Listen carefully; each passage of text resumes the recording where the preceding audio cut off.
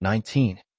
The 5th year was now past, and there was not one of the Canaanites remained any longer, excepting some that had retired to places of great strength. So Joshua removed his camp to the mountainous country, and placed the tabernacle in the city of Shiloh, for that seemed a fit place for it, because of the beauty of its situation, until such as their affairs would permit them to build a temple. And from thence he went to Shechem, together with all the people, and raised an altar where Moses had beforehand directed. Then did he divide the army, and placed one half of them on Mount Gerizim, and the other half on Mount Ebal, on which mountain the altar was. He also placed there the tribe of Levi, and the priests.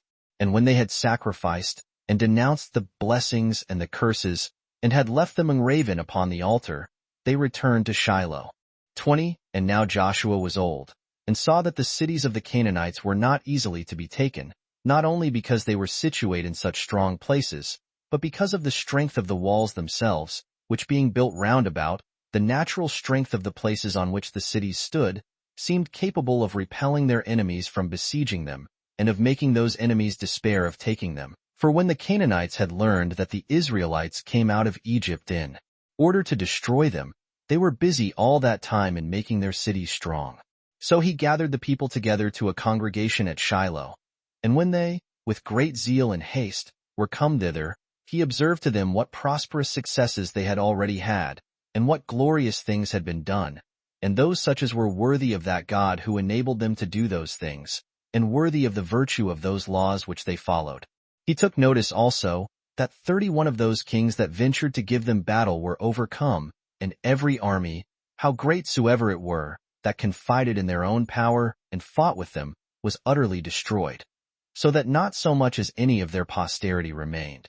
And as for the cities, since some of them were taken, but the others must be taken in length of time, by long sieges, both on account of the strength of their walls, and of the confidence the inhabitants had in them thereby, he thought it reasonable that those tribes that came along with them from beyond Jordan, and had partaken of the dangers they had undergone, being their own kindred, should now be dismissed and sent home, and should have thanks for the pains they had taken together with them.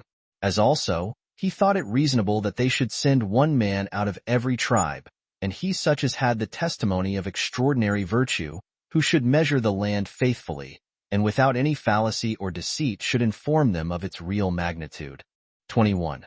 Now Joshua, when he had thus spoken to them, found that the multitude approved of his proposal. So he sent men to measure their country, and sent with them some geometricians, who could not easily fail of knowing the truth, on account of their skill in that art. He also gave them a charge to estimate the measure of that part of the land that was most fruitful, and what was not so good. For such is the nature of the land of Canaan, that one may see large plains, and such as are exceeding fit to produce fruit, which yet, if they were compared to other parts of the country, might be reckoned exceedingly fruitful. Yet, if it be compared with the fields about Jericho, and to those that belong to Jerusalem, will appear to be of no account at all. And, although it so falls out that these people have but a very little of this sort of land, and that it is, for the main, mountainous also, yet does it not come behind other parts, on account of its exceeding goodness and beauty. For which reason Joshua thought the land for the tribes should be divided by estimation of its goodness, rather than the largeness of its measure, it often happening that 1 acre of some sort of land was equivalent to 1,000 other acres. Now the men that were sent, which were in number 10, traveled all about, and made an estimation of the land, and in the 7th month came to him to the city of Shiloh, where they had set up the tabernacle. 22.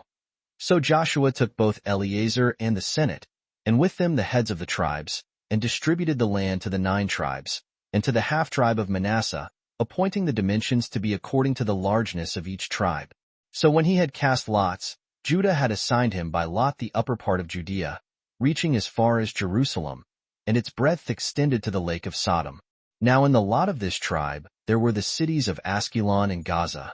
The lot of Simeon, which was the second, included that part of Idumea which bordered upon Egypt and Arabia. As to the Benjamites, their lot fell so, that its length reached from the river Jordan to the sea, but in breadth it was bounded by Jerusalem and Bethel. And this lot was the narrowest of all, by reason of the goodness of the land, for it included Jericho and the city of Jerusalem. The tribe of Ephraim had by lot the land that extended in length from the river Jordan to Gezer, but in breadth as far as from Bethel, till it ended at the great plain. The half-tribe of Manasseh had the land from Jordan to the city of Dora, but its breadth was at Bethsham, which is now called Scythopolis. And after these was Issachar, which had its limits in length, Mount Carmel and the river, but its limit in breadth was Mount Tabor. The tribe of Zebulun's lot included the land which lay as far as the lake of Gennesareth, and that which belonged to Carmel and the sea. The tribe of Aser had that part which was called the valley, for such it was, and all that part which lay over against Sidon. The city Arse belonged to their share, which is also named Actipus. The Naphtalites received the eastern parts, as far as the city of Damascus and the upper Galilee, unto Mount Libanus, and the fountains of Jordan, which rise out of that mountain. That is, out of that part of it whose limits belong to the neighboring city of Arse. The Danites' lot included all that part of the valley which respects the sunsetting, and were bounded by Azotus and Dora. As also they had all Jamnia and Gath, from Ekron to that mountain where the tribe of Judah begins. 23. After this manner did Joshua divide the 6 nations that bear the name of the sons of Canaan, with their land, to be possessed by the 9 tribes and a half. For Moses had prevented him, and had already distributed the land of the Amorites, which itself was so called also from one of the sons of Canaan, to the 2 tribes and a half, as we have shown already. But the parts about Sidon, as also those that belonged to the Archites, and the Amathites, and the Aradians, were not yet regularly disposed of. 24. But now was Joshua hindered by his age from executing what he intended to do, as did those that succeeded him in the government, take little care of what was for the advantage of the public. So he gave it in charge to every tribe to leave no remainder of the race of the Canaanites in the land that had been divided to them by lot, that Moses had assured them beforehand, and they might rest fully satisfied about it, that their own security and their observation of their own laws depended wholly upon it. Moreover, he enjoined them to give 38 cities to the Levites, for they had already received 10 in the country of the Amorites, and 3 of these he assigned to those that fled from the manslayers, who were to inhabit there. For he was very solicitous that nothing should be neglected which Moses had ordained. These cities were, of the tribe of Judah, Hebron, of that of Ephraim, Shechem, and of that of Naphtali, Kadesh, which is a place of the upper Galilee. He also distributed among them the rest of the prey not yet distributed, which was very great, whereby they had an affluence of great riches, both all in general and every one in particular, and this of gold and of vestments and of other furniture, besides a multitude of cattle, whose number could not be told. 25. After this was over, he gathered the army together to a congregation, and spake thus to those tribes that had their settlement in the land of the Amorites beyond Jordan, for 50,000 of them had armed themselves, and had gone to the war along with them. Since that God, who is the Father and Lord of the Hebrew nation, has now given us this land for a possession, and promised to preserve us in the enjoyment of it as our own forever, and since you have with alacrity offered yourselves to assist us when we wanted that assistance on all occasions, according to his command, it is but just, now all our difficulties are over, that you should be permitted to enjoy rest, and that we should trespass on your alacrity to help us no longer, that so, if we should again stand in need of it, we may readily have it on any future emergency, and not tire you out so much now as may make you slower in assisting us another time. We, therefore, return you our thanks for the dangers you have undergone with us, and we do it not at this time only, but we shall always be thus disposed, and be so good as to remember our friends, and to preserve in mind what advantages we have had from them, and how you have put off the enjoyments of your own happiness for our sakes, and have labored for what we have now, by the goodwill of God, obtained, and resolved not to enjoy your own prosperity till you had afforded us that assistance. However, you have, by joining your labor with ours, gotten great plenty of riches, and will carry home with you much prey, with gold and silver, and, what is more than all these, our goodwill towards you, and a mind willingly disposed to make a requital of your kindness to us, in what case soever you shall desire it, for you have not omitted anything which Moses beforehand required of you, nor have you despised him because he was dead and gone from you, so that there is nothing to diminish that gratitude which we owe to you. We therefore dismiss you joyful to your own inheritances, and we entreat you to suppose that there is no limit to be set to the intimate relation that is between us, and that you will not imagine, because this river is interposed between us, that you are of a different race from us, and not Hebrews. For we are all the posterity of Abraham, both we that inhabit here, and you that inhabit there. And it is the same God that brought our forefathers and yours into the world, whose worship and form of government we are to take care of, which he has ordained, and are most carefully to observe. Because while you continue in those laws, God will also show himself merciful and assisting to you. But if you imitate the other nations and forsake those laws, he will reject your nation. When Joshua had spoken thus, and saluted them all, both those in authority one by one, and the whole multitude in common, he himself stayed where he was. But the people conducted those tribes on their journey, and that not without tears in their eyes. And indeed they hardly knew how to part one from the other. 26. Now when the tribe of Reuben, and that of Gad, and as many of the Manassites as followed them, were passed over the river, they built an altar on the banks of Jordan, as a monument to posterity, and a sign of their relation to those that should inhabit on the other side. But when those on the other side heard that those who had been dismissed had built an altar, but did not hear with what intention they built it, but supposed it to be by way of innovation, and for the introduction of strange gods, they did not incline to disbelieve it, but thinking this defamatory report, as if it were built for divine worship, was credible, they appeared in arms, as though they would avenge themselves on those that built the altar, and they were about to pass over the river, and to punish them for their subversion of the laws of their country. For they did not think it fit to regard them on account of their kindred or the dignity of those that had given the occasion, but to regard the will of God, and the manner wherein he desired to be worshipped. So these men put themselves in array for war. But Joshua, and Eleazar the high priest, and the Senate, restrained them, and persuaded them first to make trial by words of their intention, and afterwards, if they found that their intention was evil, then only to proceed to make war upon them. Accordingly, they sent as ambassadors to them Phinehas the son of Eleazar, and 10 more persons that were in esteem among the Hebrews, to learn of them what was in their mind, when, upon passing over the river, they had built an altar upon its banks. And as soon as these ambassadors were passed over, and were come to them, and a congregation was assembled, Phinehas stood up and said, that the offense they had been guilty of was of too heinous a nature to be punished by words alone, or by them only to be amended for the future. Yet that they did not so look at the heinousness of their transgression as to have recourse to arms, and to a battle for their punishment immediately, but that, on account of their kindred, and the probability there was that they might be reclaimed, they took this method of sending an ambassage to them, that when we have learned the true reasons by which you have been moved to build this altar, we may neither seem to have been too rash in assaulting you by our weapons of war, if it prove that you made the altar for justifiable reasons, and may then justly punish you if the accusation prove true. For we can hardly suppose that you have been acquainted with the will of God, and have been hearers of those laws which he himself hath given us. Now you are separated from us, and gone to that patrimony of yours, which you, through the grace of God, and that providence which he exercises over you, have obtained by lot, can forget him, and can leave that ark and that altar which is peculiar to us, and can introduce strange gods, and imitate the wicked practices of the Canaanites.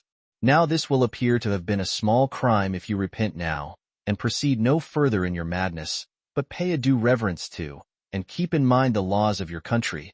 But if you persist in your sins, we will not grudge our pains to preserve our laws, but we will pass over Jordan and defend them, and defend God also, and shall esteem of you as of men no way differing from the Canaanites, but shall destroy you in the like manner as we destroyed them.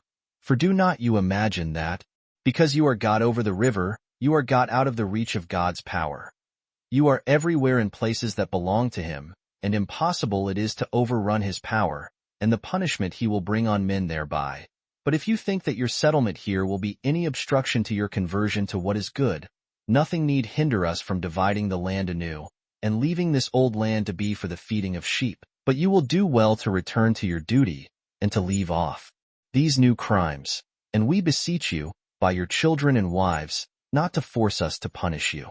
Take therefore such measures in this assembly, as supposing that your own safety, and the safety of those that are dearest to you, is therein concerned, and believe that it is better for you to be conquered by words, than to continue in your purpose, and to experience deeds and war therefore. 27. When Phinehas had discoursed thus, the governors of the assembly and the whole multitude began to make an apology for themselves concerning what they were accused of, and they said that they neither would depart from the relation they bare to them, nor had they built the altar by way of innovation, that they owned one and the same common God with all the Hebrews, and that brazen altar which was before the tabernacle, on which they would offer their sacrifices, that as to the altar they had raised, on account of which they were thus suspected, it was not built for worship, but that it might be a sign and a monument of our relation to you forever, and a necessary caution to us to act wisely, and to continue in the laws of our country, but not a handle for transgressing them as you suspect. And let God be our authentic witness, that this was the occasion of our building this altar, whence we beg you will have a better opinion of us, and do not impute such a thing to us as would render any of the posterity of Abraham well worthy of perdition, in case they attempt to bring in new rites, and such as are different from our usual practices. 28. When they had made this answer, and Phinehas had commended them for it, he came to Joshua, and explained before the people what answer they had received. Now Joshua was glad that he was under no necessity of setting them in array, or of leading them to shed blood, and make war against men of their own kindred. And accordingly he offered sacrifices of thanksgiving to God for the same. So Joshua after that dissolved this great assembly of the people, and sent them to their own inheritances, while he himself lived in Shechem. But in the 20th year after this, when he was very old, he sent for those of the greatest dignity in the several cities, with those in authority, and the Senate, and as many of the common people as could be present.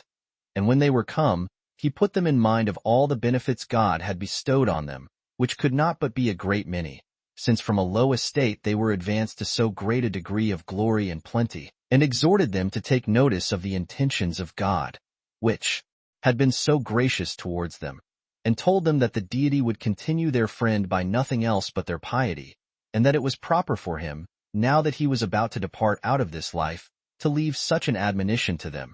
And he desired that they would keep in memory this his exhortation to them. 29.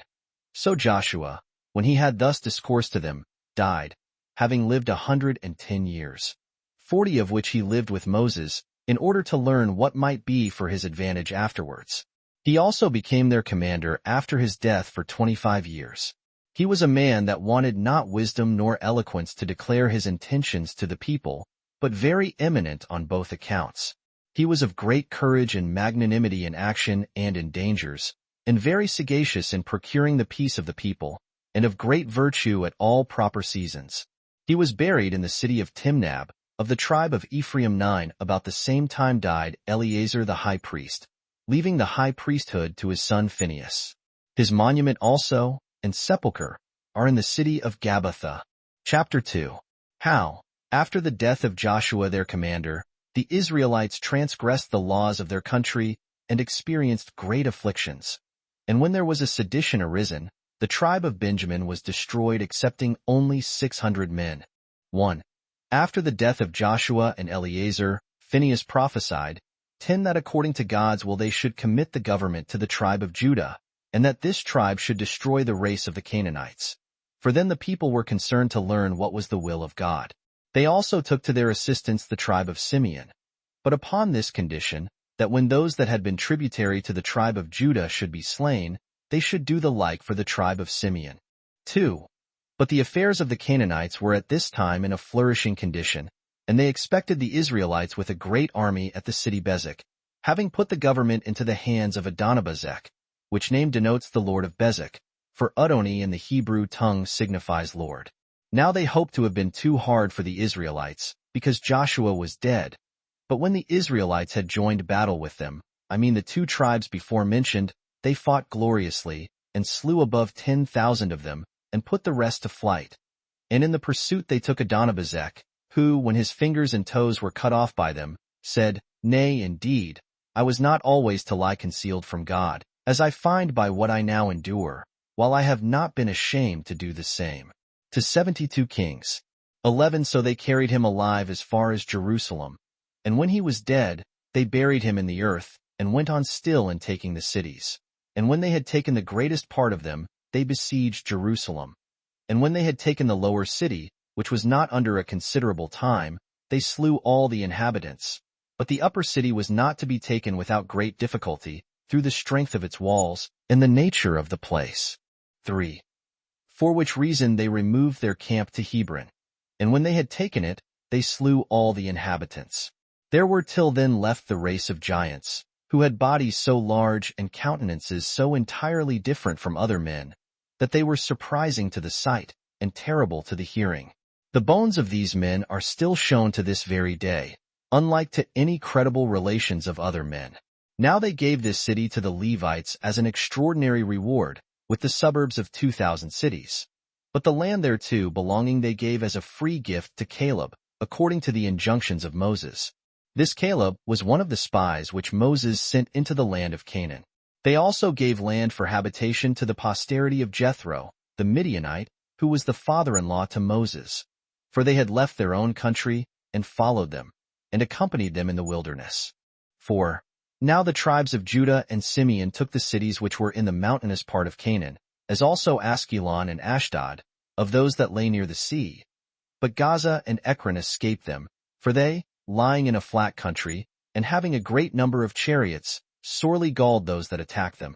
So these tribes, when they were grown very rich by this war, retired to their own cities, and laid aside their weapons of war. 5.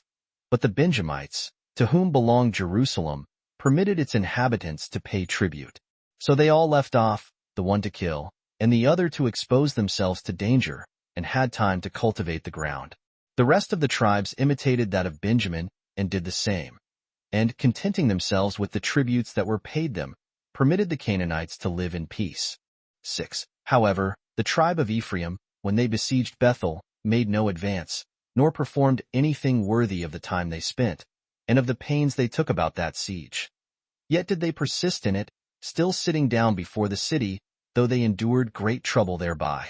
But, after some time, they caught one of the citizens that came to them to get necessaries, and they gave him some assurances that, if he would deliver up the city to them, they would preserve him and his kindred. So he aware that, upon those terms, he would put the city into their hands. Accordingly, he that thus betrayed the city was preserved with his family. And the Israelites slew all the inhabitants, and retained the city for themselves. 7.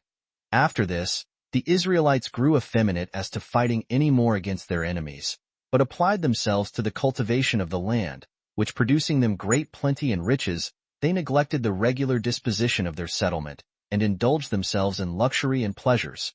Nor were they any longer careful to hear the laws that belonged to their political government, whereupon God was provoked to anger, and put them in mind, first, how, contrary to his directions, they had spared the Canaanites, and after that, how those Canaanites, as opportunity served, used them very barbarously. But the Israelites, though they were in heaviness at these admonitions from God, yet were they still very unwilling to go to war. And since they got large tributes from the Canaanites, and were indisposed for taking pains by their luxury, they suffered their aristocracy to be corrupted also, and did not ordain themselves a senate, nor any other such magistrates as their laws had formerly required, but they were very much given to cultivating their fields, in order to get wealth, which great indolence of theirs brought a terrible sedition upon them, and they proceeded so far as to fight one against another, from the following occasion. 8.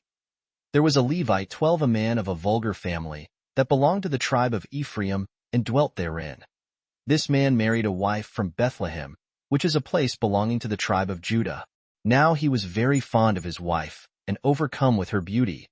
But he was unhappy in this, that he did not meet with the like return of affection from her, for she was averse to him, which did more inflame his passion for her, so that they quarreled one with another perpetually. And at last the woman was so disgusted at these quarrels that she left her husband, and went to her parents in the 4th month. The husband being very uneasy at this her departure, and that out of his fondness for her, came to his father and mother-in-law, and made up their quarrels, and was reconciled to her, and lived with them there 4 days, as being kindly treated by her parents. On the 5th day he resolved to go home, and went away in the evening. For his wife's parents were loath to part with their daughter, and delayed the time till the day was gone. Now they had one servant that followed them, and an ass on which the woman rode. And when they were near Jerusalem, having gone already 30 furlongs, the servant advised them to take up their lodgings somewhere, lest some misfortune should befall them if they traveled in the night, especially since they were not far off enemies, that season often giving reason for suspicion of dangers from even such as our friends. But the husband was not pleased with this advice, nor was he willing to take up his lodging among strangers, for the city belonged to the Canaanites, but desired rather to go 20 furlongs farther, and so to take their lodgings in some Israelite city. Accordingly, he obtained his purpose and came to Gibeah, a city of the tribe of Benjamin, when it was just dark. And while no one that lived in the marketplace invited him to lodge with him, there came an old man out of the field, one that was indeed of the tribe of Ephraim, but resided in Gibeah, and met him, and asked him who he was, and for what reason he came thither so late, and why he was looking out for provisions for supper when it was dark. To which he replied, that he was a Levite, and was bringing his wife from her parents, and was going home. But he told him his habitation was in the tribe of Ephraim. So the old man, as well because of their kindred as because they lived in the same tribe, and also because they had thus accidentally met together, took him in to lodge with him. Now certain young men of the inhabitants of Gibeah, having seen the woman in the marketplace, and admiring her beauty, when they understood that she lodged with the old man, came to the doors, as contemning the weakness and fewness of the old man's family. And when the old man desired them to go away, and not to offer any violence or abuse there, they desired him to yield them up the strange woman, and then he should have no harm done to him. And when the old man alleged that the Levite was of his kindred, and that they would be guilty of horrid wickedness if they suffered themselves to be overcome by their pleasures, and so offend against their laws, they despised his righteous admonition, and laughed him to scorn. They also threatened to kill him if he became an obstacle to their inclinations. Whereupon, when he found himself in great distress, and yet was not willing to overlook his guests, and see them abused, he produced his own daughter to them, and told them that it was a smaller breach of the law to satisfy their lust upon her, than to abuse his guests, supposing that he himself should by this means prevent any injury to be done to those guests. When they no way abetted of their earnestness for the strange woman, but insisted absolutely on their desires to have her, he entreated them not to perpetrate any such act of injustice. But they proceeded to take her away by force, and indulging still more the violence of their inclinations, they took the woman away to their house, and when they had satisfied their lust upon her the whole night, they let her go about daybreak. So she came to the place where she had been entertained, under great affliction at what had happened, and was very sorrowful upon occasion of what she had suffered, and durst not look her husband in the face for shame, for she concluded that he would never forgive her for what she had done. So she fell down, and gave up the ghost. But her husband supposed that his wife was only fast asleep, and, thinking nothing of a more melancholy nature had happened, endeavored to raise her up, resolving to speak comfortably to her, since she did not voluntarily expose herself to these men's lust, but was forced away to their house. But as soon as he perceived she was dead, he acted as prudently as the greatness of his misfortunes would admit, and laid his dead wife upon the beast, and carried her home. And cutting her, limb by limb, into 12 pieces, he sent them to every tribe, and gave it in charge to those that carried them, to inform the tribes of those that were the causes of his wife's death, and of the violence they had offered to her. 9. Upon this the people were greatly disturbed at what they saw, and at what they heard, as never having had the experience of such a thing before. So they gathered themselves to Shiloh, out of a prodigious and a just anger, and assembling in a great congregation before the tabernacle, they immediately resolved to take arms, and to treat the inhabitants of Gibeah as enemies. But the Senate restrained them from doing so, and persuaded them that they ought not so hastily to make war upon people of the same nation with them, before they discoursed them by words concerning the accusation laid against them. It being part of their law, that they should not bring an army against foreigners themselves, when they appear to have been injurious, without sending an ambassage first, and trying thereby whether they will repent or not. And accordingly they exhorted them to do what they ought to do in obedience to their laws, that is, to send to the inhabitants of Gibeah, to know whether they would deliver up the offenders to them, and if they deliver them up, to rest satisfied with the punishment of those offenders. But if they despise the message that was sent them, to punish them by taking up arms against them. Accordingly, they sent to the inhabitants of Gibeah, and accused the young men of the crimes committed in the affair of the Levite's wife, and required of them those that had done what was contrary to the law, that they might be punished, as having justly deserved to die for what they had done. But the inhabitants of Gibeah would not deliver up the young men, and thought it too reproachful to them, out of fear of war, to submit to other men's demands upon them, vaunting themselves to be no way inferior to any in war, neither in their number nor in courage. The rest of their tribe were also making great preparation for war, for they were so insolently mad as also to resolve to repel force by force. 10. When it was related to the Israelites what the inhabitants of Gibeah had resolved upon, they took their oath that no one of them would give his daughter in marriage to a Benjamite, but make war with greater fury against them than we have learned our forefathers made war against the Canaanites, and sent out presently an army of 400,000 against them, while the Benjamites' army was 25,600, 500 of whom were excellent at slinging stones with their left hands, insomuch that when the battle was joined at Gibeah the Benjamites beat the Israelites, and of them there fell 2,000 men. And probably more had been destroyed had not the night came on and prevented it, and broken off the fight. So the Benjamites returned to the city with joy, and the Israelites returned to their camp in a great fright at what had happened.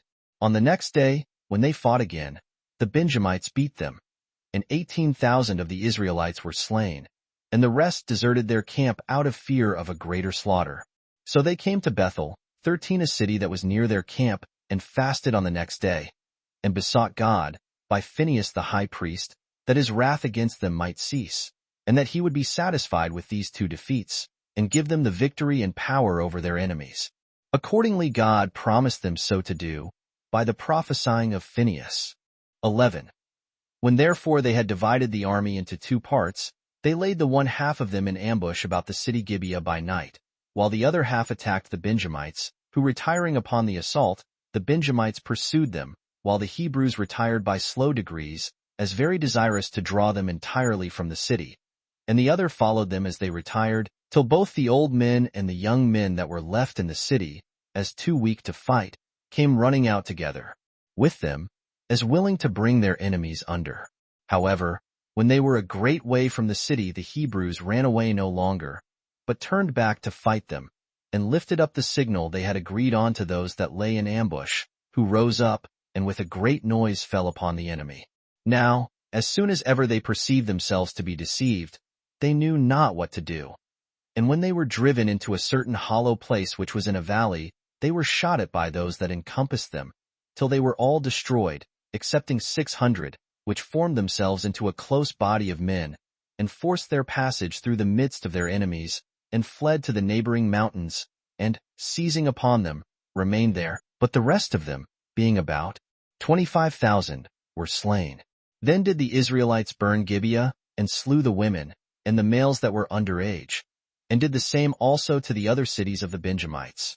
And indeed, they were enraged to that degree, that they sent 12,000 men out of the army, and gave them orders to destroy Jabesh-Gilead, because it did not join with them in fighting against the Benjamites. Accordingly, those that were sent slew the men of war, with their children and wives, excepting 400 virgins. To such a degree had they proceeded in their anger, because they not only had the suffering of the Levite's wife to avenge, but the slaughter of their own soldiers.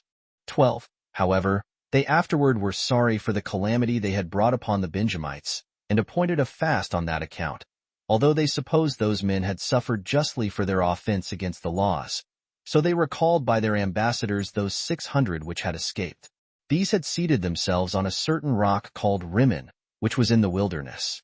So the ambassadors lamented not only the disaster that had befallen the Benjamites, but themselves also, by this destruction of their kindred, and persuaded them to take it patiently, and to come and unite with them, and not, so far as in them lay, to give their suffrage to the utter destruction of the tribe of Benjamin, and said to them, We give you leave to take the whole land of Benjamin to yourselves, and as much prey as you are able to carry away with you.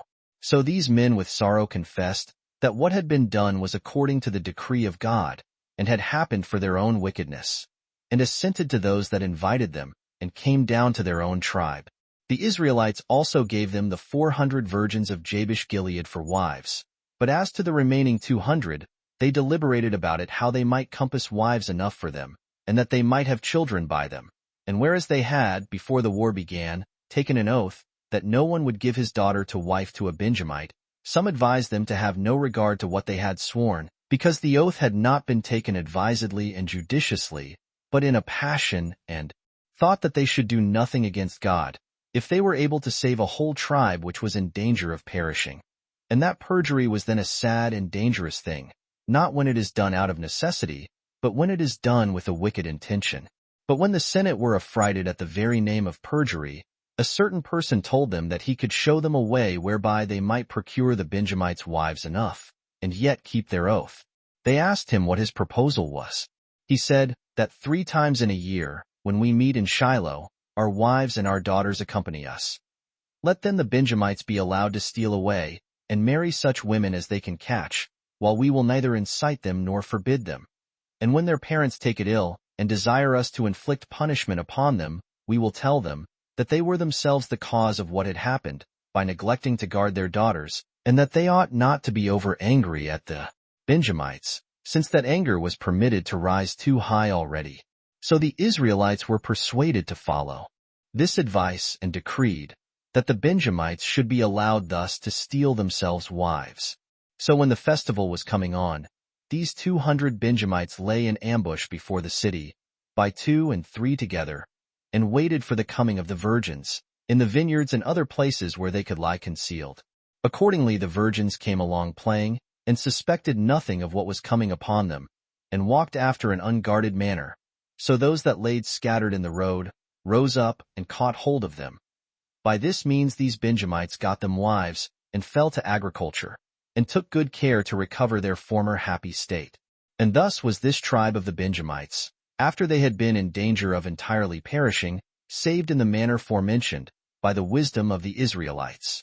And accordingly it presently flourished, and soon increased to be a multitude, and came to enjoy all other degrees of happiness.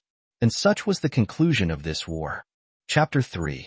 How the Israelites after this misfortune grew wicked and served the Assyrians, and how God delivered them by Othniel, who ruled over the 40 years.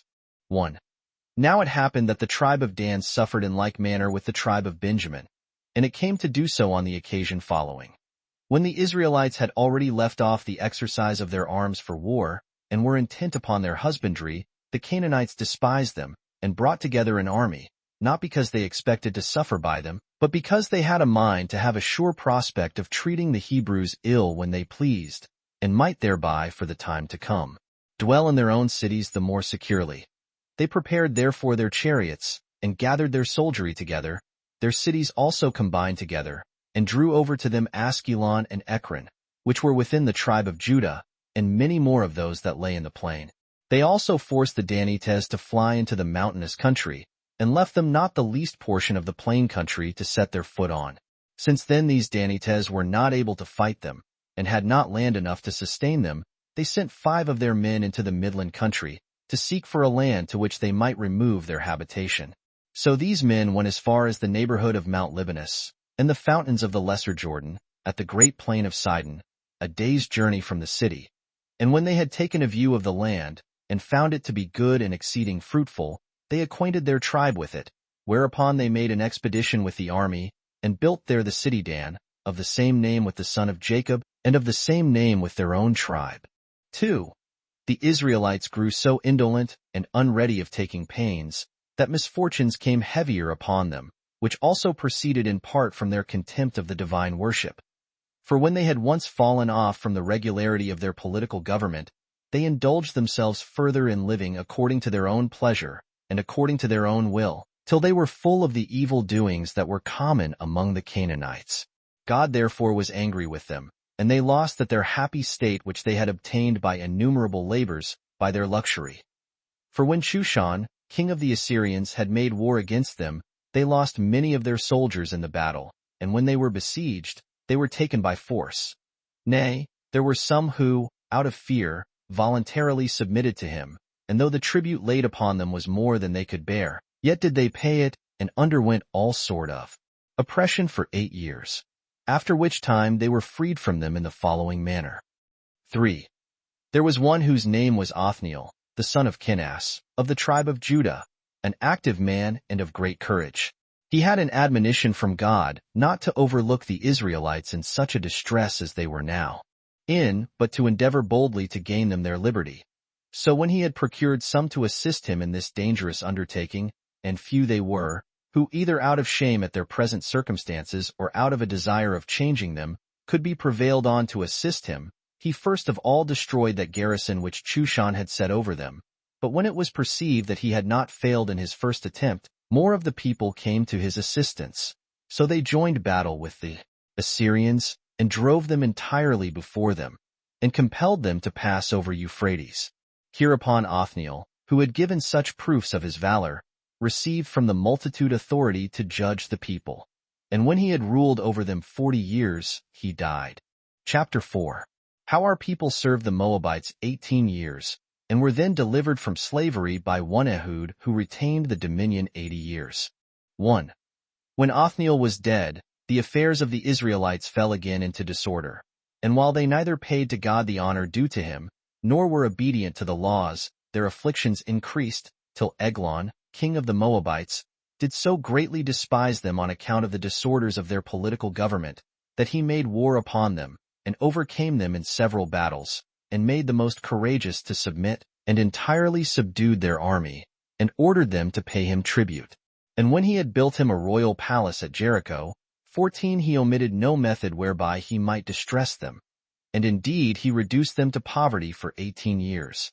But when God had once taken pity of the Israelites, on account of their afflictions, and was moved to compassion by their supplications put up to him, he freed them from the hard usage they had met with under the Moabites. This liberty he procured for them in the following manner. 2. There was a young man of the tribe of Benjamin, whose name was Ehud, the son of Gera, a man of very great courage in bold undertakings, and of a very strong body, fit for hard labor, but best skilled in using his left hand, in which was his whole strength, and he also dwelt at Jericho.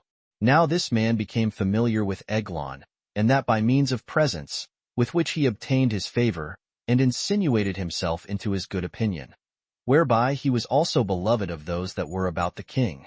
Now, when on a time he was bringing presents to the king, and had 2 servants with him, he put a dagger on his right thigh secretly, and went in to him. It was then summer time, and the middle of the day, when the guards were not strictly on their watch, both because of the heat, and because they were gone to dinner. So the young man, when he had offered his presents to the king, who then resided in a small parlor that stood conveniently to avoid the heat, fell into discourse with him, for they were now alone, the king having bid his servants that attended him to go their ways, because he had a mind to talk with Ehud. He was now sitting on his throne, and fear seized upon Ehud lest he should miss his stroke, and not give him a deadly wound. So he raised himself up, and said he had a dream to impart to him by the command of God, upon which the king leaped out of his throne for joy of the dream. So Ehud smote him to the heart, and leaving his dagger in his body, he went out and shut the door after him. Now the king's servants were very still, as supposing that the king had composed himself to sleep. 3. Hereupon Ehud informed the people of Jericho privately of what he had done, and exhorted them to recover their liberty, who heard him gladly, and went to their arms, and sent messengers over the country, that should sound trumpets of ram's horns. For it was our custom to call the people together by them. Now the attendants of Eglon were ignorant of what misfortune had befallen him for a great while. But, towards the evening, fearing some uncommon accident had happened, they entered into his parlor, and when they found him dead, they were in great disorder, and knew not what to do. And before the guards could be got together, the multitude of the Israelites came upon them, so that some of them were slain immediately, and some were put to flight, and ran away toward the country of Moab, in order to save themselves. Their number was above 10,000. The Israelites seized upon the ford of Jordan, and pursued them, and slew them, and many of them they killed at the ford, nor did one of them escape out of their hands. And by this means it was that the Hebrews freed themselves from slavery under the Moabites.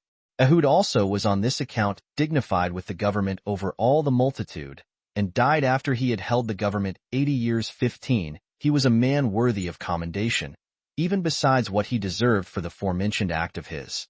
After him Shamgat, the son of Anath, was elected for their governor, but died in the first year of his government.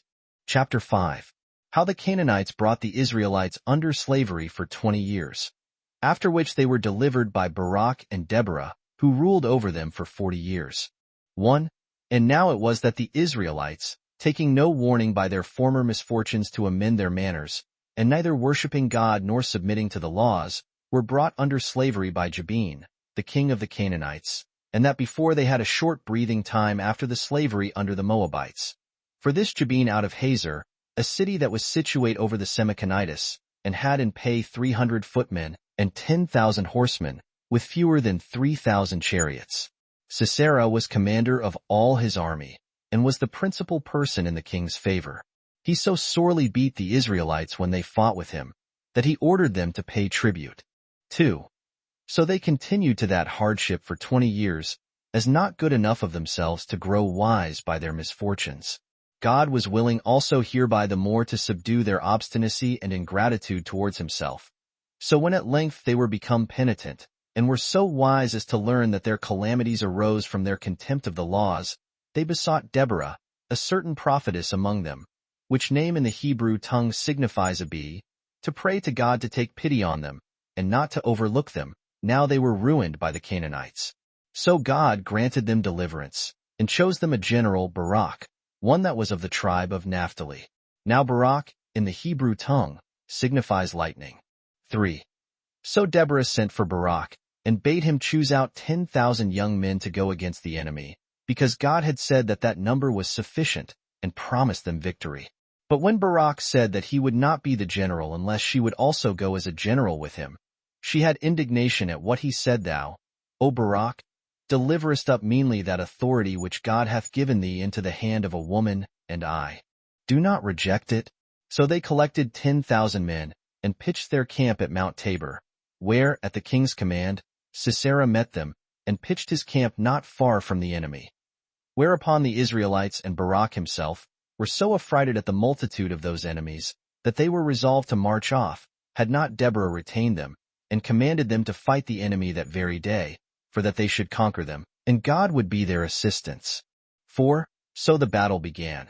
And when they were come to a close fight, there came down from heaven a great storm, with a vast quantity of rain and hail, and the wind blew the rain in the face of the Canaanites, and so darkened their eyes, that their arrows and slings were of no advantage to them, nor would the coldness of the air permit the soldiers to make use of their swords.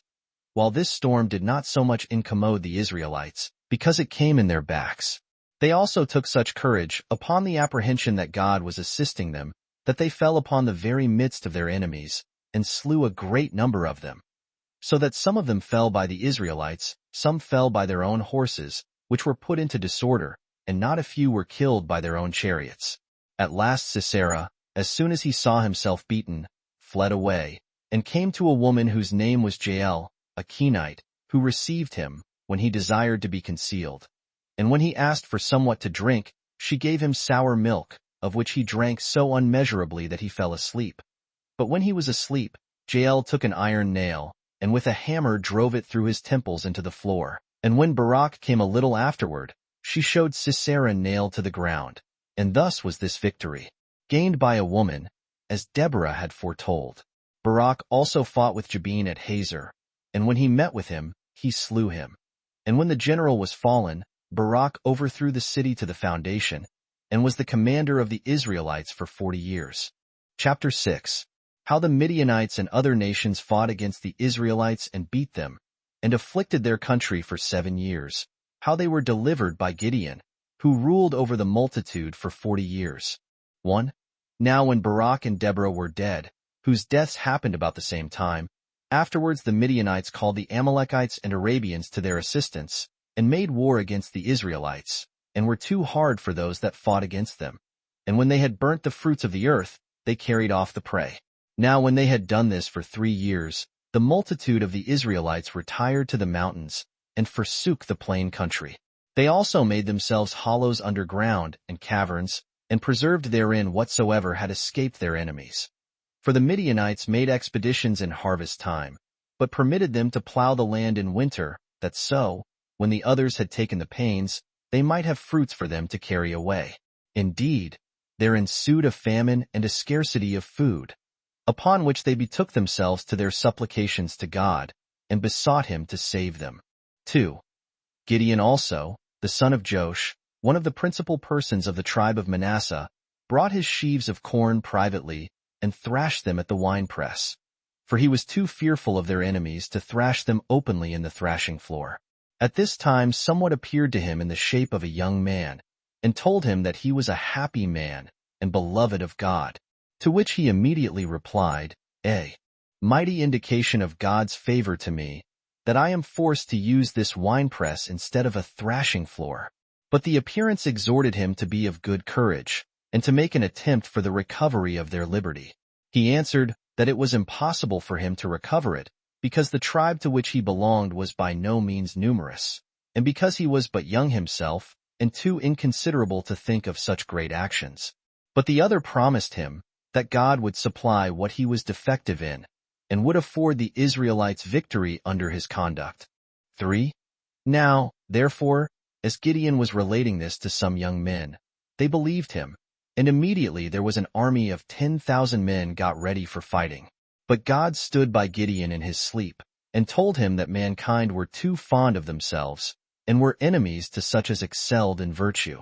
Now that they might not pass God over, but ascribe the victory to him, and might not fancy it obtained by their own power, because they were a great many, and able of themselves to fight their enemies, but might confess that it was owing to his assistance, he advised him to bring his army about noon, in the violence of the heat, to the river, and to esteem those that bent down on their knees, and so drank, to be men of courage, but for all those that drank tumultuously, that he should esteem them to do it out of fear, and as in dread of their enemies. And when Gideon had done as God had suggested to him, there were found 300 men that took water with their hands tumultuously. So God bid him take these men, and attack the enemy. Accordingly they pitched their camp at the river Jordan, as ready the next day to pass over it. 4. But Gideon was in great fear, for God had told him beforehand that he should set upon his enemies in the night time. But God, being willing to free him from his fear, bid him take one of his soldiers, and go near to the Midianites' tents, for that he should from that very place have his courage raised, and grow bold. So he obeyed, and went and took his servant Phurah with him. And as he came near to one of the tents, he discovered that those that were in it were awake, and that one of them was telling to his fellow soldier a dream of his own, and that so plainly that Gideon could hear him. The dream was this: he thought he saw a barley cake, such a one as could hardly be eaten by men. It was so vile, rolling through the camp, and overthrowing the royal tent, and the tents of all the soldiers. Now the other soldier explained this vision to mean the destruction of the army, and told them what his reason was which made him so conjecture, viz., that the seed called barley was all of it allowed to be of the vilest sort of seed, and that the Israelites were known to be the vilest of all the people of Asia, agreeably to the seed of barley, and that what seemed to look big among the Israelites was this Gideon and the army that was with him.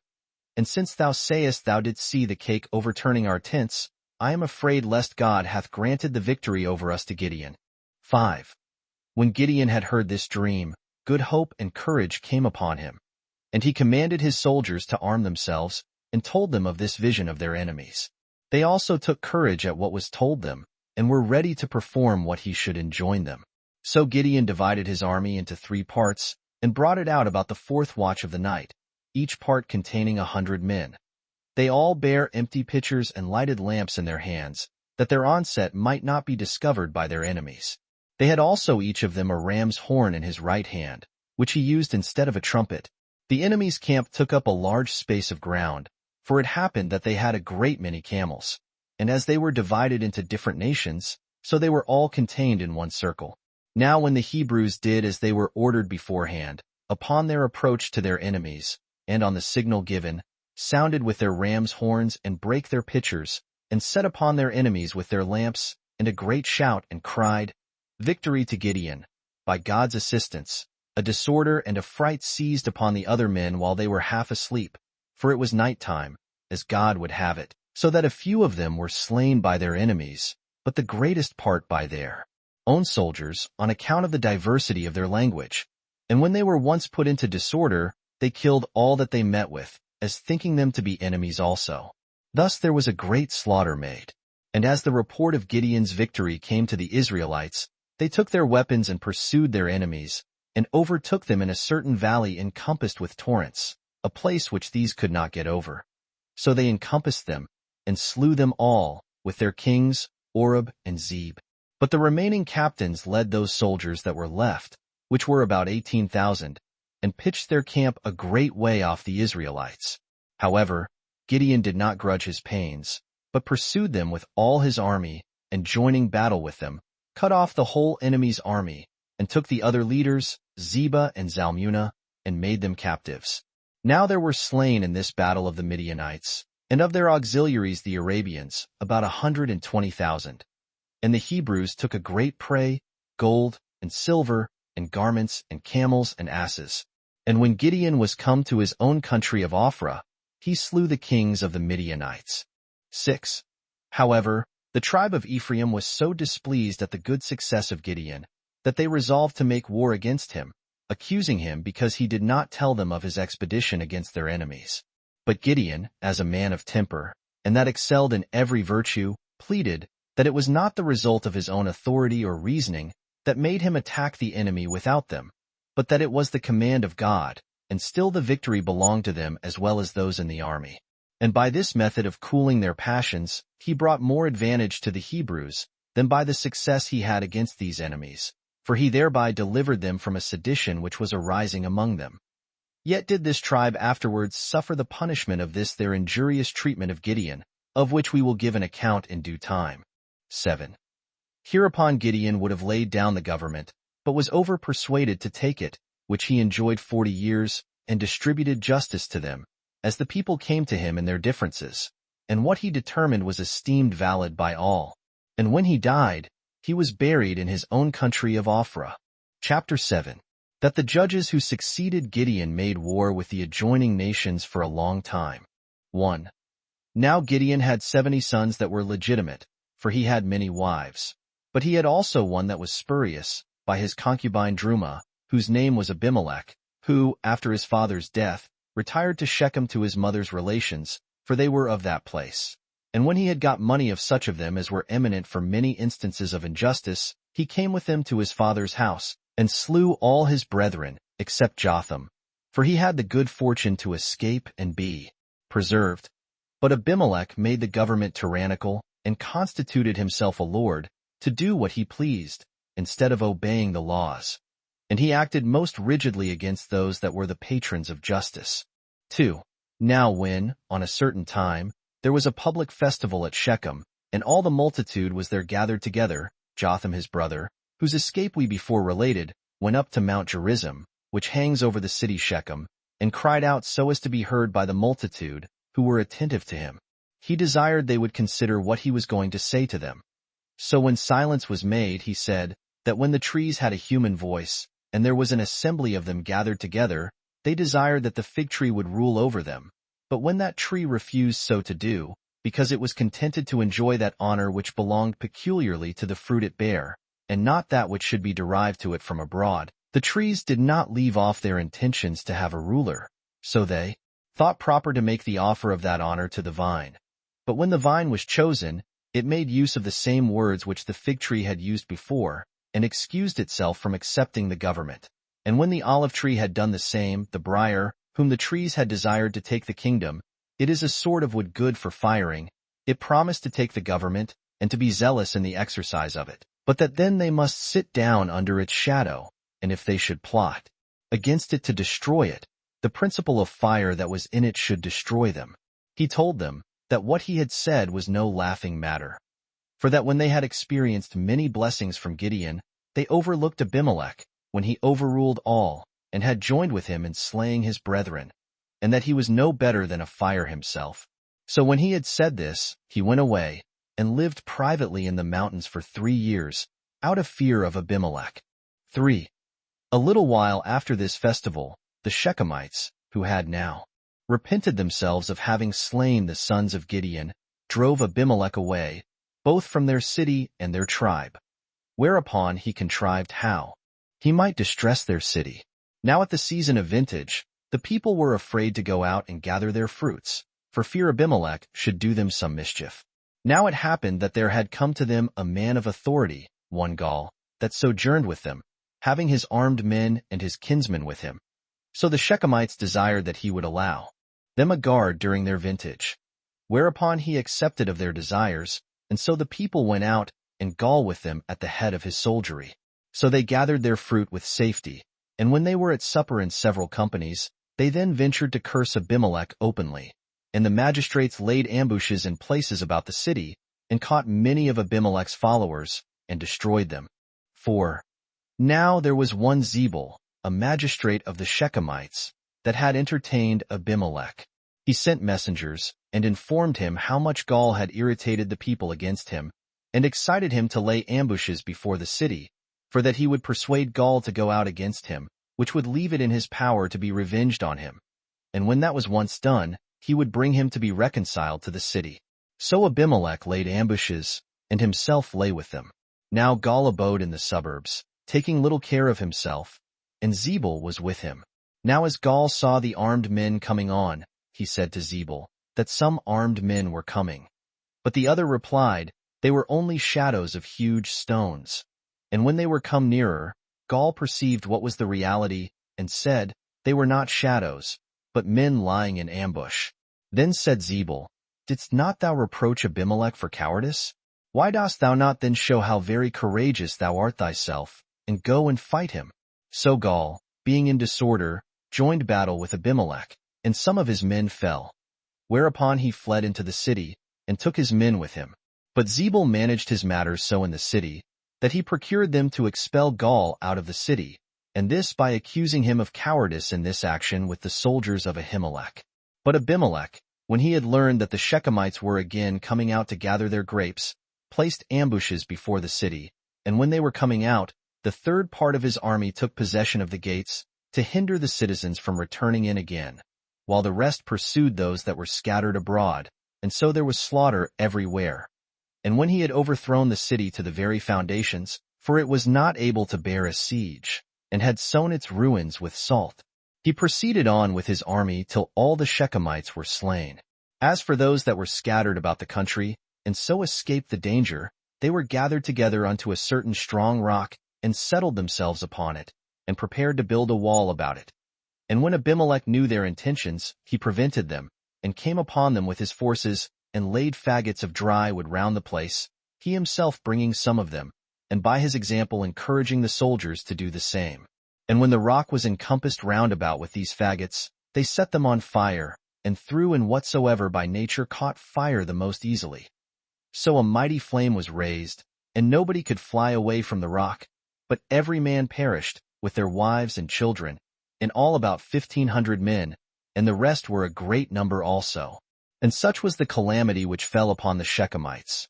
And men's grief on their account had been greater than it was, had they not brought so much mischief on a person who had so well deserved of them, and had they not themselves esteemed this as a punishment for the same.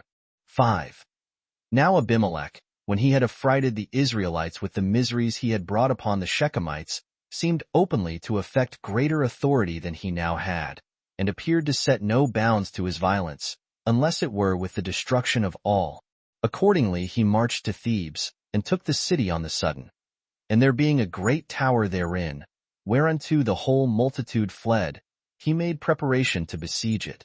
Now as he was rushing with violence near the gates, a woman threw a piece of a millstone upon his head, upon which Abimelech fell down, and desired his armor-bearer to kill him lest his death should be thought to be the work of a woman, who did what he was bid to do. So he underwent this death as a punishment for the wickedness he had perpetrated against his brethren and his insolent barbarity to the Shechemites. Now the calamity that happened to those Shechemites was according to the prediction of Jotham. However, the army that was with Abimelech upon his fall was scattered abroad and went to their own homes. 6. Now it was that Jair the Gileadite, 16 of the tribe of Manasseh, took the government. He was a man happy in other respects also, but particularly in his children, who were of a good character. They were 30 in number, and very skillful in riding on horses, and were entrusted with the government of the cities of Gilead. He kept the government 22 years, and died an old man. And he was buried in Common, a city of Gilead. 7. And now all the affairs of the Hebrews were managed uncertainly, and tended to disorder, and to the contempt of God and of the laws. So the Ammonites and Philistines had them in contempt, and laid waste the country with a great army. And when they had taken all Perea, they were so insolent as to attempt to gain the possession of all the rest. But the Hebrews, being now amended by the calamities they had undergone, betook themselves to supplications to God, and brought sacrifices to him, beseeching him not to be too severe upon them, but to be moved by their prayers to leave off his anger against them. So God became more merciful to them, and was ready to assist them.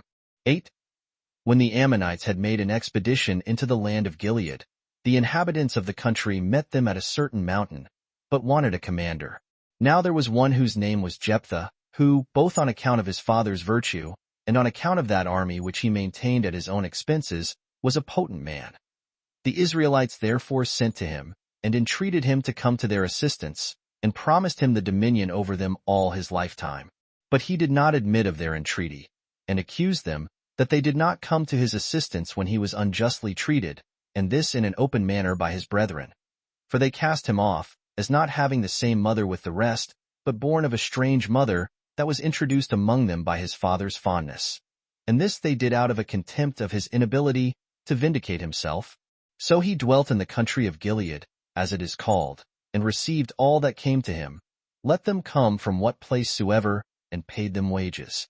However, when they pressed him to accept the dominion, and swear they would grant him the government over them all his life, he led them to the war. 9. And when Jephthah had taken immediate care of their affairs, he placed his army at the city Mizpeh, and sent a message to the Ammonite king, complaining of his unjust possession of their land. But that king sent a contrary message, and complained of the exodus of the Israelites out of Egypt, and desired him to go out of the land of the Amorites, and yield it up to him, as at first his paternal inheritance. But Jephthah returned this answer, that he did not justly complain of his ancestors about the land of the Amorites, and ought rather to thank them that they left the land of the Ammonites to them, since Moses could have taken it also, and that neither would he recede from that land of their own, which God had obtained for them, and they had now inhabited above 300 years, but would fight with them about it. 10. And when he had given them this answer, he sent the ambassadors away. And when he had prayed for victory, and had vowed to perform sacred offices, and if he came home in safety, to offer and sacrifice what living creature soever should first meet him. 17. He joined battle with the enemy, and gained a great victory, and in his pursuit slew the enemies all along as far as the city of Minnith. He then passed over to the land of the Ammonites, and overthrew many of their cities, and took their prey, and freed his own people from that slavery which they had undergone for 18 years. But as he came back, he fell into a calamity no way correspondent to the great actions he had done. For it was his daughter that came to meet him. She was also an only child and a virgin. Upon this Jephthah heavily lamented the greatness of his affliction, and blamed his daughter for being so forward in meeting him, for he had vowed to sacrifice her to God. However, this action that was to befall her was not ungrateful to her, since she should die upon occasion of her father's victory, and the liberty of her fellow citizens. She only desired her father to give her leave, for 2 months, to bewail her youth with her fellow citizens. And then she agreed that at the forementioned time he might do with her according to his vow. Accordingly, when that time was over, he sacrificed his daughter as a burnt offering, offering such an oblation as was neither conformable to the law nor acceptable to God, not weighing with himself what opinion the hearers would have of such a practice. 11. Now the tribe of Ephraim fought against him, because he did not take them along with him in his expedition against the Ammonites, but because he alone had the prey, and the glory of what was done to himself. As to which he said, first, that they were not ignorant how his kindred had fought against him, and that when they were invited, they did not come to his assistance, whereas they ought to have come quickly, even before they were invited. And in the next place, that they were going to act unjustly. For while they had not courage enough to fight their enemies, they came hastily against their own kindred. And he threatened them that, with God's assistance, he would inflict a punishment upon them, unless they would grow wiser. But when he could not persuade them, he fought with them with those forces which he sent for out of Gilead, and he made a great slaughter among them. And when they were beaten, he pursued them, and seized on the passages of Jordan by a part of his army which he had sent before, and slew about 42,000 of them. 12. So when Jephthah had ruled 6 years, he died, and was buried in his own country, Sabih, which is a place in the land of Gilead. 13. Now when Jephthah was dead, Ibzan took the government, being of the tribe of Judah, and of the city of Bethlehem. He had 60 children, 30 of them sons, and the rest daughters, all whom he left alive behind him, giving the daughters in marriage to husbands, and taking wives for his sons. He did nothing in the 7 years of his administration that was worth recording, or deserved a memorial. So he died an old man, and was buried in his own country. 14. When Ibzan was dead after this manner, neither did Helen, who succeeded him in the government, and kept it 10 years, do anything remarkable. He was of the tribe of Zebulun. 15. Abdon also, the son of Hilel, of the tribe of Ephraim, and born at the city Pirathon, was ordained their supreme governor after Helen. He is only recorded to have been happy in his children. For the public affairs were then so peaceable, and in such security, that neither did he perform any glorious action. He had 40 sons, and by them left 30 grandchildren. And he marched in state with these 70, who were all very skillful in riding horses, and he left them all alive after him. He died an old man, and obtained a magnificent burial in Pirathon. Chapter 8. Concerning the fortitude of Samson, and what mischiefs he brought upon the Philistines. 1. After Abdon was dead, the Philistines overcame the Israelites, and received tribute of them for 40 years, from which distress they were delivered after this manner. 2. There was one Manoah, a person of such great virtue, that he had few men his equals, and without dispute the principal person of his country. He had a wife celebrated for her beauty, and excelling her contemporaries. He had no children, and being uneasy at his want of posterity, he entreated God to give them seed of their own bodies to succeed them, and with that intent he came constantly into the suburbs 18 together with his wife, which suburbs were in the great plain. Now he was fond of his wife to a degree of madness, and on that account was unmeasurably jealous of her. Now, when his wife was once alone, an apparition was seen by her. It was an angel of God, and resembled a young man beautiful and tall, and brought her the good news that she should have a son, born by God's providence, that should be a goodly child of great strength, by whom, when he was grown up to man's estate, the Philistines should be afflicted. He exhorted her also not to pull his hair, and that he should avoid all other kinds of drink, for so had God commanded, and be entirely contented with water. So the angel, when he had delivered that message, went his way, his coming having been by the will of God. 3. Now the wife informed her husband when he came home of what the angel had said, who showed so great an admiration of the beauty and tallness of the young man that had appeared to her, that her husband was astonished, and out of himself for jealousy, and such suspicions as are excited by that passion. But she was desirous of having her husband's unreasonable sorrow taken away. Accordingly she entreated God to send the angel again, that he might be seen by her husband. So the angel came again by the favor of God, while they were in the suburbs, and appeared to her when she was alone without her husband. She desired the angel to stay so long till she might bring her husband, and that request being granted, she goes to call Manoah. When he saw the angel, he was not yet free from suspicion, and he desired him to inform him of all that he had told his wife. But when he said it was sufficient that she alone knew what he had said, he then requested of him to tell who he was, that when the child was born they might return him thanks, and give him a present. He replied that he did not want any present, for that he did not bring them the good news of the birth of a son out of the want of anything. And when Manoah had entreated him to stay, and partake of his hospitality, he did not give his consent. However, he was persuaded, at the earnest request of Manoah, to stay so long as while he brought him one mark of his hospitality. So he slew a kid of the goats, and bid his wife boil it. When all was ready, the angel enjoined him to set the loaves and the flesh, but without the vessels, upon the rock, which when they had done, he touched the flesh with the rod which he had in his hand, which upon the breaking out of a flame, was consumed, together with the loaves. and the angel ascended openly, in their sight, up to heaven, by means of the smoke, as by a vehicle. Now Manoah was afraid that some danger would come to them from this side of God.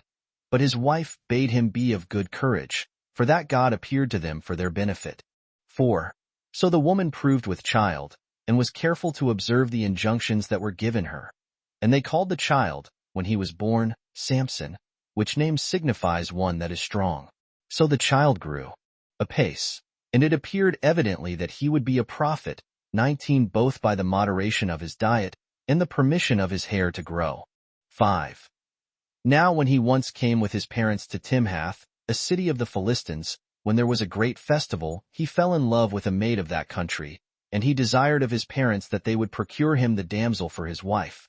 But they refused so to do, because she was not of the stock of Israel. Yet because this marriage was of God, who intended to convert it to the benefit of the Hebrews, he over-persuaded them to procure her to be espoused to him. And as he was continually coming to her parents, he met a lion, and though he was naked, he received his onset, and strangled him with his hands, and cast the wild beast into a woody piece of ground on the inside of the road. 6.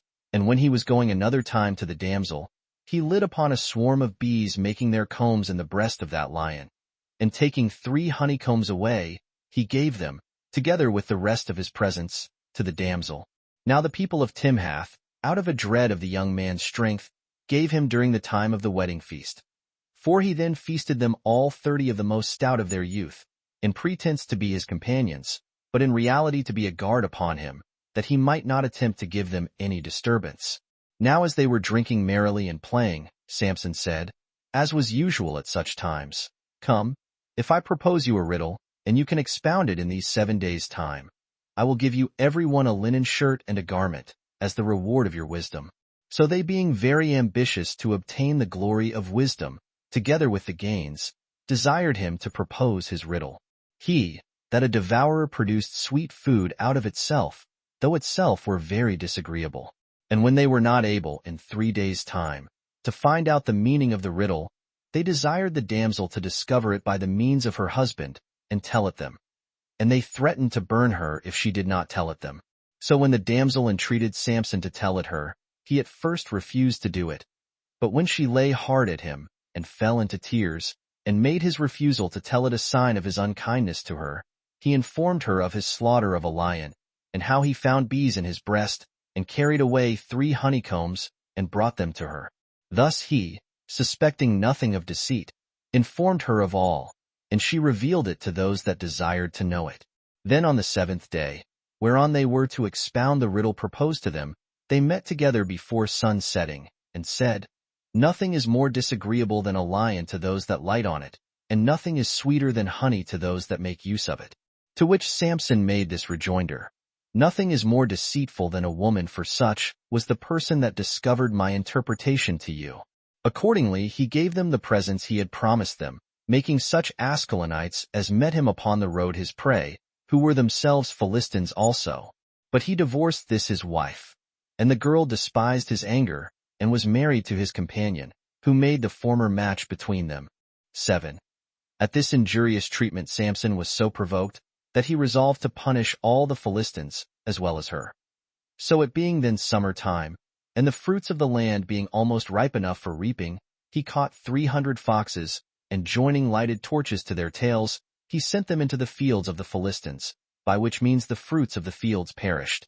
Now when the Philistines knew that this was Samson's doing, and knew also for what cause he did it, they sent their rulers to Timhath, and burnt his former wife, and her relations, who had been the occasion of their misfortunes.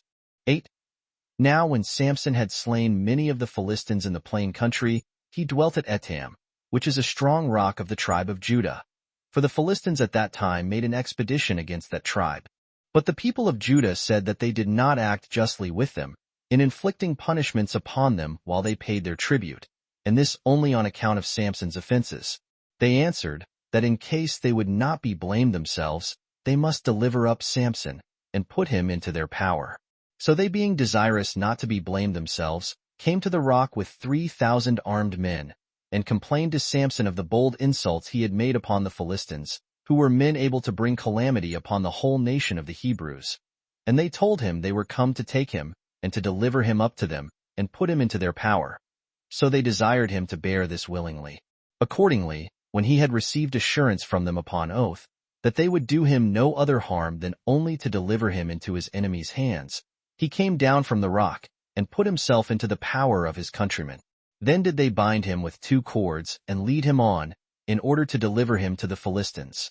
And when they came to a certain place, which is now called the Jawbone, on account of the great action there performed by Samson, though of old it had no particular name at all, the Philistines, who had pitched their camp not far off, came to meet them with joy and shouting, as having done a great thing, and gained what they desired. But Samson broke his bonds asunder, and catching up the jawbone of an ass that lay down at his feet, fell upon his enemies, and smiting them with his jawbone, slew 1,000 of them, and put the rest to flight and into great disorder.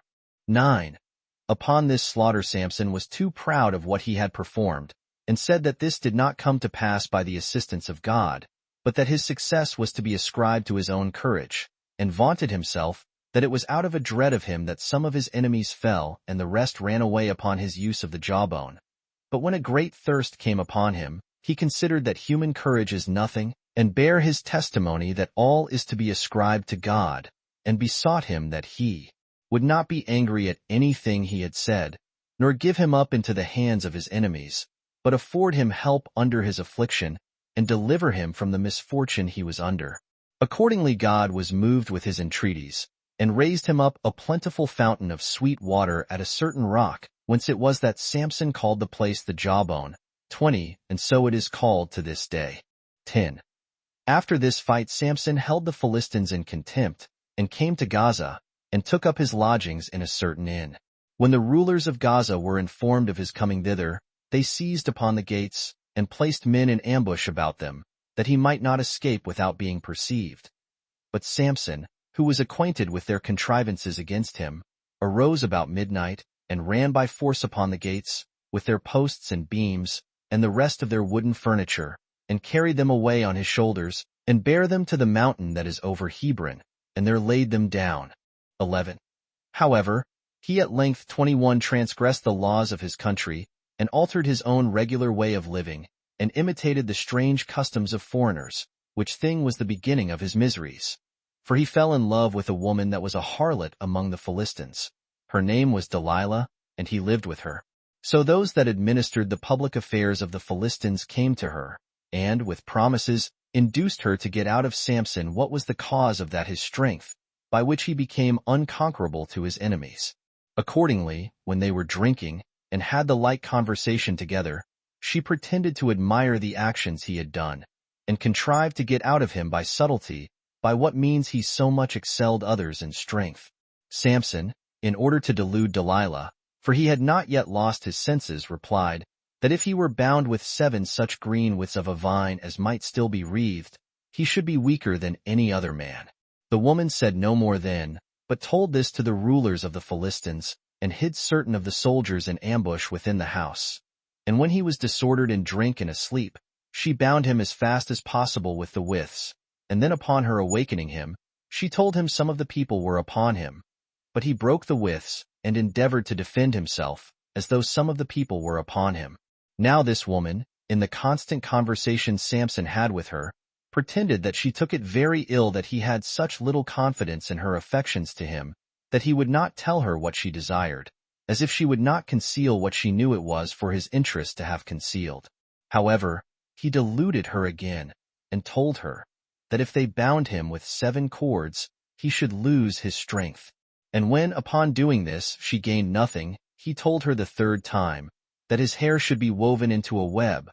But when, upon doing this, the truth was not yet discovered, at length Samson, upon Delilah's prayer, for he was doomed to fall into some affliction, was desirous to please her, and told her that God took care of him, and that he was born by his providence, and that thence it is that I suffer my hair to grow, God having charged me never to poll my head, and thence my strength is according to the increase and continuance of my hair.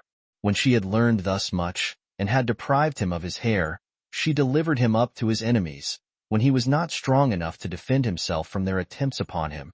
So they put out his eyes, and bound him, and had him led about among them. 12. But in process of time Samson's hair grew again. And there was a public festival among the Philistines, when the rulers, and those of the most eminent character, were feasting together. Now the room wherein they were had its roof supported by 2 pillars, so they sent for Samson, and he was brought to their feast, that they might insult him in their cups. Hereupon he, thinking it one of the greatest misfortunes, if he should not be able to revenge himself when he was thus insulted, persuaded the boy that led him by the hand, that he was weary and wanted to rest himself, and desired he would bring him near the pillars.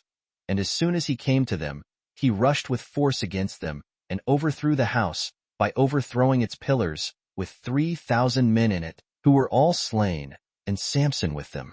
And such was the end of this man, when he had ruled over the Israelites 20 years. And indeed this man deserves to be admired for his courage and strength and magnanimity at his death, and that his wrath against his enemies went so far as to die himself with them. But as for his being ensnared by a woman, that is to be ascribed to human nature, which is too weak to resist the temptations to that sin. But we ought to bear him witness, that in all other respects he was one of extraordinary virtue. But his kindred took away his body, and buried it in Sarasat his own country, with the rest of his family. Chapter 9. How under Eli's government of the Israelites Booz married Ruth, from whom came Obed the grandfather of David. 1. Now after the death of Samson, Eli the high priest was governor of the Israelites. Under him, when the country was afflicted with a famine, Elimelech of Bethlehem, which is a city of the tribe of Judah, being not able to support his family under so sore a distress, took with him Naomi his wife, and the children that were born to him by her, Shion and Mahlon, and removed his habitation into the land of Moab.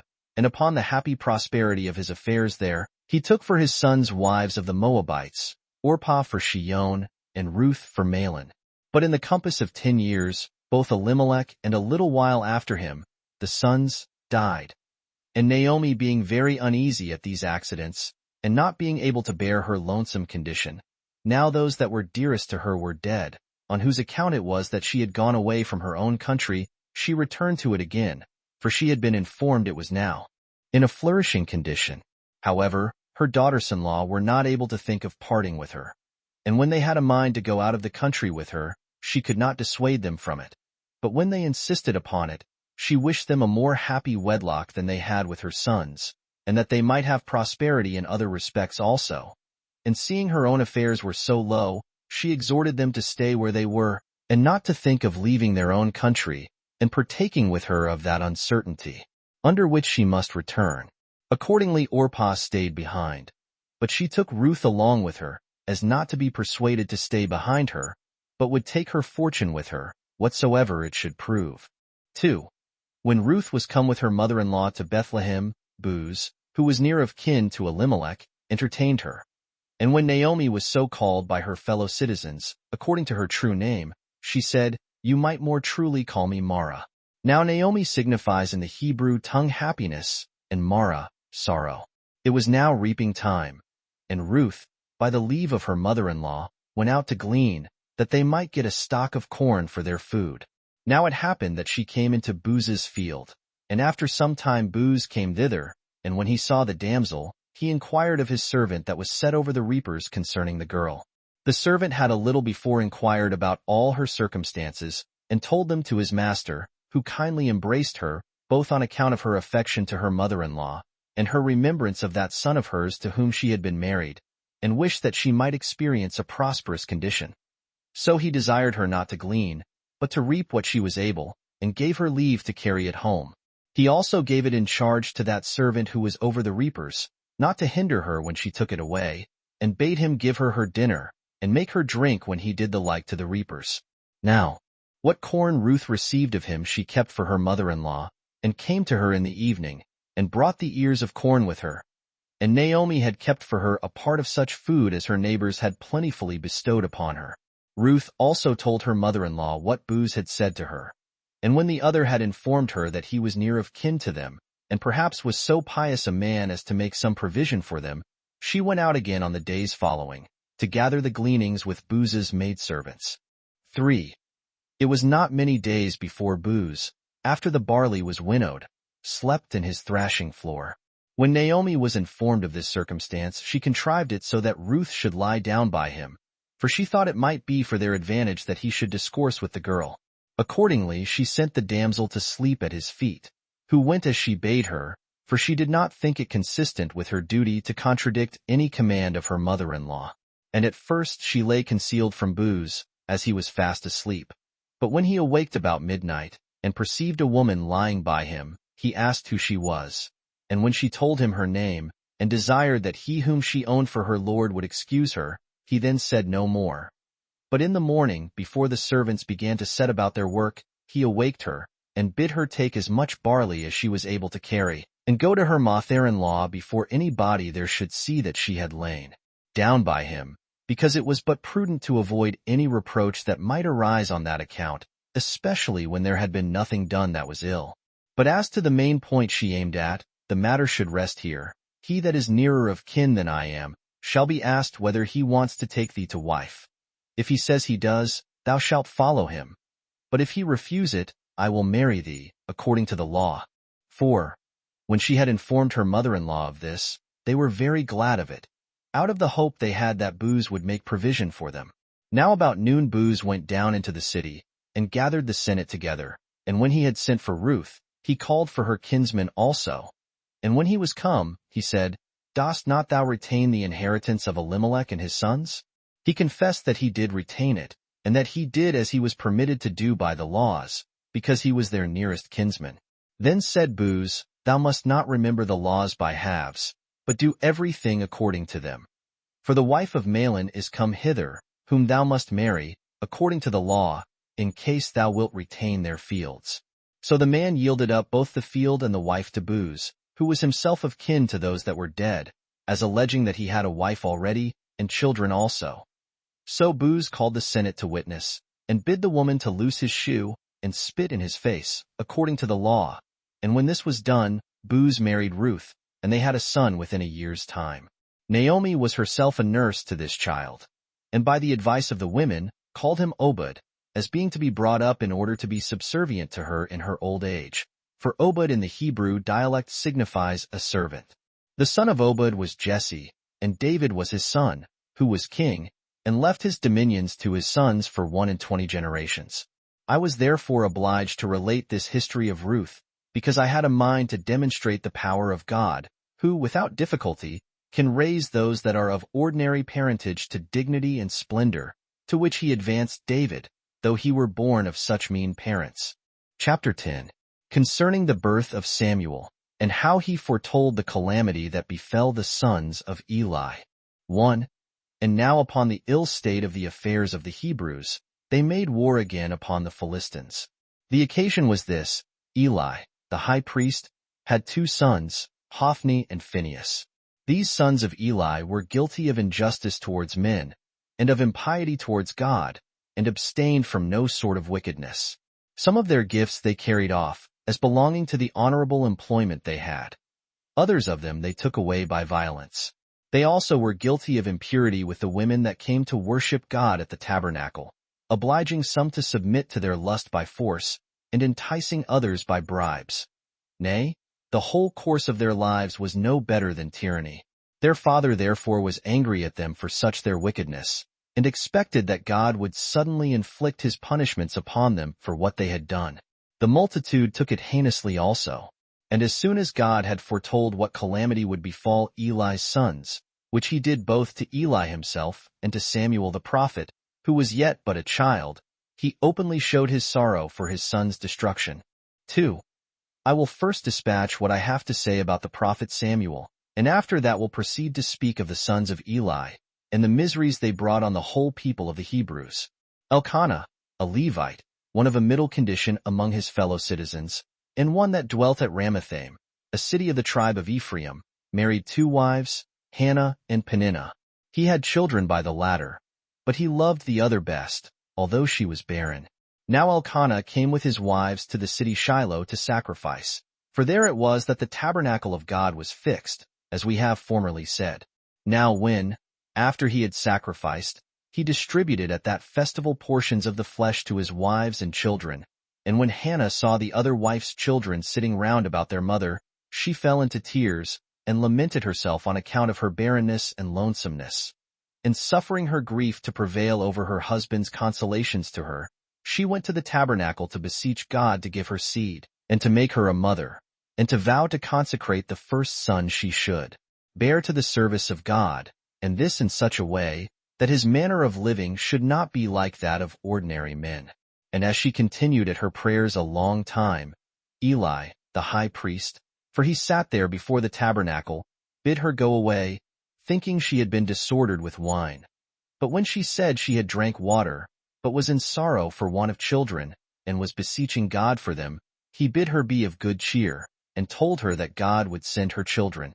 3. So she came to her husband full of hope, and ate her meal with gladness. And when they had returned to their own country, she found herself with child, and they had a son born to them, to whom they gave the name of Samuel, which may be styled one that was asked of God. They therefore came to the tabernacle to offer sacrifice for the birth of the child, and brought their tithes with them.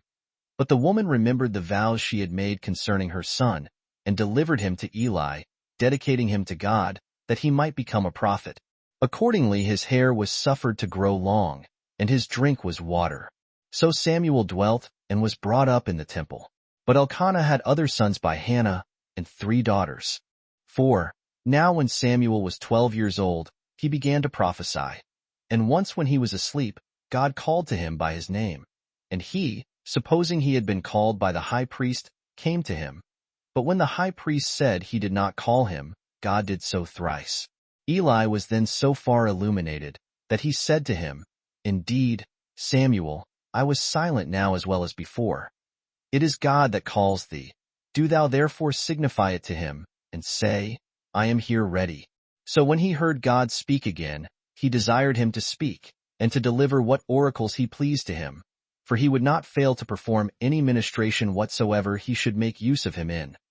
To which God replied, Since thou art here ready, learn what miseries are coming upon the Israelites, such indeed as words cannot declare, nor faith believe. For the sons of Eli shall die on one day, and the priesthood shall be transferred into the family of Eleazar. For Eli hath loved his sons more than he hath loved my worship, and to such a degree as is not for their advantage. Which message Eli obliged the prophet by oath to tell him, for otherwise he had no inclination to afflict him by telling it. And now Eli had a far more sure expectation of the perdition of his sons. But the glory of Samuel increased more and more, it being found by experience that whatsoever he prophesied came to pass accordingly. 22. Chapter 11. Herein is declared what befell the sons of Eli, the ark, and the people, and how Eli himself died miserably. 1. About this time it was that the Philistines made war against the Israelites, and pitched their camp at the city of Phek. Now when the Israelites had expected them a little while, the very next day they joined battle, and the Philistines were conquerors, and slew above 4,000 of the Hebrews, and pursued the rest of their multitude to their camp. 2. So the Hebrews, being afraid of the worst, sent to the Senate, and to the high priest, and desired that they would bring the ark of God, that by putting themselves in array, when it was present with them, they might be too hard for their enemies, as not reflecting that he who had condemned them to endure these calamities was greater than the ark, and for whose sake it was that this ark came to be honored. So the ark came, and the sons of the high priest with it, having received a charge from their father, that if they pretended to survive the taking of the ark, they should come no more into his presence, for Phinehas officiated already as high priest, his father having resigned his office to him, by reason of his great age. So the Hebrews were full of courage, as supposing that, by the coming of the ark, they should be too hard for their enemies. Their enemies also were greatly concerned, and were afraid of the ark's coming to the Israelites. However, the upshot did not prove agreeable to the expectation of both sides, but when the battle was joined, that victory which the Hebrews expected was gained by the Philistines, and that defeat the Philistines were afraid of fell to the lot of the Israelites, and thereby they found that they had put their trust in the ark in vain, for they were presently beaten as soon as they came to a close fight with their enemies, and lost about 30,000 men, among whom were the sons of the high priest. But the ark was carried away by the enemies. 3. When the news of this defeat came to Shiloh, with that of the captivity of the ark. For a certain young man, a Benjamite, who was in the action, came as a messenger thither. The whole city was full of lamentations. And Eli, the high priest, who sat upon a high throne at one of the gates, heard their mournful cries, and supposed that some strange thing had befallen his family. So he sent for the young man. And when he understood what had happened in the battle, he was not much uneasy as to his sons, or what was told him withal about the army, as having beforehand known by divine revelation that those things would happen, and having himself declared them beforehand. For what sad things come unexpectedly they distress men the most. But as soon as he heard the ark was carried captive by their enemies, he was very much grieved at it, because it fell out quite differently from what he expected. So he fell down from his throne and died, having in all lived 98 years, and of them retained the government 44. On the same day his son Phinehas's wife died also, as not able to survive the misfortune of her husband, for they told her of her husband's death as she was in labor. However, she bare a son at 7 months, who lived, and to whom they gave the name of Ichabod, which name signifies disgrace. And this because the army received a disgrace at this time. 5. Now Eli was the first of the family of Ithamar, the other son of Aaron, that had the government. For the family of Eleazar officiated as high priest at first, the son still receiving that honor from the father which Eleazar bequeathed to his son Phinehas. After whom Abiezer his son took the honor, and delivered it to his son, whose name was Bucki, from whom his son Ozi received it, after whom Eli, of whom we have been speaking, had the priesthood, and so he and his posterity until the time of Solomon's reign. But then the posterity of Eleazar reassumed it. Footnotes. 1. Return. The Amorites were one of the 7 nations of Canaan. Hence Rieland is willing to suppose that Josephus did not here mean that their land beyond Jordan was a 7th part of the whole land of Canaan, but meant the Amorites as a 7th nation. His reason is that Josephus, as well as our Bible, generally distinguish the land beyond Jordan from the land of Canaan.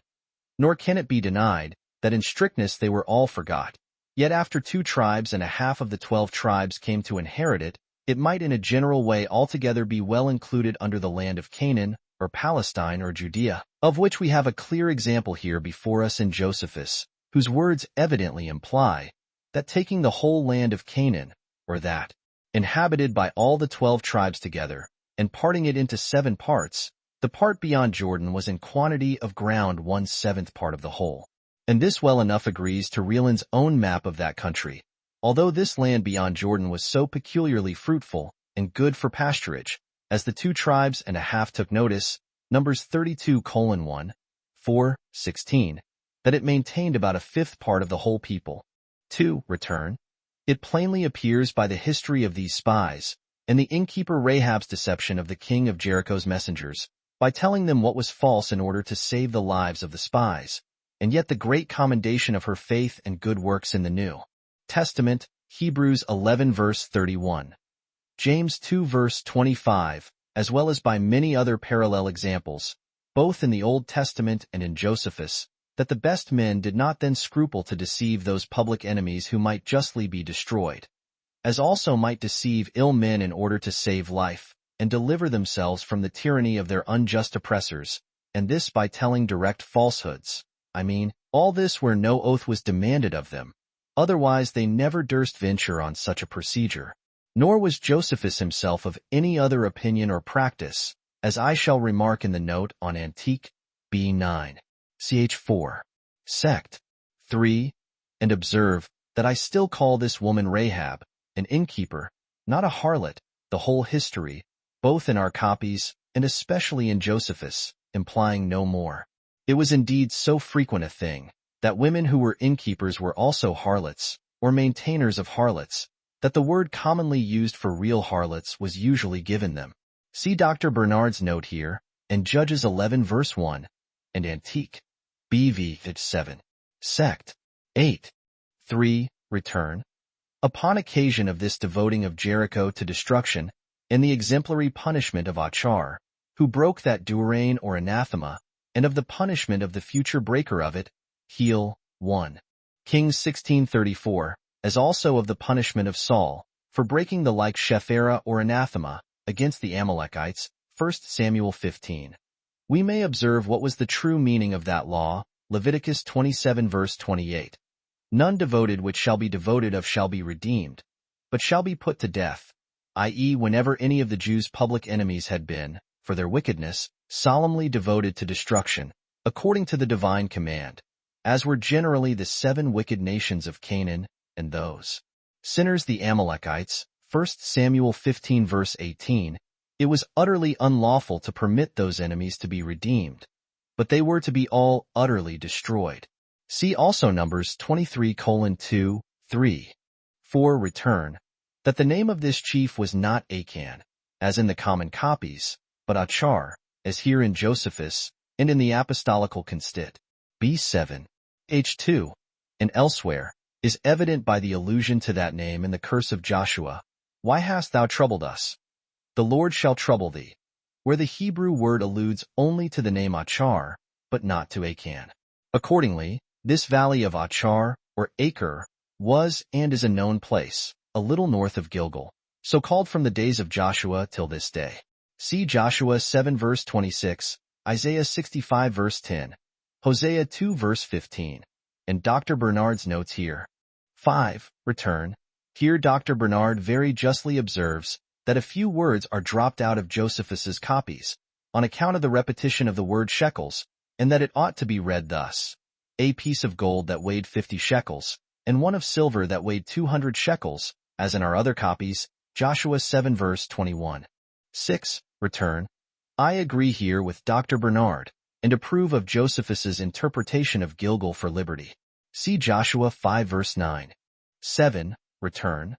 Whether this lengthening of the day, by the standing still of the sun and moon, were physical and real, by the miraculous stoppage of the diurnal motion of the earth for about half a revolution, or whether only apparent, by aerial phosphory imitating the sun and moon as stationary so long, while clouds and the night hid the real ones, and this parhelion or mock sun affording sufficient light for Joshua's pursuit and complete victory, which aerial phosphory and other shapes have been more than ordinarily common of late years, cannot now be determined.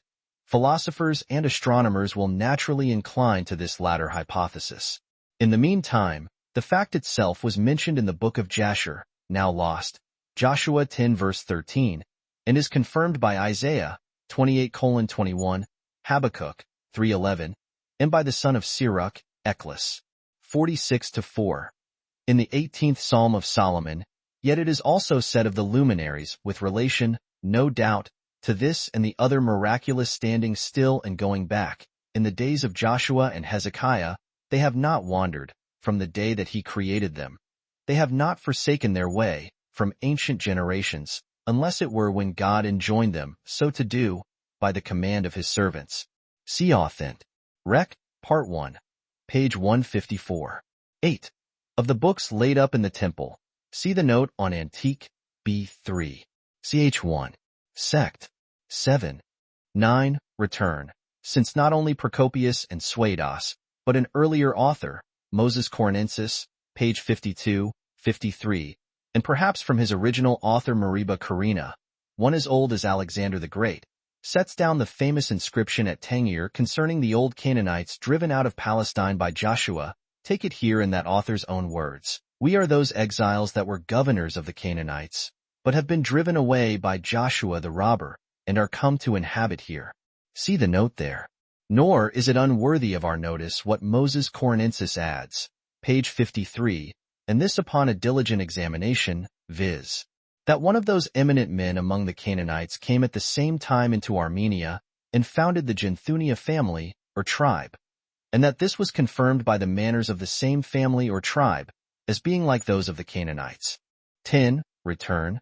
By prophesying, when spoken of a high priest, Josephus, both here and frequently elsewhere, means no more than consulting God by Urim, which the reader is still to bear in mind upon all occasions. And if St. John, who was contemporary with Josephus and of the same country, made use of this style, when he says that Caiaphas being high priest that year, prophesied that Jesus should die for that nation, and not for that nation only, but that also he should gather together in one the children of God that were scattered abroad, chap 11. 51, 52, he may possibly mean, that this was revealed to the high priest by an extraordinary voice from between the cherubims, when he had his breastplate, or Urim and Thummim, on before, or the most holy place of the temple, which was no other than the oracle of Urim and Thummim, of which above, in the note on Antique B. 3, ch. 8, sect. 9. 11. Return. This great number of 72 reguli, or small kings, over whom Adonibezek had tyrannized, and for which he was punished according to the Lex Talionis, as well as the 31 kings of Canaan subdued by Joshua, and named in one chapter, Joshua 12, and 32 kings, or royal auxiliaries to Ben-Hadad king of Syria, 1 Kings 20 verse 1. Antique B. 8. Ch. 14. Sect. 1. Intimate to us what was the ancient form of government among several nations before the monarchies began, viz., that every city or large town, with its neighboring villages, was a distinct government by itself, which is the more remarkable, because this was certainly the form of ecclesiastical government that was settled by the apostles, and preserved throughout the Christian church in the first ages of Christianity.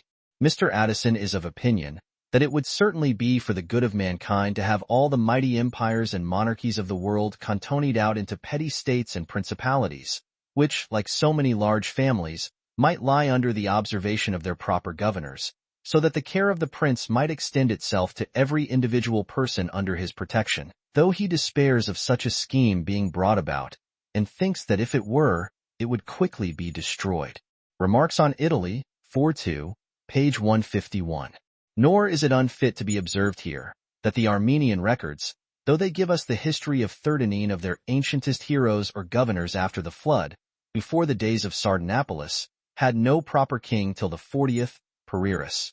See Moses Corihensis, page 55.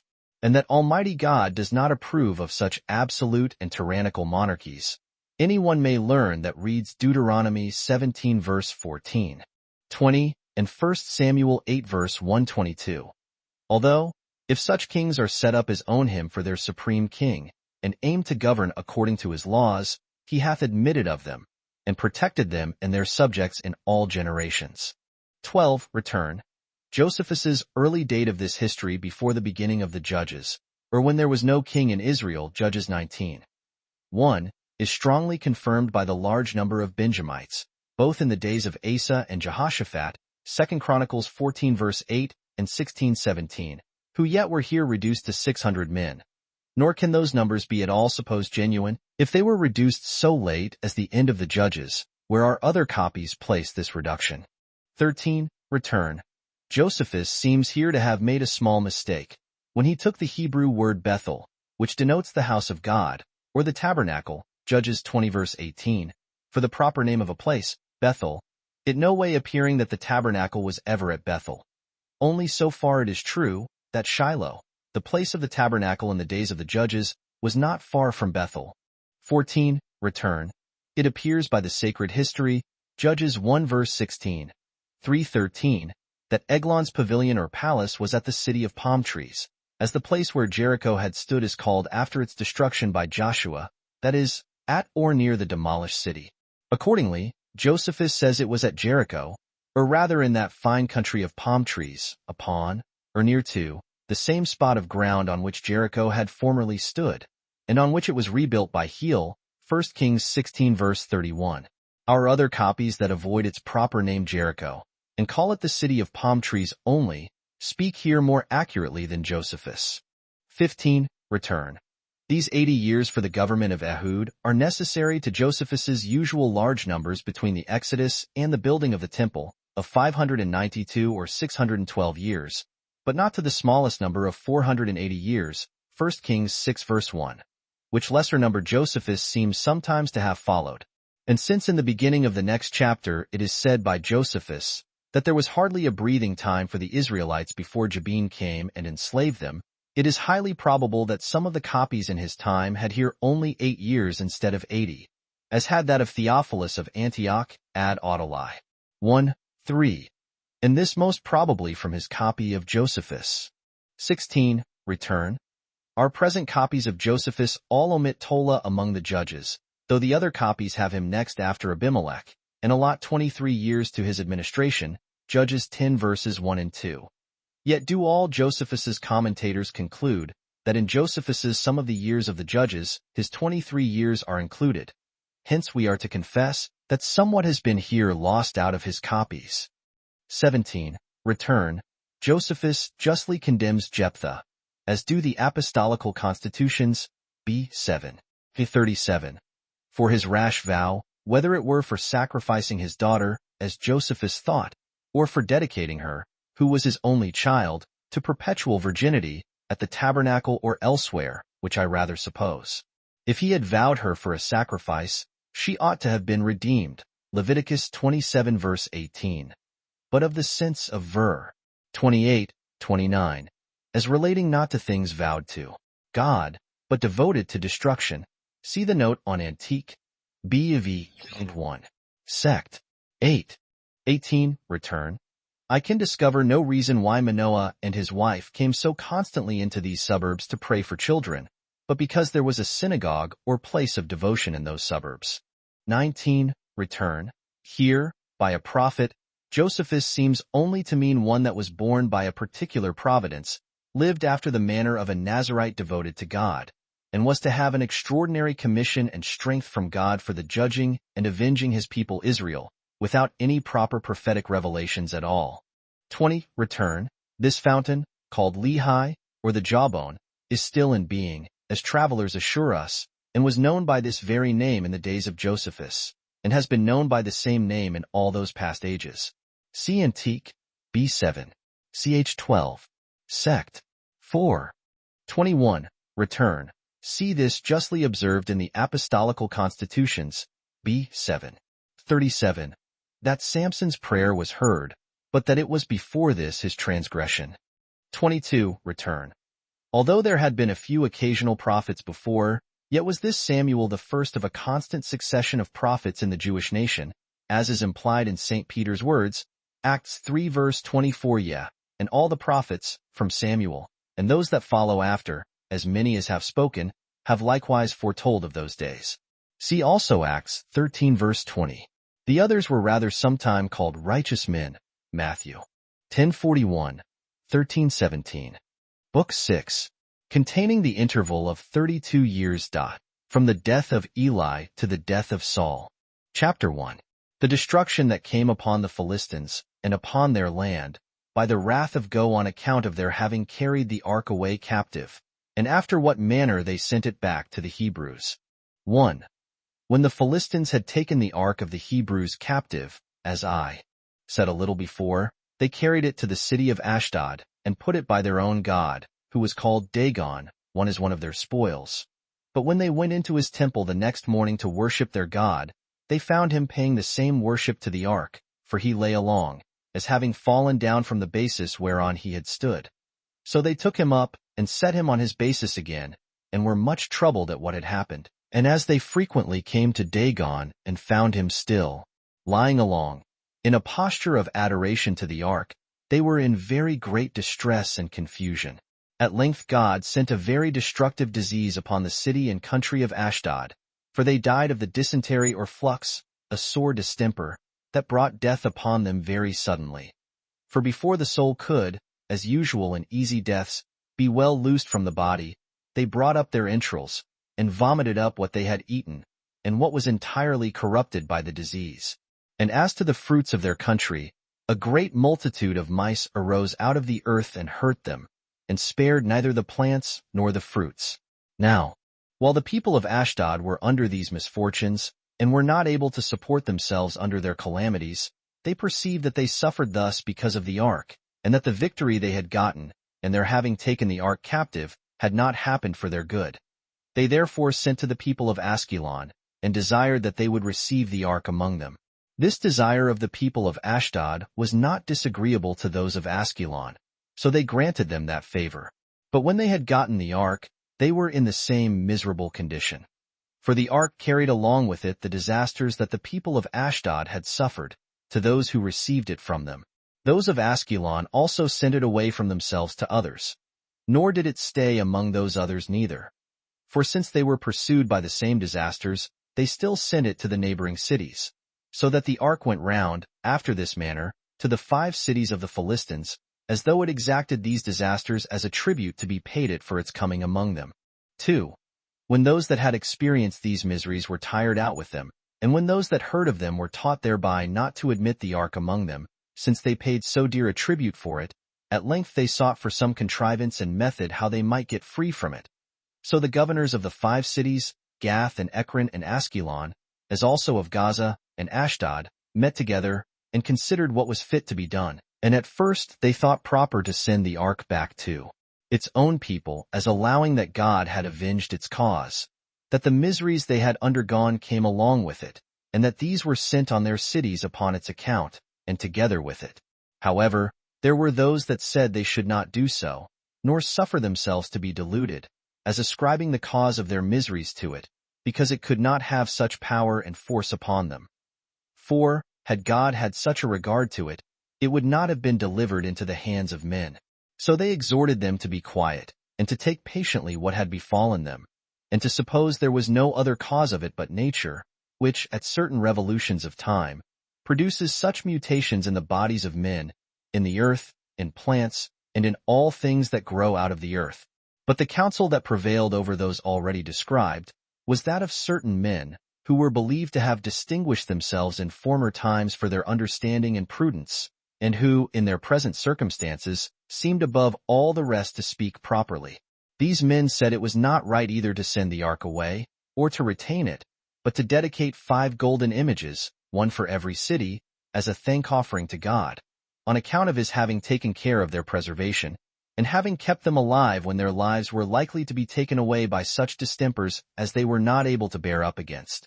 They also would have them make 5 golden mice like to those that devoured and destroyed their country too, to put them in a bag, and lay them upon the ark, to make them a new cart also for it, and to yoke milch kine to it 3, but to shut up their calves, and keep them from them, lest, by following after them, they should prove a hindrance to their dams, and that the dams might return the faster out of a desire of those calves. Then to drive these milch kine that carried the ark, and leave it at a place where 3 ways met, and so leave it to the kine to go along which of those ways they pleased, that in case they went the way to the Hebrews and ascended to their country, they should suppose that the ark was the cause of their misfortunes. But if they turned into another road, they said, we will pursue after it, and conclude that it has no such force in it. 3. So they determined that these men spake well, and they immediately confirmed their opinion by doing accordingly. And when they had done as has been already described, they brought the cart to a place where 3 ways met, and left it there and went their ways. But the kine went the right way, and as if some persons had driven them, while the rulers of the Philistines followed after them, as desirous to know where they would stand still, and to whom they would go. Now there was a certain village of the tribe of Judah, the name of which was Bethshemesh, and to that village did the kine go. And though there was a great and good plain before them to proceed in, they went no farther, but stopped the cart there. This was a sight to those of that village, and they were very glad. For it being then summer time, and all the inhabitants being then in the fields gathering in their fruits, they left off the labors of their hands for joy, as soon as they saw the ark, and ran to the cart, and taking the ark down, and the vessel that had the images in it, and the mice, they set them upon a certain rock which was in the plain. And when they had offered a splendid sacrifice to God, and feasted, they offered the cart and the kine as a burnt offering. And when the lords of the Philistines saw this, they returned back. 4. But now it was that the wrath of God overtook them, and struck 70 persons of the village of Bethshemesh dead, who, not being priests, and so not worthy to touch the ark, had approached to it. 4. Those of that village wept for these that had thus suffered, and made such a lamentation as was naturally to be expected on so great a misfortune that was sent from God, and every one mourned for his own relation. And since they acknowledged themselves unworthy of the ark's abode with them, they sent to the public senate of the Israelites, and informed them that the ark was restored by the Philistines, which when they knew, they brought it away to Kirjathjearim, a city in the neighborhood of Bethshemesh. In this city lived one Abinadab, by birth a Levite, and who was greatly commended for his righteous and religious course of life. So they brought the ark to his house, as to a place fit for God himself to abide in, since therein did inhabit a righteous man. His sons also ministered to the divine service at the ark, and were the principal curators of it for 20 years. For so many years it continued in Kirjatharim, having been but 4 months with the Philistines. Chapter 2. The expedition of the Philistines against the Hebrews and the Hebrews' victory under the conduct of Samuel the prophet, who was their general. 1.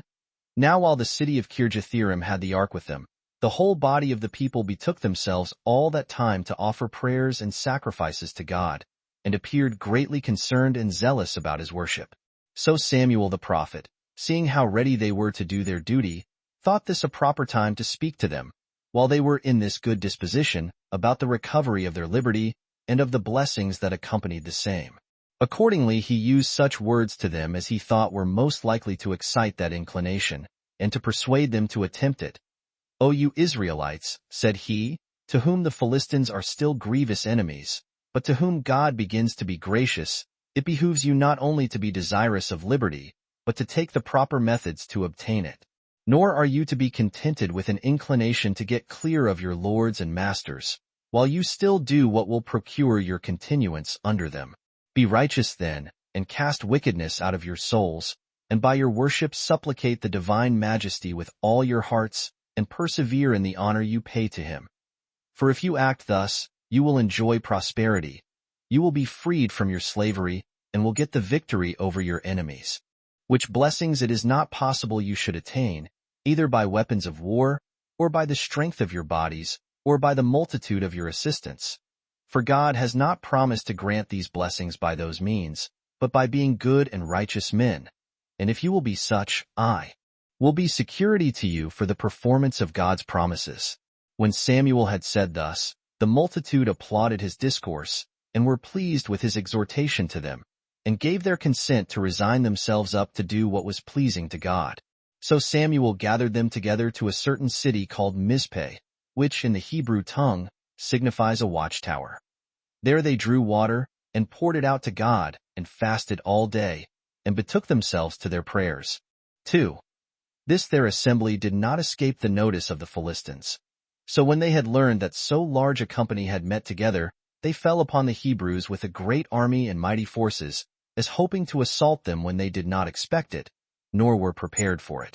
This thing affrighted the Hebrews, and put them into disorder and terror.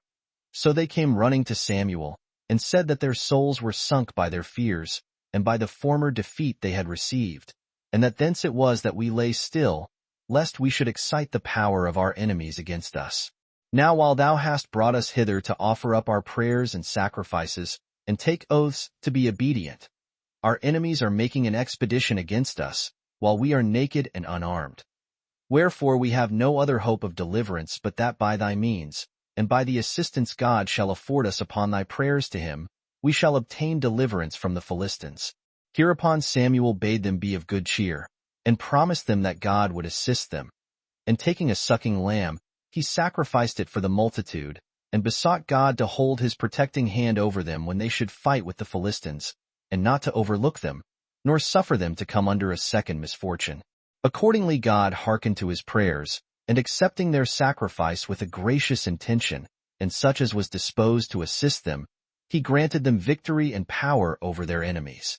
Now while the altar had the sacrifice of God upon it, and had not yet consumed it wholly by its sacred fire, the enemy's army marched out of their camp, and was put in order of battle, and this in hope that they should be conquerors, since the Jews 5 were caught in distressed circumstances, as neither having their weapons with them, nor being assembled there in order to fight. But things so fell out, that they would hardly have been credited though they had been foretold by anybody. For, in the first place, God disturbed their enemies with an earthquake, and moved the ground under them to such a degree, that he caused it to tremble, and made them to shake, insomuch that by its trembling, he made some unable to keep their feet, and made them fall down, and by opening its chasms, he caused that others should be hurried down into them, after which he caused such a noise of thunder to come among them, and made fiery lightning shine so terribly round about them, that it was ready to burn their faces. And he so suddenly shook their weapons out of their hands, that he made them fly and return home naked. So Samuel with the multitude pursued them to Bethkar, a place so called. And there he set up a stone as a boundary of their victory and their enemies' flight, and called it the stone of power, as a signal of that power God had given them against their enemies. 3. So the Philistines, after this stroke, made no more expeditions against the Israelites, but lay still out of fear, and out of remembrance of what had befallen them. And what courage the Philistines had formerly against the Hebrews, that, after this victory, was transferred to the Hebrews. Samuel also made an expedition against the Philistines, and slew many of them, and entirely humbled their proud hearts, and took from them that country, which, when they were formerly conquerors in battle, they had cut off from the Jews, which was the country that extended from the borders of Gath to the city of Ekron. But the remains of the Canaanites were at this time in friendship with the Israelites. Chapter 3. How Samuel, when he was so infirm with old age that he could not take care of the public affairs, entrusted them to his sons, and how, upon the evil administration of the government by them, the multitude were so angry that they required to have a king to govern them, although Samuel was much displeased thereat. 1. But Samuel the prophet, when he had ordered the affairs of the people after a convenient manner, and had appointed a city for every district of them, he commanded them to come to such cities, to have the controversies that they had one with another determined in them, he himself going over those cities twice in a year, and doing them justice. And by that means he kept them in very good order for a long time. 2. But afterwards he found himself oppressed with old age, and not able to do what he used to do.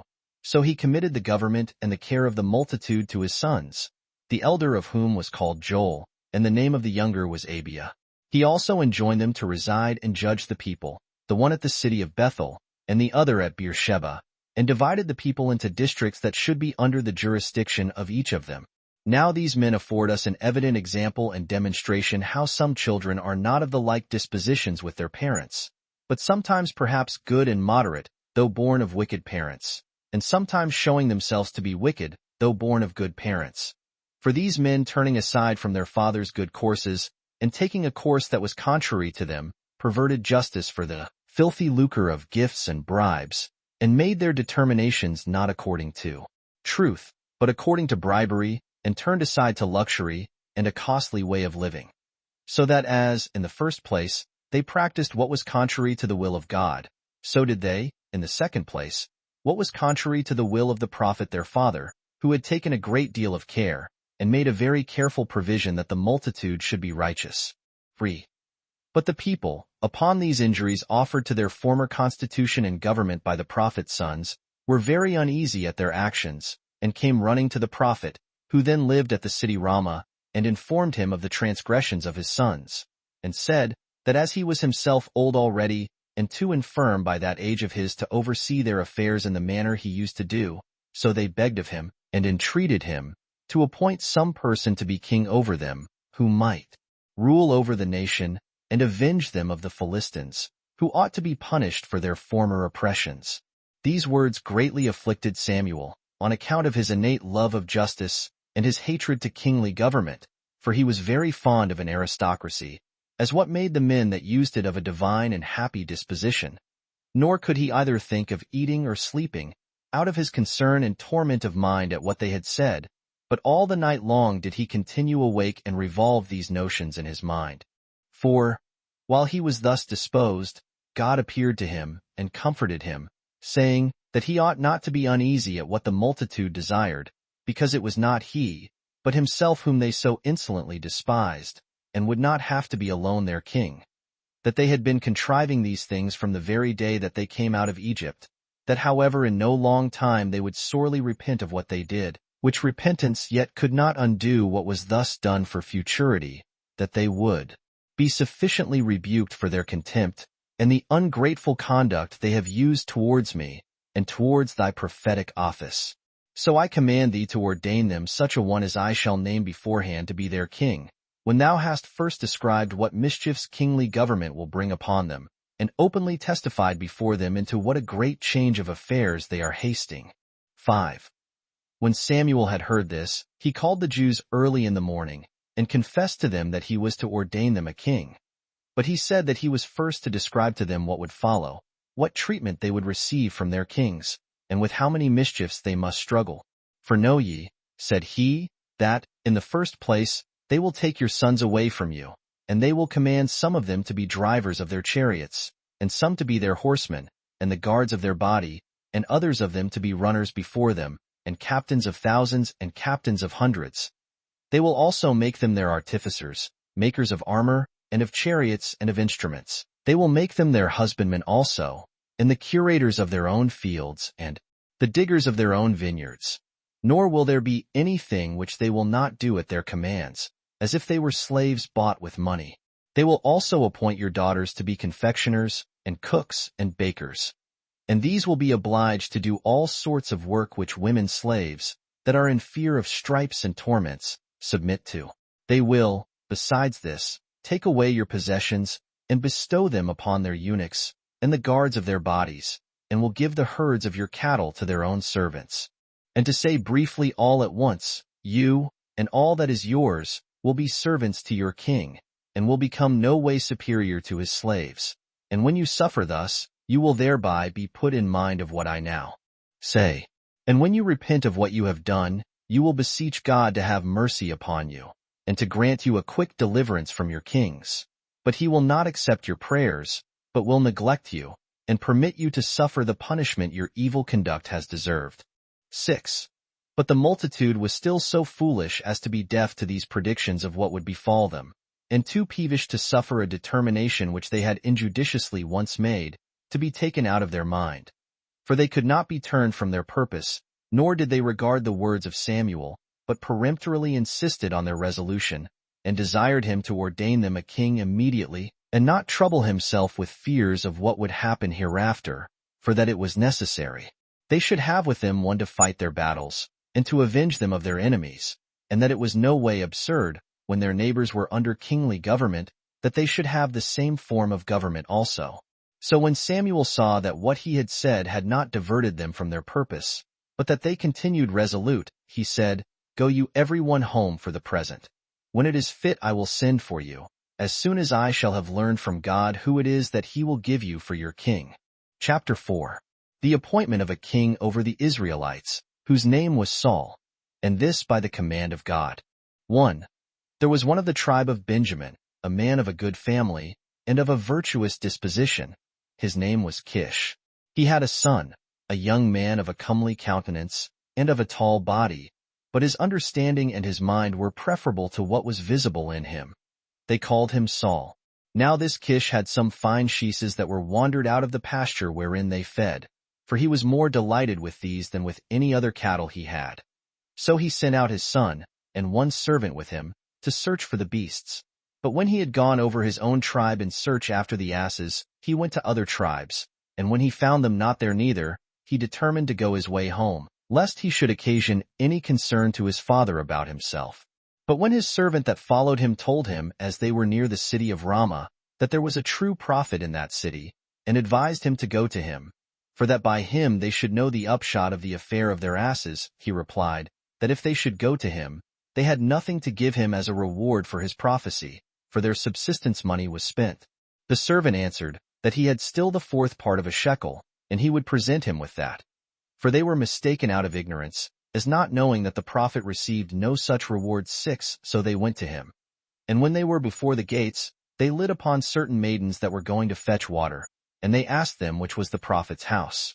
They showed them which it was, and bid them make haste before he sat down to supper, for he had invited many guests to a feast, and that he used to sit down before those that were invited. Now Samuel had then gathered many together to feast with him on this very account. For while he every day prayed to God to tell him beforehand whom he would make king, he had informed him of this man the day before, for that he would send him a certain young man out of the tribe of Benjamin about this hour of the day. And he sat on the top of the house in expectation of that time's being come. And when the time was completed, he came down and went to supper. So he met with Saul, and God discovered to him that this was he who should rule over them. Then Saul went up to Samuel and saluted him, and desired him to inform him which was the prophet's house, for he said he was a stranger and did not know it. When Samuel had told him that he himself was the person, he led him in to supper, and assured him that the asses were found which he had been to seek, and that the greatest of good things were assured to him.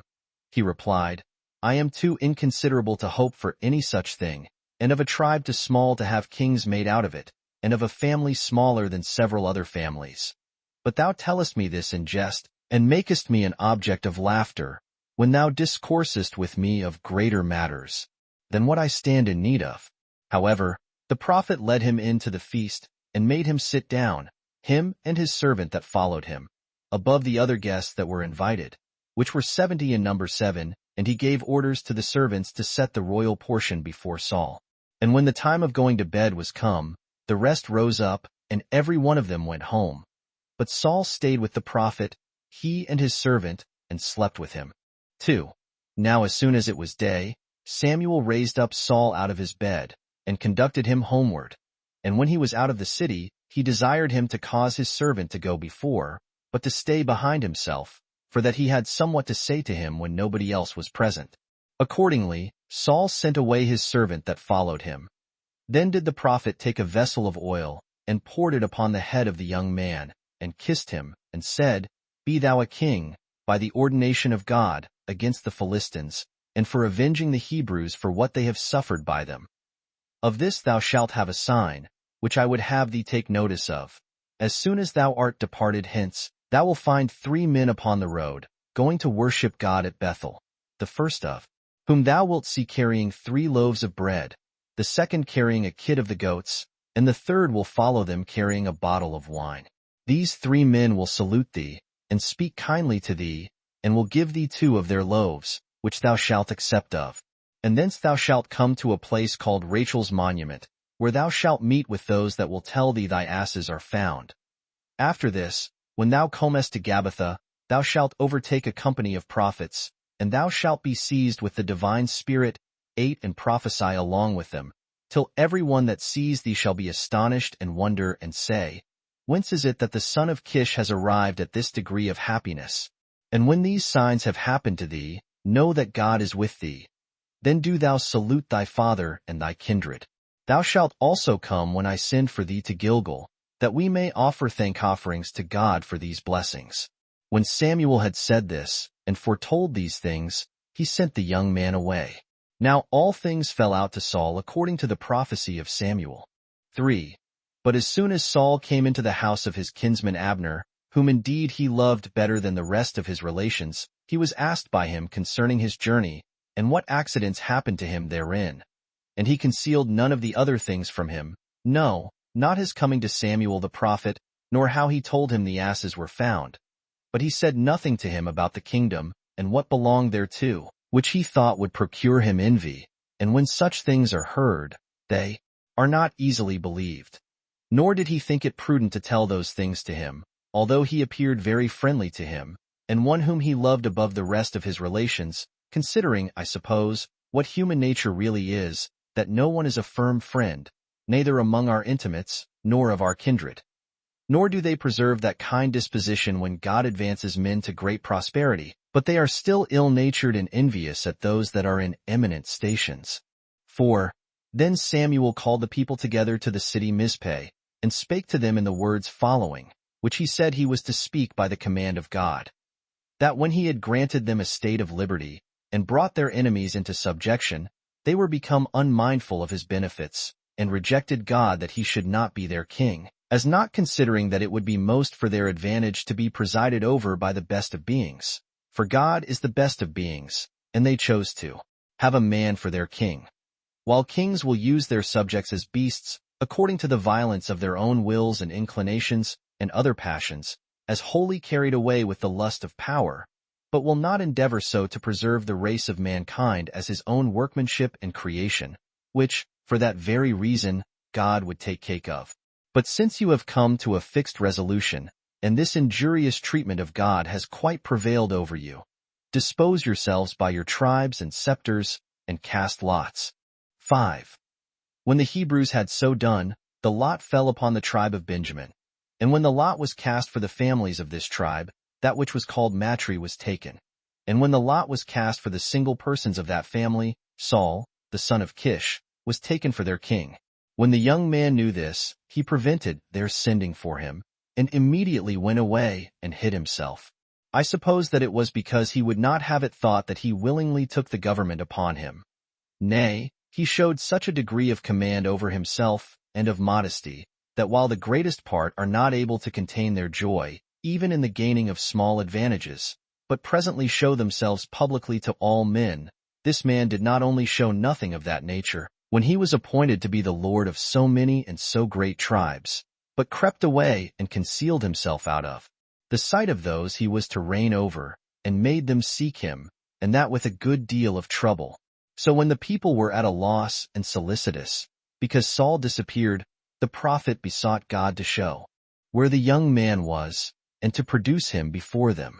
So when they had learned of God the place where Saul was hidden, they sent men to bring him. And when he was come, they set him in the midst of the multitude. Now he was taller than any of them, and his stature was very majestic. 6.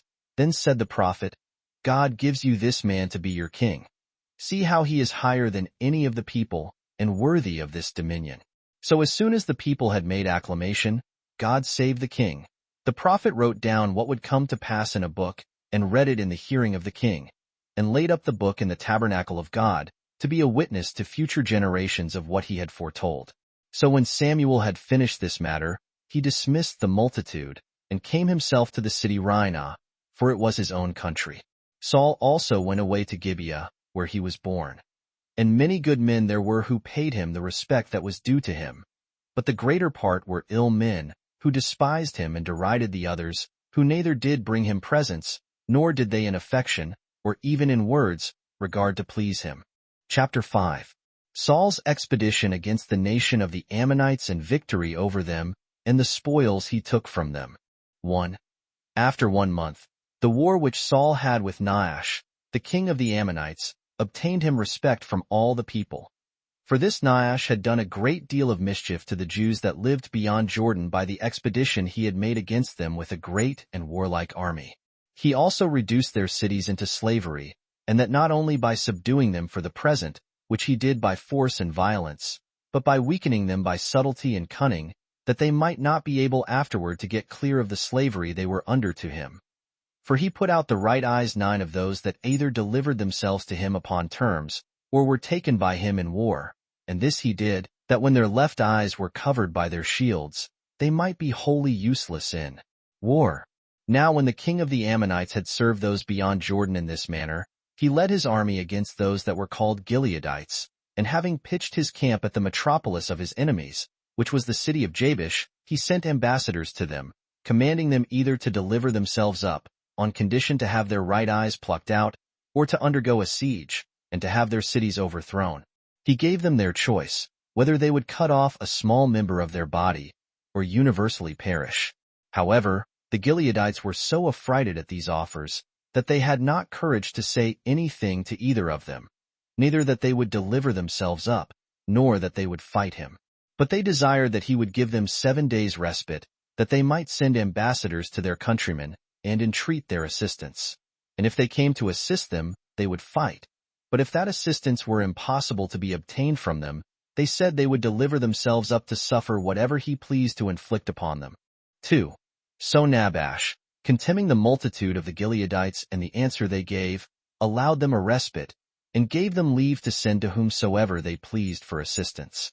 So they immediately sent to the Israelites, city by city, and informed them what Nahash had threatened to do to them, and what great distress they were in. Now the people fell into tears and grief at the hearing of what the ambassadors from Jabesh said, and the terror they were in permitted them to do nothing more. But when the messengers were come to the city of King Saul, and declared the dangers in which the inhabitants of Jabesh were, the people were in the same affliction as those in the other cities, for they lamented the calamity of those related to them. And when Saul was returned from his husbandry into the city, he found his fellow citizens weeping. And when, upon inquiry, he had learned the cause of the confusion and sadness they were in, he was seized with a divine fury, and sent away the ambassadors from the inhabitants of Jabesh, and promised them to come to their assistance on the 3rd day, and to beat their enemies before sun rising, that the sun upon its rising might see that they had already conquered, and were freed from the fears they were under. But he bid some of them stay to conduct them the right way to Jabesh. 3. So being desirous to turn the people to this war against the Ammonites by fear of the losses they should otherwise undergo, and that they might the more suddenly be gathered together, he cut the sinews of his oxen, and threatened to do the same to all such as did not come with their armor to Jordan the next day, and follow him and Samuel the prophet whithersoever they should lead them. So they came together out of fear of the losses they were threatened with at the appointed time. And the multitude were numbered at the city Bezek. And he found the number of those that were gathered together, besides that of the tribe of Judah, to be 700,000, while those of that tribe were 70,000. So he passed over Jordan, and proceeded in marching all that night, 30 furlongs, and came to Jabesh before sunrising. So he divided the army into 3 companies, and fell upon their enemies on every side on the sudden, and when they expected no such thing. And joining battle with them, they slew a great many of the Ammonites, as also their king Nabash.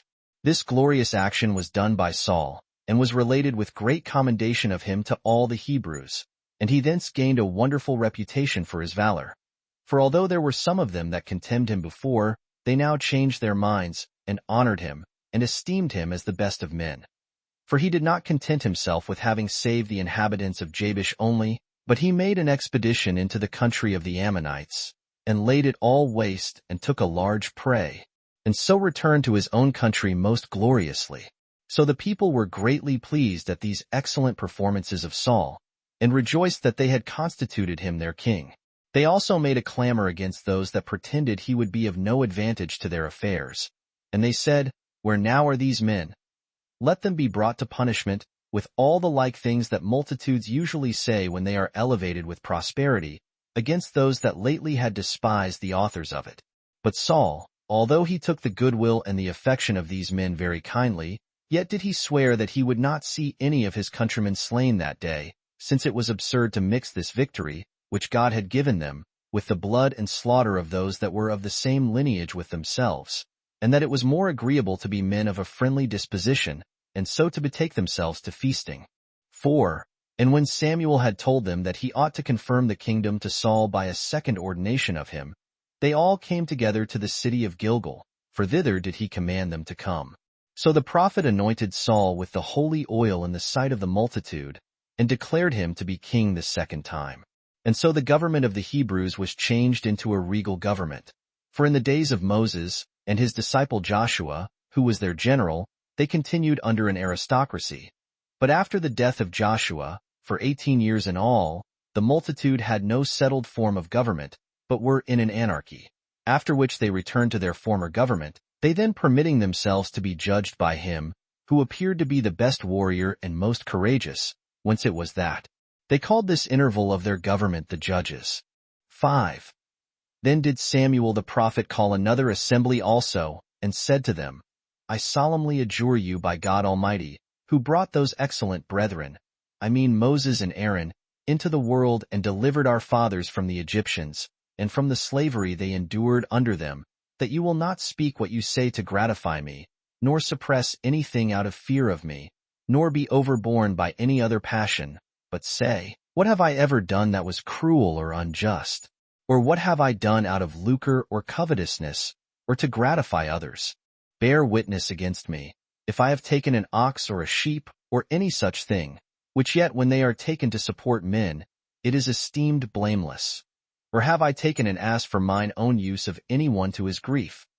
Lay someone such crime to my charge, now we are in your king's presence. But they cried out, that no such thing had been done by him, but that he had presided over the nation after a holy and righteous manner. 6.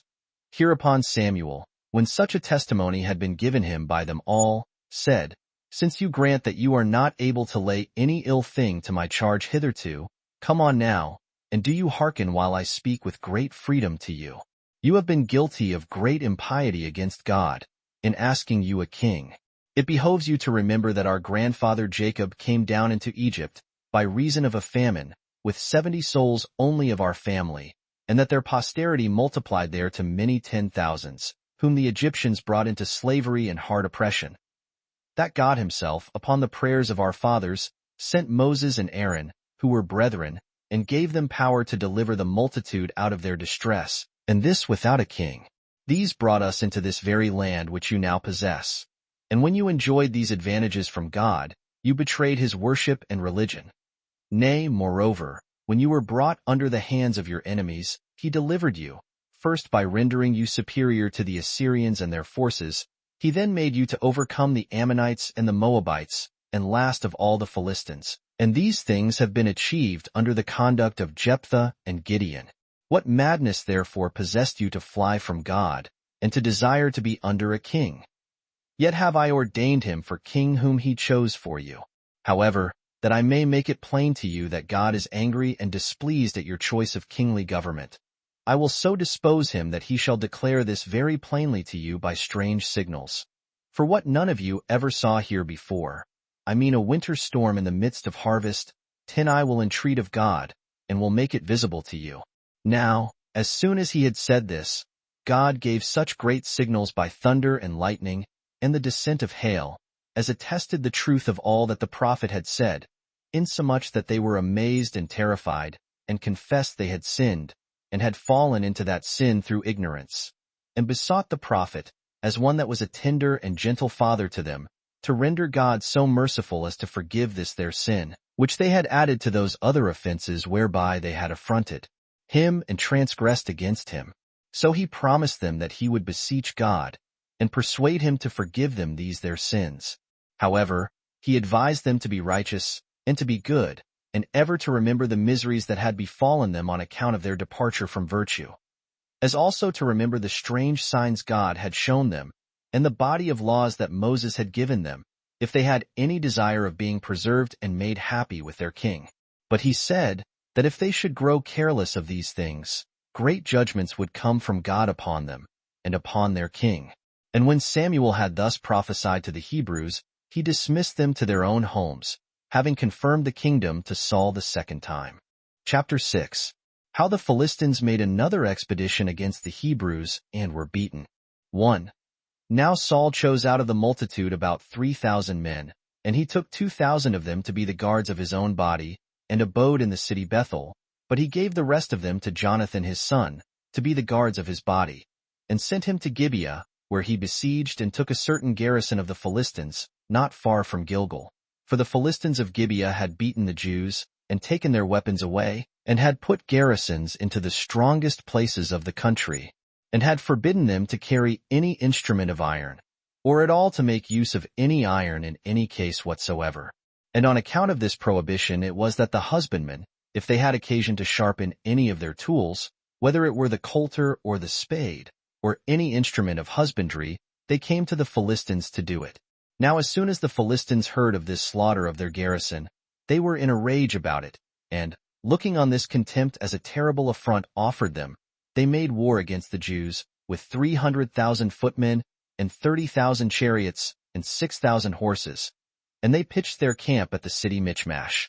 When Saul, the king of the Hebrews, was informed of this, he went down to the city Gilgal, and made proclamation over all the country, that they should try to regain their liberty, and called them to the war against the Philistines, diminishing their forces, and despising them as not very considerable, and as not so great, but they might hazard a battle with them. But when the people about Saul observed how numerous the Philistines were, they were under a great consternation.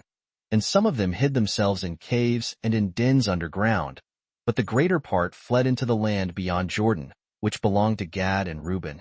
2. But Saul sent to the prophet, and called him to consult with him about the war and the public affairs. So he commanded him to stay there for him, and to prepare sacrifices, for he would come to him within 7 days, that they might offer sacrifices on the 7th day, and might then join battle with their enemies. So he waited 11 as the prophet sent to him to do.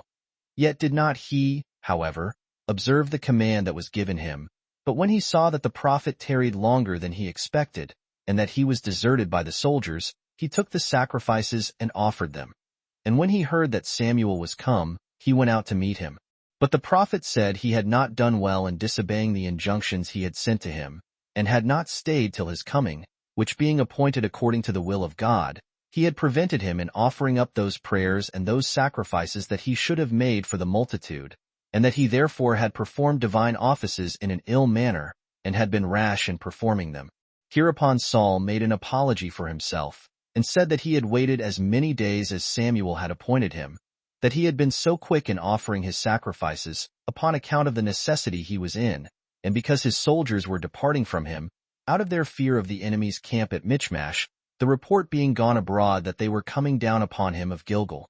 To which Samuel replied, Nay, certainly, if thou hadst been a righteous man, 12 And hadst not disobeyed me, nor slighted the commands which God suggested to me concerning the present state of affairs, and hadst not acted more hastily than the present circumstances required, thou wouldst have been permitted to reign a long time, and thy posterity after thee.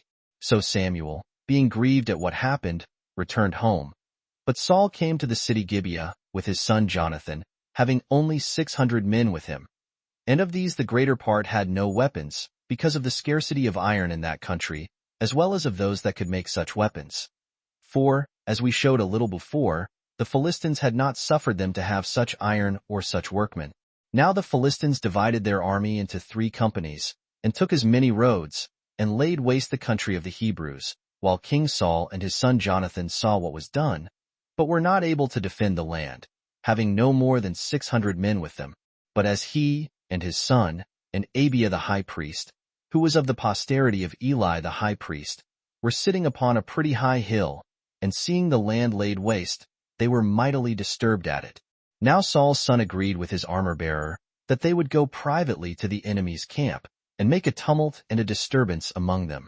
And when the armor-bearer had readily promised to follow him whithersoever he should lead him, though he should be obliged to die in the attempt, Jonathan made use of the young man's assistance, and descended from the hill, and went to their enemies.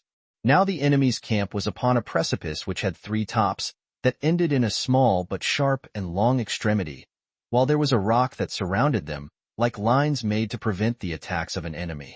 There it so happened that the outguards of the camp were neglected, because of the security that here arose from the situation of the place, and because they thought it altogether impossible, not only to ascend up to the camp on that quarter, but so much as to come near it. As soon, therefore, as they came to the camp, Jonathan encouraged his armor-bearer, and said to him, Let us attack our enemies. And if, when they see us, they bid us come up to them, take that for a signal of victory. But if they say nothing, as not intending to invite us to come up, let us return back again. So when they were approaching to the enemy's camp, just after break of day, and the Philistines saw them, they said one to another, The Hebrews come out of their dens and caves. And they said to Jonathan and to his armor-bearer, Come on, ascend up to us, that we may inflict a just punishment upon you, for your rash attempt upon us. So Saul's son accepted of that invitation, as what signified to him victory, and he immediately came out of the place whence they were seen by their enemies. So he changed his place, and came to the rock, which had none to guard it, because of its own strength. From thence they crept up with great labor and difficulty, and so far overcame by force the nature of the place, till they were able to fight with their enemies. So they fell upon them as they were asleep, and slew about 20 of them, and thereby filled them with disorder and surprise, insomuch that some of them threw away their entire armor and fled. But the greatest part, not knowing one another, because they were of different nations, suspected one another to be enemies, for they did not imagine there were only 2 of the Hebrews that came up, and so they fought one against another, and some of them died in the battle, and some, as they were flying away, were thrown down from the rock headlong. 3. Now Saul's watchman told the king that the camp of the Philistines was in confusion. Then he inquired whether anybody was gone away from the army, and when he heard that his son, and with him his armor-bearer, were absent, he bade the high priest take the garments of his high priesthood, and prophesy to him what success they should have, who said that they should get the victory, and prevail against their enemies. So he went out after the Philistines, and set upon them as they were slaying one another. Those also who had fled to dens and caves, upon hearing that Saul was gaining a victory, came running to him. When, therefore, the number of the Hebrews that came to Saul amounted to about 10,000, he pursued the enemy, who were scattered all over the country. But then he fell into an action, which was a very unhappy one, and liable to be very much blamed. For, whether out of ignorance or whether out of joy for a victory gained so strangely, for it frequently happens that persons so fortunate are not then able to use their reason consistently, as he was desirous to avenge himself, and to exact a due punishment of the Philistines, he denounced a curse 13 upon the Hebrews, that if anyone put a stop to his slaughter of the enemy, and fell on eating, and left off the slaughter or the pursuit before the night came on, and obliged them so to do, he should be accursed. Now after Saul had denounced this curse, since they were now in a wood belonging to the tribe of Ephraim, which was thick and full of bees, Saul's son, who did not hear his father denounce that curse, nor hear of the approbation the multitude gave to it, broke off a piece of a honeycomb and ate part of it. But, in the meantime, he was informed with what a curse his father had forbidden them to taste anything before sunsetting. So he left off eating, and said his father had not done well in this prohibition, because, had they taken some food, they had pursued the enemy with greater rigor and alacrity, and had both taken and slain many more of their enemies. 4. When, therefore, they had slain many 10,000s of the Philistines, they fell upon spoiling the camp of the Philistines, but not till late in the evening. They also took a great deal of prey and cattle, and killed them, and ate them with their blood. This was told to the king by the scribes, that the multitude were sinning against God as they sacrificed, and were eating before the blood was well washed away, and the flesh was made clean. Then did Saul give order that a great stone should be rolled into the midst of them, and he made proclamation that they should kill their sacrifices upon it, and not feed upon the flesh with the blood, for that was not acceptable to God. And when all the people did as the king commanded them, Saul erected an altar there, and offered burnt offerings upon it to God. 14. This was the first altar that Saul built. 5.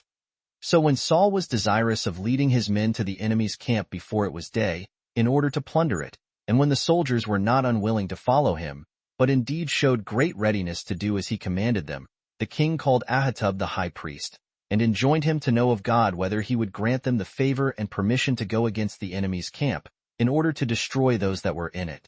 And when the priest said that God did not give any answer, Saul replied, And not without some cause does God refuse to answer what we inquire of him, while yet a little while ago he declared to us all that we desired beforehand, and even prevented us in his answer.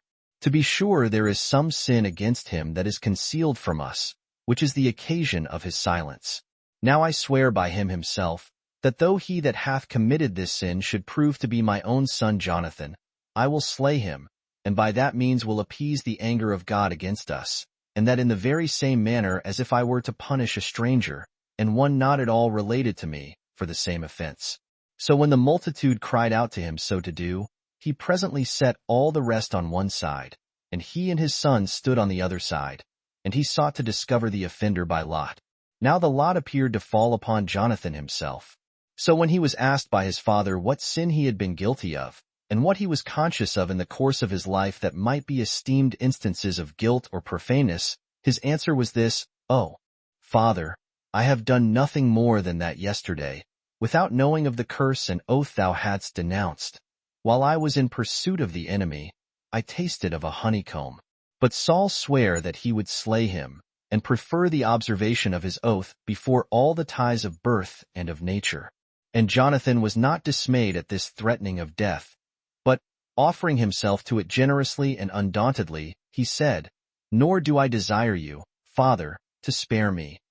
Death will be to me very acceptable, when it proceeds from thy piety, and after a glorious victory. For it is the greatest consolation to me that I leave the Hebrews victorious over the Philistines. Hereupon all the people were very sorry, and greatly afflicted for Jonathan. And they sware that they would not overlook Jonathan, and see him die, who was the author of their victory, by which means they snatched him out of the danger he was in from his father's curse, while they made their prayers to God also for the young man, that he would remit his sin. 6. So Saul, having slain about 60,000 of the enemy, returned home to his own city, and reigned happily. And he also fought against the neighboring nations, and subdued the Ammonites, and Moabites, and Philistines, and Edomites, and Amalekites, as also the king of Zobah. He had 3 male children, Jonathan, and Ishui, and Melchishua, with Merab and Michal his daughters. He had also Abner, his uncle's son, for the captain of his host. That uncle's name was Neh. Now Neh, and Kish the father of Saul, were brothers. Saul had also a great many chariots and horsemen, and against whomsoever he made war he returned conqueror, and advanced the affairs of the Hebrews to a great degree of success and prosperity, and made them superior to other nations. And he made such of the young men as were remarkable for tallness and comeliness the guards of his body. Chapter 7. Saul's war with the Amalekites and conquest of them. 1. Now Samuel came unto Saul and said to him, that he was sent by God to put him in mind that God had preferred him before all others, and ordained him king, that he therefore ought to be obedient to him, and to submit to his authority, as considering that though he had the dominion over the other tribes, yet that God had the dominion over him and over all things. That accordingly God said to him, that because the Amalekites did the Hebrews a great deal of mischief while they were in the wilderness, and when, upon their coming out of Egypt, they were making their way to that country which is now their own, I enjoin thee to punish the Amalekites by making war upon them. And when thou hast subdued them, to leave none of them alive, but to pursue them through every age and to slay them, beginning with the women and the infants, and to require this as a punishment to be inflicted upon them for the mischief they did to our forefathers, to spare nothing, neither asses nor other beasts, nor to reserve any of them for your own advantage and possession, but to devote them universally to God, and in obedience to the commands of Moses, to blot out the name of Amalek entirely. 15. 2. So Saul promised to do what he was commanded. And supposing that his obedience to God would be shown, not only in making war against the Amalekites, but more fully in the readiness and quickness of his proceedings, he made no delay, but immediately gathered together all his forces.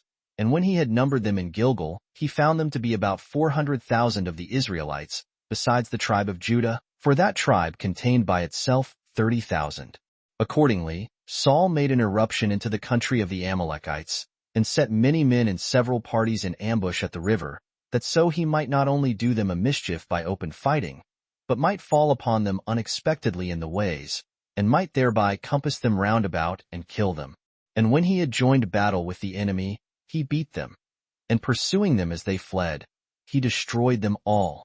And when that undertaking had succeeded, according as God had foretold, he set upon the cities of the Amalekites. He besieged them, and took them by force, partly by warlike machines, partly by mines dug underground, and partly by building walls on the outsides. Some they starved out with famine, and some they gained by other methods. And after all, he betook himself to slay the women and the children, and thought he did not act therein either barbarously or inhumanly. First, because they were enemies whom he thus treated, and in the next place, because it was done by the command of God, whom it was dangerous not to obey. He also took Agag, the enemy's king, captive, the beauty and tallness of whose body he admired so much, that he thought him worthy of preservation. Yet was not this done, however, according to the will of God, but by giving way to human passions, and suffering himself to be moved with an unseasonable commiseration, in a point where it was not safe for him to indulge it. For God hated the nation of the Amalekites to such a degree, that he commanded Saul to have no pity on even those infants which we by nature chiefly compassionate. But Saul preserved their king and governor from the miseries which the Hebrews brought on the people, as if he preferred the fine appearance of the enemy to the memory of what God had sent him about. The multitude were also guilty, together with Saul. For they spared the herds and the flocks, and took them for a prey, when God had commanded they should not spare them. They also carried off with them the rest of their wealth and riches, but if there were anything that was not worthy of regard, that they destroyed. 3. But when Saul had conquered all these Amalekites that reached from Pelusium of Egypt to the Red Sea, he laid waste all the rest of the enemy's country.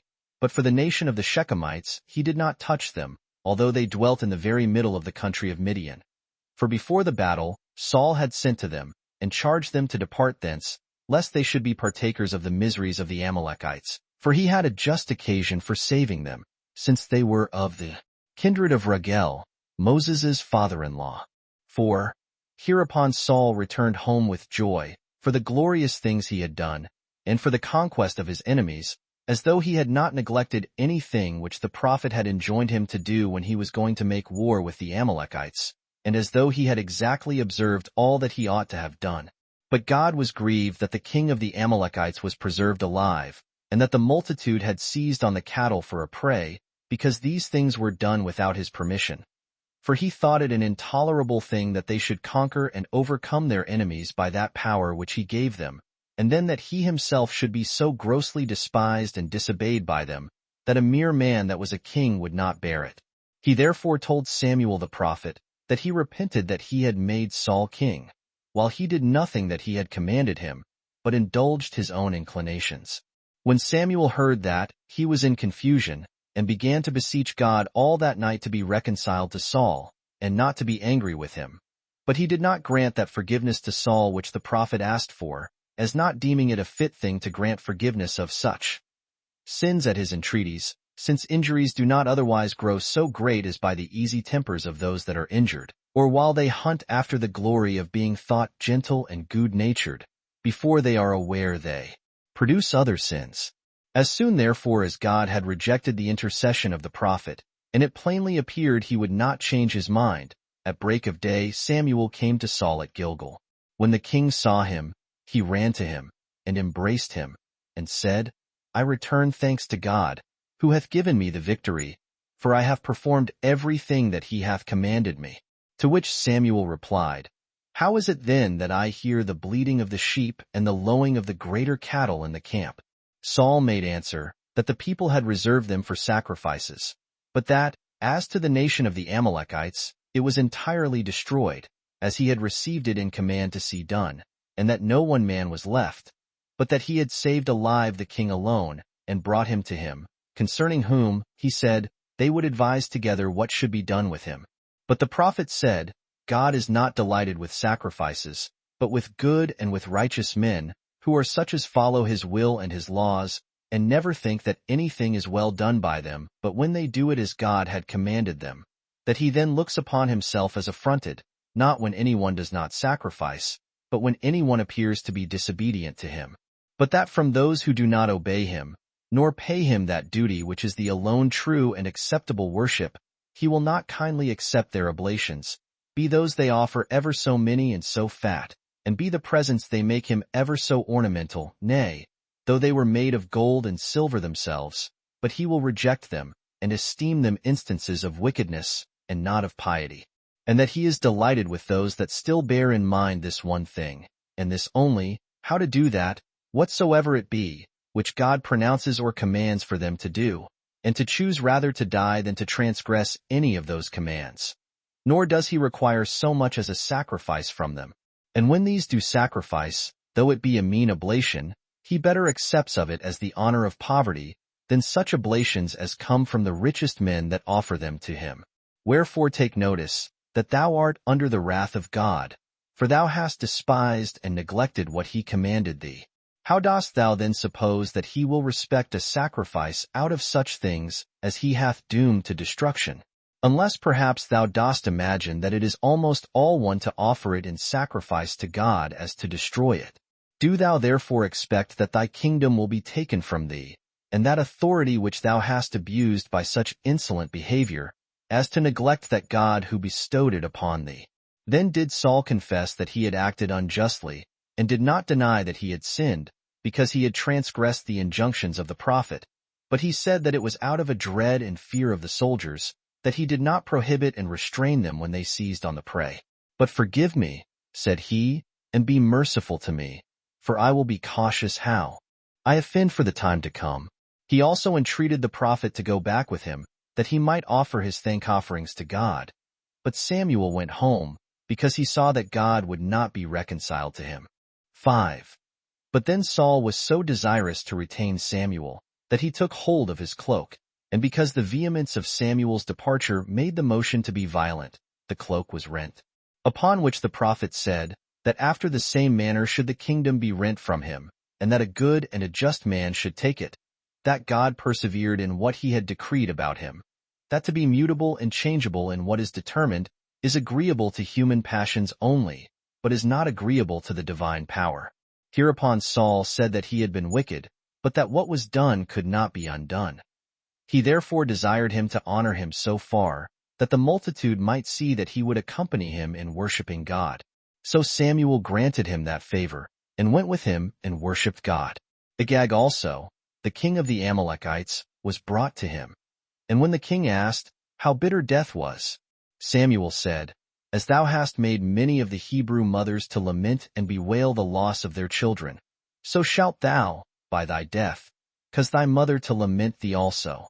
Accordingly, he gave order to slay him immediately at Gilgal, and then went away to the city Ramah. Chapter 8. How, upon Saul's transgression of the prophet's commands, Samuel ordained another person to be king privately, whose name was David, as God commanded him. 1. Now Saul, being sensible of the miserable condition he had brought himself into, and that he had made God to be his enemy, he went up to his royal palace at Gibeah, which name denotes a hill, and after that day he came no more into the presence of the prophet. And when Samuel mourned for him, God bid him leave off his concern for him, and to take the holy oil and go to Bethlehem, to Jesse the son of Obed, and to anoint such of his sons as he should show him for their future king. But Samuel said, he was afraid lest Saul, when he came to know of it, should kill him, either by some private method or even openly. But upon God suggesting to him a safe way of going thither, he came to the forementioned city. And when they all saluted him, and asked what was the occasion of his coming, he told them he came to sacrifice to God. When, therefore, he had gotten the sacrifice ready, he called Jesse and his sons to partake of those sacrifices. And when he saw his eldest son to be a tall and handsome man, he guessed by his comeliness that he was the person who was to be their future king. But he was mistaken in judging about God's providence. For when Samuel inquired of God whether he should anoint this youth, whom he so admired and esteemed worthy of the kingdom, God said, Men do not see as God seeth. Thou indeed hast respect to the fine appearance of this youth, and thence esteemest him worthy of the kingdom, while I propose the kingdom as a reward, not of the beauty of bodies, but of the virtue of souls, and I inquire after one that is perfectly comely in that respect. I mean one who is beautiful in piety, and righteousness, and fortitude, and obedience, for in them consists the comeliness of the soul. When God had said this, Samuel bade Jesse to show him all his sons. So he made 5 others of his sons to come to him, of all of whom Eliab was the eldest, Aminadab the second, Shammall the third, Nathaniel the fourth, Rael the fifth, and Asam the sixth. And when the prophet saw that these were no way inferior to the eldest in their countenances, he inquired of God which of them it was whom he chose for their king. And when God said it was none of them, he asked Jesse whether he had not some other sons besides these. And when he said that he had one more, named David, but that he was a shepherd, and took care of the flocks, Samuel bade them call him immediately, for that till he was come they could not possibly sit down to the feast. Now, as soon as his father had sent for David, and he was come, he appeared to be of a yellow complexion, of a sharp sight, and a comely person in other respects also. This is he, said Samuel privately to himself, whom it pleases God to make our king. So he sat down to the feast, and placed the youth under him, and Jesse also with his other sons. After which he took oil in the presence of David, and anointed him, and whispered him in the ear, and acquainted him that God chose him to be their king, and exhorted him to be righteous and obedient to his commands, for that by this means his kingdom would continue for a long time, and that his house should be of great splendor, and celebrated in the world, that he should overthrow the Philistines, and that against what nation soever he should make war, he should be the conqueror, and survive the fight, and that while he lived he should enjoy a glorious name, and leave such a name to his posterity also. 2. So Samuel, when he had given him these admonitions, went away. But the divine power departed from Saul, and removed to David, who, upon this removal of the divine spirit to him, began to prophesy. But as for Saul, some strange and demoniacal disorders came upon him, and brought upon him such suffocations as were ready to choke him, for which the physicians could find no other remedy but this, that if any person could charm those passions by singing and playing upon the harp, they advised them to inquire for such a one, and to observe when these demons came upon him and disturbed him, and to take care that such a person might stand over him, and play upon the harp, and recite hymns to him. 16. Accordingly Saul did not delay, but commanded them to seek out such a man. And when a certain stander be said that he had seen in the city of Bethlehem a son of Jesse, who was yet no more than a child in age, but comely and beautiful, and in other respects one that was deserving of great regard, who was skillful in playing on the harp, and in singing of hymns, and an excellent soldier in war, he sent to Jesse, and desired him to take David away from the flocks, and send him to him, for he had a mind to see him, as having heard an advantageous character of his comeliness and his valor. So Jesse sent his son, and gave him presents to carry to Saul. And when he was come, Saul was pleased with him, and made him his armor-bearer, and had him in very great esteem.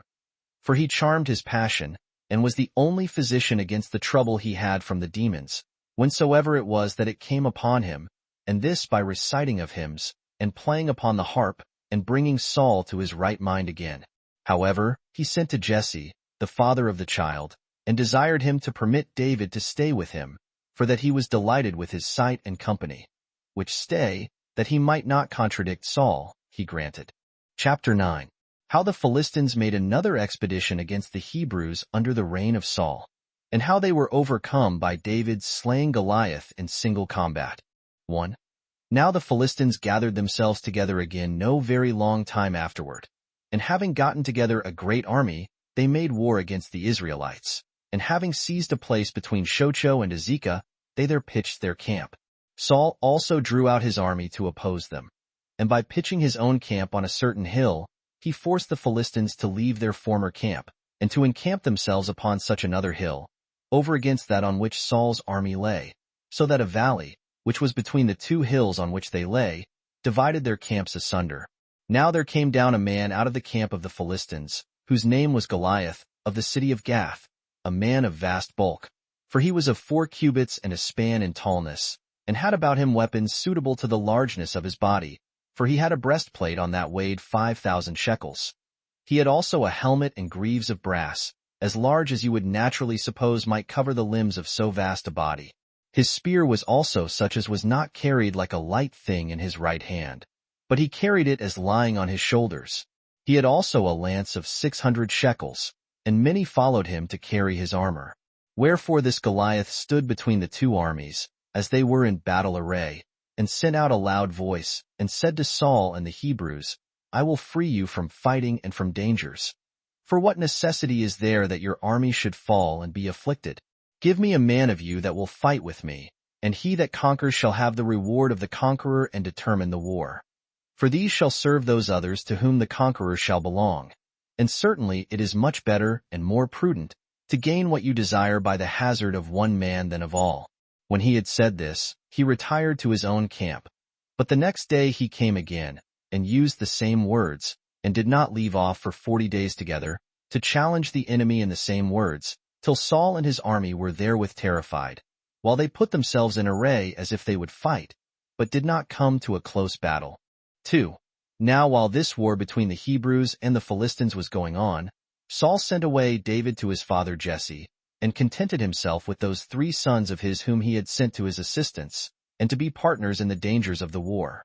And at first David returned to feed his sheep and his flocks, but after no long time he came to the camp of the Hebrews, as sent by his father, to carry provisions to his brethren, and to know what they were doing. While Goliath came again, and challenged them, and reproached them, that they had no man of valor among them that durst come down to fight him. And as David was talking with his brethren about the business for which his father had sent him, he heard the Philistine reproaching and abusing the army, and had indignation at it, and said to his brethren, I am ready to fight a single combat with this adversary. Whereupon Eliab, his eldest brother, reproved him, and said that he spoke too rashly and improperly for one of his age, and bid him go to his flocks, and to his father. So he was abashed at his brother's words, and went away, but still he spake to some of the soldiers that he was willing to fight with him that challenged them. And when they had informed Saul what was the resolution of the young man, the king sent for him to come to him. And when the king asked what he had to say, he replied, O king, be not cast down nor afraid, for I will depress the insolence of this adversary, and will go down and fight with him, and will bring him under me, as tall and as great as he is, till he shall be sufficiently laughed at, and thy army shall get great glory, when he shall be slain by one that is not yet of man's estate, neither fit for fighting, nor capable of being entrusted with the marshalling an army, or ordering a battle, but by one that looks like a child, and is really no elder in age than a child. 3.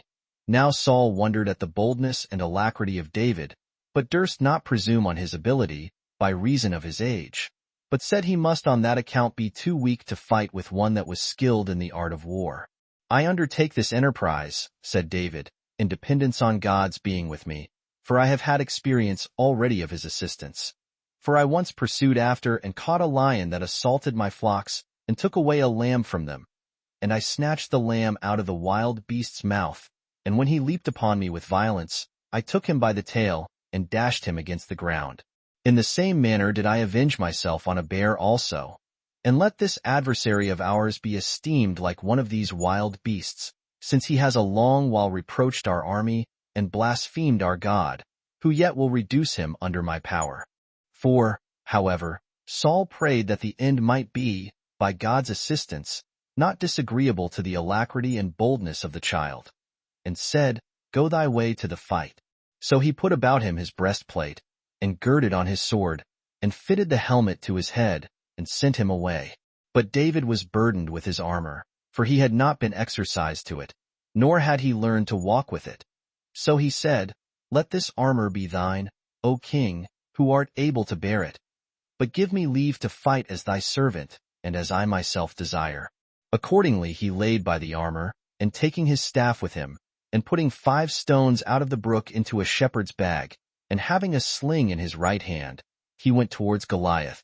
But the adversary, seeing him come in such a manner, disdained him and jested upon him, as if he had not such weapons with him as are usual when one man fights against another, but such as are used in driving away and avoiding of dogs, and said, Dost thou take me not for a man, but a dog?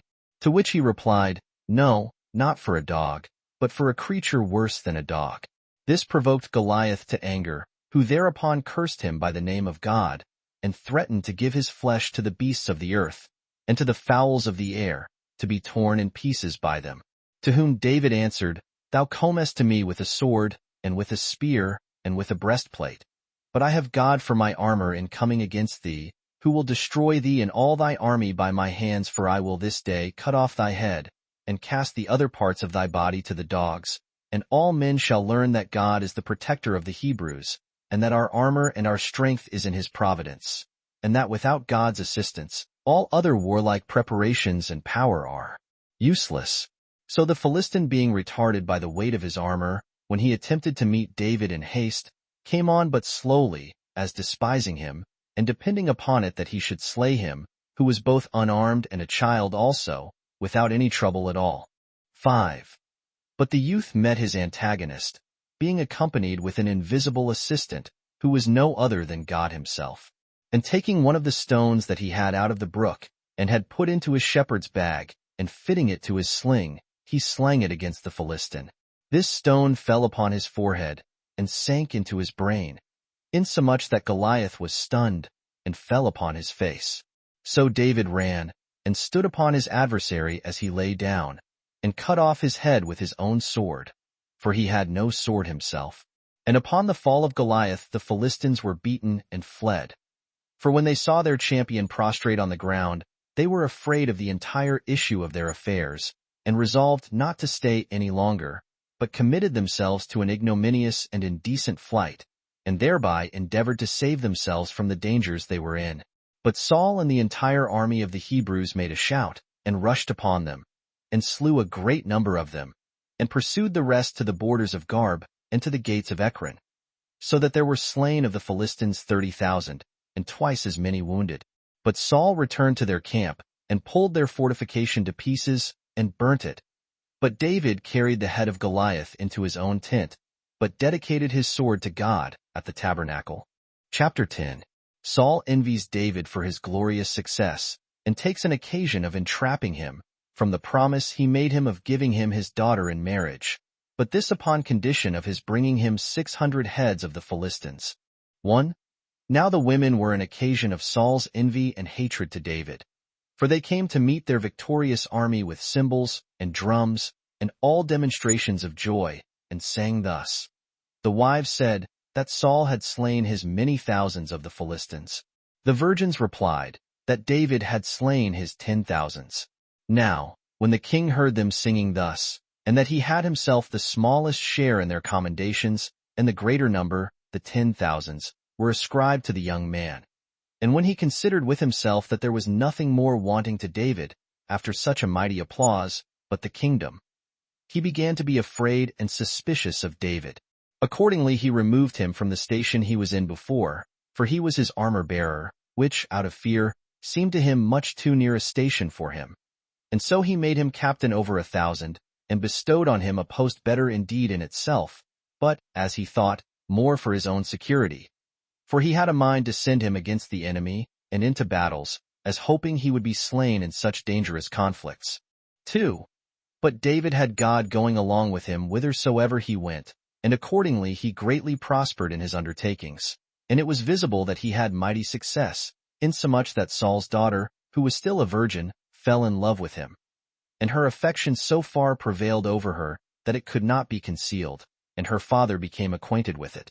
Now Saul heard this gladly, as intending to make use of it for a snare against David, and he hoped that it would prove the cause of destruction and of hazard to him.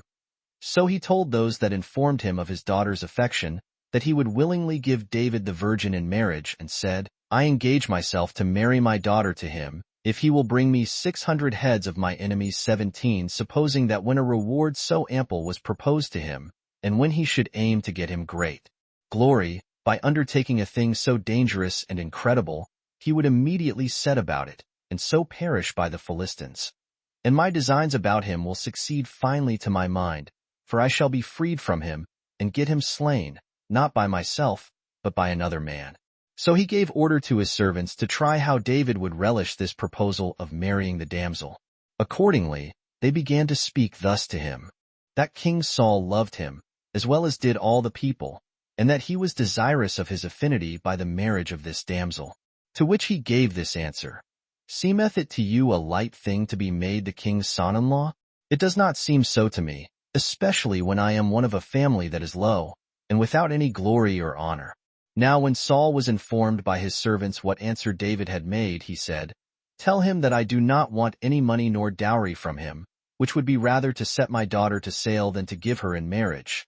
But I desire only such a son-in-law as hath in him fortitude, and all other kinds of virtue, of which he saw David was possessed, and that his desire was to receive of him, on account of his marrying his daughter, neither gold nor silver, nor that he should bring such wealth out of his father's house, but only some revenge on the Philistines, and indeed 600 of their heads, than which a more desirable or a more glorious present could not be brought him, and that he had much rather obtain this than any of the accustomed dowries for his daughter, viz., that she should be married to a man of that character, and to one who had a testimony as having conquered his enemies.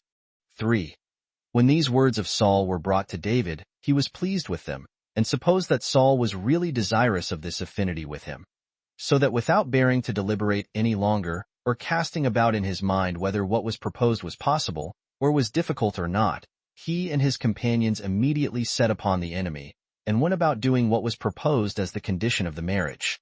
Accordingly, because it was God who made all things easy and possible to David, he slew many of the Philistines, and cut off the heads of 600 of them, and came to the king, and by showing him these heads of the Philistines, required that he might have his daughter in marriage. Accordingly, Saul, having no way of getting off his engagements, as thinking it a base thing either to seem a liar when he promised him this marriage, or to appear to have acted treacherously by him, in putting him upon what was in a manner impossible, in order to have him slain, he gave him his daughter in marriage. Her name was Michal. Chapter 11.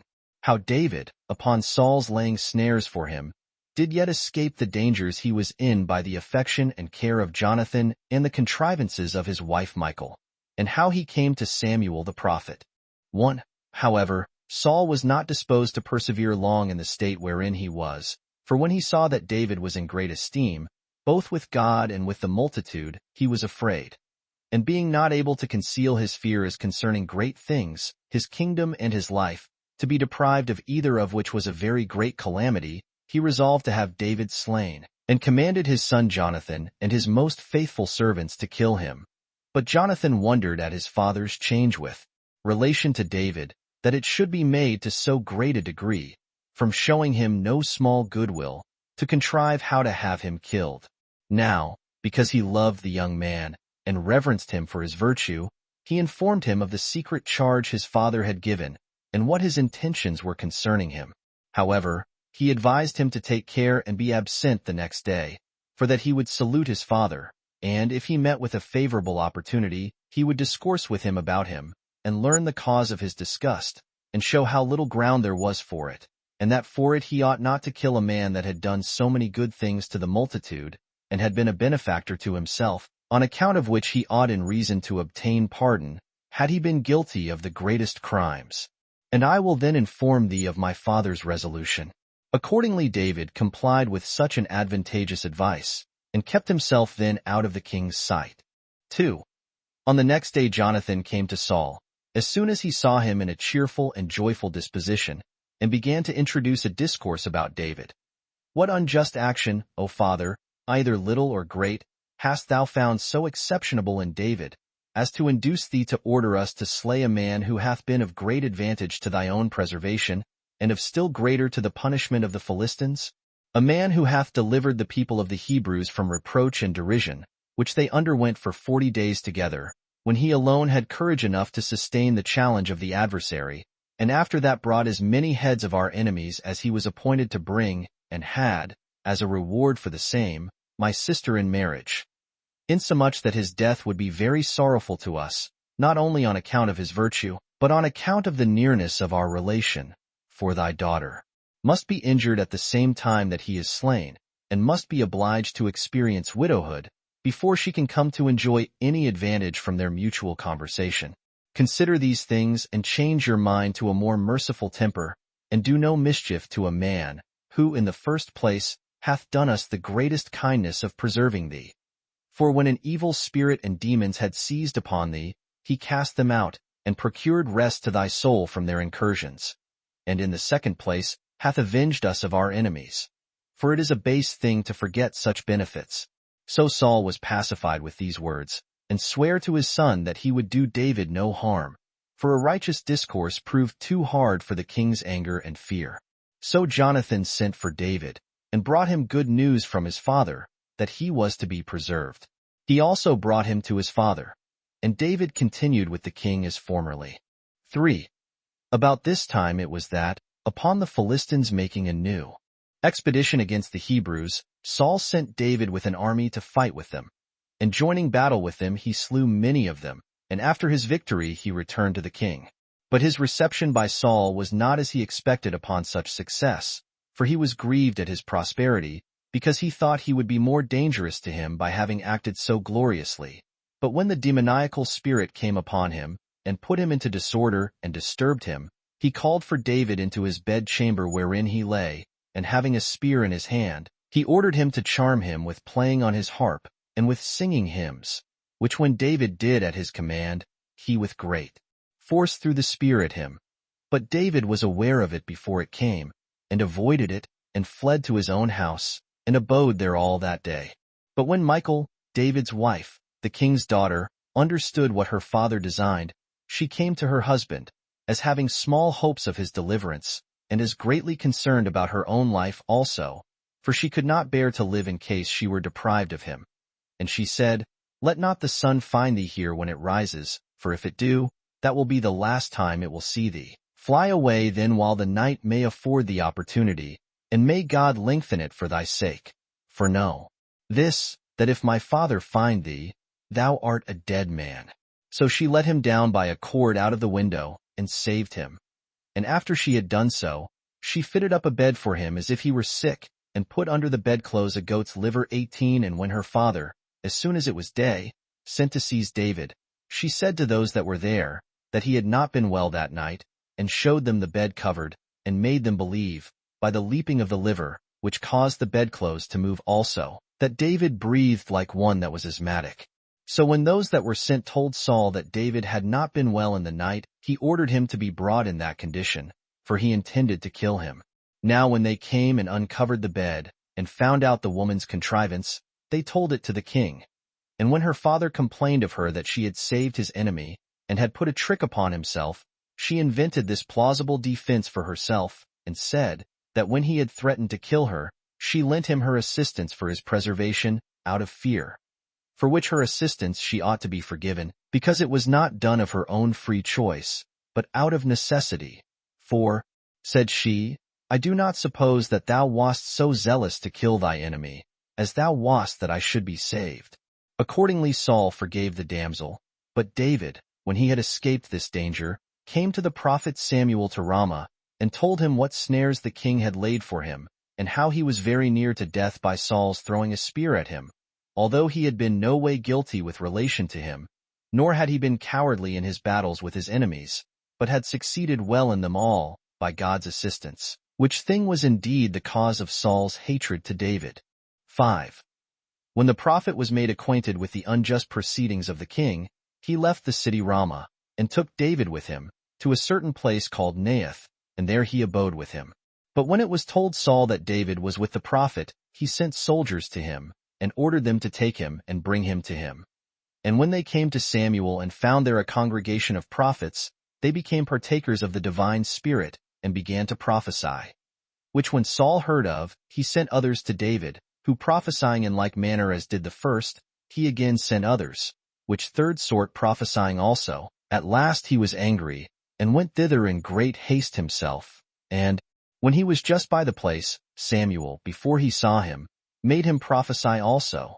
And when Saul came to him, he was disordered in mind 19 and under the vehement agitation of a spirit.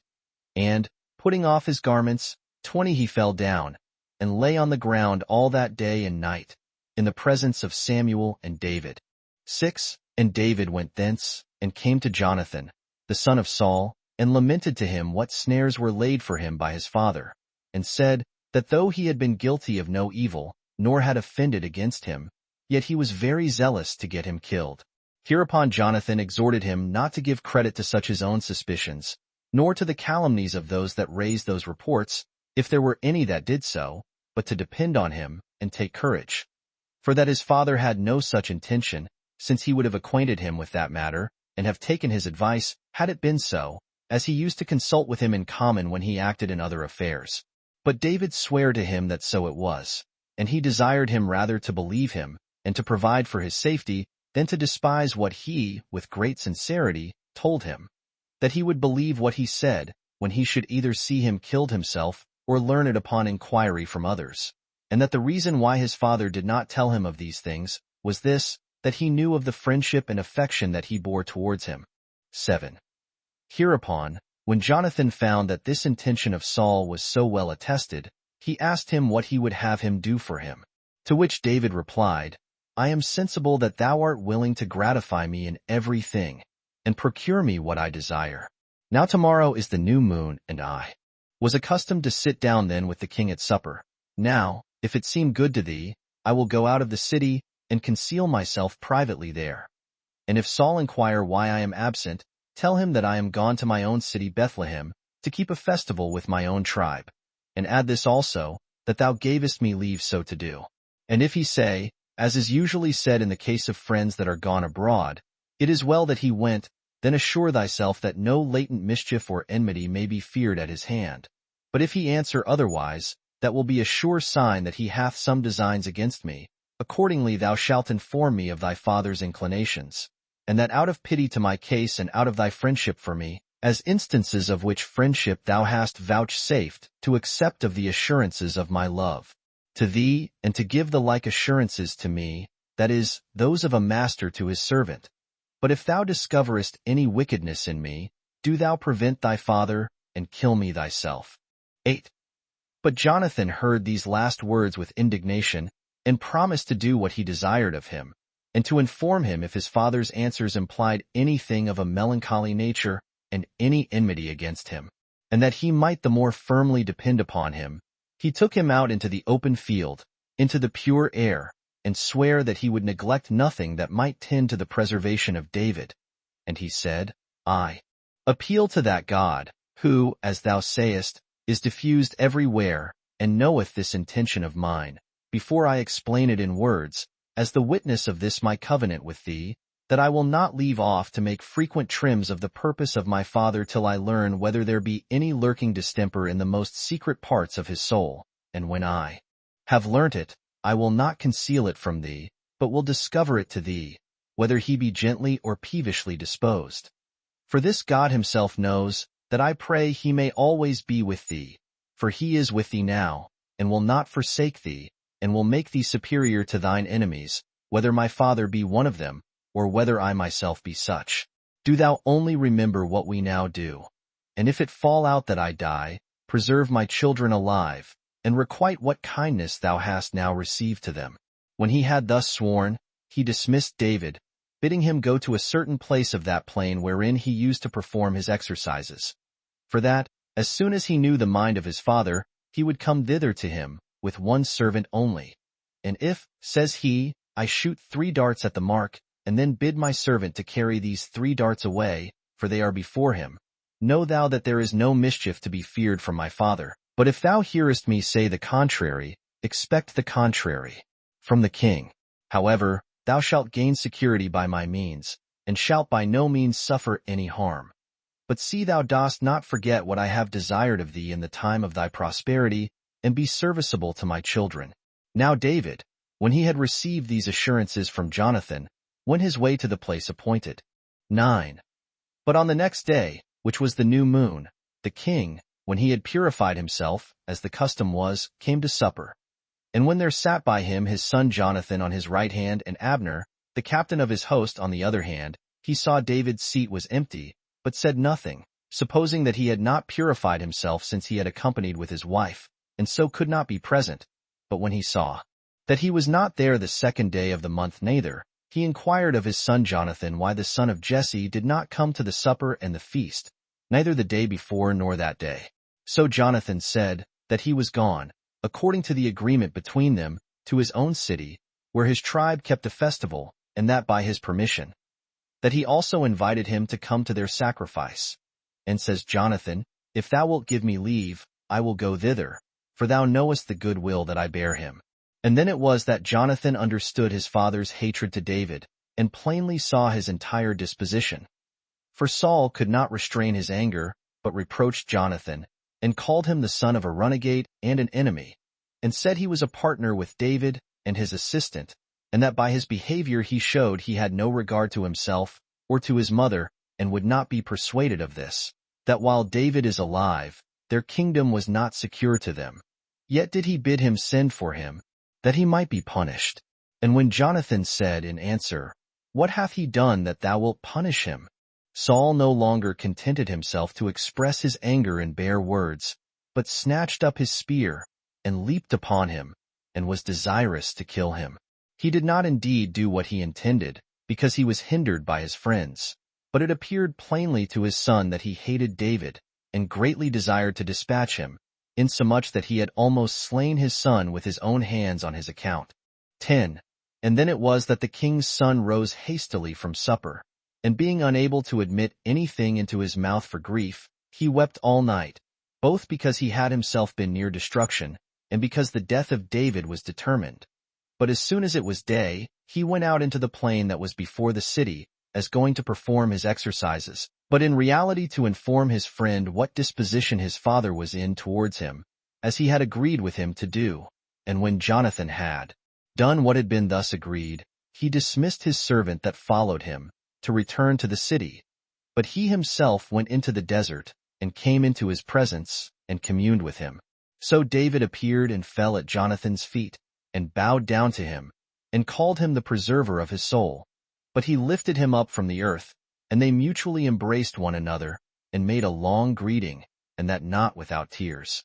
They also lamented their age, and that familiarity which envy would deprive them of, and that separation which must now be expected, which seemed to them no better than death itself.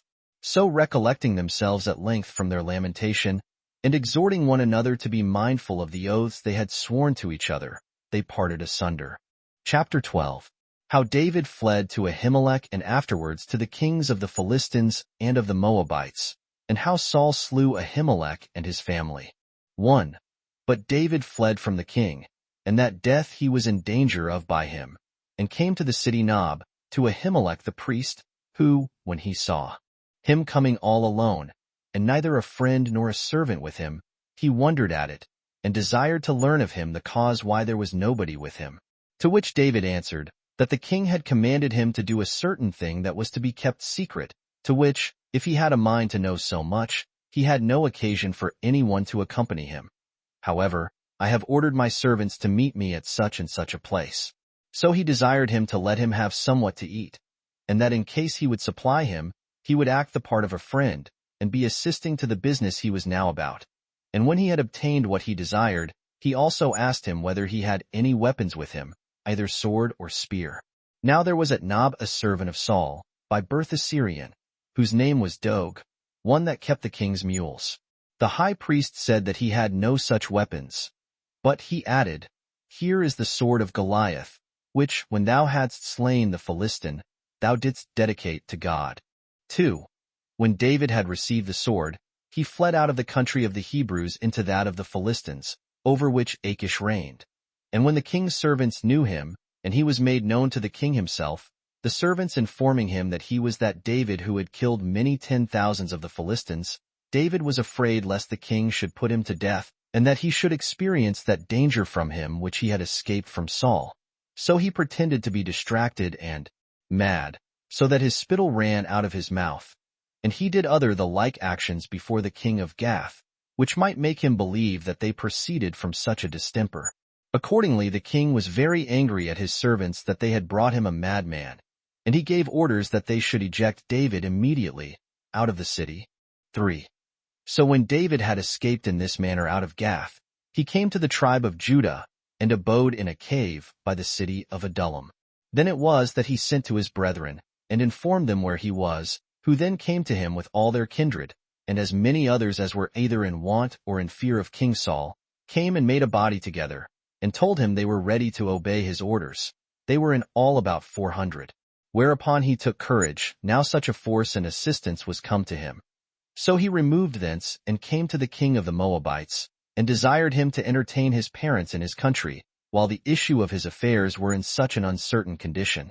The king granted him this favor, and paid great respect to David's parents all the time they were with him. 4.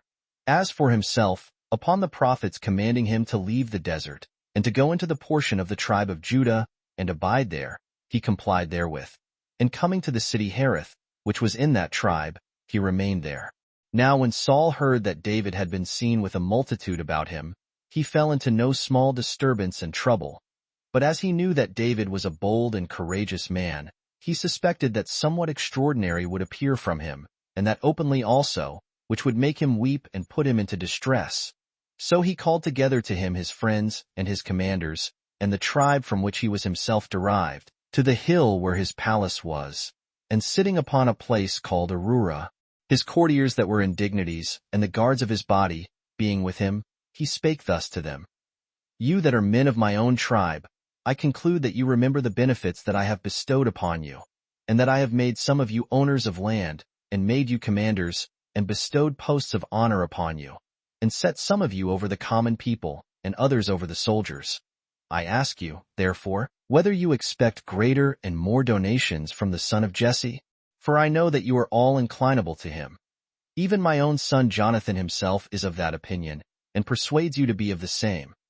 For I am not unacquainted with the oaths and the covenants that are between him and David, and that Jonathan is a counselor and an assistant to those that conspire against me, and none of you are concerned about these things, but you keep silence and watch, to see what will be the upshot of these things. When the king had made this speech, not one of the rest of those that were present made any answer. But Dog the Syrian, who fed his mules, said that he saw David when he came to the city Nob to Ahimelech the high priest, and that he learned future events by his prophesying, that he received food from him, and the sword of Goliath, and was conducted by him with security to such as he desired to go to. 5. Saul therefore sent for the high priest, and for all his kindred, and said to them, What terrible or ungrateful tiring hast thou suffered from me, that thou hast received the son of Jesse, and hast bestowed on him both food and weapons, when he was contriving to get the kingdom? And further, why didst thou deliver oracles to him concerning futurities? For thou couldst not be unacquainted that he was fled away from me, and that he hated my family.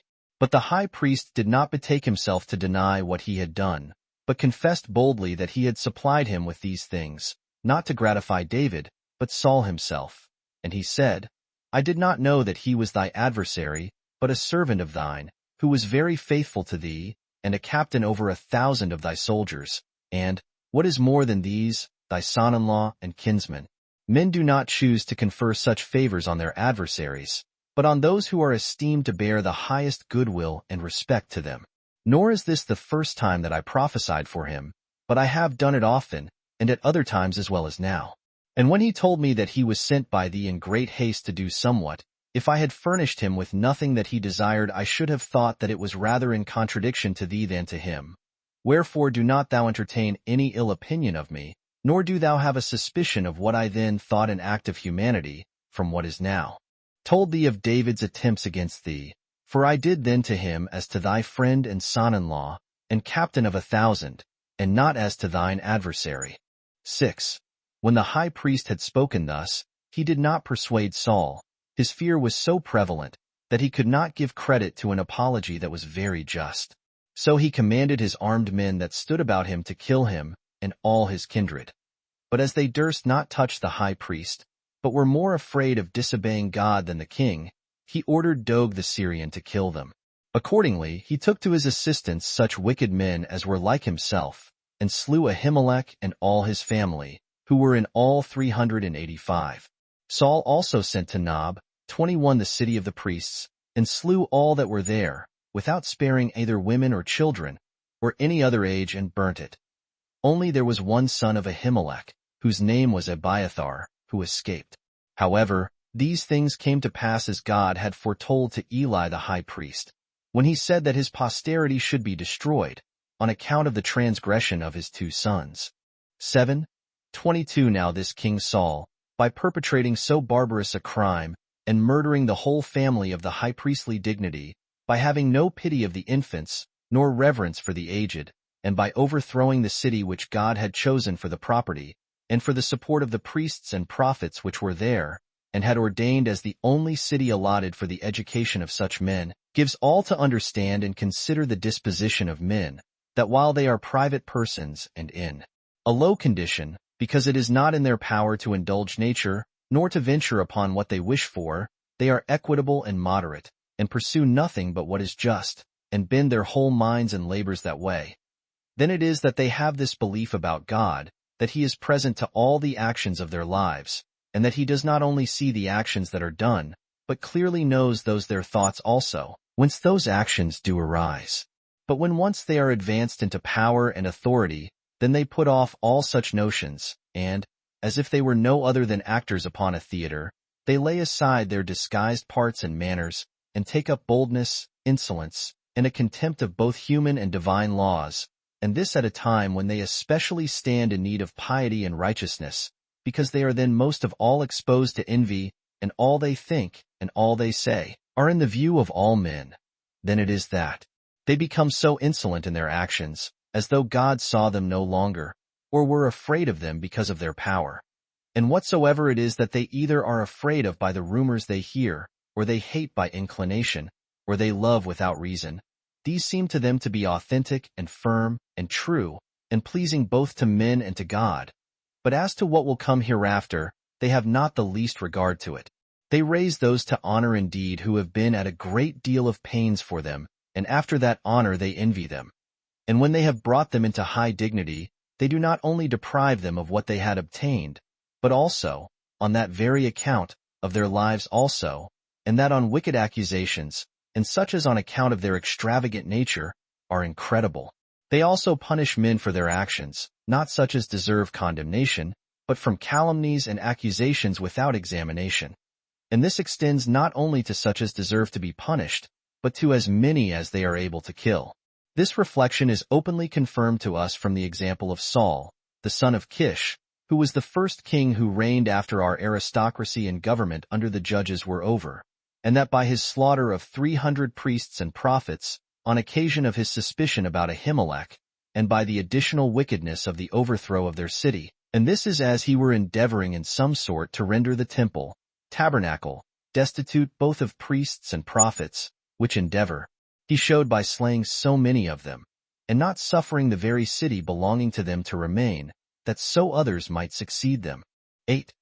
But Abiathar, the son of Ahimelech, who alone could be saved out of the family of priests slain by Saul, fled to David, and informed him of the calamity that had befallen their family, and of the slaughter of his father, who hereupon said, he was not unapprised of what would follow, with relation to them when he saw Doeg there. For he had then a suspicion that the high priest would be falsely accused by him to the king, and he blamed himself as having been the cause of this misfortune. But he desired him to stay there, and abide with him, as in a place where he might be better concealed than anywhere else. Chapter 13. How David, when he had twice the opportunity of killing Saul, did not kill him. Also concerning the death of Samuel and Nabal. 1. About this time it was that David heard how the Philistines had made an inroad into the country of Keilah and robbed it. So he offered himself to fight against them, if God, when he should be consulted by the prophet, would grant him the victory. And when the prophet said that God gave a signal of victory, he made a sudden onset upon the Philistines with his companions, and he shed a great deal of their blood, and carried off their prey, and stayed with the inhabitants of Keilah till they had securely gathered in their corn and their fruits. However, it was told Saul the king that David was with the men of Keilah. For what had been done and the great success that had attended him were not confined among the people where the things were done, but the fame of it went all abroad, and came to the hearing of others, and both the fact as it stood, and the author of the fact, were carried to the king's ears. Then was Saul glad when he heard David was in Keilah. And he said, God hath now put him into my hands, since he hath obliged him to come into a city that hath walls, and gates, and bars. So he commanded all the people suddenly, and when they had besieged and taken it to kill David. But when David perceived this, and learned of God that if he stayed there the men of Keilah would deliver him up to Saul, he took his 400 men, and retired into a desert that was over against a city called Engedi. So that when the king heard he was fled away from the men of Keilah, he left off his expedition against him. 2. Then David removed thence, and came to a certain place called the New Place, belonging to Ziph, where Jonathan, the son of Saul, came to him and saluted him, and exhorted him to be of good courage, and to hope well as to his condition hereafter, and not to despond at his present circumstances, for that he should be king, and have all the forces of the Hebrews under him. He told him that such happiness uses to come with great labor and pains. They also took oaths that they would, all their lives long, continue in goodwill and fidelity one to another, and he called God to witness, as to what execrations he had made upon himself if he should transgress his covenant, and should change to a contrary behavior. So Jonathan left him there, having rendered his cares and fears somewhat lighter, and returned home. Now the men of Ziph, to gratify Saul, informed him that David abode with them, and assured him that if he would come to them, they would deliver him up, for that if the king would seize on the straits of Ziph, David would not escape to any other people. So the king commended them, and confessed that he had reason to thank them, because they had given him information of his enemy, and he promised them that it should not be long ere he would requite their kindness. He also sent men to seek for David, and to search the wilderness wherein he was, and he promised that he himself would follow them. Accordingly they went before the king, to hunt for and to catch David, and used endeavors, not only to show their goodwill to Saul, by informing him where his enemy was, but to evidence the same more plainly by delivering him up into his power.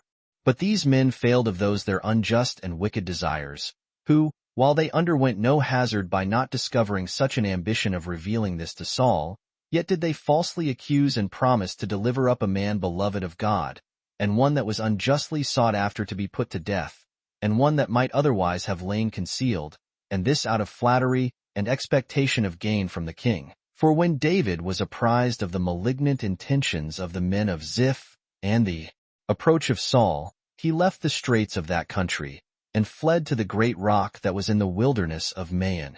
3. Hereupon Saul made haste to pursue him thither, for, as he was marching, he learned that David was gone away from the straits of Ziph, and Saul removed to the other side of the rock.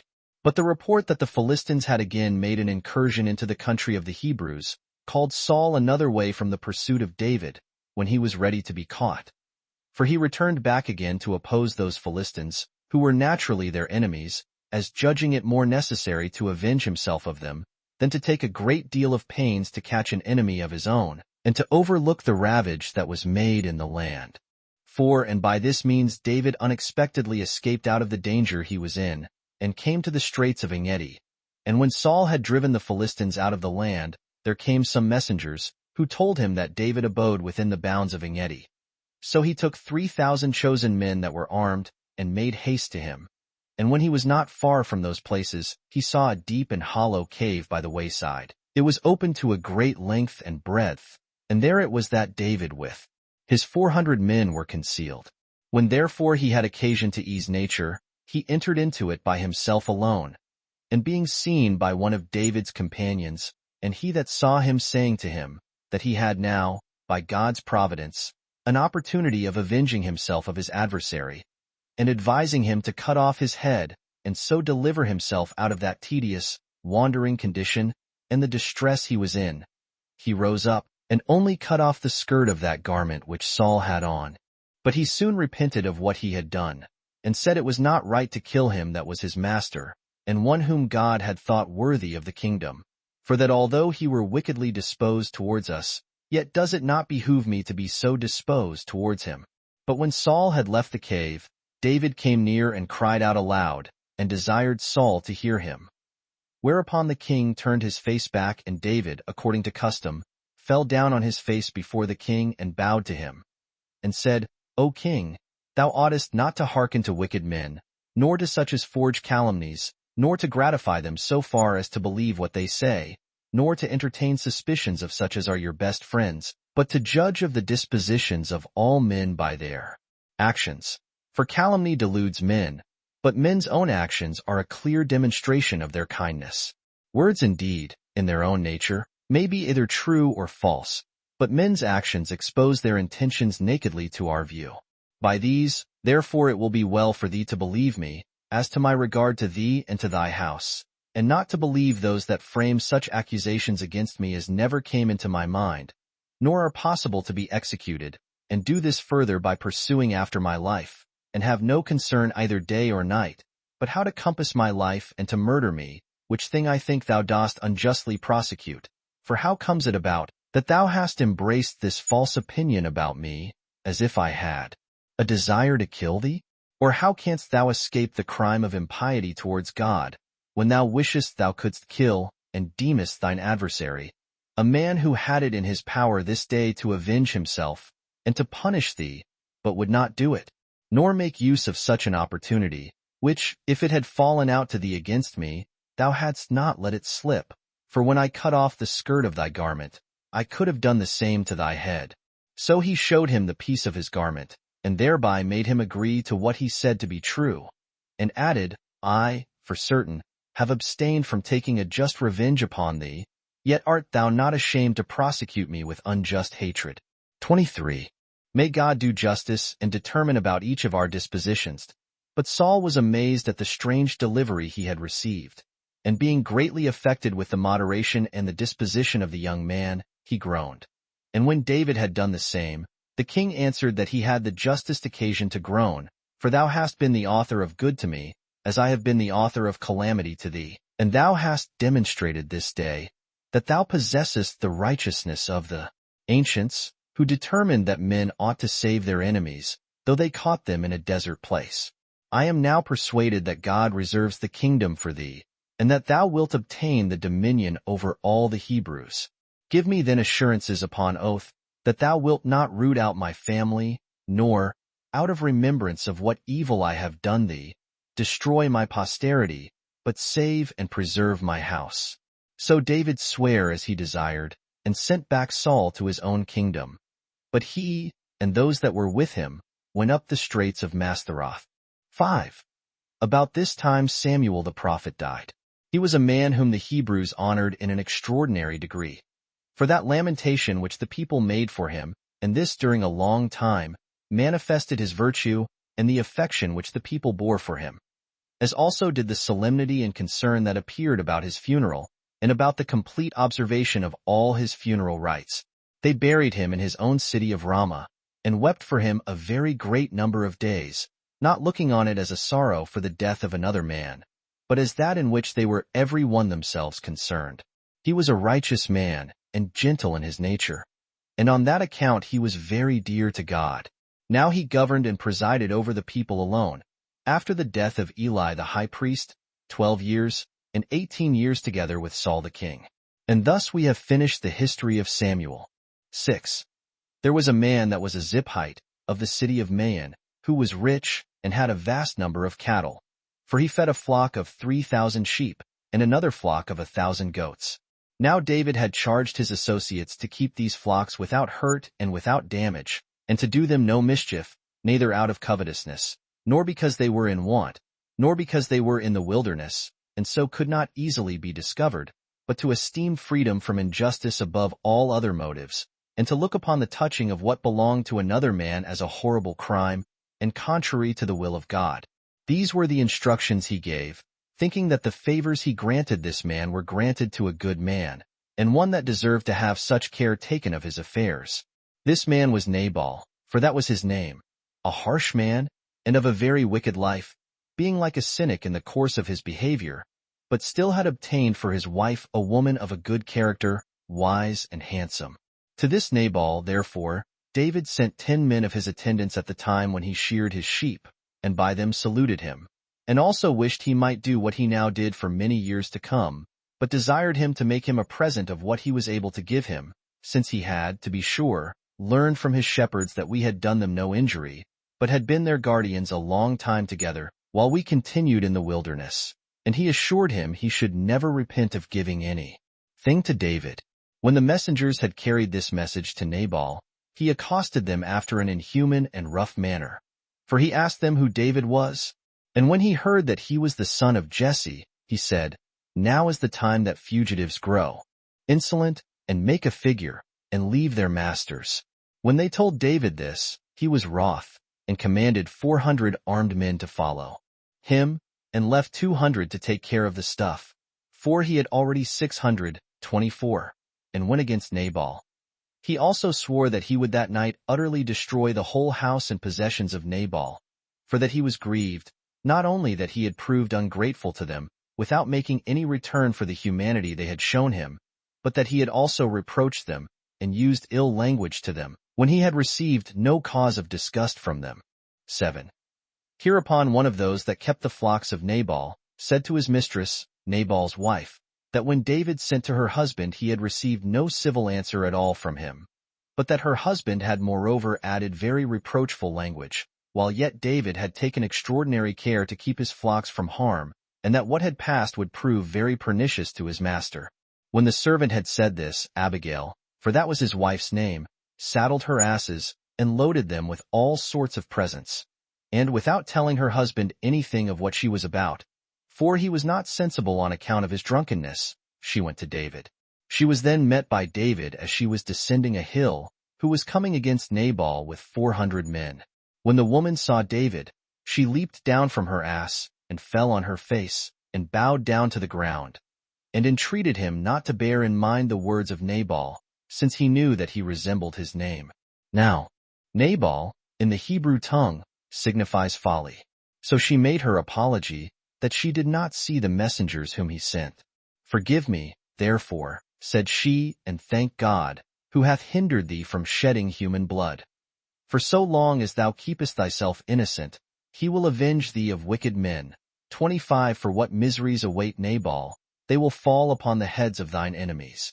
Be thou gracious to me, and think me so far worthy as to accept of these presents from me. And, out of regard to me, remit that wrath and that anger which thou hast against my husband and his house, for mildness and humanity become thee, especially as thou art to be our king. Accordingly, David accepted her presents and said, Nay, but, O woman, it was no other than God's mercy which brought thee to us today, for, otherwise, thou hadst never seen another day, I having sworn to destroy Nabal's house this very night, and to leave alive not one of you who belonged to a man that was wicked and ungrateful to me and my companions. But now hast thou prevented me, and seasonably mollified my anger, as being thyself under the care of God's providence. But as for Nabal, although for thy sake he now escape punishment, he will not always avoid justice, for his evil conduct on some other occasion will be his ruin. 26. 8. When David had said this, he dismissed the woman. But when she came home and found her husband feasting with a great company and oppressed with wine, she said nothing to him then about what had happened. But on the next day, when he was sober, she told him all the particulars, and made his whole body to appear like that of a dead man by her words, and by that grief which arose from them. So Nabal survived 10 days, and no more, and then died. And when David heard of his death, he said that God had justly avenged him of this man, for that Nabal had died by his own wickedness, and had suffered punishment on his account, while he had kept his own hands clean. At which time he understood that the wicked are prosecuted by God, that he does not overlook any man, but bestows on the good what is suitable to them, and inflicts a deserved punishment on the wicked. So he sent to Nabal's wife, and invited her to come to him, to live with him, and to be his wife. Whereupon she replied to those that came, that she was not worthy to touch his feet. However, she came, with all her servants, and became his wife, having received that honor on account of her wise and righteous course of life. She also obtained the same honor partly on account of her beauty. Now David had a wife before, whom he married from the city Absar. For as to Michal, the daughter of King Saul, who had been David's wife, her father had given her in marriage to Phalti, the son of Laish, who was of the city of Galim. 9. After this came certain of the Ziphites, and told Saul that David was come again into their country, and if he would afford them his assistance, they could catch him. So he came to them with 3,000 armed men, and upon the approach of night, he pitched his camp at a certain place called Hachilah. But when David heard that Saul was coming against him, he sent spies, and bid them let him know to what place of the country Saul was already come. And when they told him that he was at Hachilah, he concealed his going away from his companions, and came to Saul's camp, having taken with him Abishai, his sister Zeruiah's son, and Ahimelech the Hittite. Now Saul was asleep, and the armed men, with Abner their commander, lay round about him in a circle. Hereupon David entered into the king's tent. But he did neither kill Saul, though he knew where he lay, by the spear that was stuck down by him, nor did he give leave to Abishai, who would have killed him, and was earnestly bent upon it so to do. For he said it was a horrid crime to kill one that was ordained king by God, although he was a wicked man. For that he who gave him the dominion would in time inflict punishment upon him. So he restrained his eagerness. But that it might appear to have been in his power to have killed him when he refrained from it, he took his spear, and the cruse of water which stood by Saul as he lay asleep, without being perceived by any in the camp, who were all asleep, and went securely away, having performed everything among the king's attendants that the opportunity afforded, and his boldness encouraged him to do. So when he had passed over a brook, and was gotten up to the top of a hill, whence he might be sufficiently heard, he cried aloud to Saul's soldiers, and to Abner their commander, and awaked them out of their sleep, and called both to him and to the people. Hereupon the commander heard him, and asked who it was that called him. To whom David replied, It is I, the son of Jesse, whom you make a vagabond. But what is the matter? Dost thou, that art a man of so great dignity, and of the first rank in the king's court, take so little care of thy master's body? And is sleep of more consequence to thee than his preservation, and thy care of him? This negligence of yours deserves death, and punishment to be inflicted on you, who never perceived when, a little while ago, some of us entered into your camp, nay, as far as to the king himself, and to all the rest of you. If thou look for the king's spear and his cruse of water, thou wilt learn what a mighty misfortune was ready to overtake you in your very camp without your knowing it. Now when Saul knew David's voice and understood that when he had him in his power while he was asleep, and his guards took no care of him, yet did not he kill him, but spared him, when he might justly have cut him off, he said that he owed him thanks for his preservation, and exhorted him to be of good courage, and not be afraid of suffering any mischief from him any more, and to return to his own home. For he was now persuaded that he did not love himself so well as he was loved by him, that he had driven away him that could guard him, and had given many demonstrations of his goodwill to him, that he had forced him to live so long in a state of banishment, and in great fears of his life, destitute of his friends and his kindred, while still he was often saved by him, and frequently received his life again when it was evidently in danger of perishing. So David bade them send for the spear and the cruse of water, and take them back, adding this withal, that God would be the judge of both their dispositions, and of the actions that flowed from the same, who knows that then it was this day in my power to have killed thee I abstained from it. 10. Thus Saul having escaped the hands of David twice, he went his way to his royal palace, and his own city. But David was afraid, that if he stayed there he should be caught by Saul. So he thought it better to go up into the land of the Philistines and abide there. Accordingly, he came with the 600 men that were with him to Achish, the king of Gath, which was one of their 5 cities. Now the king received both him and his men, and gave them a place to inhabit in. He had with him also his 2 wives, Ahinoam and Abigail, and he dwelt in Gath. But when Saul heard this, he took no further care about sending to him, or going after him, because he had been twice, in a manner, caught by him, while he was himself endeavoring to catch him. However, David had no mind to continue in the city of Gath, but desired the king, that since he had received him with such humanity, that he would grant him another favor, and bestow upon him some place of that country for his habitation, for he was ashamed, by living in the city, to be grievous and burdensome to him. So Achish gave him a certain village called Ziklag, which place David and his sons were fond of when he was king, and reckoned it to be their peculiar inheritance. But about those matters we shall give the reader further information elsewhere. Now the time that David dwelt in Ziklag, in the land of the Philistines, was 4 months and 20 days. And now he privately attacked those Geshurites and Amalekites that were neighbors to the Philistines, and laid waste their country, and took much prey of their beasts and camels, and then returned home. But David abstained from the men, as fearing they should discover him to King Achish. Yet did he send part of the prey to him as a free gift. And when the king inquired whom they had attacked when they brought away the prey, he said, Those that lay to the south of the Jews, and inhabited in the plain. Whereby he persuaded Achish to approve of what he had done, for he hoped that David had fought against his own nation, and that now he should have him for his servant all his life long, and that he would stay in his country. Chapter 14.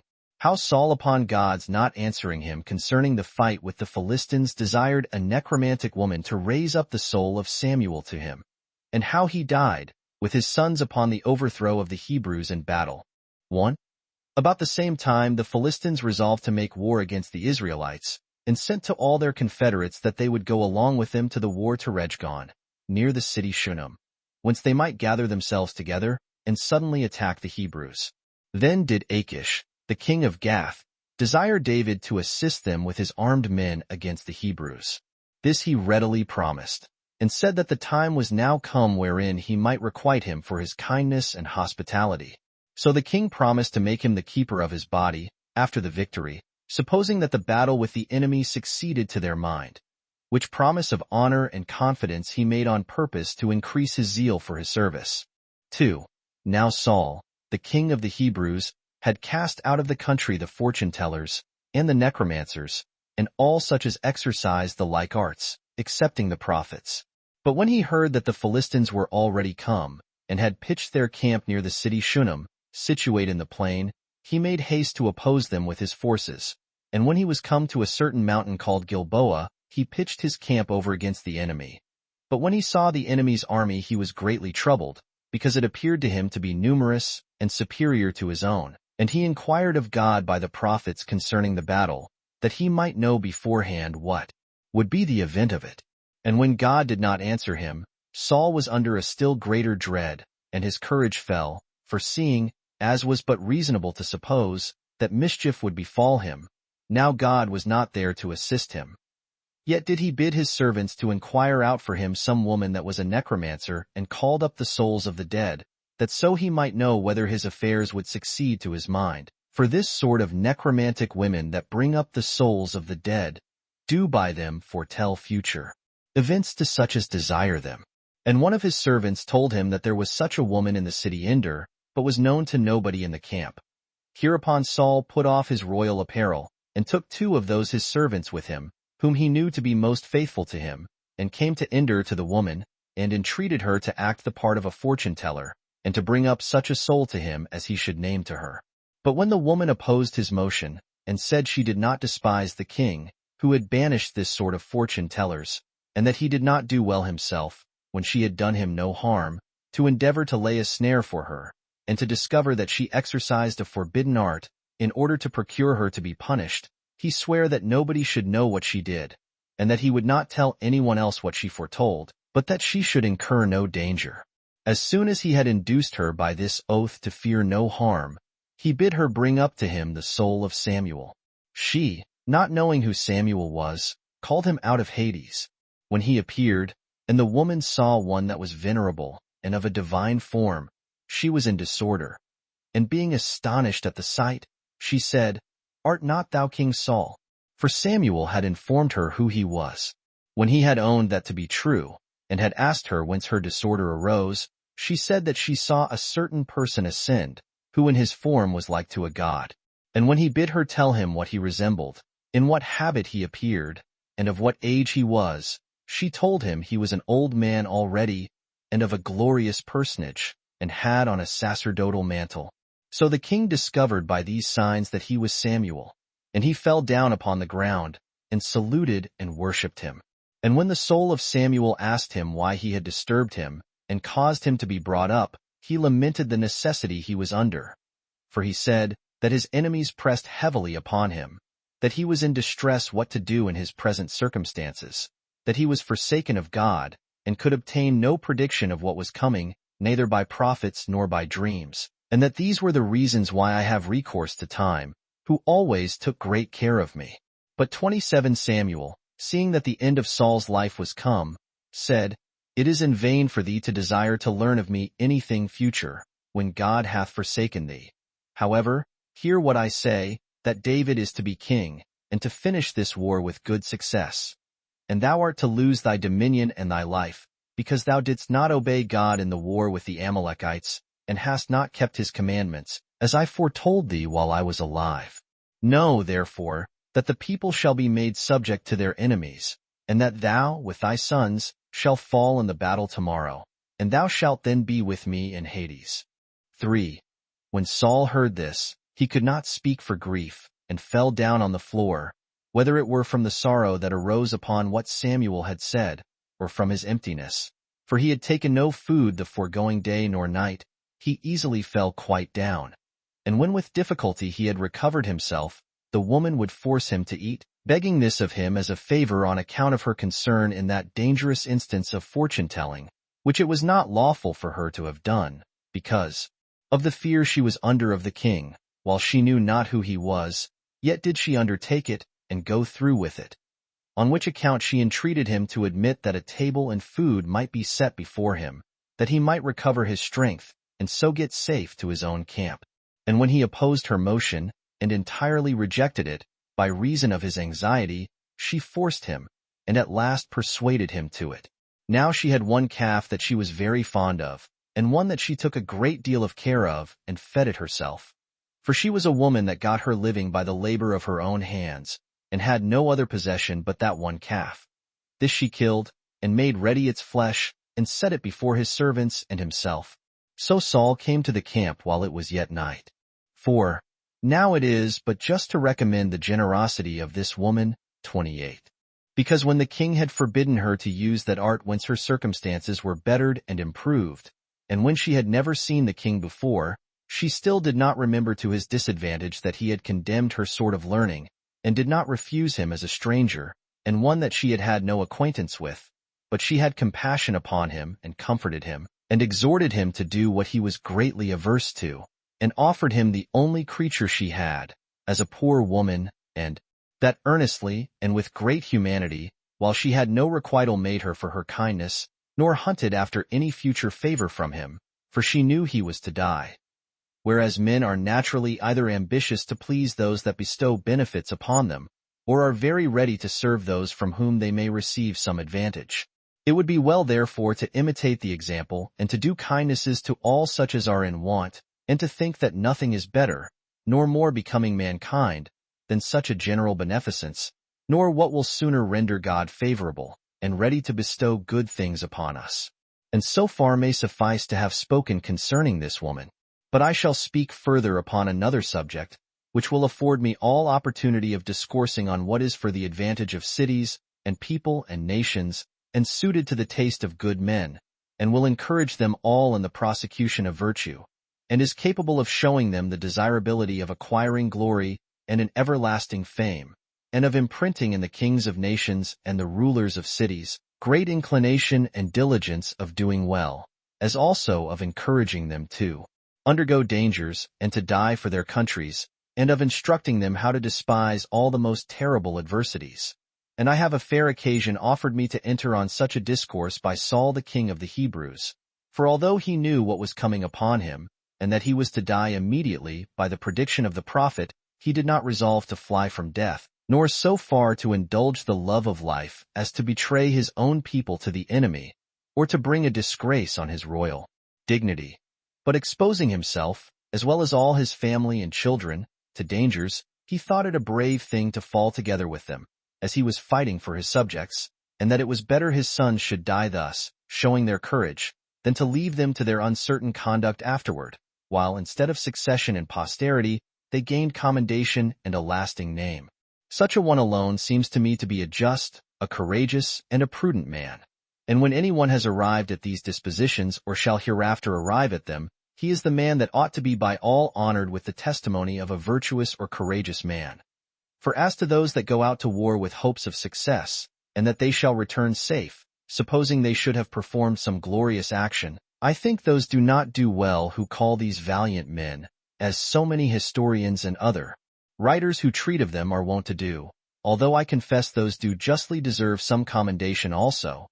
But those only may be styled courageous and bold in great undertakings, and despisers of adversities, who imitate Saul.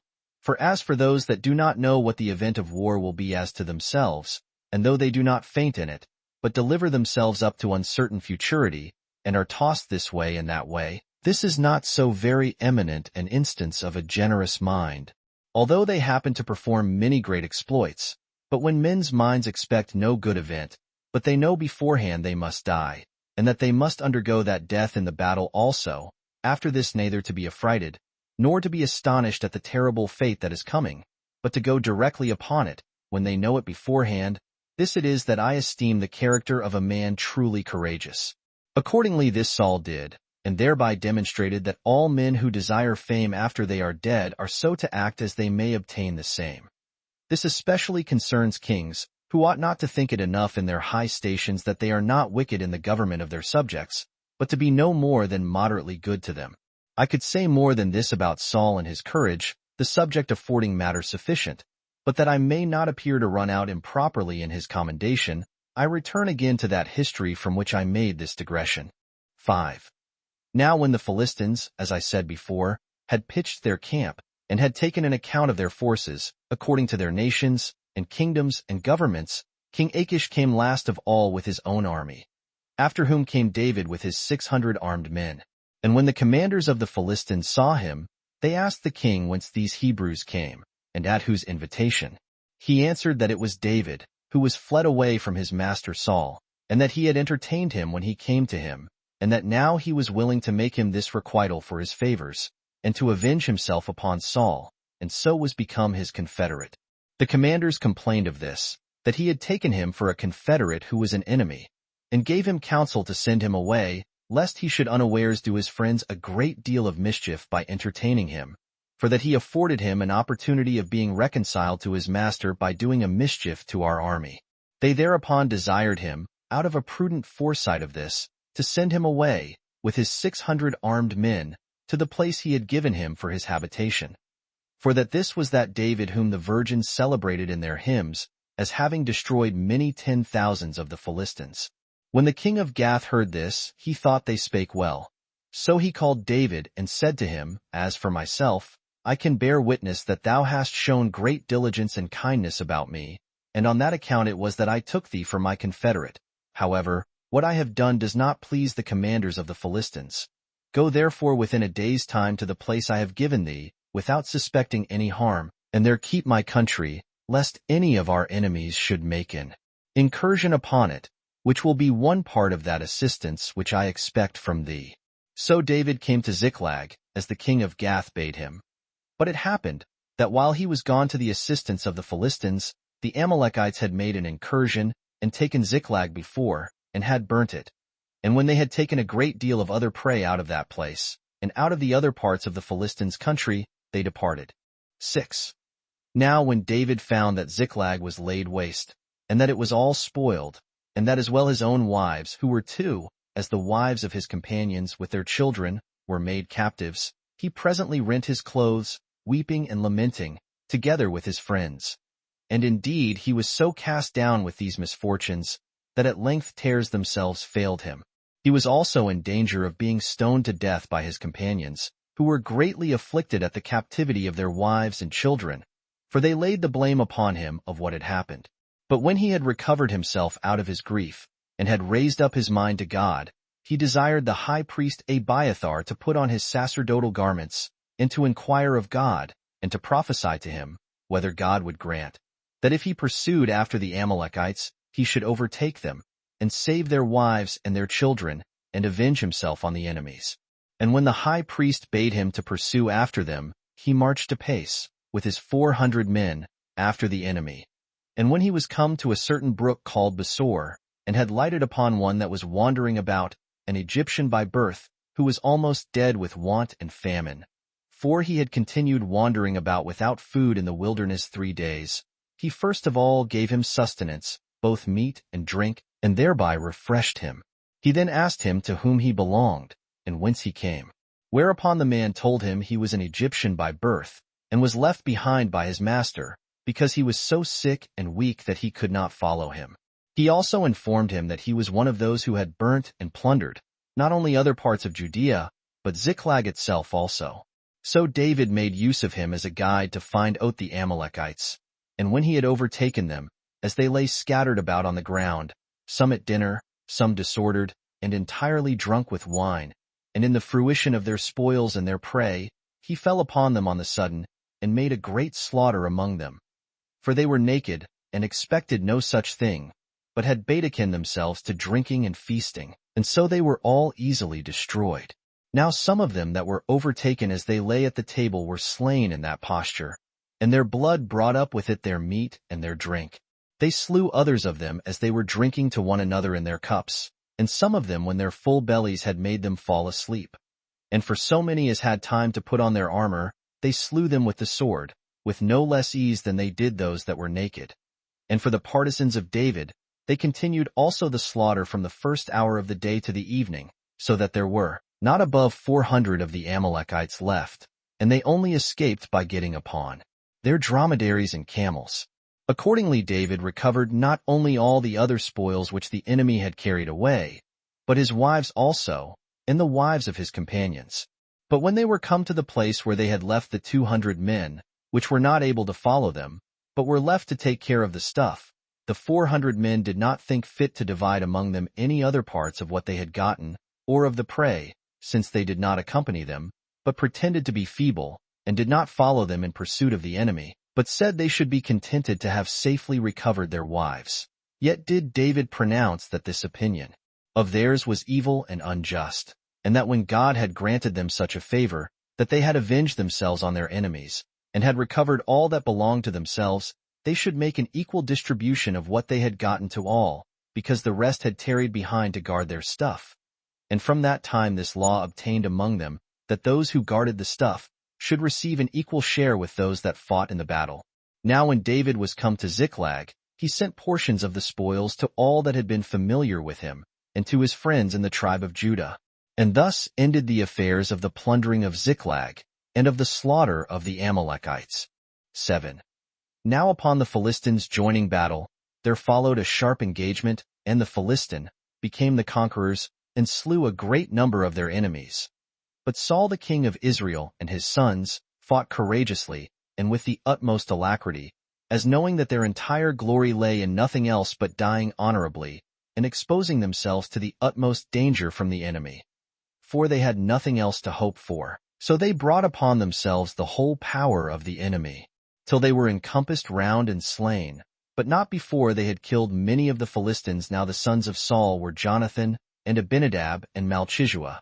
And when these were slain, the multitude of the Hebrews were put to flight, and all was disorder, and confusion, and slaughter, upon the Philistines pressing in upon them. But Saul himself fled, having a strong body of soldiers about him. And upon the Philistines sending after them those that threw javelins and shot arrows, he lost all his company except a few. As for himself, he fought with great bravery. And when he had received so many wounds, that he was not able to bear up nor to oppose any longer, and yet was not able to kill himself, he bade his armor-bearer draw his sword, and run him through, before the enemy should take him alive. But his armor-bearer, not daring to kill his master, he drew his own sword, and placing himself over against its point, he threw himself upon it. And when he could neither run it through him, nor, by leaning against it, make the sword pass through him, he turned him round, and asked a certain young man that stood by who he was. And when he understood that he was an Amalekite, he desired him to force the sword through him, because he was not able to do it with his own hands, and thereby to procure him such a death as he desired. This the young man did accordingly. And he took the golden bracelet that was on Saul's arm, and his royal crown that was on his head, and ran away. And when Saul's armor-bearer saw that he was slain, he killed himself. Nor did any of the king's guards escape, but they all fell upon the mountain called Gilboa. But when those Hebrews that dwelt in the valley beyond Jordan, and those who had their cities in the plain, heard that Saul and his sons were fallen, and that the multitude about them were destroyed, they left their own cities, and fled to such as were the best fortified and fenced. And the Philistines, finding those cities deserted, came and dwelt in them. 8. On the next day, when the Philistines came to strip their enemies that were slain, they got the bodies of Saul and of his sons, and stripped them, and cut off their heads. And they sent messengers all about their country, to acquaint them that their enemies were fallen. And they dedicated their armor in the temple of Astarte, but hung their bodies on crosses at the walls of the city Bethshun, which is now called Scythepoles. But when the inhabitants of Jabesh-Gilead heard that they had dismembered the dead bodies of Saul and of his sons, they deemed it so horrid a thing to overlook this barbarity, and to suffer them to be without funeral rites, that the most courageous and hardy among them, and indeed that city had in it men that were very stout both in body and mind, journeyed all night, and came to Bethshun, and approached to the enemy's wall, and taking down the bodies of Saul and of his sons, they carried them to Jabesh, while the enemy were not able enough nor bold enough to hinder them, because of their great courage. So the people of Jabesh wept all in general, and buried their bodies in the best place of their country, which was named Arurn. And they observed a public mourning for them 7 days, with their wives and children, beating their breasts, and lamenting the king and his sons, without either tasting meat or drink 29 till the evening. 9. To this his end did Saul come, according to the prophecy of Samuel, because he disobeyed the commands of God about the Amalekites, and on the account of his destroying the family of Ahimelech the high priest, with Ahimelech himself, and the city of the high priests. Now Saul, when he had reigned 18 years while Samuel was alive, and after his death 22, ended his life in this manner. Footnotes. 1. Return. Dagon, a famous maritime god or idol, is generally supposed to have been like a man above the navel, and like a fish beneath it. 2. Return. Spanheim informs us here, that upon the coins of Tenedos, and those of other cities, a field mouse is engraven, together with Apollo Smintheus or Apollo, the driver away of field mice, on account of his being supposed to have freed certain tracts of ground from those mice. Which coins show how great a judgment such mice have sometimes been, and how the deliverance from them was then esteemed the effect of a divine power, which observations are highly suitable to this history. 3. Return. This device of the Philistines, of having a yoke of kine to draw this cart, into which they put the ark of the Hebrews, is greatly illustrated by Sanchoniathos' account, under his 9th generation, that Agrueris, or Agrotes, the husbandman, had a much worshipped statue and temple, carried about by one or more yoke of oxen, or kine, in Phoenicia, in the neighborhood of these Philistines. See Cumberland's Sanchoniatho, pages 27 and 247. An essay on the Old Testament, append, page 172. 4. Return. These 70 men, being not so much as Levites, touched the ark in a rash or profane manner, and were slain by the hand of God for such their rashness and profaneness, according to the divine threatenings. Numbers 4:15-20. But how other copies come to add such an incredible number as 50,000 in this one town, or small city, I know not. See Dr. Wall's critical notes on 1 Samuel 6 verse 19. 5. Return. This is the first place, so far as I remember, in these Antiquities, where Josephus begins to call his nation Jews, he having hitherto usually, if not constantly, called them either Hebrews or Israelites. The second place soon follows. See also ch. 3. Sect. 5. 6. Return. Of this great mistake of Saul and his servant, as if true prophet of God would accept of a gift or present, for foretelling what was desired of him, see the note on B4. Ch. 6. Sect. 3. 7. Return. It seems to me not improbable that these 70 guests of Samuel, as here, with himself at the head of them, were a Jewish Sanhedrim, and that hereby Samuel intimated to Saul that these 71 were to be his constant counselors, and that he was to act not like a sole monarch, but with the advice and direction of these 71 members of that Jewish Sanhedrim upon all occasions, which yet we never read that he consulted afterward. 8. Return. An instance of this divine fury we have after this in Saul. Ch. 5. Sect. 2. 3. 1 Samuel 11 verse 6. See the like, Judges 3 verse 10, 6 verse 34, 11 verse 29, 13 verse 25, and 14:6. 9. Return. Take here Theodoret's note, cited by Dr. Hudson. He that exposes his shield to the enemy with his left hand, thereby hides his left eye, and looks at the enemy with his right eye. He therefore that plucks out that eye, makes men useless in war. 10. Return. Mr. Reland observes here, and proves elsewhere in his note on Antique, B3. Ch. 1. Sect. 6. That although thunder and lightning with us usually happen in summer, yet in Palestine and Syria they are chiefly confined to winter. Josephus takes notice of the same thing again. War, B4. Ch. 4. Sect. 5. 11. Return. Saul seems to have stayed till near the time of the evening sacrifice, on the 7th day, which Samuel the prophet of God had appointed him, but not till the end of that day, as he ought to have done. And Samuel appears, by delaying to come to the full time of the evening sacrifice on that 7th day, to have tried him, who seems to have been already for some time declining from his strict and bounden subordination to God and his prophet, to have taken lifeguards for himself and his son, which was entirely a new thing in Israel and savored of a distrust of God's providence, and to have affected more than he ought that independent authority which the pagan kings took to themselves. Samuel, I say, seems to have here tried Saul whether he would stay till the priest came, who alone could lawfully offer the sacrifices, nor would boldly and profanely usurp the priest's office, which he venturing upon, was justly rejected for his profaneness. See a post. Const. B2. Ch. 27. And indeed, since Saul had accepted kingly power, which naturally becomes ungovernable and tyrannical, as God foretold, and the experience of all ages has shown, the divine settlement by Moses had soon been laid aside under the kings, had not God, by keeping strictly to his laws, and severely executing the threatenings therein contained, restrained Saul and other kings in some degree of obedience to himself. Nor was even this severity sufficient to restrain most of the future kings of Israel and Judah from the grossest idolatry and impiety, of the advantage of which strictness, in the observing divine laws and inflicting their threatened penalties, see Antique, B6. Ch. 12. Sect. 7. And against Apion, B2. Sect. 30, where Josephus speaks of that matter. Though it must be noted that it seems, at least in 3 instances, that good men did not always immediately approve of such divine severity. There seems to be one instance, 1 Samuel 6:19, 20, another, 1 Samuel 15 verse 11, and a third, 2 Samuel 6 verses 8 and 9.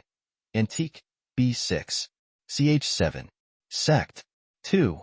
Though they all at last acquiesced in the divine conduct, as knowing that God is wiser than men. 12. Return.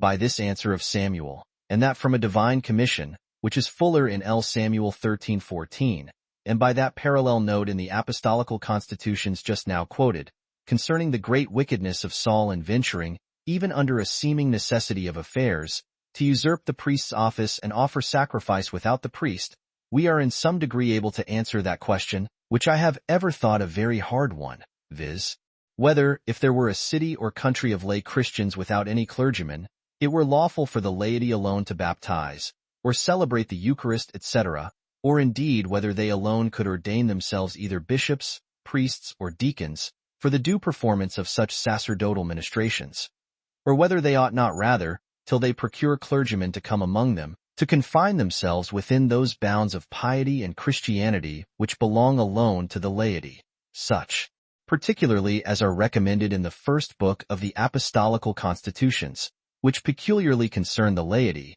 and are intimated in Clement's undoubted epistle, sect.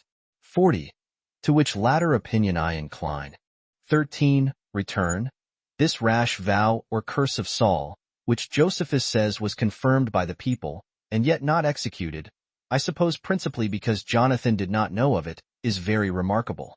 It being of the essence of the obligation of all laws, that they be sufficiently known and promulgated, otherwise the conduct of providence, as to the sacredness of solemn oaths and vows, in God's refusing to answer by Urim till this breach of Saul's vow or curse was understood and set right, and God, propitiated by public prayer, is here very remarkable, as indeed it is everywhere else in the Old Testament.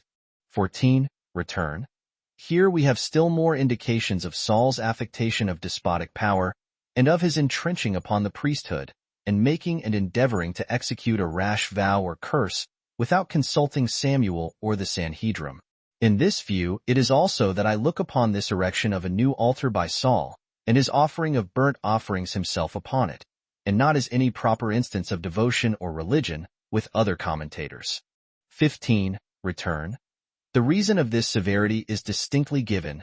1 Samuel 15 verse 18, Go and utterly destroy the sinners the Amalekites.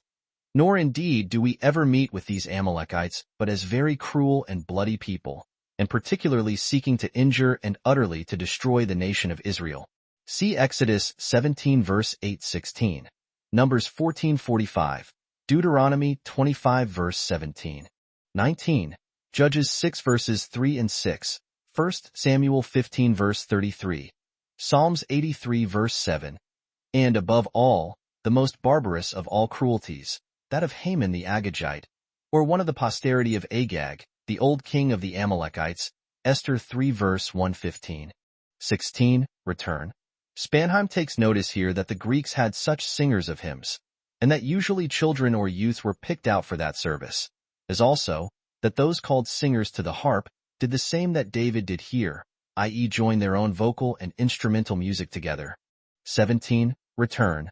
Josephus says thrice in this chapter, and twice afterwards, ch. 11, sect. 2, and b7, ch. 1, sect. 4, i.e. 5 times in all, that Saul required not a bare 100 of the foreskins of the Philistines, but 600 of their heads. The Septuagint have 100 foreskins, but the Syriac and Arabic 200. Now that these were not foreskins, with our other copies, but heads, with Josephus's copy, seems somewhat probable, from 1 Samuel 29 verse 4, where all copies say that it was with the heads of such Philistines that David might reconcile himself to his master Saul. 18. Return. Since the modern Jews have lost the signification of the Hebrew word here used, seber, and since the LXX, as well as Josephus, reader at the liver of the goat, and since this rendering and Josephus's account are here so much more clear and probable than those of others, it is almost unaccountable that our commentators should so much as hesitate about its true interpretation. 19. Return. These violent and wild agitations of Saul seem to me to have been no other than demoniacal, and that the same demon which used to seize him, since he was forsaken of God, and which the divine hymns and psalms which were sung to the harp by David used to expel, was now, in a judicial way brought upon him, not only in order to disappoint his intentions against innocent David, but to expose him to the laughter and contempt of all that saw him, or heard of those agitations. Such violent and wild agitations being never observed in true prophets, when they were under the inspiration of the Spirit of God.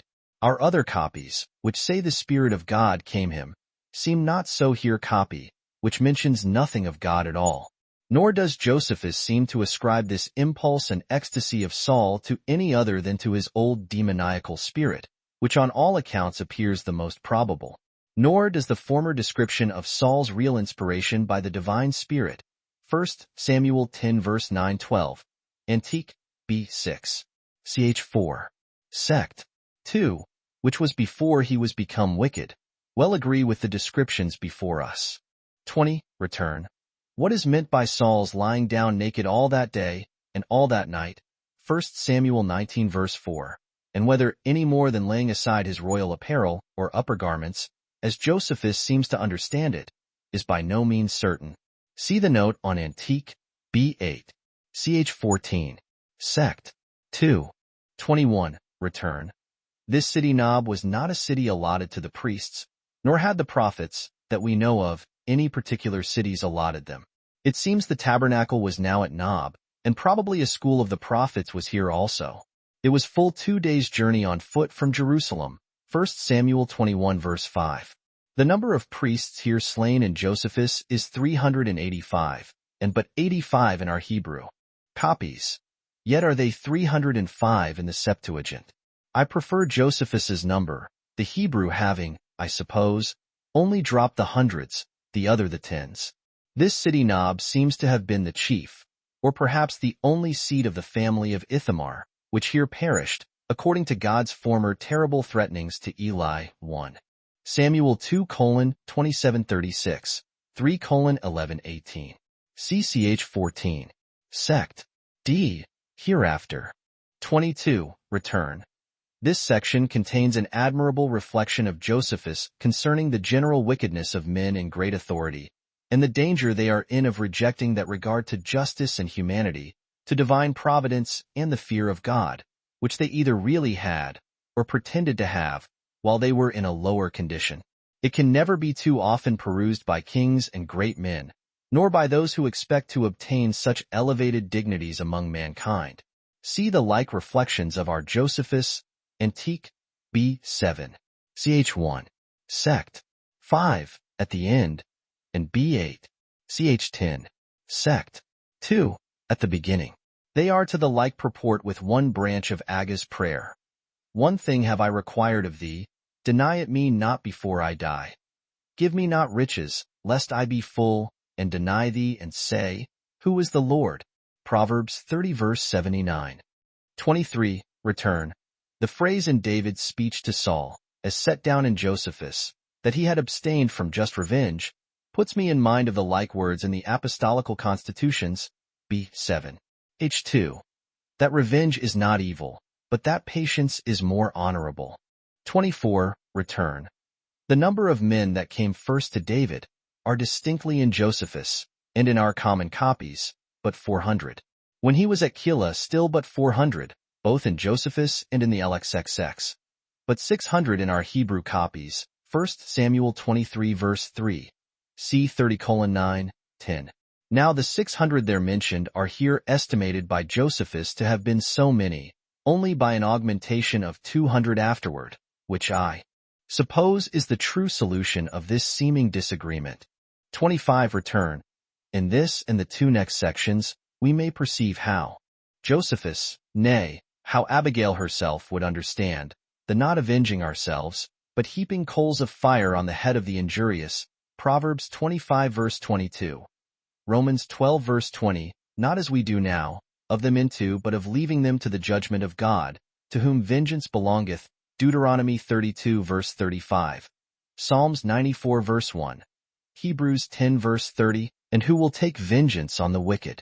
And since all God's judgments are just, and all fit to be executed, and all at length for the good of the persons punished, I incline to think that to be the meaning of this phrase of heaping coals of fire on their heads. 26. Return. We may note here, that how sacred soever an oath was esteemed among the people of God in old times, they did not think it obligatory where the action was plainly unlawful. For so we see it was in this case of David, who, although he had sworn to destroy Nabal and his family, yet does he here, in 1 Samuel 25:32-41, bless God for preventing his keeping his oath, and shedding of blood, which he had swore to do. 27. Return. This history of Saul's consultation, not with a witch, as we render the Hebrew word here, but with a necromancer, as the whole history shows, is easily understood, especially if we consult the recognitions of Clement, B.I. 5. At large, and more briefly, and nearer the days of Samuel Eccles. 46:20, Samuel prophesied after his death, and showed the king his end, and lift up his voice from the earth in prophecy, to blot out the wickedness of the people. Nor does the exactness of the accomplishment of this prediction, the very next day, permit us to suppose any imposition upon Saul in the present history. For as to all modern hypotheses against the natural sense of such ancient and authentic histories, I take them to be of very small value or consideration. 28. Return. These great commendations of this necromantic woman of Endor, and of Saul's martial courage, when yet he knew he should die in the battle, are somewhat unusual digressions in Josephus. They seem to me extracted from some speeches or declamations of his composed formerly, in the way of oratory, that lay by him, and which he thought fit to insert upon this occasion. See before on Antique, B.I. Stage 6 Sect. 8. 29. Return. This way of speaking in Josephus, of fasting 7 days without meat or drink, is almost like that of St. Paul. Acts 27 verse 33. This day is the 14th day that ye have tarried, and continued fasting, having taken nothing. And as the nature of the thing, and the impossibility of strictly fasting so long, require us here to understand both Josephus and the sacred author of this history, 1 Samuel 30 verse 13, from whom he took it, of only fasting fill the evening. So must we understand St. Paul, either that this was really the 14th day that they had taken nothing till the evening, or else that this was the 14th day of their tempestuous weather in the Adriatic Sea, as ver. 27, and that on this 14th day alone they had continued fasting, and had taken nothing before that evening. The mention of their long abstinence, ver. 21, inclines me to believe the former explication to be the truth, and that the case was then for a fortnight what it was here for a week, that they kept all those days entirely as lasts till the evening, but not longer. See Judges 20 verse 26, 21 verse 2, 1 Samuel 14 verse 24, 2. Samuel 1:12, Antique, B. 7. Ch. 7. Sect. 4. Book 7. Containing the interval of 40 years. From the death of Saul to the death of David. Chapter 1. How David reigned over one tribe at Hebron while the son of Saul reigned over the rest of the multitude, and how, in the civil war which then arose, Asahel and Abner were slain. 1. This fight proved to be on the same day whereon David was come back to Ziklag, after he had overcome the Amalekites. Now when he had been already 2 days at Ziklag, there came to him the man who slew Saul, which was the 3rd day after the fight. He had escaped out of the battle which the Israelites had with the Philistines, and had his clothes rent, and ashes upon his head. And when he made his obeisance to David, he inquired of him whence he came.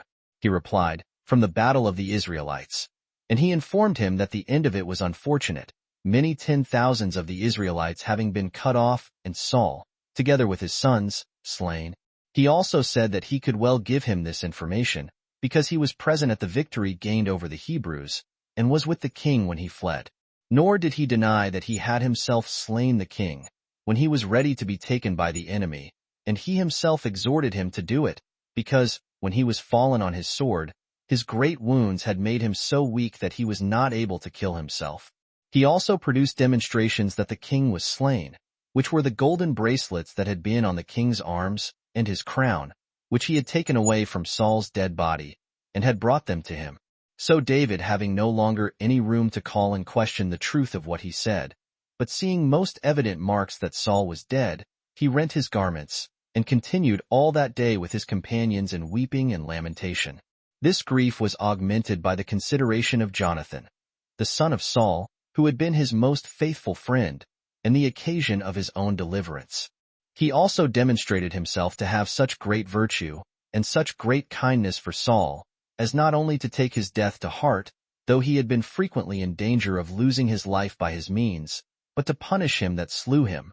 For when David had said to him that he was become his own accuser, as the very man who had slain the king, and when he had understood that he was the son of an Amalekite, he commanded him to be slain. He also committed to writing some lamentations and funeral commendations of Saul and Jonathan, which have continued to my own age. 2. Now when David had paid these honors to the king, he left off his mourning, and inquired of God by the prophet which of the cities of the tribe of Judah he would bestow upon him to dwell in, who answered that he bestowed upon him Hebron. So he left Ziklag, and came to Hebron, and took with him his wives, who were in number 2, and his armed men. Whereupon all the people of the forementioned tribe came to him, and ordained him their king.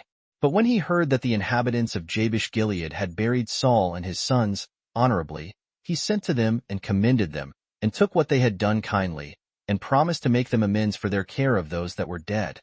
And at the same time he informed them that the tribe of Judah had chosen him for their king. 3.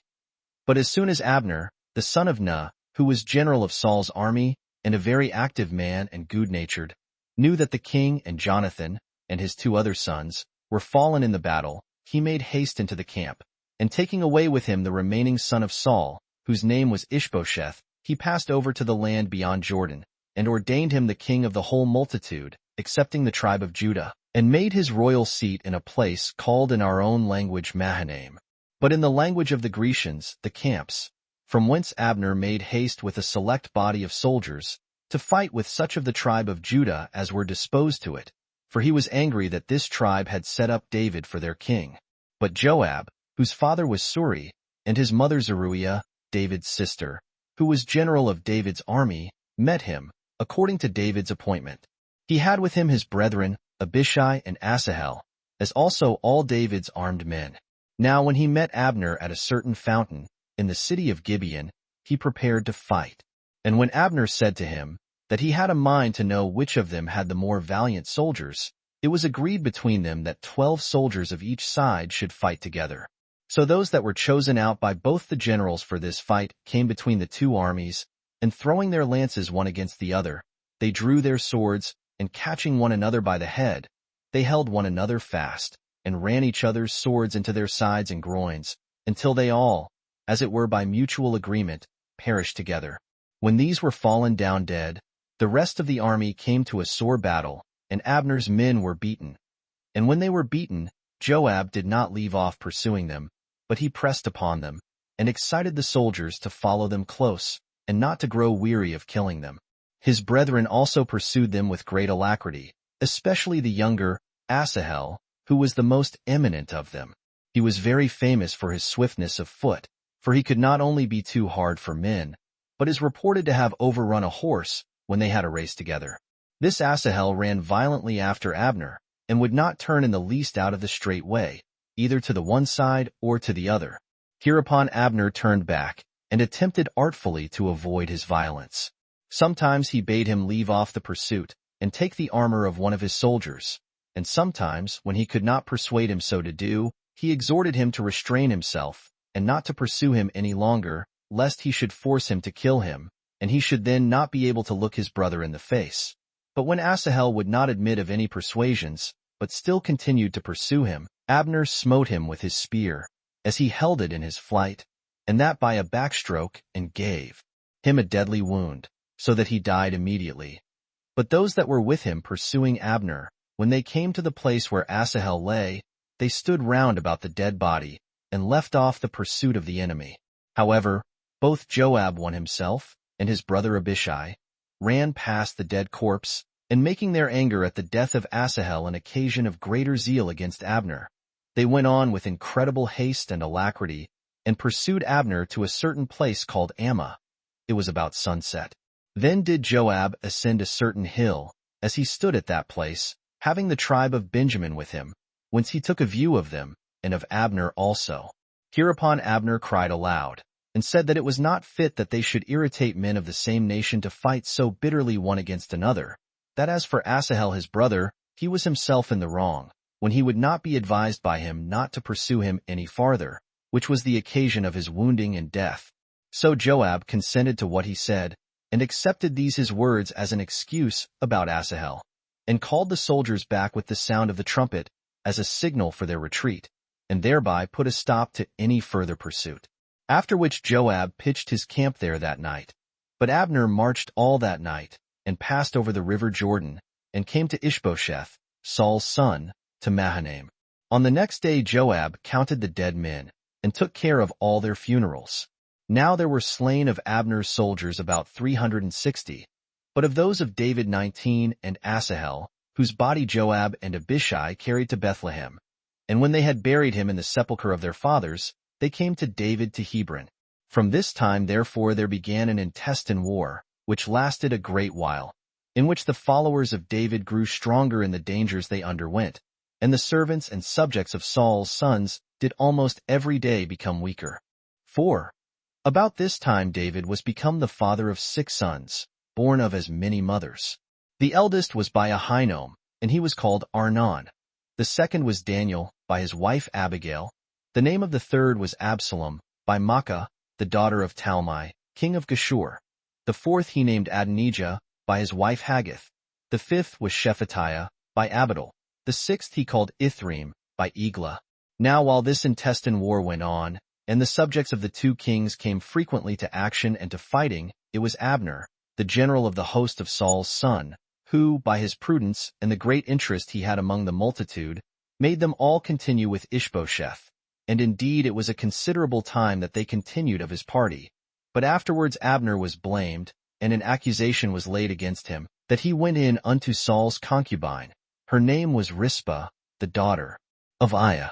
So when he was complained of by Ishbosheth, he was very uneasy and angry at it, because he had not justice done him by Ishbosheth, to whom he had shown the greatest kindness. Whereupon he threatened to transfer the kingdom to David and demonstrate that he did not rule over the people beyond Jordan by his own abilities and wisdom, but by his warlike conduct and fidelity in leading his army. So he sent ambassadors to Hebron to David, and desired that he would give him security upon oath that he would esteem him his companion and his friend, upon condition that he should persuade the people to leave Saul's son, and choose him king of the whole country. And when David had made that league with Abner, for he was pleased with his message to him, he desired that he would give this as the first mark of performance of the present league, that he might have his wife Michal restored to him, as her whom he had purchased with great hazards, and with those 600 heads of the Philistines which he had brought to Saul her father. So Abner took Michal from Phaltiel, who was then her husband, and sent her to David, Ishbosheth himself affording him his assistance, for David had written to him that of right he ought to have this his wife restored to him. Abner also called together the elders of the multitude, the commanders and captains of thousands, and spake thus to them, that he had formerly dissuaded them from their own resolution, when they were ready to forsake Ishbosheth, and to join themselves to David. That, however, he now gave them leave so to do, if they had a mind to it, for they knew that God had appointed David to be king of all the Hebrews by Samuel the prophet, and had foretold that he should punish the Philistines, and overcome them, and bring them under. Now when the elders and rulers heard this, and understood that Abner was come over to those sentiments about the public affairs which they were of before, they changed their measures, and came in to David. When these men had agreed to Abner's proposal, he called together the tribe of Benjamin, for all of that tribe were the guards of Ishbosheth's body, and he spake to them to the same purpose. And when he saw that they did not in the least oppose what he said, but resigned themselves up to his opinion, he took about 20 of his friends and came to David, in order to receive himself security upon oath from him.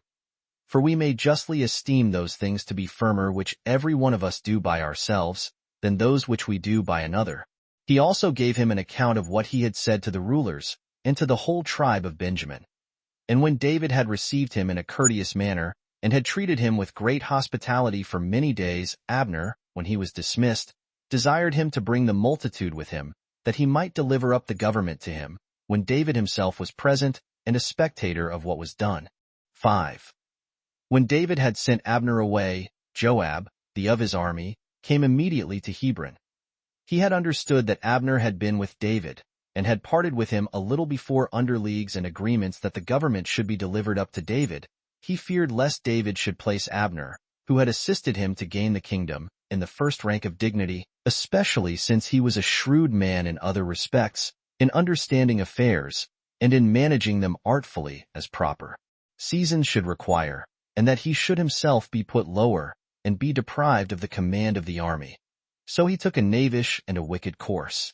In the first place, he endeavored to calumniate Abner to the king, exhorting him to have a care of him, and not to give attention to what he had engaged to do for him, because all he did tended to confirm the government to Saul's son, that he came to him deceitfully and with guile, and was gone away in hopes of gaining his purpose by this management. But when he could not thus persuade David, nor saw him at all exasperated, he betook himself to a project bolder than the former. He determined to kill Abner, and in order thereto, he sent some messengers after him, to whom he gave in charge, that when they should overtake him they should recall him in David's name, and tell him that he had somewhat to say to him about his affairs, which he had not remembered to speak of when he was with him. Now when Abner heard what the messengers said, for they overtook him in a certain place called Besira, which was distant from Hebron 20 furlongs, he suspected none of the mischief which was befalling him, and came back. Hereupon Joab met him in the gate, and received him in the kindest manner, as if he were Abner's most benevolent acquaintance and friend. For such as undertake the vilest actions, in order to prevent the suspicion of any private mischief intended, do frequently make the greatest pretenses to what really good men sincerely do. So he took him aside from his own followers, as if he would speak with him in private, and brought him into a void place of the gate, having himself nobody with him but his brother Abishai. Then he drew his sword, and smote him in the groin. Upon which Abner died by this treachery of Joab, which, as he said himself, was in the way of punishment for his brother Asahel, whom Abner smote and slew as he was pursuing after him in the battle of Hebron, but as the truth was, out of his fear of losing his command of the army and his dignity with the king, and lest he should be deprived of those advantages, and Abner should obtain the first rank in David's court. By these examples anyone may learn how many and how great instances of wickedness men will venture upon for the sake of getting money and authority, and that they may not fail of either of them.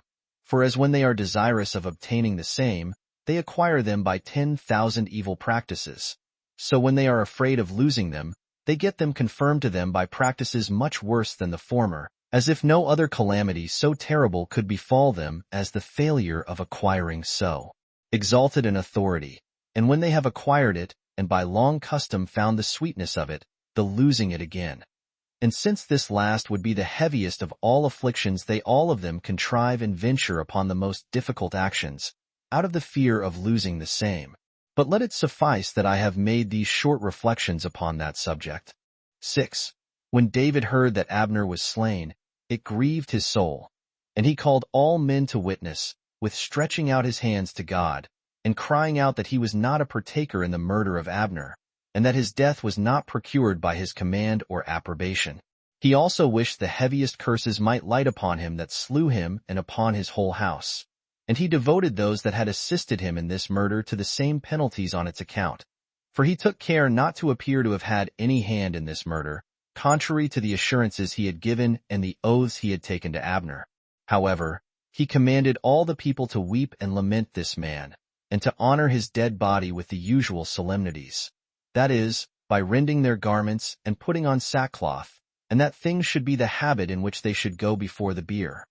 After which he followed it himself, with the elders and those that were rulers, lamenting Abner, and by his tears demonstrating his goodwill to him while he was alive, and his sorrow for him now he was dead, and that he was not taken off, with his consent. So he buried him at Hebron in a magnificent manner, and indited funeral elegies for him. He also stood first over the monument weeping, and caused others to do the same. Nay, so deeply did the death of Abner disorder him, that his companions could by no means force him to take any food, but he affirmed with an oath that he would taste nothing till the sun was set. This procedure gained him the goodwill of the multitude, for such as had an affection for Abner were mightily satisfied with the respect he paid him when he was dead, and the observation of that faith he had plighted to him, which was shown in his vouchsafing him all the usual ceremonies, as if he had been his kinsman and his friend, and not suffering him to be neglected and injured with a dishonorable burial, as if he had been his enemy, insomuch that the entire nation rejoiced at the king's gentleness and mildness of disposition, everyone being ready to suppose that the king would have taken the same care of them in the like circumstances, which they saw be showed in the burial of the dead body of Abner. And indeed David principally intended to gain a good reputation, and therefore he took care to do what was proper in this case, whence none had any suspicion that he was the author of Abner's death.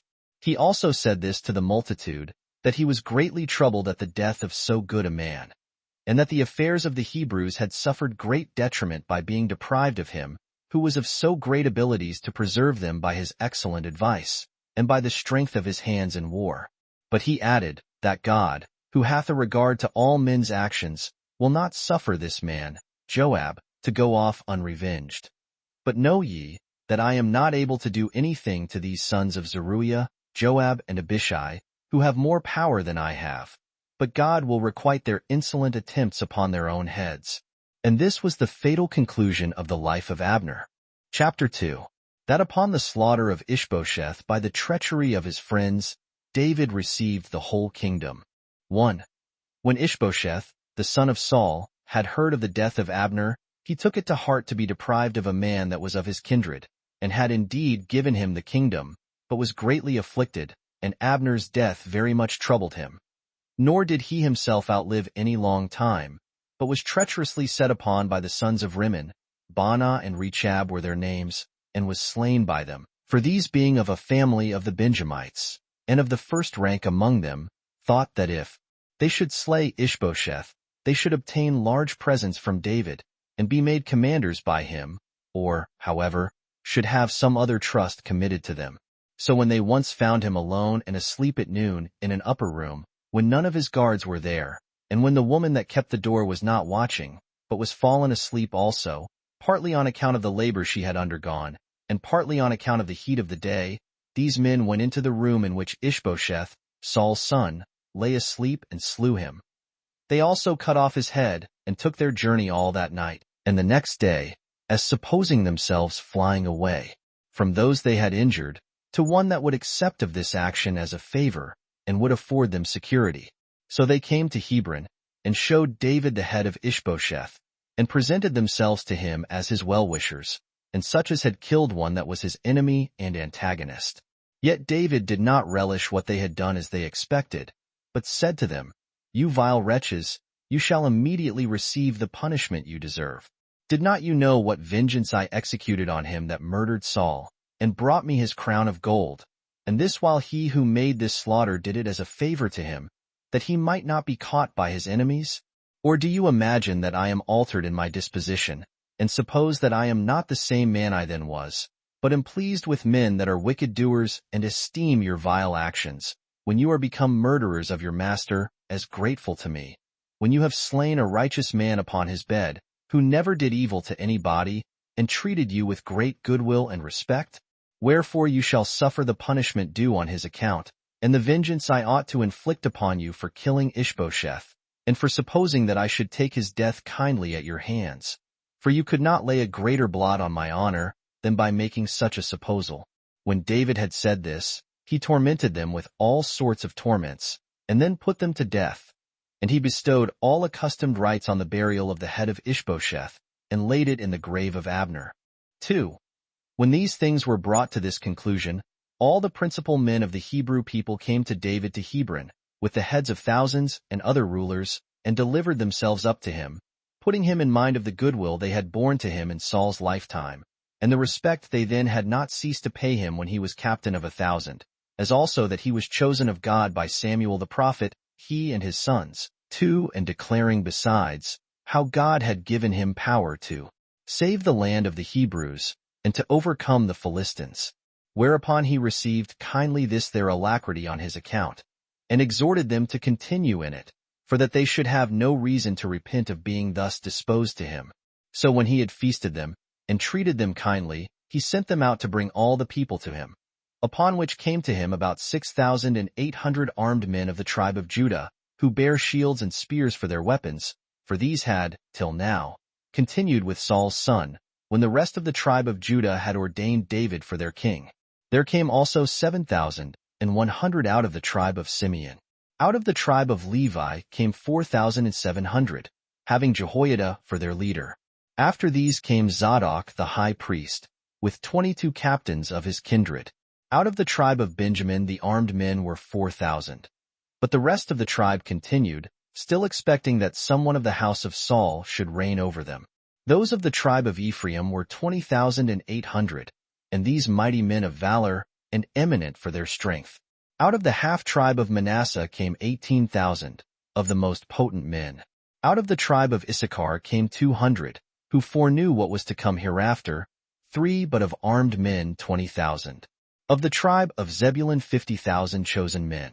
This was the only tribe that came universally in to David, and all these had the same weapons with the tribe of Gad. Out of the tribe of Naphtali the eminent men and rulers were 1,000, whose weapons were shields and spears, and the tribe itself followed after, being, in a manner, innumerable, 37,000. Out of the tribe of Dan there were of chosen men 27,600. Out of the tribe of Asher were 40,000. Out of the 2 tribes that were beyond Jordan, and the rest of the tribe of Manasseh, such as used shields, and spears, and headpieces, and swords, were 120,000. The rest of the tribes also made use of swords. This multitude came together to Hebron to David, with a great quantity of corn and wine, and all other sorts of food, and established David in his kingdom with one consent. And when the people had rejoiced for 3 days in Hebron, David and all the people removed and came to Jerusalem. Chapter 3. How David laid siege to Jerusalem. And when he had taken the city, he cast the Canaanites out of it, and brought in the Jews to inhabit therein. 1. Now the Jebusites, who were the inhabitants of Jerusalem, and were by extraction Canaanites, shut their gates, and placed the blind and the lame, and all their maimed persons upon the wall, in way of derision of the king, and said that the very lame themselves would hinder his entrance into it. This they did out of contempt of his power, and as depending on the strength of their walls. David was hereby enraged, and began the siege of Jerusalem, and employed his utmost diligence and alacrity therein, as intending by the taking of this place to demonstrate his power, and to intimidate all others that might be of the like evil disposition towards him. So he took the lower city by force, but the citadel held out still. For whence it was that the king, knowing that the proposal of dignities and rewards would encourage the soldiers to greater actions, promised that he who should first go over the ditches that were beneath the citadel, and should ascend to the citadel itself and take it, should have the command of the entire people conferred upon him. So they all were ambitious to ascend, and thought no pains too great in order to ascend thither, out of their desire of the chief command. However, Joab, the son of Zeruiah, prevented the rest, and as soon as he was got up to the citadel, cried out to the king, and claimed the chief command. 2. When David had cast the Jebusites out of the citadel, he also rebuilt Jerusalem, and named it the city of David, and abode there all the time of his reign. But for the time that he reigned over the tribe of Judah only in Hebron, it was 7 years and 6 months. Now when he had chosen Jerusalem to be his royal city, his affairs did more and more prosper, by the providence of God, who took care that they should improve and be augmented. Hiram also, the king of the Tyrians, sent ambassadors to him, and made a league of mutual friendship and assistance with him. He also sent him presents, cedar trees, and mechanics, and men skillful in building and architecture, that they might build him a royal palace at Jerusalem. Now David made buildings round about the lower city. He also joined the citadel to it, and made it one body. And when he had encompassed all with walls, he appointed Joab to take care of them.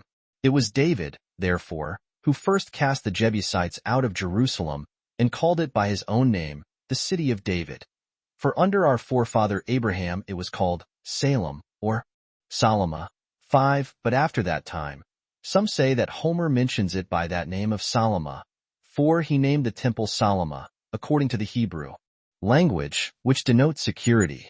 Now the whole time from the warfare under Joshua our general against the Canaanites, and from that war in which he overcame them, and distributed the land among the Hebrews, nor could the Israelites ever cast the Canaanites out of Jerusalem until this time, when David took it by siege. This whole time was 515 years. 3. I shall now make mention of Araunah, who was a wealthy man among the Jebusites, but was not slain by David in the siege of Jerusalem, because of the goodwill he bore to the Hebrews, and a particular benignity and affection which he had to the king himself, which I shall take a more seasonable opportunity to speak of a little afterwards. Now David married other wives over and above those which he had before. He had also concubines. The sons whom he had were in number 11, whose names were Amnon, Emnos, Eben, Nathan, Solomon, Jebin, Elian, Phalna, Enephan, Jeneh, Eliphal, and a daughter, Tamar. 9 of these were born of legitimate wives, but the 2 last named of concubines, and Tamar had the same mother with Absalom. Chapter 4. That when David had conquered the Philistines who made war against him at Jerusalem, he removed the ark to Jerusalem and had a mind to build a temple. 1. When the Philistines understood that David was made king of the Hebrews, they made war against him at Jerusalem. And when they had seized upon that valley which is called the Valley of the Giants, and is a place not far from the city, they pitched their camp therein. But the king of the Jews, who never permitted himself to do anything without prophecy, 6 and the command of God, and without depending on him as a security for the time to come, bade the high priest to foretell to him what was the will of God, and what would be the event of this battle. And when he foretold that he should gain the victory and the dominion, he led out his army against the Philistines. And when the battle was joined, he came himself behind, and fell upon the enemy on the sudden, and slew some of them, and put the rest to flight. And let no one suppose that it was a small army of the Philistines that came against the Hebrews, as guessing so from the suddenness of their defeat, and from their having performed no great action, or that was worth recording, from the slowness of their march and want of courage. But let him know that all Syria and Phoenicia, with many other nations besides them, and those warlike nations also, came to their assistance, and had a share in this war, which thing was the only cause why, when they had been so often conquered, and had lost so many 10,000s of their men, they still came upon the Hebrews with greater armies. Nay, indeed, when they had so often failed of their purpose in these battles, they came upon David with an army 3 times as numerous as before, and pitched their camp on the same spot of ground as before.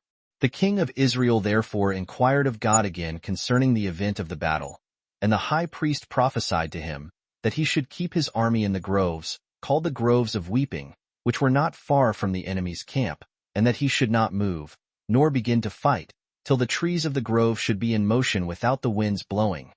But as soon as these trees moved, and the time foretold to him by God was come, he should, without delay, go out to gain what was in already prepared and evident victory.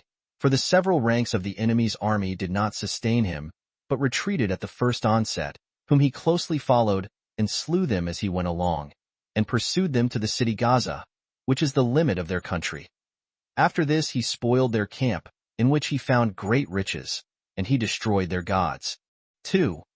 When this had proved the event of the battle, David thought it proper, upon a consultation with the elders and rulers and captains of thousands, to send for those that were in the flower of their age out of all his countrymen, and out of the whole land, and withal for the priests and the Levites, in order to their going to Kirjathjearim, to bring up the ark of God out of that city, and to carry it to Jerusalem, and there to keep it, and offer before it those sacrifices and those other honors with which God used to be well pleased.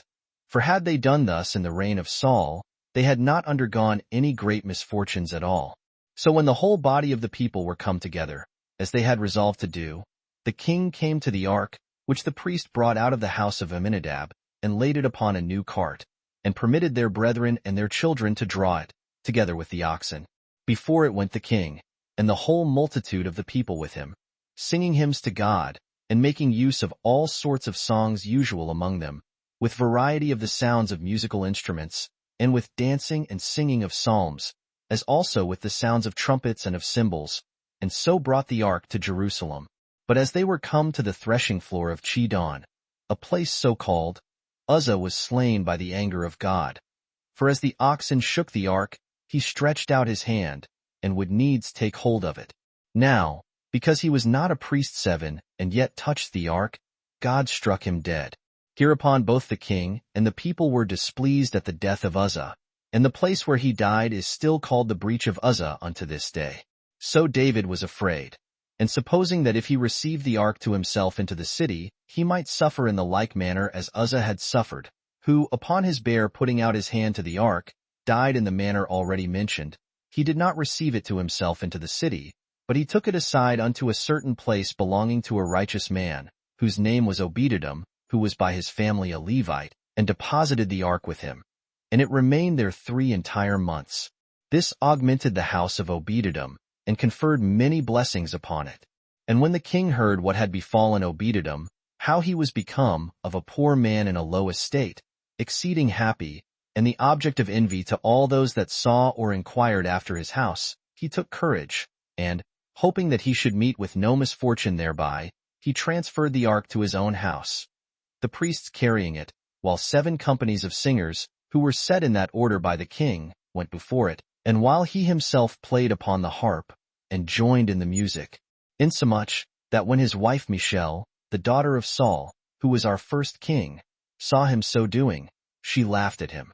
But when they had brought in the ark, they placed it under the tabernacle which David had pitched for it, and he offered costly sacrifices and peace offerings, and treated the whole multitude, and dealt both to the women and the men, and the infants a loaf of bread and a cake, and another cake baked in a pan, with the portion of the sacrifice.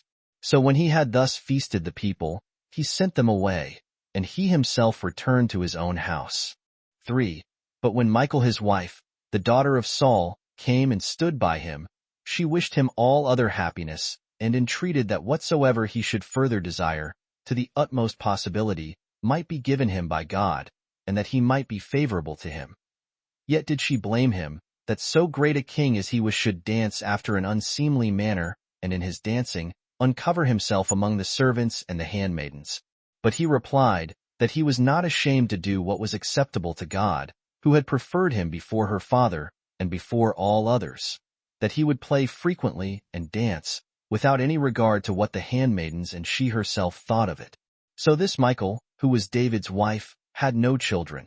However, when she was afterward married to him to whom Saul her father had given her, for at this time David had taken her away from him, and had her himself, she bare 5 children. But concerning those matters I shall discourse in a proper place. 4. Now when the king saw that his affairs grew better almost every day, by the will of God, he thought he should offend him, if, while he himself continued in houses made of cedar, such as were of a great height, and had the most curious works of architecture in them, he should overlook the ark while it was laid in a tabernacle, and was desirous to build a temple to God, as Moses had predicted such a temple should be built. 8. And when he had discoursed with Nathan the prophet about these things, and had been encouraged by him to do whatsoever he had a mind to do, as having God with him, and his helper in all things, he was thereupon the more ready to set about that building. But God appeared to Nathan that very night, and commanded him to say to David, 9. That he took his purpose and his desires kindly, since nobody had before now taken it into their head to build him a temple, although upon his having such a notion he would not permit him to build him that temple, because he had made many wars, and was defiled with the slaughter of his enemies. That, however, after his death in his old age, and when he had lived a long life, there should be a temple built by a son of his, who should take the kingdom after him, and should be called Solomon, whom he promised to provide for, as a father provides for his son, by preserving the kingdom for his son's posterity and delivering it to them. But that he would still punish him, if he sinned, with diseases and barrenness of land. When David understood this from the prophet, and was overjoyful at this knowledge of the sure continuance of the dominion to his posterity, and that his house should be splendid and very famous, he came to the ark and fell down on his face, and began to adore God, and to return thanks to him for all his benefits, as well for those that he had already bestowed upon him in raising him from a low state, and from the employment of a shepherd, to so great dignity of dominion and glory, as for those also which he had promised to his posterity, and besides, for that providence which he had exercised over the Hebrews in procuring them the liberty they enjoyed. And when he had said thus, and had sung a hymn of praise to God, he went his way. Chapter 5. How David brought under the Philistines, and the Moabites, and the kings of Sophene and of Damascus, and of the Syrians as also the Idumeans, in war. And how he made a league with the king of Hamath, and was mindful of the friendship that Jonathan, the son of Saul, had borne him. 1. A little while after this, he considered that he ought to make war against the Philistines, and not to see any idleness or laziness permitted in his management, that so it might prove, as God had foretold to him, that when he had overthrown his enemies, he should leave his posterity to reign in peace afterward.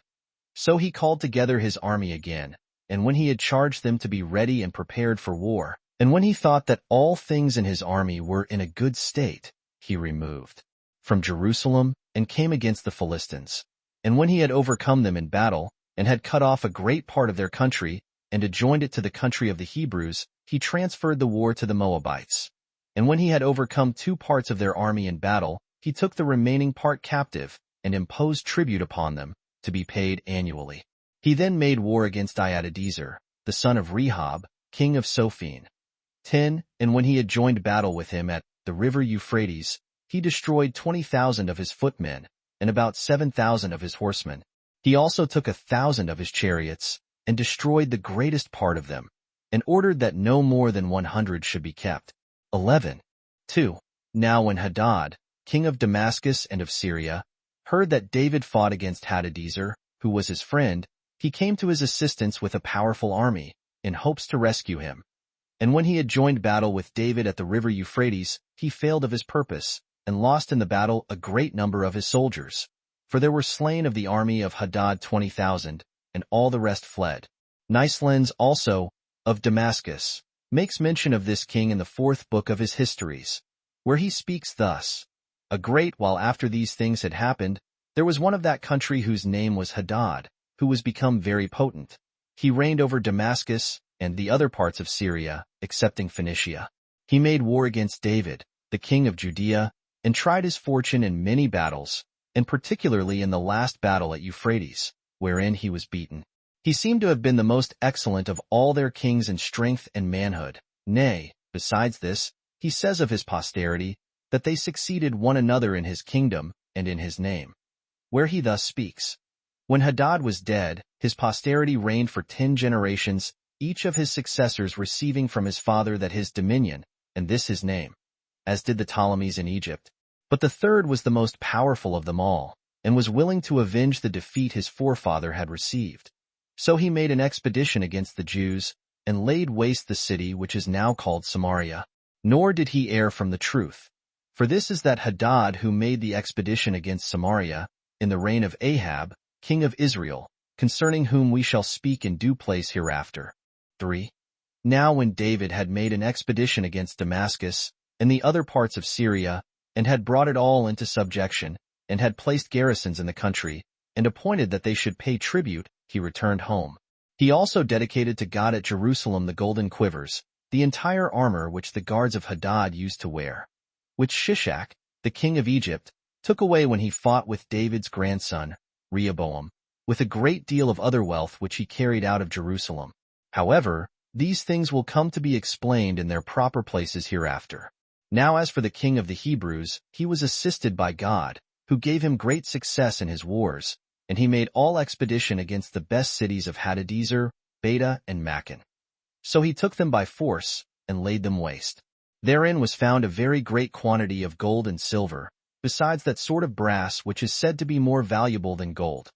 Of which brass Solomon made that large vessel which was called the Brazen Sea, and those most curious lavers, when he built the temple for God. 4.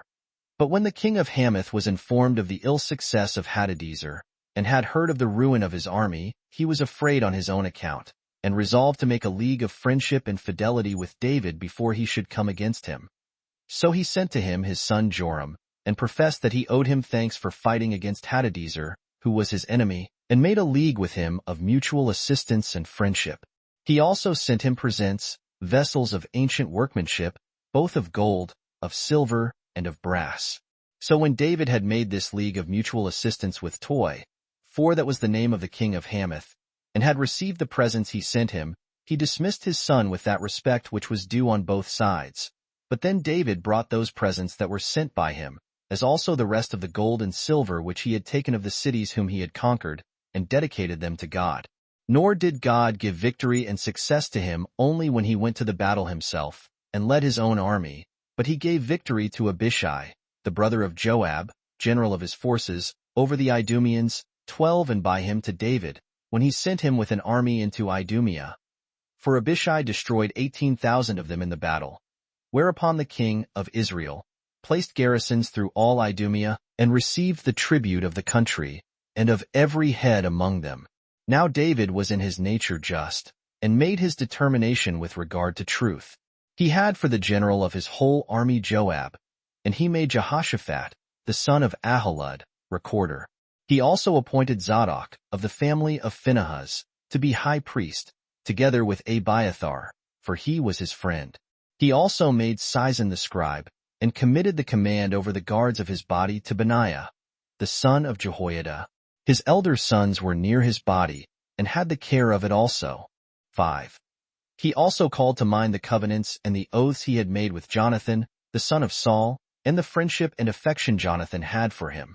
For besides all the rest of his excellent qualities with which he was endowed, he was also exceeding mindful of such as had at other times bestowed benefits upon him. He therefore gave order that inquiry should be made, whether any of Jonathan's lineage were living, to whom he might make return of that familiar acquaintance which Jonathan had had with him, and for which he was still debtor. And when one of Saul's freed men was brought to him, who was acquainted with those of his family that were still living, he asked him whether he could tell him of anyone belonging to Jonathan that was now alive, and capable of a requital of the benefits which he had received from Jonathan. And he said that a son of his was remaining, whose name was Mephibosheth, but that he was lame of his feet. For that when his nurse heard that the father and grandfather of the child were fallen in the battle, she snatched him up and fled away, and let him fall from her shoulders, and his feet were lamed. So when he had learned where and by whom he was brought up, he sent messengers to Machir, to the city of Lodabar, for with him was the son of Jonathan brought up, and sent for him to come to him. So when Mephibosheth came to the king, he fell on his face and worshipped him. But David encouraged him, bade him be of good cheer, and expect better times.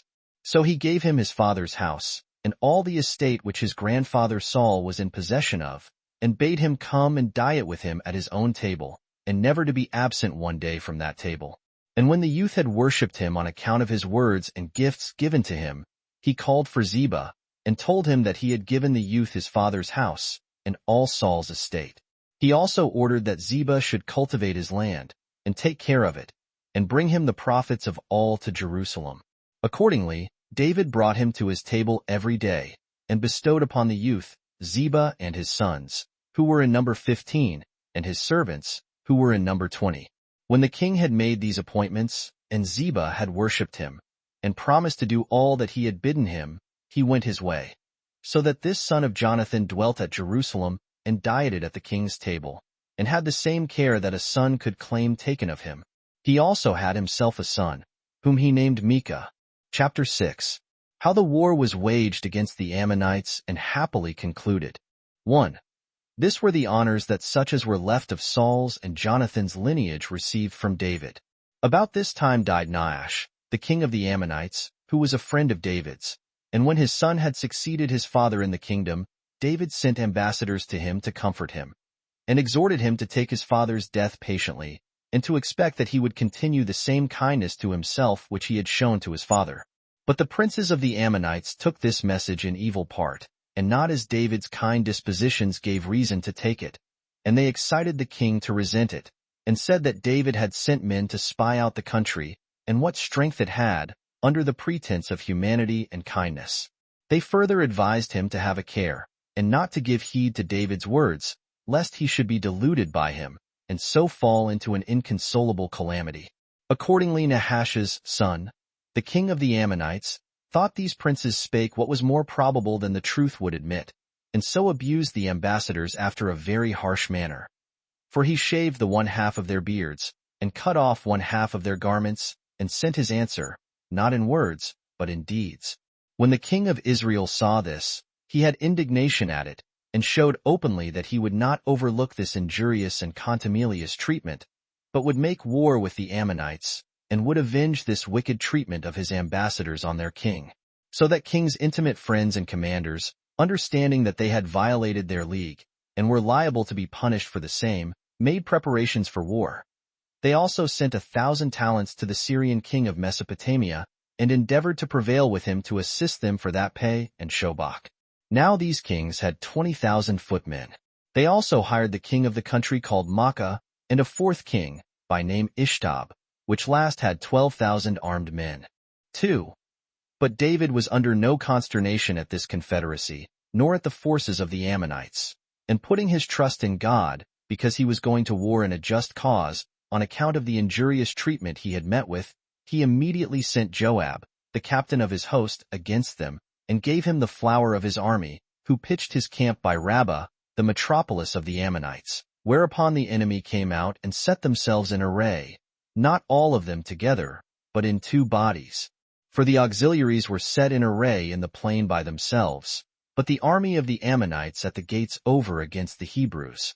When Joab saw this, he opposed one stratagem against another, and chose out the most hardy part of his men, and set them in opposition to the king of Syria, and the kings that were with him, and gave the other part to his brother Abishai, and bid him set them in opposition to the Ammonites, and said to him, that in case he should see that the Syrians distressed him, and were too hard for him, he should order his troops to turn about and assist him.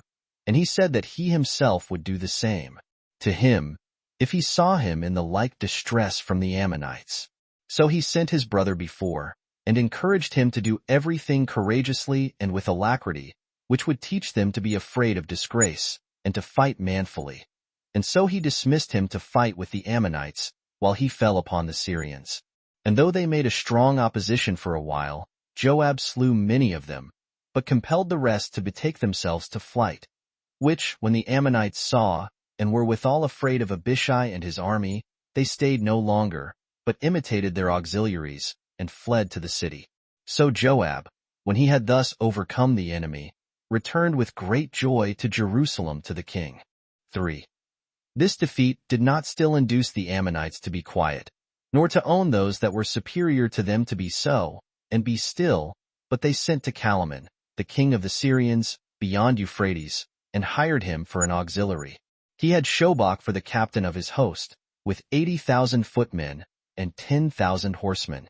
Now when the king of the Hebrews understood that the Ammonites had again gathered so great an army together, he determined to make war with them no longer by his generals, but he passed over the river Jordan himself with all his army.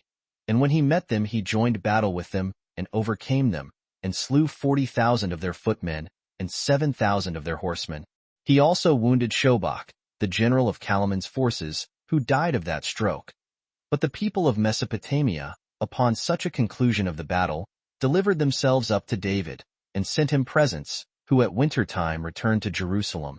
But at the beginning of the spring he sent Joab, the captain of his host, to fight against the Ammonites, who overran all their country, and laid it waste, and shut them up in their metropolis Rabbah, and besieged them therein.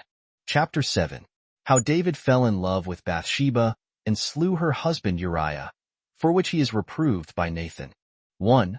But David fell now into a very grievous sin, though he were otherwise naturally a righteous and a religious man, and one that firmly observed the laws of our fathers.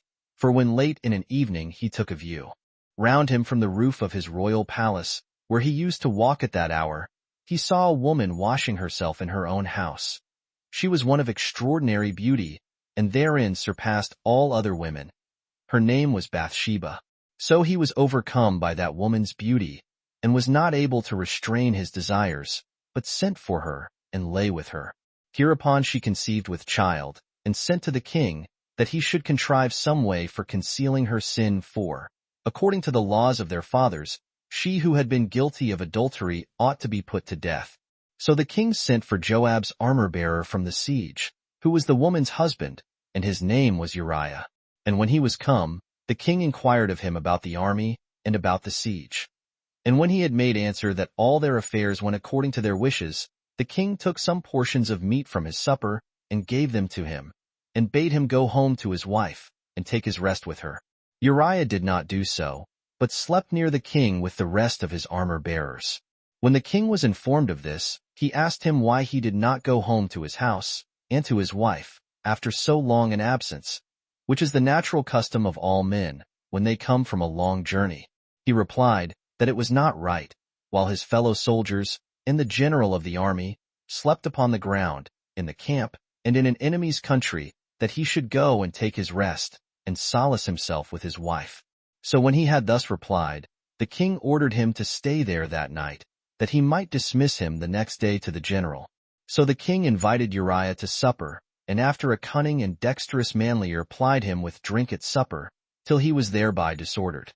Yet did he nevertheless sleep at the king's gates without any inclination to go to his wife. Upon this the king was very angry at him, and wrote to Joab, and commanded him to punish Uriah, for he told him that he had offended him. And he suggested to him the manner in which he would have him punished, that it might not be discovered that he was himself the author of this his punishment. For he charged him to set him over against that part of the enemy's army where the attack would be most hazardous, and where he might be deserted, and be in the greatest jeopardy, for he bade him order his fellow soldiers to retire out of the fight. When he had written thus to him, and sealed the letter with his own seal, he gave it to Uriah to carry to Joab. When Joab had received it, and upon reading it understood the king's purpose, he set Uriah in that place where he knew the enemy would be most troublesome to them, and gave him for his partners some of the best soldiers in the army, and said that he would also come to their assistance with the whole army, that if possible they might break down some part of the wall and enter the city. And he desired him to be glad of the opportunity of exposing himself to such great pains, and not to be displeased at it, since he was a valiant soldier, and had a great reputation for his valor, both with the king and with his countrymen. And when Uriah undertook the work he was set upon with alacrity, he gave private orders to those who were to be his companions, that when they saw the enemy make a sally, they should leave him. When, therefore, the Hebrews made an attack upon the city, the Ammonites were afraid that the enemy might prevent them, and get up into the city, and this at the very place whither Uriah was ordered. So they exposed their best soldiers to be in the forefront, and opened their gates suddenly, and fell upon the enemy with great vehemence, and ran violently upon them. When those that were with Uriah saw this, they all retreated backward, as Joab had directed them beforehand.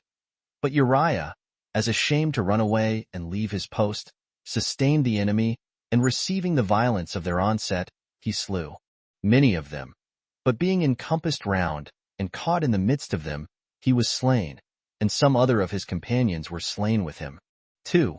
When this was done, Joab sent messengers to the king, and ordered them to tell him that he did what he could to take the city soon, but that, as they made an assault on the wall, they had been forced to retire with great loss, and bade them, if they saw the king was angry at it, to add this, that Uriah was slain also.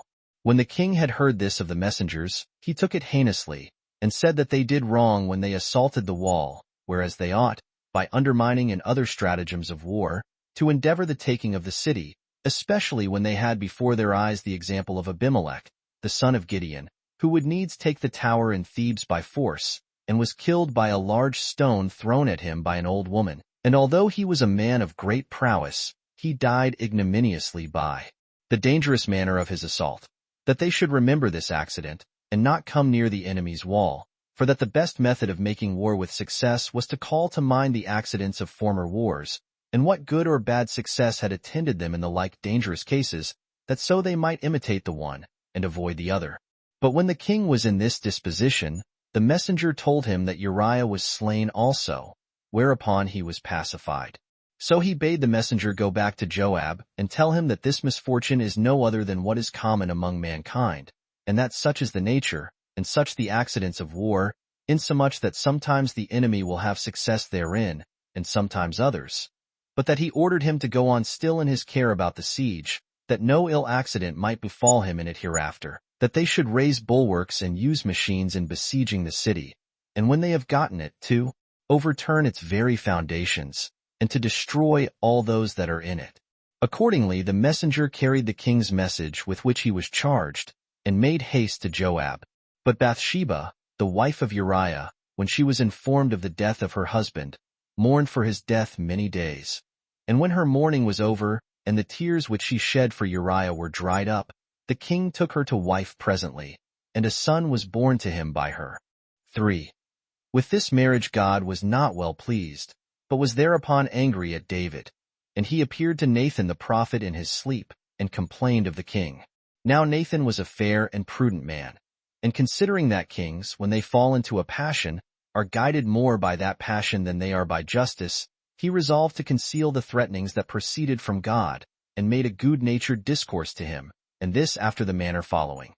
He desired that the king would give him his opinion in the following case. There were, said he, 2 men inhabiting the same city. The one of them was rich, and the other poor. The rich man had a great many flocks of cattle, of sheep, and of kine. But the poor man had but 1 ewe lamb. This he brought up with his children, and let her eat her food with them. And he had the same natural affection for her which anyone might have for a daughter. Now upon the coming of a stranger to the rich man, he would not vouchsafe to kill any of his own flocks, and thence feast his friend. But he sent for the poor man's lamb, and took her away from him, and made her ready for food, and thence feasted the stranger. This discourse troubled the king exceedingly, and he denounced to Nathan that this man was a wicked man who could dare to do such a thing, and that it was but just that he should restore the lamb fourfold, and be punished with death for it also. Upon this Nathan immediately said that he was himself the man who ought to suffer those punishments, and that by his own sentence, and that it was he who had perpetrated this great and horrid crime. He also revealed to him and laid before him the anger of God against him, who had made him king over the army of the Hebrews, and Lord of all the nations, and those many and great nations round about him, who had formerly delivered him out of the hands of Saul, and had given him such wives as he had justly and legally married. And now this God was despised by him, and affronted by his impiety, when he had married, and now had, another man's wife, and by exposing her husband to the enemy, had really slain him, that God would inflict punishments upon him on account of those instances of wickedness, that his own wives should be forced by one of his sons, and that he should be treacherously supplanted by the same son, and that although he had perpetrated his wickedness secretly, yet should that punishment which he was to undergo be inflicted publicly upon him, that, moreover, said he, the child which was born to thee of her shall soon die.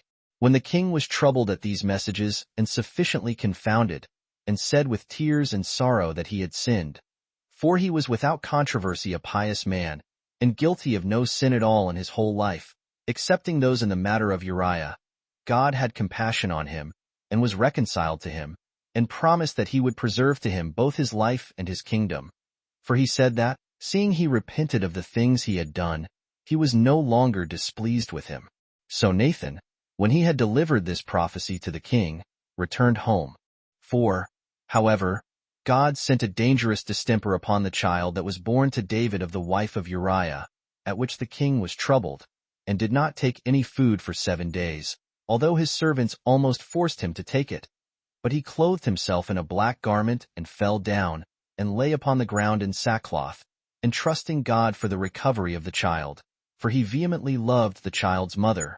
But when, on the 7th day, the child was dead, the king's servants durst not tell him of it, as supposing that when he knew it, he would still less admit of food and other care of himself, by reason of his grief at the death of his son, since when the child was only sick, he so greatly afflicted himself and grieved for him. But when the king perceived that his servants were in disorder, and seemed to be affected, as those who are very desirous to conceal something, he understood that the child was dead. And when he had called one of his servants to him, and discovered that so it was, he arose up and washed himself, and took a white garment, and came into the tabernacle of God. He also commanded them to set supper before him, and thereby greatly surprised his kindred and servants, while he did nothing of this when the child was sick, but did it all when he was dead. Whereupon, having first begged leave to ask him a question, they besought him to tell them the reason of this his conduct. He then called them unskillful people, and instructed them how. He had hopes of the recovery of the child while it was alive, and accordingly did all that was proper for him to do, as thinking by such means to render God propitious to him. But that when the child was dead, there was no longer any occasion for grief, which was then to no purpose. When he had said this, they commended the king's wisdom and understanding. He then went in unto Bathsheba his wife, and she conceived and bare a son. And by the command of Nathan the prophet called his name Solomon. 5. But Joab sorely distressed the Ammonites in the siege, by cutting off their waters, and depriving them of other means of subsistence, till they were in the greatest want of meat and drink, for they depended only on one small well of water, and this they durst not drink of too freely, lest the fountain should entirely fail them. So he wrote to the king, and informed him thereof, and persuaded him to come himself to take the city, that he might have the honor of the victory. Upon this letter of Joab's, the king accepted of his goodwill and fidelity, and took with him his army, and came to the destruction of Rabbah, and when he had taken it by force, he gave it to his soldiers to plunder it. But he himself took the king of the Ammonites' crown, whose weight was a talent of gold, 13, and it had in its middle a precious stone called a sardonyx, which crowned David ever after war on his own head. He also found many other vessels in the city, and those both splendid and of great price. But as for the men, he tormented them, 14, and then destroyed them. And when he had taken the other cities of the Ammonites by force, he treated them after the same manner. Chapter 8. How Absalom murdered Amnon, who had forced his own sister, and how he was banished and afterwards recalled by David. 1. When the king was returned to Jerusalem, a sad misfortune befell his house on the occasion following. He had a daughter, who was yet a virgin and very handsome, insomuch that she surpassed all the most beautiful women. Her name was Tamar. She had the same mother with Absalom. Now Amnon, David's eldest son, fell in love with her, and being not able to obtain his desires, on account of her virginity and the custody she was under, was so much out of order, nay, his grief so eat up his body, that he grew lean, and his color was changed. Now there was one Jenadab, a kinsman and friend of his, who discovered this his passion, for he was an extraordinary wise man, and of great sagacity of mind. When, therefore, he saw that every morning Amnon was not in body as he ought to be, he came to him, and desired him to tell him what was the cause of it. However, he said that he guessed that it arose from the passion of love. Amnon confessed his passion, that he was in love with a sister of his, who had the same father with himself. So Jenadab suggested to him by what method and contrivance he might obtain his desires. For he persuaded him to pretend sickness, and bade him, when his father should come to him, to beg of him that his sister might come and minister to him. For if that were done, he should be better, and should quickly recover from his distemper. So Amnon lay down on his bed, and pretended to be sick, as Jonadab had suggested. When his father came, and inquired how he did, he begged of him to send his sister to him. Accordingly, he presently ordered her to be brought to him. And when she was come, Amnon bade her make cakes for him, and fry them in a pan, and do it all with her own hands, because he should take them better from her hand than from anyone's else. So she kneaded the flour in the sight of her brother, and made him cakes, and baked them in a pan, and brought them to him. But at that time he would not taste them, but gave order to his servants to send all that were there out of his chamber, because he had a mind to repose himself, free from tumult and disturbance.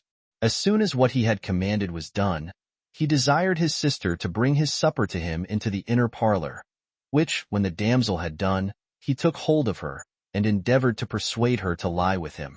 Whereupon the damsel cried out, and said, Nay, brother, do not force me, nor be so wicked as to transgress the laws, and bring upon thyself the utmost confusion. Curb this thy unrighteous and impure lust, from which our house will get nothing but reproach and disgrace. She also advised him to speak to his father about this affair, for he would permit him to marry her. This she said, as desirous to avoid her brother's violent passion at present. But he would not yield to her.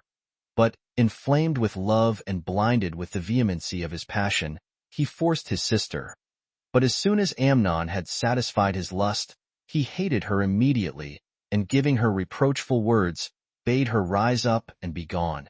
And when she said that this was a more injurious treatment than the former, if, now he had forced her, he would not let her stay with him till the evening, but bid her go away in the daytime, and while it was light, that she might meet with people that would be witnesses of her shame, he commanded his servant to turn her out of his house. Whereupon she was sorely grieved at the injury and violence that had been offered to her, and rent her loose coat. For the virgins of old time wore such loose coats tied at the hands, and let down to the ankles, that the inner coats might not be seen, and sprinkled ashes on her head, and went up the middle of the city, crying out and lamenting for the violence that had been offered her. Now, Absalom, her brother, happened to meet her, and asked her what sad thing had befallen her, that she was in that plight. And when she had told him what injury had been offered her, he comforted her, and desired her to be quiet, and take all patiently, and not to esteem her being corrupted by her brother as an injury. So she yielded to his advice, and left off her crying out, and discovering the force offered her to the multitude. And she continued as a widow with her brother Absalom a long time. 2.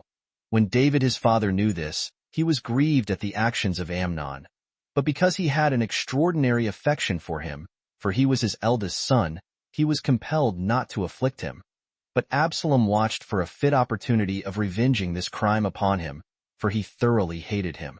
Now the second year after this wicked affair about his sister was over, and Absalom was about to go to shear his own sheep at Baal-Hazor, which is a city in the portion of Ephraim, he besought his father, as well as his brethren, to come and feast with him.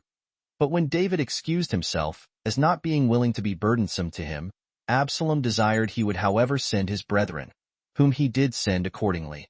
Then Absalom charged his own servants, that when they should see Amnon disordered and drowsy with wine, and he should give them a signal, they should fear nobody, but kill him.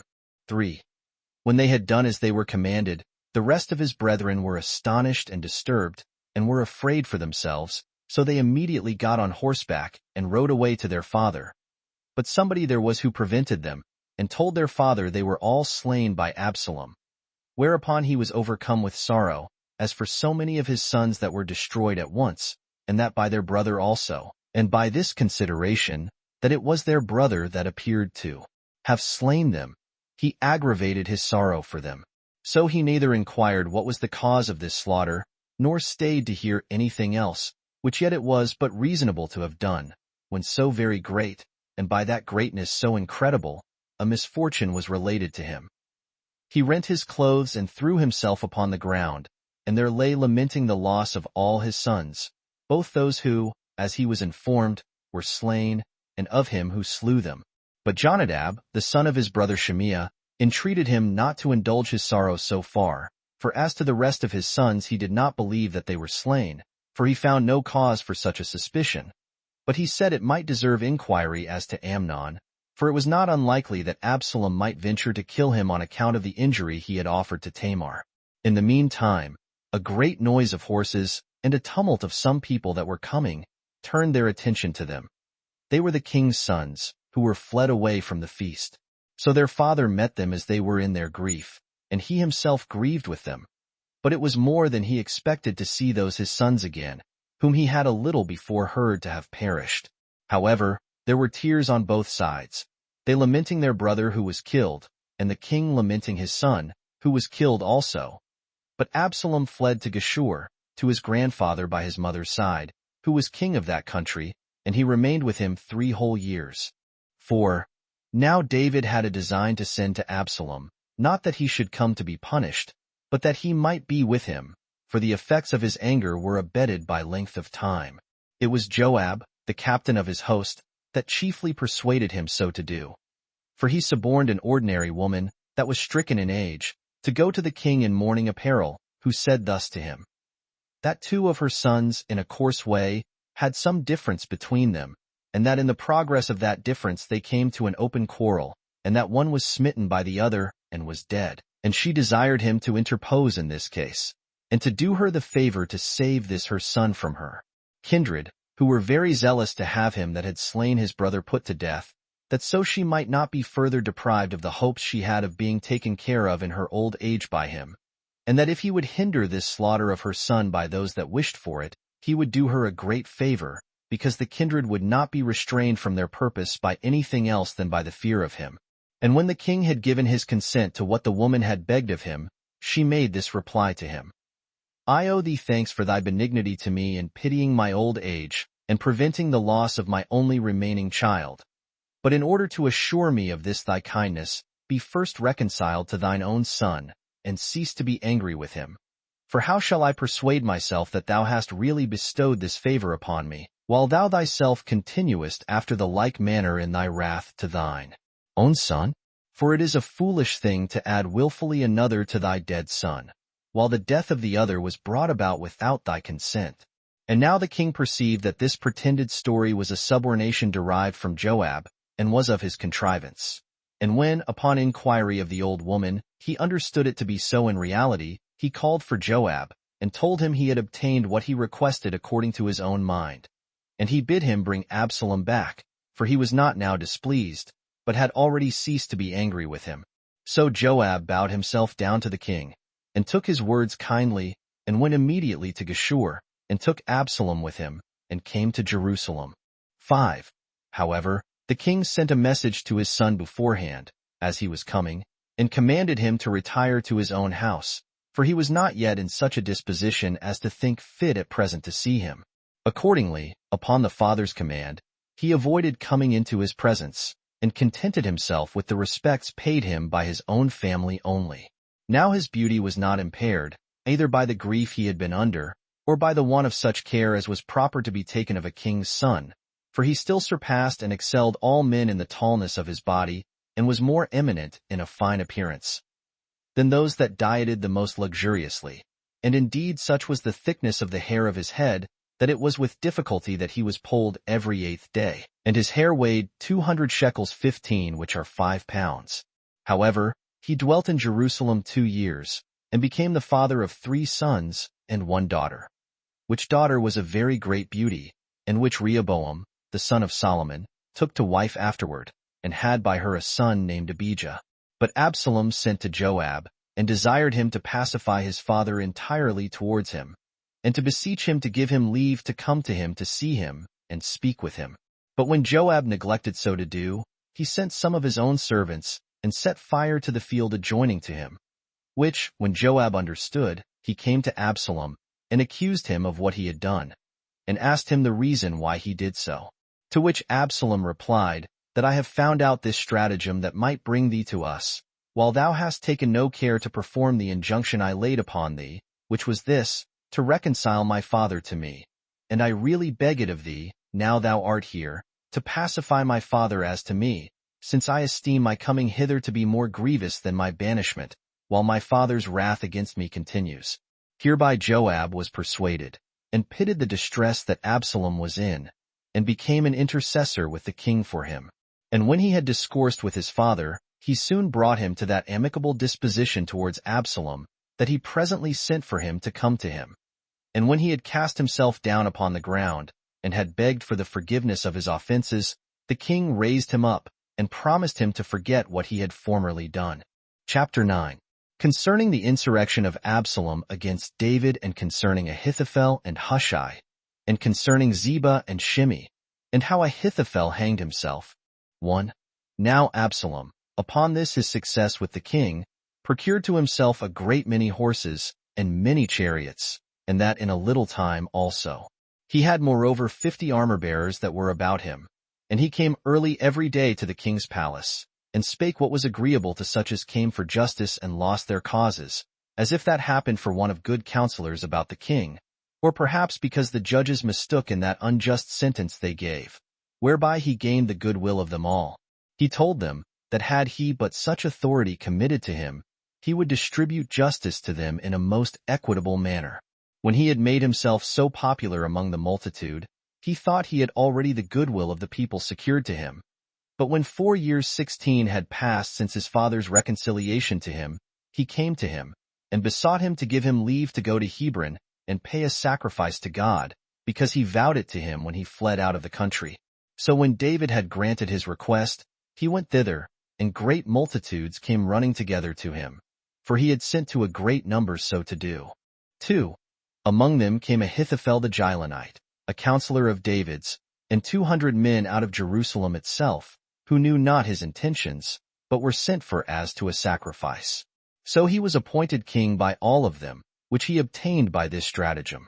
As soon as this news was brought to David, and he was informed of what he did not expect from his son, he was affrighted at this his impious and bold undertaking, and wondered that he was so far from remembering how his offense had been so lately forgiven him, that he undertook much worse and more wicked enterprises. First, to deprive him of that kingdom which was given him of God, and secondly, to take away his own father's life. He therefore resolved to fly to the parts beyond Jordan. So he called his most intimate friends together, and communicated to them all that he had heard of his son's madness.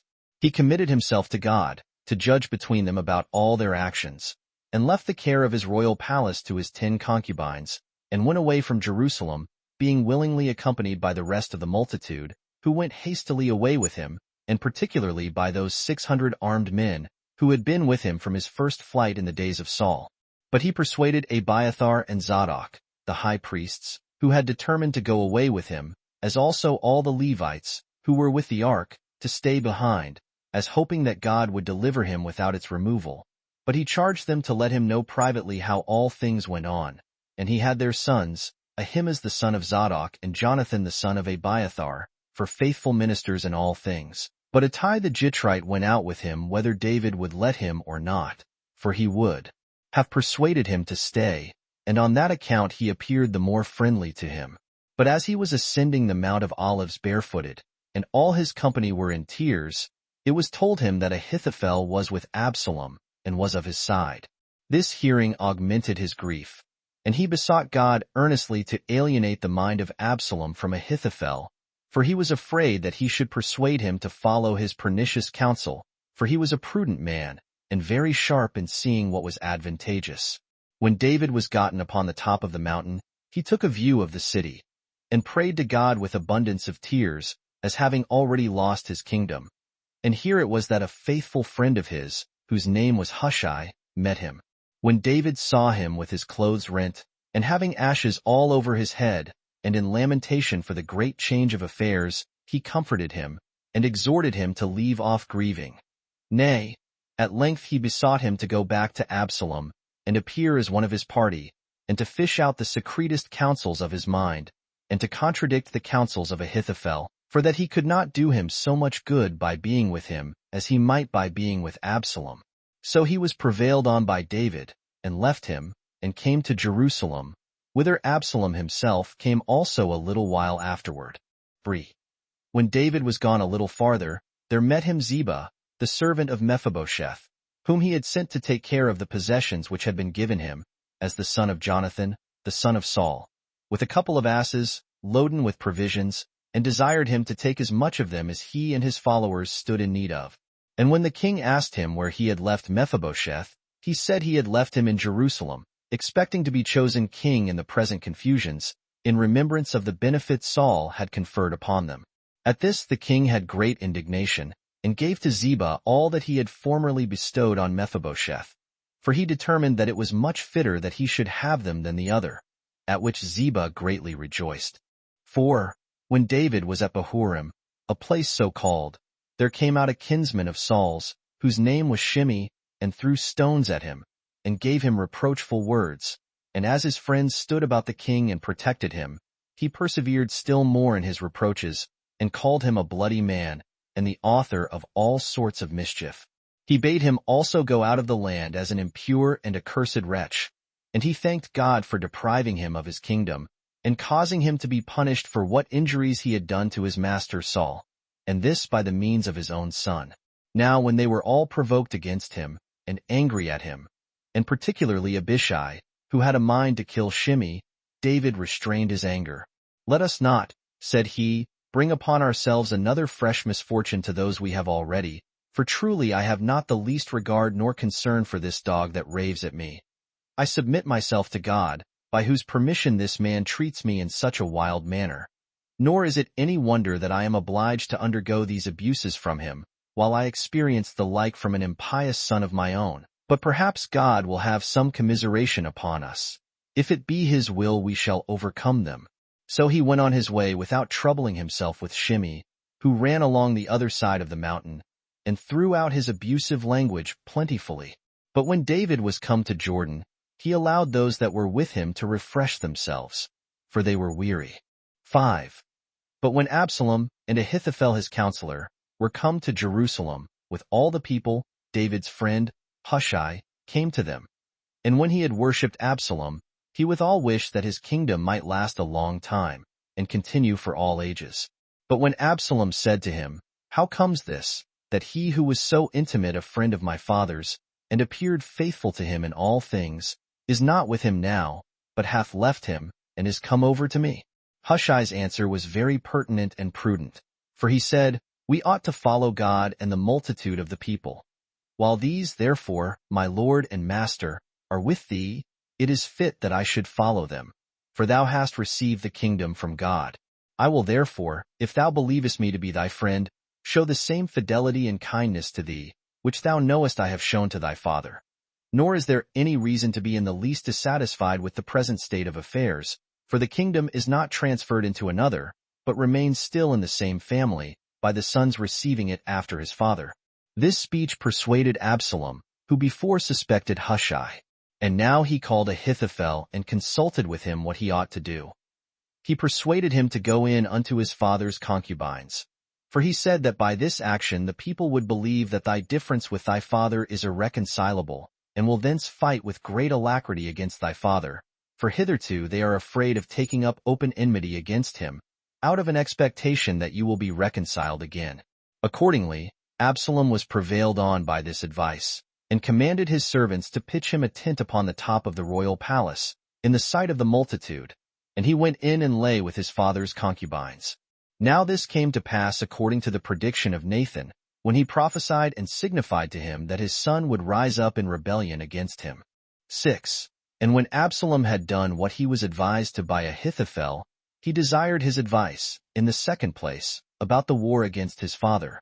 Now Ahithophel only asked him to let him have 10,000 chosen men, and he promised he would slay his father, and bring the soldiers back again in safety. And he said that then the kingdom would be firm to him when David was dead, but not otherwise. Absalom was pleased with this advice, and called for Hushai, David's friend, for so did he style him. And informing him of the opinion of Ahithophel, he asked, further, what was his opinion concerning that matter. Now he was sensible that if Ahithophel's counsel were followed, David would be in danger of being seized on and slain. So he attempted to introduce a contrary opinion, and said, Thou art not unacquainted, O king, with the valor of thy father, and of those that are now with him, that he hath made many wars, and hath always come off with victory, though probably he now abides in the camp, for he is very skillful in stratagems, and in foreseeing the deceitful tricks of his enemies. Yet will he leave his own soldiers in the evening, and will either hide himself in some valley, or will place an ambush at some rock, so that when our army joins battle with him, his soldiers will retire for a little while, but will come upon us again, as encouraged by the king's being near them. And in the meantime your father will show himself suddenly in the time of the battle, and will infuse courage into his own people when they are in danger, but bring consternation to thine.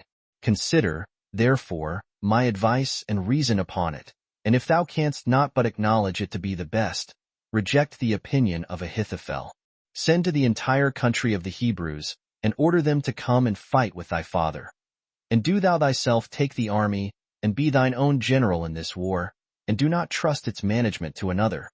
Then expect to conquer him with ease, when thou overtakest him openly with his few partisans, but hast thyself many 10,000s, who will be desirous to demonstrate to thee their diligence and alacrity. And if thy father shall shut himself up in some city, and bear a siege, we will overthrow that city with machines of war, and by undermining it. When Hushai had said this, he obtained his point against Ahithophel, for his opinion was preferred by Absalom before the others. However, it was no other than God 17 who made the counsel of Hushai appear best to the mind of Absalom. 7. So Hushai made haste to the high priests, Zadok and Abiathar, and told them the opinion of Ahithophel and his own, and that the resolution was taken to follow this latter advice. He therefore bade them send to David, and tell him of it, and to inform him of the counsels that had been taken, and to desire him further to pass quickly over Jordan, lest his son should change his mind, and make haste to pursue him, and so prevent him, and seize upon him before he be in safety. Now the high priests had their sons concealed in a proper place out of the city, that they might carry news to David of what was transacted. Accordingly, they sent a maidservant, whom they could trust, to them, to carry the news of Absalom's counsels, and ordered them to signify the same to David with all speed. So they made no excuse nor delay, but taking along with them their father's injunctions, because pious and faithful ministers, and judging that quickness and suddenness was the best mark of faithful service, they made haste to meet with David. But certain horsemen saw them when they were 2 furlongs from the city, and informed Absalom of them, who immediately sent some to take them. But when the sons of the high priest perceived this, they went out of the road, and betook themselves to a certain village. That village was called Bahurim. There they desired a certain woman to hide them, and afford them security.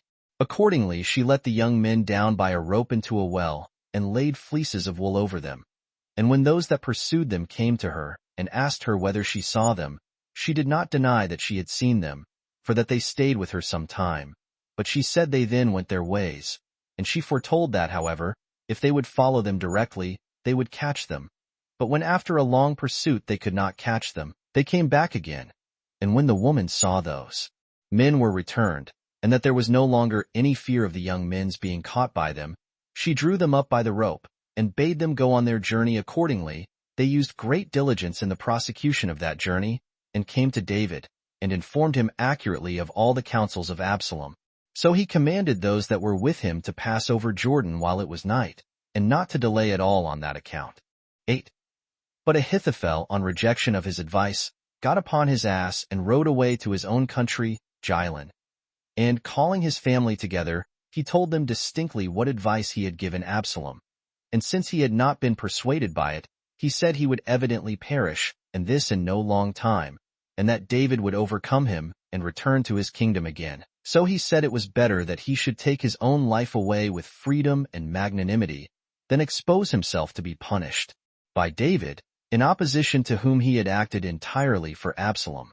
When he had discoursed thus to them, he went into the inmost room of his house and hanged himself. And thus was the death of Ahithophel, who was self-condemned. And when his relations had taken him down from the halter, they took care of his funeral. Now, as for David, he passed over Jordan, as we have said already, and came to Mahanaim, every fine and very strong city. And all the chief men of the country received him with great pleasure, both out of the shame they had that he should be forced to flee away from Jerusalem, and out of the respect they bare him while he was in his former prosperity. These were Barzillai the Gileadite, and Siphar the ruler among the Ammonites, and Machir the principal man of Gilead. And these furnished him with plentiful provisions for himself and his followers, insomuch that they wanted no beds nor blankets for them, nor loaves of bread, nor wine. Nay, they brought them a great many cattle for slaughter, and afforded them what furniture they wanted for their refreshment when they were weary, and for food, with plenty of other necessaries. Chapter 10. How, when Absalom was beaten, he was caught in a tree by his hair and was slain. 1. And this was the state of David and his followers. But Absalom got together a vast army of the Hebrews to oppose his father, and passed therewith over the river Jordan, and sat down not far off Mahanaim, in the country of Gilead. He appointed Amasa to be captain of all his host, instead of Joab his kinsman. His father was Ithra and his mother Abigail. Now she and Zeruiah, the mother of Joab, were David's sisters. But when David had numbered his followers, and found them to be about 4,000, he resolved not to tarry till Absalom attacked him, but set over his men captains of thousands, and captains of hundreds, and divided his army into 3 parts. The one part he committed to Joab, the next to Abishai, Joab's brother, and the third to Ittai, David's companion and friend, but one that came from the city Gath. And when he was desirous of fighting himself among them, his friends would not let him. And this refusal of theirs was founded upon very wise reasons. For, said they, if we be conquered when he is with us, we have lost all good hopes of recovering ourselves. But if we should be beaten in one part of our army, the other parts may retire to him, and may thereby prepare a greater force, while the enemy will naturally suppose that he hath another army with him. So David was pleased with this their advice, and resolved himself to tarry at Mahanaim. And as he sent his friends and commanders to the battle, he desired them to show all possible alacrity and fidelity, and to bear in mind what advantages they had received from him, which, though they had not been very great, yet had they not been quite inconsiderable. And he begged of them to spare the young man Absalom, lest some mischief should befall himself, if he should be killed. And thus did he send out his army to the battle, and wish them victory therein. 2. Then did Joab put his army in battle array over against the enemy in the great plain, where he had a wood behind him. Absalom also brought his army into the field to oppose him. Upon the joining of the battle, both sides showed great actions with their hands and their boldness, the one side exposing themselves to the greatest hazards, and using their utmost alacrity, that David might recover his kingdom, and the other being no way deficient, either in doing or suffering, that Absalom might not be deprived of that kingdom, and be brought to punishment by his father for his impudent attempt against him. Those also that were the most numerous were solicitous that they might not be conquered by those few that were with Joab, and with the other commanders, because that would be the greater disgrace to them. While David's soldiers strove greatly to overcome so many 10,000s as the enemy had with them. Now David's men were conquerors, as superior in strength and skill in war. So they followed the others as they fled away through the forests and valleys. Some they took prisoners, and many they slew, and more in the flight than in the battle, for there fell about 20,000 that day. But all David's men ran violently upon Absalom, for he was easily known by his beauty and tallness. He was himself also afraid lest his enemies should seize on him, so he got upon the king's mule and fled. But as he was carried with violence and noise and a great motion, as being himself light, he entangled his hair greatly in the large boughs of a knotty tree that spread a great way, and there he hung, after a surprising manner. And as for the beast, it went on farther, and that swiftly, as if his master had been still upon his back. But he, hanging in the air upon the boughs, was taken by his enemies. Now when one of David's soldiers saw this, he informed Joab of it. And when the general said that if he had shot at and killed Absalom, he would have given him 50 shekels, he replied, I would not have killed my master's son if thou wouldst have given me 1,000 shekels, especially when he desired that the young man might be spared in the hearing of us all. But Joab bade him show him where it was that he saw Absalom hang. Whereupon he shot him to the heart and slew him, and Joab's armor-bearers stood round the tree, and pulled down his dead body, and cast it into a great chasm that was out of sight, and laid a heap of stones upon him, till the cavity was filled up, and had both the appearance and the bigness of a grave. Then Joab sounded a retreat, and recalled his own soldiers from pursuing the enemy's army, in order to spare their countrymen. 3. Now Absalom had erected for himself a marble pillar in the king's dale, 2 furlongs distant from Jerusalem, which he named Absalom's hand, saying that if his children were killed, his name would remain by that pillar. For he had 3 sons and 1 daughter, named Tamar, as we said before, who when she was married to David's grandson, Rehoboam, bare a son, Abijah by name, who succeeded his father in the kingdom. But of these we shall speak in a part of our history which will be more proper. After the death of Absalom, they returned every one to their own homes respectively. 4. But now Ahimaaz, the son of Zadok the high priest, went to Joab, and desired he would permit him to go and tell David of this victory, and to bring him the good news that God had afforded his assistance and his providence to him. However, he did not grant his request, but said to him, Wilt thou, who hast always been the messenger of good news, now go and acquaint the king that his son is dead? So he desired him to desist. He then called Cushi, and committed the business to him, that he should tell the king what he had seen. But when Ahimaaz again desired him to let him go as a messenger, and assured him that he would only relate what concerned the victory, but not concerning the death of Absalom, he gave him leave to go to David. Now he took a nearer road than the former did, for nobody knew it but himself, and he came before Cushi. Now as David was sitting between the gates, 18, and waiting to see when somebody would come to him from the battle, and tell him how it went, one of the watchmen saw Ahimaaz running, and before he could discern who he was, he told David that he saw somebody coming to him, who said he was a good messenger. A little while after, he informed him that another messenger followed him. Whereupon the king said that he also was a good messenger. But when the watchman saw Ahimaaz, and that he was already very near, he gave the king notice that it was the son of Zadok, the high priest, who came running.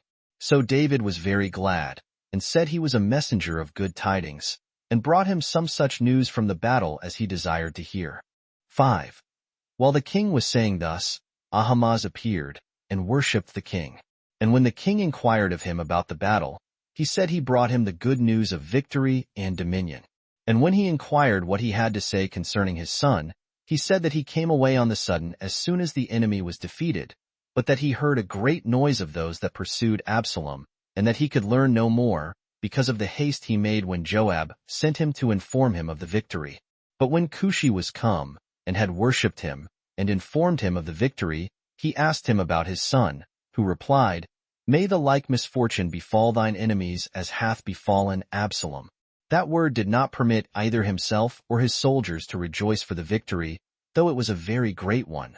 But David went up to the highest part of the city, 19, and wept for his son, and beat his breast, tearing the hair of his head, tormenting himself all manner of ways, and crying out, O my son, I wish that I had died myself, and ended my days with thee. For he was of a tender natural affection, and had extraordinary compassion for this son in particular. But when the army and Joab heard that the king mourned for his son, they were ashamed to enter the city in the habit of conquerors, but they all came in as cast down, and in tears, as if they had been beaten. Now while the king covered himself, and grievously lamented his son, Joab went in to him, and comforted him, and said, O my lord the king, thou art not aware that thou layest a blot on thyself by what thou now doest.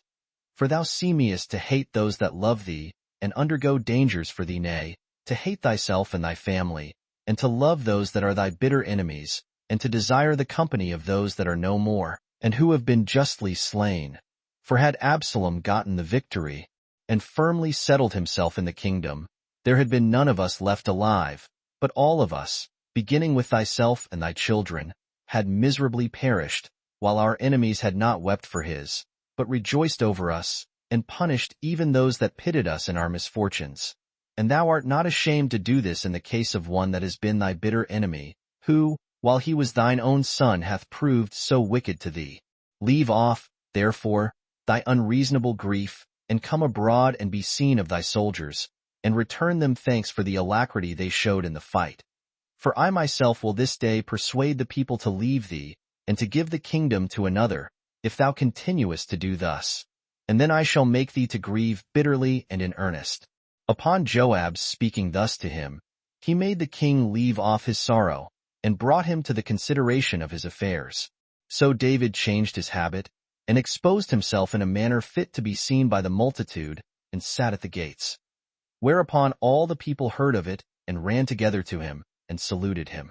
And this was the present state of David's affairs. Chapter 11. How David, when he had recovered his kingdom, was reconciled to Shimei and to Ziba, and showed a great affection to Barzillai. And how, upon the rise of a sedition, he made Amasa captain of his host, in order to pursue Seba, which Amasa was slain by Joab. 1.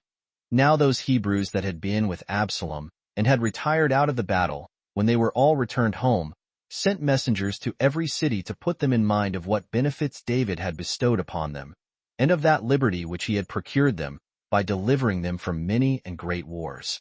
But they complained, that whereas they had ejected him out of his kingdom, and committed it to another governor, which other governor, whom they had set up, was already dead, they did not now beseech David to leave off his anger at them, and to become friends with them, and, as he used to do, to resume the care of their affairs, and take the kingdom again. This was often told to David. And this notwithstanding, David sent to Zadok and Abiathar the high priests, that they should speak to the rulers of the tribe of Judah after the manner following: that it would be a reproach upon them to permit the other tribes to choose David for their king before their tribe. And this, said he, while you are akin to him, and of the same common blood. He commanded them also to say the same to Amasa the captain of their forces, that whereas he was his sister's son, he had not persuaded the multitude to restore the kingdom to David, that he might expect from him not only a reconciliation, for that was already granted, but that supreme command of the army also which Absalom had bestowed upon him. Accordingly the high priests, when they had discoursed with the rulers of the tribe, and said what the king had ordered them, persuaded Amasa to undertake the care of his affairs. So he persuaded that tribe to send immediately ambassadors to him, to beseech him to return to his own kingdom. The same did all the Israelites, at the like persuasion of Amasa. 2. When the ambassadors came to him, he came to Jerusalem, and the tribe of Judah was the first that came to meet the king at the river Jordan. And Shimei, the son of Gera, came with 1,000 men, which he brought with him out of the tribe of Benjamin. And Ziba, the freedman of Saul, with his sons, 15 in number, and with his 20 servants. All these, as well as the tribe of Judah, laid a bridge of boats over the river, that the king, and those that were with him, might with ease pass over it. Now as soon as he was come to Jordan, the tribe of Judah saluted him. Shimei also came upon the bridge, and took hold of his feet, and prayed him to forgive him what he had offended, and not to be too bitter against him, nor to think fit to make him the first example of severity under his new authority, but to consider that he had repented of his failure of duty, and had taken care to come first of all to him. While he was thus entreating the king, and moving him to compassion, Abishai, Joab's brother, said, And shall not this man die for this, that he hath cursed that king whom God hath appointed to reign over us?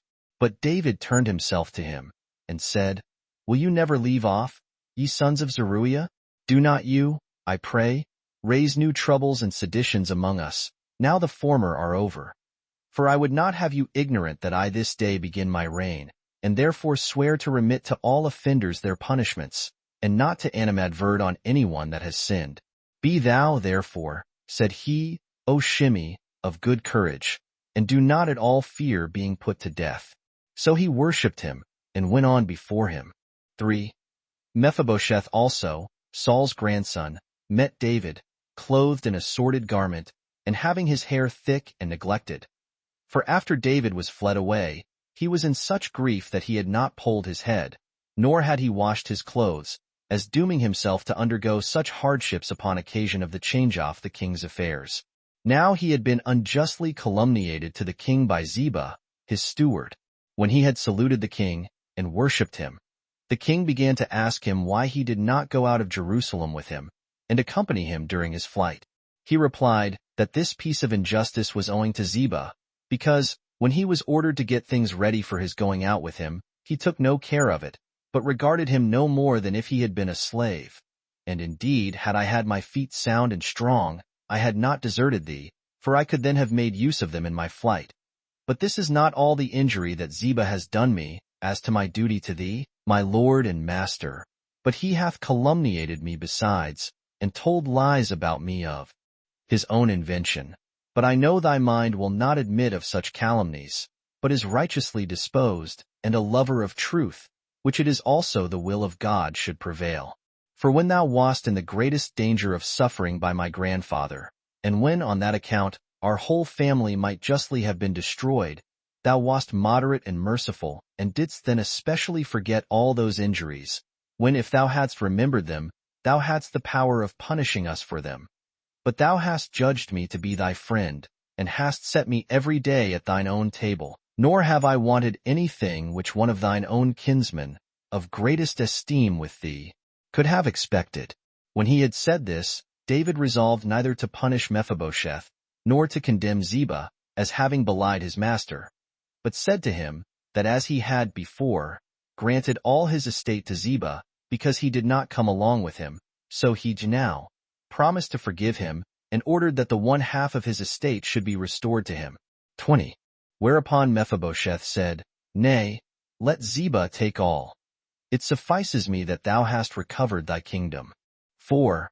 But David desired Barzillai the Gileadite, that great and good man, and one that had made a plentiful provision for him at Mahanaim, and had conducted him as far as Jordan, to accompany him to Jerusalem, for he promised to treat him in his old age with all manner of respect, to take care of him, and provide for him. But Barzillai was so desirous to live at home, that he entreated him to excuse him from attendance on him, and said that his age was too great to enjoy the pleasures of a court, since he was 80 years old, and was therefore making provision for his death and burial. So he desired him to gratify him in this request, and dismiss him. For he had no relish of his meat, or his drink, by reason of his age, and that his ears were too much shut up to hear the sound of pipes, or the melody of other musical instruments, such as all those that live with kings delight in. When he entreated for this so earnestly, the king said, I dismiss thee, but thou shalt grant me thy son Chimham, and upon him I will bestow all sorts of good things. So Barzillai left his son with him, and worshipped the king, and wished him a prosperous conclusion of all his affairs according to his own mind, and then returned home. But David came to Gilgal, having about him half the people of Israel, and the whole tribe of Judah. 5. Now the principal men of the country came to Gilgal to him with a great multitude, and complained of the tribe of Judah, that they had come to him in a private manner, whereas they ought all conjointly, and with one and the same intention, to have given him the meeting. But the rulers of the tribe of Judah desired them not to be displeased, if they had been prevented by them. For, said they, we are David's kinsmen, and on that account we the rather took care of him, and loved him, and so came first to him. Yet had they not, by their early coming, received any gifts from him, which might give them who came last any uneasiness. When the rulers of the tribe of Judah had said this, the rulers of the other tribes were not quiet, but said further, O brethren, we cannot but wonder at you when you call the king your kinsman alone, whereas he that hath received from God the power over all of us in common ought to be esteemed a kinsman to us all, for which reason the whole people have 11 parts in him, and you but 1 part 21. We are also elder than you. Wherefore you have not done justly in coming to the king in this private and concealed manner. 6. While these rulers were thus disputing one with another, a certain wicked man, who took a pleasure in seditious practices, his name was Sheba, the son of Bichri, of the tribe of Benjamin, stood up in the midst of the multitude, and cried aloud, and spake thus to them: We have no part in David, nor inheritance in the son of Jesse. And when he had used those words, he blew with a trumpet, and declared war against the king. And they all left David, and followed him. The tribe of Judah alone stayed with him, and settled him in his royal palace at Jerusalem. But as for his concubines, with whom Absalom his son had accompanied, truly he removed them to another house, and ordered those that had the care of them to make a plentiful provision for them, but he came not near them any more. He also appointed Amasa for the captain of his forces, and gave him the same high office which Joab before had. And he commanded him to gather together, out of the tribe of Judah, as great an army as he could, and come to him within 3 days, that he might deliver to him his entire army, and might send him to fight against Sheba, the son of Bichri. Now while Amasa was gone out, and made some delay in gathering the army together, and so was not yet returned, on the 3rd day the king said to Joab, It is not fit we should make any delay in this affair of Sheba, lest he get a numerous army about him, and be the occasion of greater mischief, and hurt our affairs more than did Absalom himself. Do not thou therefore wait any longer, but take such forces as thou hast at hand, and that old body of 600 men, and thy brother Abishai, with thee, and pursue after our enemy, and endeavor to fight him wheresoever thou canst overtake him. Make haste to prevent him, lest he seize upon some fenced cities, and cause us great labor and pains before we take him. 7. So Joab resolved to make no delay, but taking with him his brother, and those 600 men, and giving orders that the rest of the army which was at Jerusalem should follow him, he marched with great speed against Sheba. And when he was come to Gibeon, which is a village 40 furlongs distant from Jerusalem, Amasa brought a great army with him, and met Joab. Now Joab was girded with a sword, and his breastplate on. And when Amasa came near him to salute him, he took particular care that his sword should fall out, as it were, of its own accord. So he took it up from the ground, and while he approached Amasa, who was then near him, as though he would kiss him, he took hold of Amasa's beard with his other hand, and he smote him in his belly when he did not foresee it, and slew him. This impious and altogether profane action Joab did to a good young man, and his kinsman, and one that had done him no injury, and this out of jealousy that he would obtain the chief command of the army, and be in equal dignity with himself about the king. And for the same cause it was that he killed Abner. But as to that former wicked action, the death of his brother Asahel, which he seemed to revenge, afforded him a decent pretense, and made that crime a pardonable one. But in this murder of Amasa there was no such covering for it. Now when Joab had killed this general, he pursued after Sheba, having left a man with the dead body, who was ordered to proclaim aloud to the army that Amasa was justly slain, and deservedly punished. But, said he, if you be for the king, follow Joab his general and Abishai, Joab's brother. But because the body lay on the road, and all the multitude came running to it, and, as is usual with the multitude, stood wondering a great while at it, he that guarded it removed it thence, and carried it to a certain place that was very remote from the road, and there laid it, and covered it with his garment. When this was done, all the people followed Joab. Now as he pursued Sheba through all the country of Israel, one told him that he was in a strong city, called Abel-Beth-maachah. Hereupon Joab went thither, and set about it with his army, and cast up a bank round it, and ordered his soldiers to undermine the walls, and to overthrow them. And since the people in the city did not admit him, he was greatly displeased at them. 8. Now there was a woman of small account, and yet both wise and intelligent, who seeing her native city lying at the last extremity, ascended upon the wall, and by means of the armed men, called for Joab. And when he came to her, she began to say, that God ordained kings and generals of armies, that they might cut off the enemies of the Hebrews, and introduce a universal peace among them. But thou art endeavoring to overthrow and depopulate a metropolis of the Israelites, which hath been guilty of no offense. But he replied, God continue to be merciful unto me. I am disposed to avoid killing any one of the people, much less would I destroy such a city as this. And if they will deliver me up Sheba, the son of Bichri, who hath rebelled against the king, I will leave off the siege, and withdraw the army from the place. Now as soon as the woman heard what Joab said, she desired him to intermit the siege for a little while, for that he should have the head of his enemy thrown out to him presently. So she went down to the citizens, and said to them, Will you be so wicked as to perish miserably, with your children and wives, for the sake of a vile fellow, and one whom nobody knows who he is? And will you have him for your king instead of David, who hath been so great a benefactor to you, and oppose your city alone to such a mighty and strong army? So she prevailed with them, and they cut off the head of Sheba, and threw it into Joab's army. When this was done, the king's general sounded a retreat, and raised the siege. And when he was come to Jerusalem, he was again appointed to be general of all the people. The king also constituted Benaiah captain of the guards, and of the 600 men. He also set Aduram over the tribute, and Sabbaths and Achalaus over the records. He made Shiva the scribe, and appointed Zadok and Abiathar the high priests. Chapter 12. How the Hebrews were delivered from a famine when the Gibeonites had caused punishment to be inflicted for those of them that had been slain.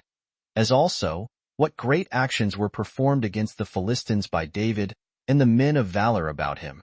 1. After this, when the country was greatly afflicted with a famine, David besought God to have mercy on the people, and to discover to him what was the cause of it, and how a remedy might be found for that distemper. And when the prophets answered, that God would have the Gibeonites avenged whom Saul the king was so wicked as to betray to slaughter, and had not observed the oath which Joshua the general and the Senate had sworn to them.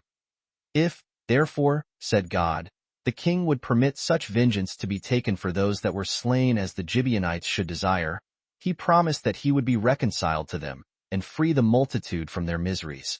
As soon therefore as the king understood that this it was which God sought, he sent for the Gibeonites, and asked them what it was they should have. And when they desired to have 7 sons of Saul delivered to them to be punished, he delivered them up, but spared Mephibosheth the son of Jonathan. So when the Gibeonites had received the men, they punished them as they pleased. Upon which God began to send rain, and to recover the earth to bring forth its fruits as usual, and to free it from the foregoing drought, so that the country of the Hebrews flourished again. A little afterward the king made war against the Philistines, and when he had joined battle with them, and put them to flight, he was left alone, as he was in pursuit of them. And when he was quite tired down, he was seen by one of the enemy. His name was Achman, the son of Araph. He was one of the sons of the giants. He had a spear, the handle of which weighed 300 shekels, and a breastplate of chainwork, and a sword. He turned back, and ran violently to slay David, their enemy's king, for he was quite tired out with labor. But Abishai, Joab's brother, appeared on the sudden, and protected the king with his shield, as he lay down and slew the enemy. Now the multitude were very uneasy at these dangers of the king, and that he was very near to be slain. And the rulers made him swear that he would no more go out with them to battle, lest he should come to some great misfortune by his courage and boldness, and thereby deprive the people of the benefits they now enjoyed by his means, and of those that they might hereafter enjoy by his living a long time among them. 2. When the king heard that the Philistines were gathered together at the city Gazara, he sent an army against them, when Sibbecai the Hittite, one of David's most courageous men, behaved himself so as to deserve great commendation, for he slew many of those that bragged they were the posterity of the giants, and vaunted themselves highly on that account, and thereby was the occasion of victory to the Hebrews. After which defeat, the Philistines made war again. And when David had sent an army against them, Nephan his kinsman fought in a single combat with the stoutest of all the Philistines, and slew him, and put the rest to flight. Many of them also were slain in the fight. Now a little while after this, the Philistines pitched their camp at a city which lay not far off the bounds of the country of the Hebrews. They had a man who was 6 cubits tall, and had on each of his feet and hands 1 more toe and finger than men naturally have. Now the person who was sent against them by David out of his army was Jonathan, the son of Shirmaiah, who fought this man in a single combat, and slew him. And as he was the person who gave the turn to the battle, he gained the greatest reputation for courage therein. This man also vaunted himself to be of the sons of the giants. But after this fight, the Philistines made war no more against the Israelites. 3. And now David, being freed from wars and dangers, and enjoying for the future a profound peace, 22 composed songs and hymns to God of several sorts of meter. Some of those which he made were trimeters, and some were pentameters. He also made instruments of music, and taught the Levites to sing hymns to God, both on that called the Sabbath day, and on other festivals. Now the construction of the instruments was thus. The viol was an instrument of 10 strings. It was played upon with a bow. The psaltery had 12 musical notes, and was played upon by the fingers. The cymbals were broad and large instruments, and were made of brass. And so much shall suffice to be spoken by us about these instruments, that the readers may not be wholly unacquainted with their nature. 4. Now all the men that were about David were men of courage. Those that were most illustrious and famous of them for their actions were 38. Of 5 of whom I will only relate the performances, for these will suffice to make manifest the virtues of the others also. For these were powerful enough to subdue countries and conquer great nations. First, therefore, was Jesse, the son of Achimaas, who frequently leaped upon the troops of the enemy, and did not leave off fighting till he overthrew 900 of them. After him was Eleazar, the son of Dodo, who was with the king at Arisam. This man, when once the Israelites were under a consternation at the multitude of the Philistines, and were running away, stood alone, and fell upon the enemy, and slew many of them, till his sword clung to his hand by the blood he had shed, until the Israelites, seeing the Philistines retire by his means, came down from the mountains and pursued them, and at that time won a surprising and a famous victory, while Eleazar slew the men, and the multitude followed and spoiled their dead bodies. The third was Sheba, the son of Elos. Now this man, when in the wars against the Philistines, they pitched their camp at a place called Lehi, and when the Hebrews were again afraid of their army, and did not stay, he stood still alone, as an army and a body of men. And some of them he overthrew, and some who were not able to abide his strength and force he pursued. These are the works of the hands, and of fighting, which these 3 performed. Now at the time when the king was once at Jerusalem, and the army of the Philistines came upon him to fight him, David went up to the top of the citadel, as we have already said, to inquire of God concerning the battle, while the enemy's camp lay in the valley that extends to the city Bethlehem, which is 20 furlongs distant from Jerusalem. Now David said to his companions, We have excellent water in my own city, especially that which is in the pit near the gate, wondering if anyone would bring him some of it to drink. But he said that he would rather have it than a great deal of money. When these 3 men heard what he said, they ran away immediately, and burst through the midst of their enemy's camp, and came to Bethlehem. And when they had drawn the water, they returned again through the enemy's camp to the king, insomuch that the Philistines were so surprised at their boldness and alacrity, that they were quiet, and did nothing against them, as if they despised their small number. But when the water was brought to the king, he would not drink it, saying that it was brought by the danger and the blood of men, and that it was not proper on that account to drink it. But he poured it out to God, and gave him thanks for the salvation of the men. Next to these was Abishai, Joab's brother, for he in one day slew 600. The 5th of these was Benaiah, by lineage a priest. For being challenged by 2 eminent men in the country of Moab, he overcame them by his valor. Moreover, there was a man, by nation an Egyptian, who was of a vast bulk and challenged him, yet did he, when he was unarmed, kill him with his own spear, which he threw at him. For he caught him by force, and took away his weapons while he was alive and fighting, and slew him with his own weapons. One may also add this to the forementioned actions of the same man, either as the principal of them in alacrity, or as resembling the rest. When God sent a snow, there was a lion who slipped and fell into a certain pit, and because the pit's mouth was narrow, it was evident he would perish, being enclosed with the snow. So when he saw no way to get out and save himself, he roared. When Benaiah heard the wild beast, he went towards him, and coming at the noise he made, he went down into the mouth of the pit and smote him, as he struggled, with a stake that lay there, and immediately slew him. The other 33 were like these in valor also. Chapter 13. That when David had numbered the people, they were punished, and how the divine compassion restrained that punishment. 1. Now King David was desirous to know how many 10,000s there were of the people, but forgot the commands of Moses, 23, who told them beforehand that if the multitude were numbered, they should pay half a shekel to God for every head. Accordingly the king commanded Joab, the captain of his host, to go and number the whole multitude. But when he said there was no necessity for such enumeration, he was not persuaded to countermand it. But he enjoined him to make no delay, but to go about the numbering of the Hebrews immediately. So Joab took with him the heads of the tribes and the scribes, and went over the country of the Israelites, and took notice how numerous the multitude were, and returned to Jerusalem to the king, after 9 months and 20 days. And he gave in to the king the number of the people, without the tribe of Benjamin, for he had not yet numbered that tribe, no more than the tribe of Levi, for the king repented of his having sinned against God. Now the number of the rest of the Israelites was 900,000 men, who were able to bear arms and go to war. But the tribe of Judah, by itself, was 400,000 men. 2.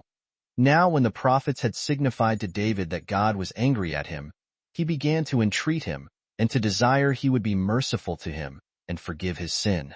But God sent Nathan the prophet to him, to propose to him the election of 3 things, that he might choose which he liked best. Whether he would have famine come upon the country for 7 years, or would have a war, and be subdued 3 months by his enemies, or whether God should send a pestilence and a distemper upon the Hebrews for 3 days. But as he was fallen to a fatal choice of great miseries, he was in trouble and sorely confounded. And when the prophet had said that he must of necessity make his choice, and had ordered him to answer quickly, that he might declare what he had chosen to God, the king reasoned with himself, that in case he should ask for famine, he would appear to do it for others, and without danger to himself, since he had a great deal of corn hoarded up, but to the harm of others, that in case he should choose to be overcome by his enemies for 3 months, he would appear to have chosen war, because he had valiant men about him, and strong holds, and that therefore he feared nothing therefrom. So he chose that affliction which is common to kings and to their subjects, and in which the fear was equal on all sides, and said this beforehand, that it was much better to fall into the hands of God than into those of his enemies. 3. When the prophet had heard this, he declared it to God, who thereupon sent a pestilence and a mortality upon the Hebrews. Nor did they die after one and the same manner, nor so that it was easy to know what the distemper was. Now the miserable disease was one indeed, but it carried them off by 10,000 causes and occasions, which those that were afflicted could not understand. For one died upon the neck of another, and the terrible malady seized them before they were aware, and brought them to their end suddenly, some giving up the ghost immediately with very great pains and bitter grief, and some were worn away by their distempers, and had nothing remaining to be buried, but as soon as ever they fell were entirely macerated. Some were choked, and greatly lamented their case, as being also stricken with a sudden darkness. Some there were who, as they were burying a relation, fell down dead, without finishing the rites of the funeral. Now there perished of this disease, which began with the morning, and lasted till the hour of dinner, 70,000. Nay, the angel stretched out his hand over Jerusalem, as sending this terrible judgment upon it. But David had put on sackcloth, and lay upon the ground, entreating God, and begging that the distemper might now cease, and that he would be satisfied with those that had already perished. And when the king looked up into the air, and saw the angel carried along thereby into Jerusalem, with his sword drawn, he said to God, that he might justly be punished, who was their shepherd, but that the sheep ought to be preserved, as not having sinned at all. And he implored God that he would send his wrath upon him, and upon all his family, but spare the people. 4. When God heard his supplication, he caused the pestilence to cease, and sent Gad the prophet to him, and commanded him to go up immediately to the thrashing floor of Araunah the Jebusite, and build an altar there to God, and offer sacrifices. When David heard that, he did not neglect his duty, but made haste to the place appointed him. Now Araunah was thrashing wheat, and when he saw the king and all his servants coming to him, he ran before, and came to him and worshipped him. He was by his lineage a Jebusite, but a particular friend of David's, and for that cause it was that, when he overthrew the city, he did him no harm, as we informed the reader a little before. Now Araunah inquired, "Wherefore is my lord come to his servant?" He answered, "To buy of him the thrashing floor, that he might therein build an altar to God and offer a sacrifice. He replied, that he freely gave him both the thrashing floor and the plows and the oxen for a burnt offering. And he besought God graciously to accept his sacrifice. But the king made answer, that he took his generosity and magnanimity loudly, and accepted his goodwill, but he desired him to take the price of them all, for that it was not just to offer a sacrifice that cost nothing. And when Araunah said he would do as he pleased, he bought the thrashing floor of him for 50 shekels. And when he had built an altar, he performed divine service, and brought a burnt offering, and offered peace offerings also. With these God was pacified, and became gracious to them again. Now it happened that Abraham 24 came and offered his son Isaac for a burnt offering at that very place. And when the youth was ready to have his throat cut, a ram appeared on a sudden, standing by the altar, which Abraham sacrificed in the stead of his son, as we have before related. Now when King David saw that God had heard his prayer, and had graciously accepted of his sacrifice, he resolved to call that entire place the altar of all the people, and to build a temple to God there. Which words he uttered very appositely to what was to be done afterward. For God sent the prophet to him, and told him that there should his son build him an altar, that son who was to take the kingdom after him. Chapter 14. That David made great preparations for the house of God, and that, upon Adonijah's attempt to gain the kingdom, he appointed Solomon to reign. 1.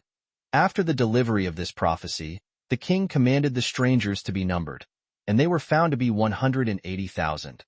Of these he appointed 4,000 to be hewers of stone, and the rest of the multitude to carry the stones, and of them he set over the workmen 3,500.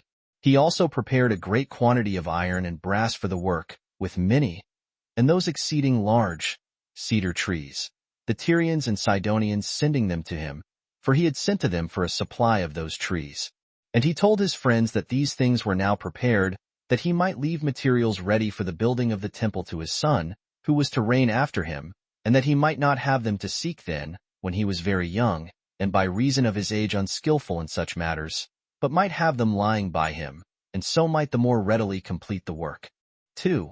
So David called his son Solomon, and charged him, when he had received the kingdom, to build a temple to God, and said, I was willing to build God a temple myself, but he prohibited me, because I was polluted with blood and wars. But he hath foretold that Solomon, my youngest son, should build him a temple and should be called by that name, over whom he hath promised to take the like care as a father takes over his son, and that he would make the country of the Hebrews happy under him, and that, not only in other respects, but by giving it peace and freedom from wars, and from internal seditions, which are the greatest of all blessings. Since, therefore, says he, thou wast ordained king by God himself before thou wast born, endeavor to render thyself worthy of this his providence, as in other instances, so particularly in being religious, and righteous, and courageous. Keep thou also his commands and his laws, which he hath given us by Moses, and do not permit others to break them. Be zealous also to dedicate to God a temple, which he hath chosen to be built under thy reign. Nor be thou affrighted by the vastness of the work, nor set about it timorously, for I will make all things ready before I die. And take notice that there are already 10,000 talents of gold, and 100,000 talents of silver 25 collected together. I have also laid together brass and iron without number, and an immense quantity of timber and of stones. Moreover, thou hast many 10,000 stone cutters and carpenters. And if thou shalt want anything further, do thou add somewhat of thine own. Wherefore, if thou performest this work, thou wilt be acceptable to God, and have him for thy patron. David also further exhorted the rulers of the people to assist his son in this building, and to attend to the divine service, when they should be free from all their misfortunes, for that they by this means should enjoy, instead of them, peace and a happy settlement, with which blessings God rewards such men as are religious and righteous. He also gave orders, that when the temple should be once built, they should put the ark therein, with the holy vessels. And he assured them that they ought to have had a temple long ago, if their fathers had not been negligent of God's commands, who had given it in charge, that when they had got the possession of this land, they should build him a temple. Thus did David discourse to the governors, and to his son. 3. David was now in years, and his body, by length of time, was become cold and benumbed, insomuch that he could get no heat by covering himself with many clothes. And when the physicians came together, they agreed to this advice, that a beautiful virgin, chosen out of the whole country, should sleep by the king's side, and that this damsel would communicate heat to him, and be a remedy against his numbness. Now there was found in the city one woman, of a superior beauty to all other women. Her name was Abishag, who, sleeping with the king, did no more than communicate warmth to him, for he was so old that he could not know her as a husband knows his wife. But of this woman we shall speak more presently. 4.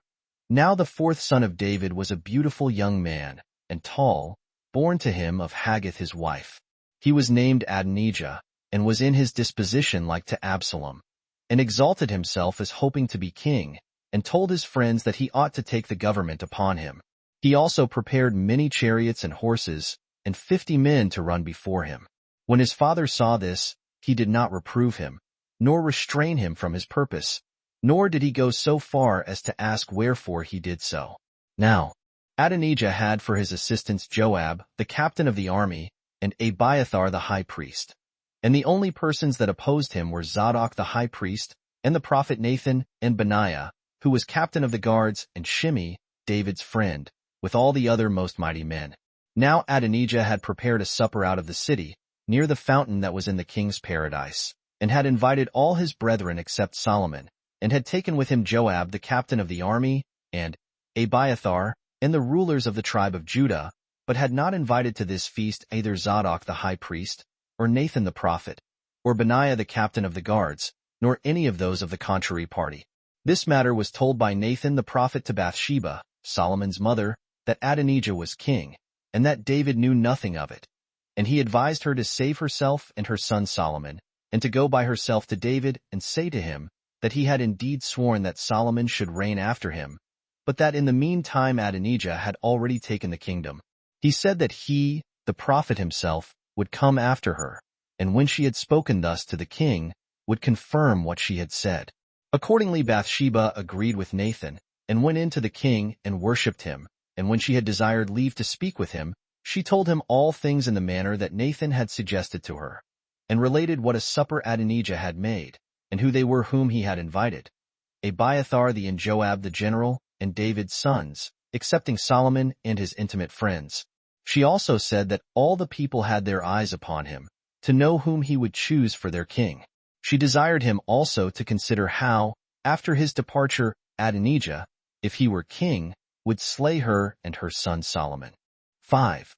Now, as Bathsheba was speaking, the keeper of the king's chambers told him that Nathan desired to see him. And when the king had commanded that he should be admitted, he came in, and asked him whether he had ordained Adonijah to be king, and delivered the government to him or not. For that he had made a splendid supper, and invited all his sons except Solomon. As also that he had invited Joab, the captain of his host, and Abiathar the high priest, who are feasting with applauses, and many joyful sounds of instruments, and wish that his kingdom may last forever. But he hath not invited me, nor Zadok the high priest, nor Benaiah the captain of the guards. And it is but fit that all should know whether this be done by thy approbation or not. When Nathan had said thus, the king commanded that they should call Bathsheba to him, for she had gone out of the room when the prophet came. And when Bathsheba was come, David said, I swear by Almighty God, that thy son Solomon shall certainly he king, as I formerly swore, and that he shall sit upon my throne, and that this very day also. So Bathsheba worshipped him, and wished him a long life. And the king sent for Zadok the high priest, and Benaiah the captain of the guards. And when they were come, he ordered them to take with them Nathan the prophet, and all the armed men about the palace, and to set his son Solomon upon the king's mule, and to carry him out of the city to the fountain called Gihon, and to anoint him there with the holy oil, and to make him king. This he charged Zadok the high priest, and Nathan the prophet, to do, and commanded them to follow Solomon through the midst of the city, and to sound the trumpets, and wish aloud that Solomon the king may sit upon the royal throne forever, that so all the people may know that he is ordained king by his father. He also gave Solomon a charge concerning his government, to rule the whole nation of the Hebrews, and particularly the tribe of Judah, religiously and righteously. And when Benaiah had prayed to God to be favorable to Solomon, without any delay they set Solomon upon the mule, and brought him out of the city to the fountain, and anointed him with oil, and brought him into the city again, with acclamations and wishes that his kingdom might continue a long time. And when they had introduced him into the king's house, they set him upon the throne. Whereupon all the people betook themselves to make merry, and to celebrate a festival, dancing and delighting themselves with musical pipes, till both the earth and the air echoed with the multitude of the instruments of music. 6. Now when Adonijah and his guests perceived this noise, they were in disorder. And Joab, the captain of the host, said he was not pleased with these echoes, and the sound of these trumpets. And when supper was set before them, nobody tasted of it. But they were all very thoughtful what would be the matter. Then Jonathan, the son of Abiathar the high priest, came running to them. And when Adonijah saw the young man gladly, and said to him that he was a good messenger, he declared to them the whole matter about Solomon, and the determination of King David. Hereupon both Adonijah and all the guests rose hastily from the feast, and everyone fled to their own homes. Adonijah also, as afraid of the king for what he had done, became a supplicant to God, and took hold of the horns of the altar, which were prominent. It was also told Solomon that he had so done, and that he desired to receive assurances from him that he would not remember the injury he had done, and not inflict any severe punishment for it. Solomon answered very mildly and prudently that he forgave him this his offense, but said withal that if he were found out in any attempt for new innovations, that he would be the author of his own punishment. So he sent to him, and raised him up from the place of his supplication. And when he was come to the king, and had worshipped him, the king bid him go away to his own house, and have no suspicion of any harm, and desired him to show himself a worthy man, as what would tend to his own advantage. 7. But David, being desirous of ordaining his son king of all the people, called together their rulers to Jerusalem, with the priests and the Levites. And having first numbered the Levites, he found them to be 38,000, from 30 years old to 50. Out of which he appointed 23,000 to take care of the building of the temple, and out of the same, 6,000 to be judges of the people and scribes, 4,000 for porters to the house of God, and as many for singers, to sing to the instruments which David had prepared, as we have said already. He divided them also into courses, and when he had separated the priests from them, he found of these priests 24 courses, 16 of the house of Eleazar, and 8 of that of Ithamar. And he ordained that one course should minister to God 8 days, from Sabbath to Sabbath. And thus were the courses distributed by lot, in the presence of David, and Zadok and Abiathar the high priests, and of all the rulers. And that course which came up first was written down as the first, and accordingly the second, and so on to the 24th. And this partition hath remained to this day. He also made 24 parts of the tribe of Levi. And when they cast lots, they came up in the same manner for their courses of 8 days. He also honored the posterity of Moses, and made them the keepers of the treasures of God, and of the donations which the kings dedicated. He also ordained that all the tribe of Levi, as well as the priests, should serve God night and day, as Moses had enjoined them. 8. After this he parted the entire army into 12 parts, with their leaders, and captains of hundreds, and commanders. Now every part had 24,000, which were ordered to wait on Solomon, by 30 days at a time, from the first day till the last, with the captains of thousands and captains of hundreds. He also set rulers over every part, such as he knew to be good and righteous men. He set others also to take charge of the treasures, and of the villages, and of the fields, and of the beasts, whose names I do not think it necessary to mention. When David had ordered all these officers after the manner before mentioned, he called the rulers of the Hebrews, and their heads of tribes, and the officers over the several divisions, and those that were appointed over every work and every possession. And standing upon a high pulpit, he said to the multitude as follows: My brethren and my people, I would have you know that I intended to build a house for God, and prepared a large quantity of gold, and 100,000 talents of silver. But God prohibited me by the prophet Nathan, because of the wars I had on your account, and because my right hand was polluted with the slaughter of our enemies. But he commanded that my son, who was to succeed me in the kingdom, should build a temple for him. Now therefore, since you know that of the 12 sons whom Jacob our forefather had, Judah was appointed to be king, and that I was preferred before my 6 brethren, and received the government from God, and that none of them were uneasy at it, so do I also desire that my sons be not seditious one against another. Now Solomon has received the kingdom, but to bear him cheerfully for their Lord, as knowing that God hath chosen him. For it is not a grievous thing to obey even a foreigner as a ruler, if it be God's will, but it is fit to rejoice when a brother hath obtained that dignity, since the rest partake of it with him.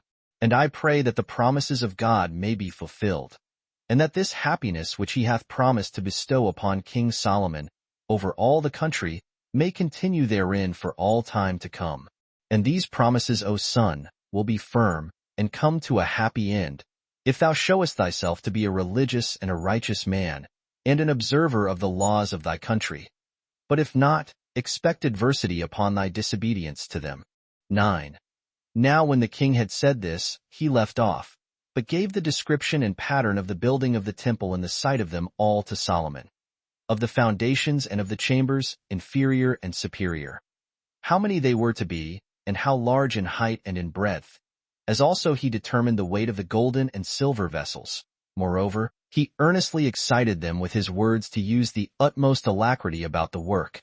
He exhorted the rulers also, and particularly the tribe of Levi, to assist him, both because of his youth, and because God had chosen him to take care of the building of the temple and of the government of the kingdom. He also declared to them that the work would be easy and not very laborious to them, because he had prepared for it many talents of gold, and more of silver with timber, and a great many carpenters and stone cutters, and a large quantity of emeralds, and all sorts of precious stones.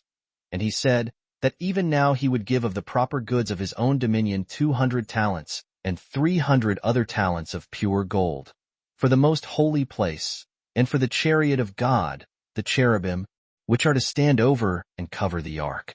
Now when David had done speaking, there appeared great alacrity among the rulers, and the priests, and the Levites, who now contributed and made great and splendid promises for a future contribution. For they undertook to bring of gold 5,000 talents, and 10,000 drams, and of silver 10,000 talents, and many 10,000 talents of iron. And if anyone had a precious stone, he brought it, and bequeathed it to be put among the treasures, of which Jachiel, one of the posterity of Moses, had the care. 10. Upon this occasion all the people rejoiced, as in particular did David, when he saw the zeal and forward ambition of the rulers, and the priests, and of all the rest. And he began to bless God with a loud voice, calling him the Father and Parent of the universe, and the author of human and divine things, with which he had adorned Solomon, the patron and guardian of the Hebrew nation, and of its happiness, and of that kingdom which he hath given his son. Besides this, he prayed for happiness to all the people, and to Solomon his son, a sound and a righteous mind, and confirmed in all sorts of virtue. And then he commanded the multitude to bless God, upon which they all fell down upon the ground and worshipped him. They also gave thanks to David, on account of all the blessings which they had received ever since he had taken the kingdom. On the next day he presented sacrifices to God, 1,000 bullocks, and as many lambs, which they offered for burnt offerings. They also offered peace offerings, and slew many 10,000 sacrifices. And the king feasted all day, together with all the people. And they anointed Solomon a second time with the oil, and appointed him to be king, and Zadok to be the high priest of the whole multitude. And when they had brought Solomon to the royal palace, and had set him upon his father's throne, they were obedient to him from that day. Chapter 15. What charge David gave to his son Solomon at the approach of his death, and how many things he left him for the building of the temple. 1. A little afterward David also fell into a distemper, by reason of his age. And perceiving that he was near to death, he called his son Solomon, and discoursed to him thus: I am now, O my son, going to my grave, and to my father's, which is the common way which all men that now are, or shall be hereafter, must go. From which way it is no longer possible to return, and to know anything that is done in this world. On which account I exhort thee, while I am still alive, though already very near to death, in the same manner as I have formerly said in my advice to thee, to be righteous towards thy subjects, and religious towards God, that hath given thee thy kingdom, to observe his commands and his laws, which he hath sent us by Moses. And neither do thou out of favor nor flattery allow any lust or other passion to weigh with thee to disregard them. For if thou transgressest his laws, thou wilt lose the favor of God, and thou wilt turn away his providence from thee in all things. But if thou behave thyself so as it behooves thee, and as I exhort thee, thou wilt preserve our kingdom to our family, and no other house will bear rule over the Hebrews, but we ourselves for all ages. Be thou also mindful of the transgressions of Joab, 26th the captain of the host, who hath slain 2 generals out of envy, and those righteous and good men, Abner the son of Ner, and Amasa the son of Jether, whose death do thou avenge as shall seem good to thee, since Joab hath been too hard for me, and more potent than myself, and so hath escaped punishment hitherto. I also commit to thee the son of Barzillai the Gileadite, whom, in order to gratify me, thou shalt have in great honor, and take great care of. For we have not done good to him first, but we only repay that debt which we owe to his father for what he did to me in my flight. There is also Shimei the son of Gera, of the tribe of Benjamin, who, after he had cast many reproaches upon me, when, in my flight, I was going to Mahanaim, met me at Jordan, and received assurances that he should then suffer nothing. Do thou now seek out for some just occasion, and punish him. 2. When David had given these admonitions to his son about public affairs, and about his friends, and about those whom he knew to deserve punishment, he died, having lived 70 years, and reigned 7 years and 6 months in Hebron over the tribe of Judah, and 33 years in Jerusalem over all the country. This man was of an excellent character, and was endowed with all virtues that were desirable in a king, and in one that had the preservation of so many tribes committed to him. For he was a man of valor in a very extraordinary degree, and went readily and first of all into dangers, when he was to fight for his subjects, as exciting the soldiers to action by his own labors, and fighting for them, and not by commanding them in a despotic way. He was also of very great abilities in understanding and apprehension of present and future circumstances, when he was to manage any affairs. He was prudent and moderate, and kind to such as were under any calamities. He was righteous and humane, which are good qualities, peculiarly fit for kings. Nor was he guilty of any offense in the exercise of so great an authority, but in the business of the wife of Uriah. He also left behind him greater wealth than any other king, either of the Hebrews or of other nations, ever did. 3. He was buried by his son Solomon in Jerusalem with great magnificence, and with all the other funeral pomp which kings used to be buried with. Moreover, he had great and immense wealth buried with him, the vastness of which may be easily conjectured at by what I shall now say. For 1,300 years afterward, Hyrcanus the high priest, when he was besieged by Antiochus, that was called the Pious, the son of Demetrius, and was desirous of giving him money to get him to raise the siege and draw off his army, and having no other method of compassing the money, opened one room of David's sepulchre, and took out 3,000 talents, and gave part of that sum to Antiochus, and by this means caused the siege to be raised, as we have informed the reader elsewhere. Nay, after him, and that many years, Herod the king opened another room, and took away a great deal of money, and yet neither of them came at the coffins of the kings themselves, for their bodies were buried under the earth so artfully, that they did not appear to even those that entered into their monuments. But so much shall suffice us to have said concerning these matters. Footnotes. 1. Return. It ought to be here noted that Joab, Abishai, and Asahel were all 3 David's nephews, the sons of his sister Zeruiah, as 1 Chronicles 2:16, and that Amasa was also his nephew by his other sister Abigail, ver. 17. 2. Return. This may be a true observation of Josephus's, that Samuel by command from God entailed the crown on David and his posterity. For no further did that entail ever reach, Solomon himself having never had any promise made him that his posterity should always have the right to it. 3. Return. These words of Josephus concerning the tribe of Issachar, who foreknew what was to come hereafter, are best paraphrased by the parallel text. 1 Chronicles 12 verse 32, who had understanding of the times to know what Israel ought to do. That is, who had so much knowledge in astronomy as to make calendars for the Israelites, that they might keep their festivals, and plow and sow, and gather in their harvests and vintage in due season. 4. Return. What our other copies say of Mount Shaun, as alone properly called the city of David, 2 Samuel 5 verse 69, and of this its siege and conquest now by David, Josephus applies to the whole city Jerusalem, though including the citadel also, by what authority we do not now know. Perhaps, after David had united them together, or joined the citadel to the lower city, as sect. 2.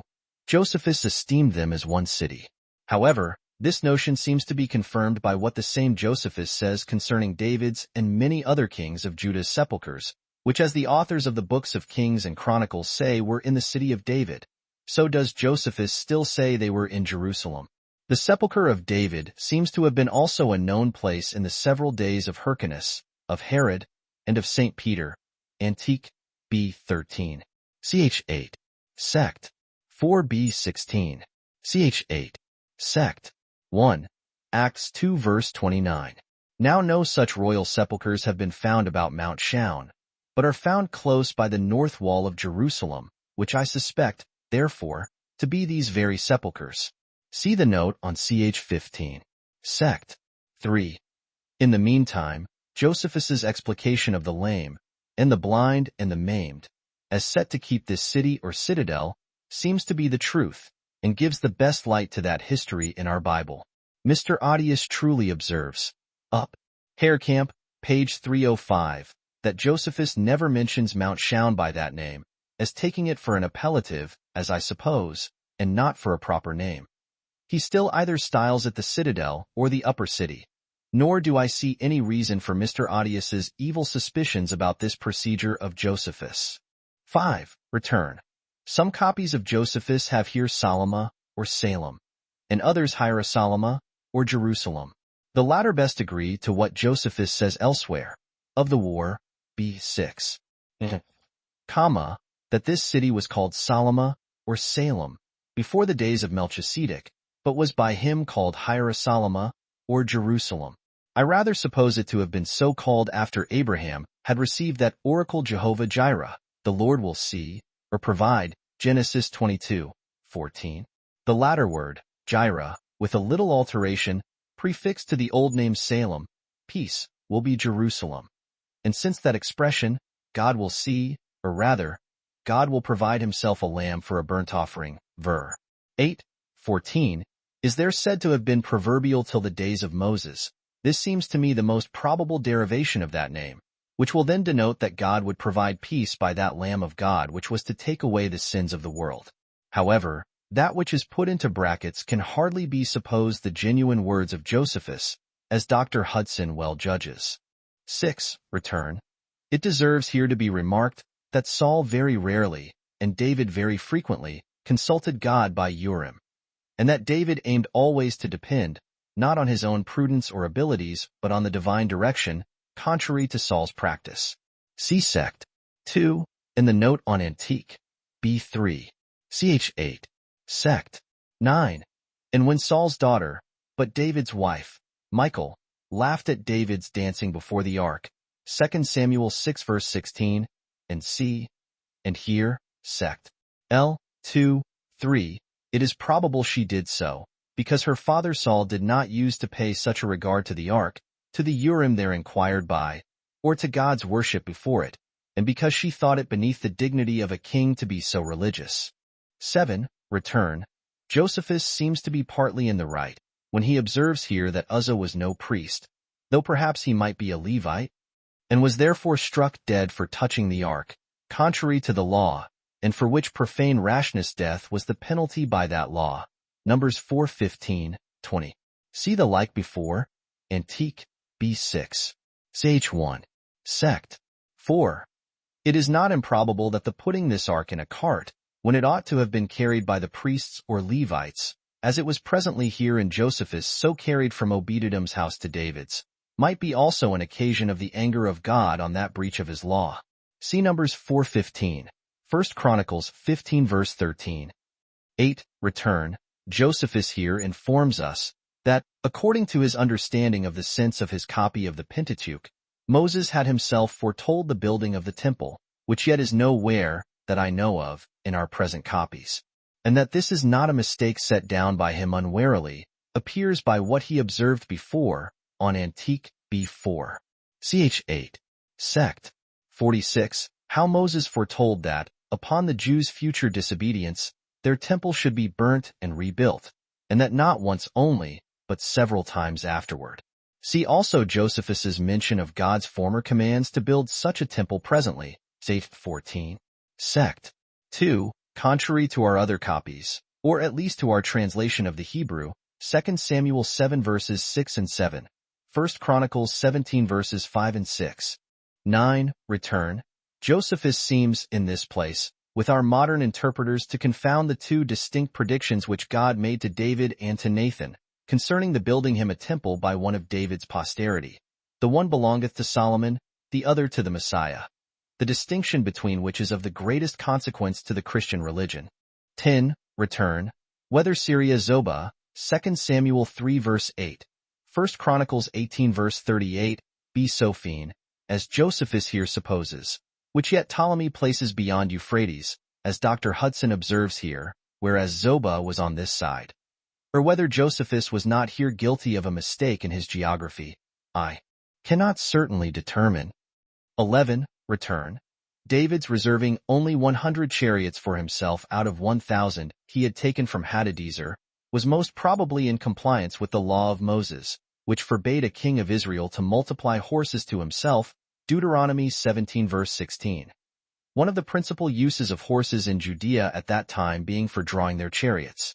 See Joshua 12 verse 6, an Antique, BVCH 1. Sect. 18.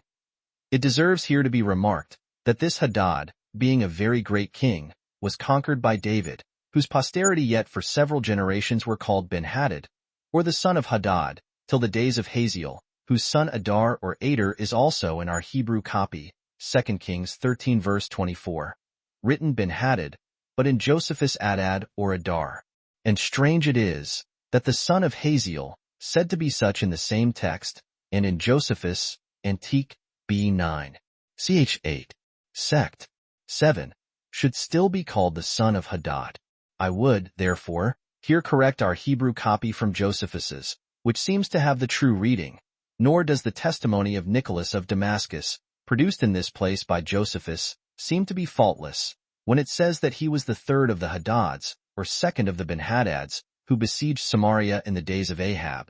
He must rather have been the seventh or eighth, if there were 10 in all of that name, as we are assured there were. For this testimony makes all the Hadads or Ben-Hadads of the same line, and to have immediately succeeded one another, whereas Hazael was not of that line, nor is he called Hadad or Ben-Hadad in any copy. And note, that from this Hadad, in the days of David, to the beginning of Hazael, were near 200 years, according to the exactest chronology of Josephus. 12. Return. By this great victory over the Idumeans or Edomites, the posterity of Esau, and by the consequent tribute paid by that nation to the Jews, were the prophecies delivered to Rebekah before Jacob and Esau were born, and by old Isaac before his death, that the elder, Esau, or the Edomites, should serve, and the younger, Jacob, or the Israelites.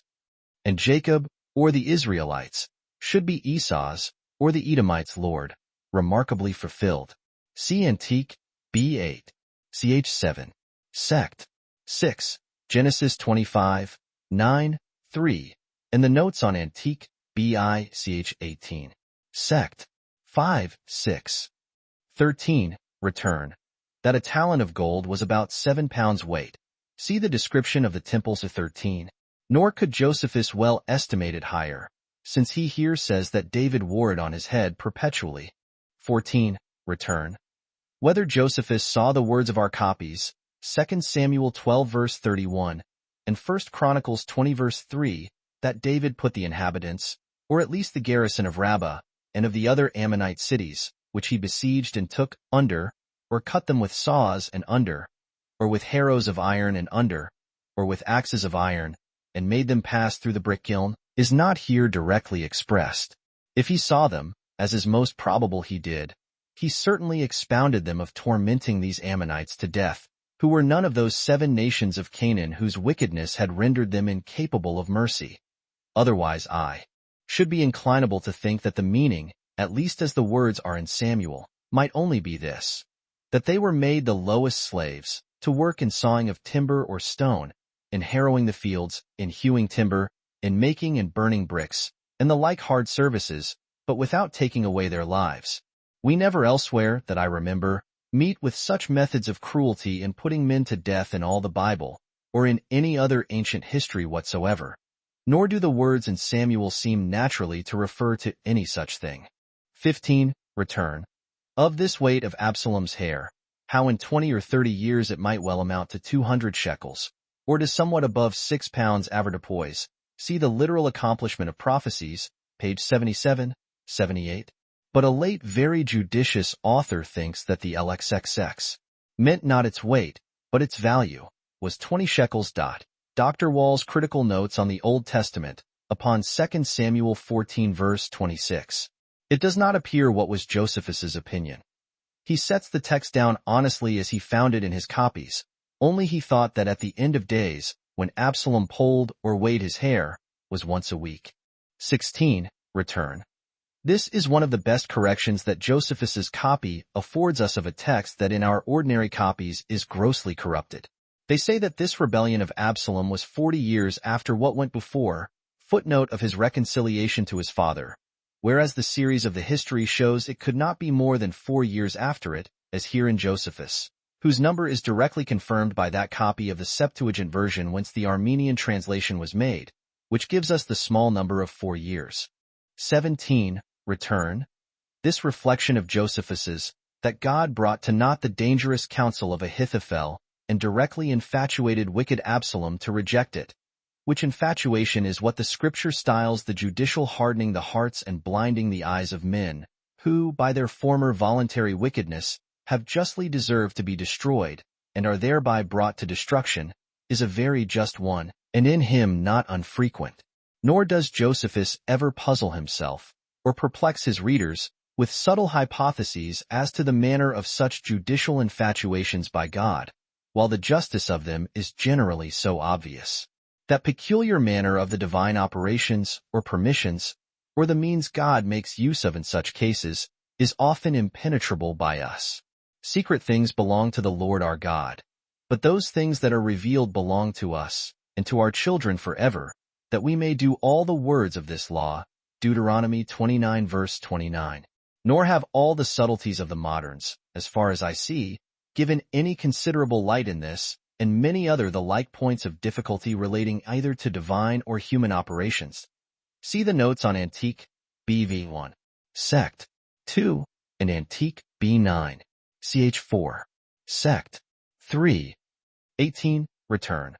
Those that take a view of my description of the gates of the temple will not be surprised at this account of David's throne, both here and 2 Samuel 18 verse 21, that it was between 2 gates or portals.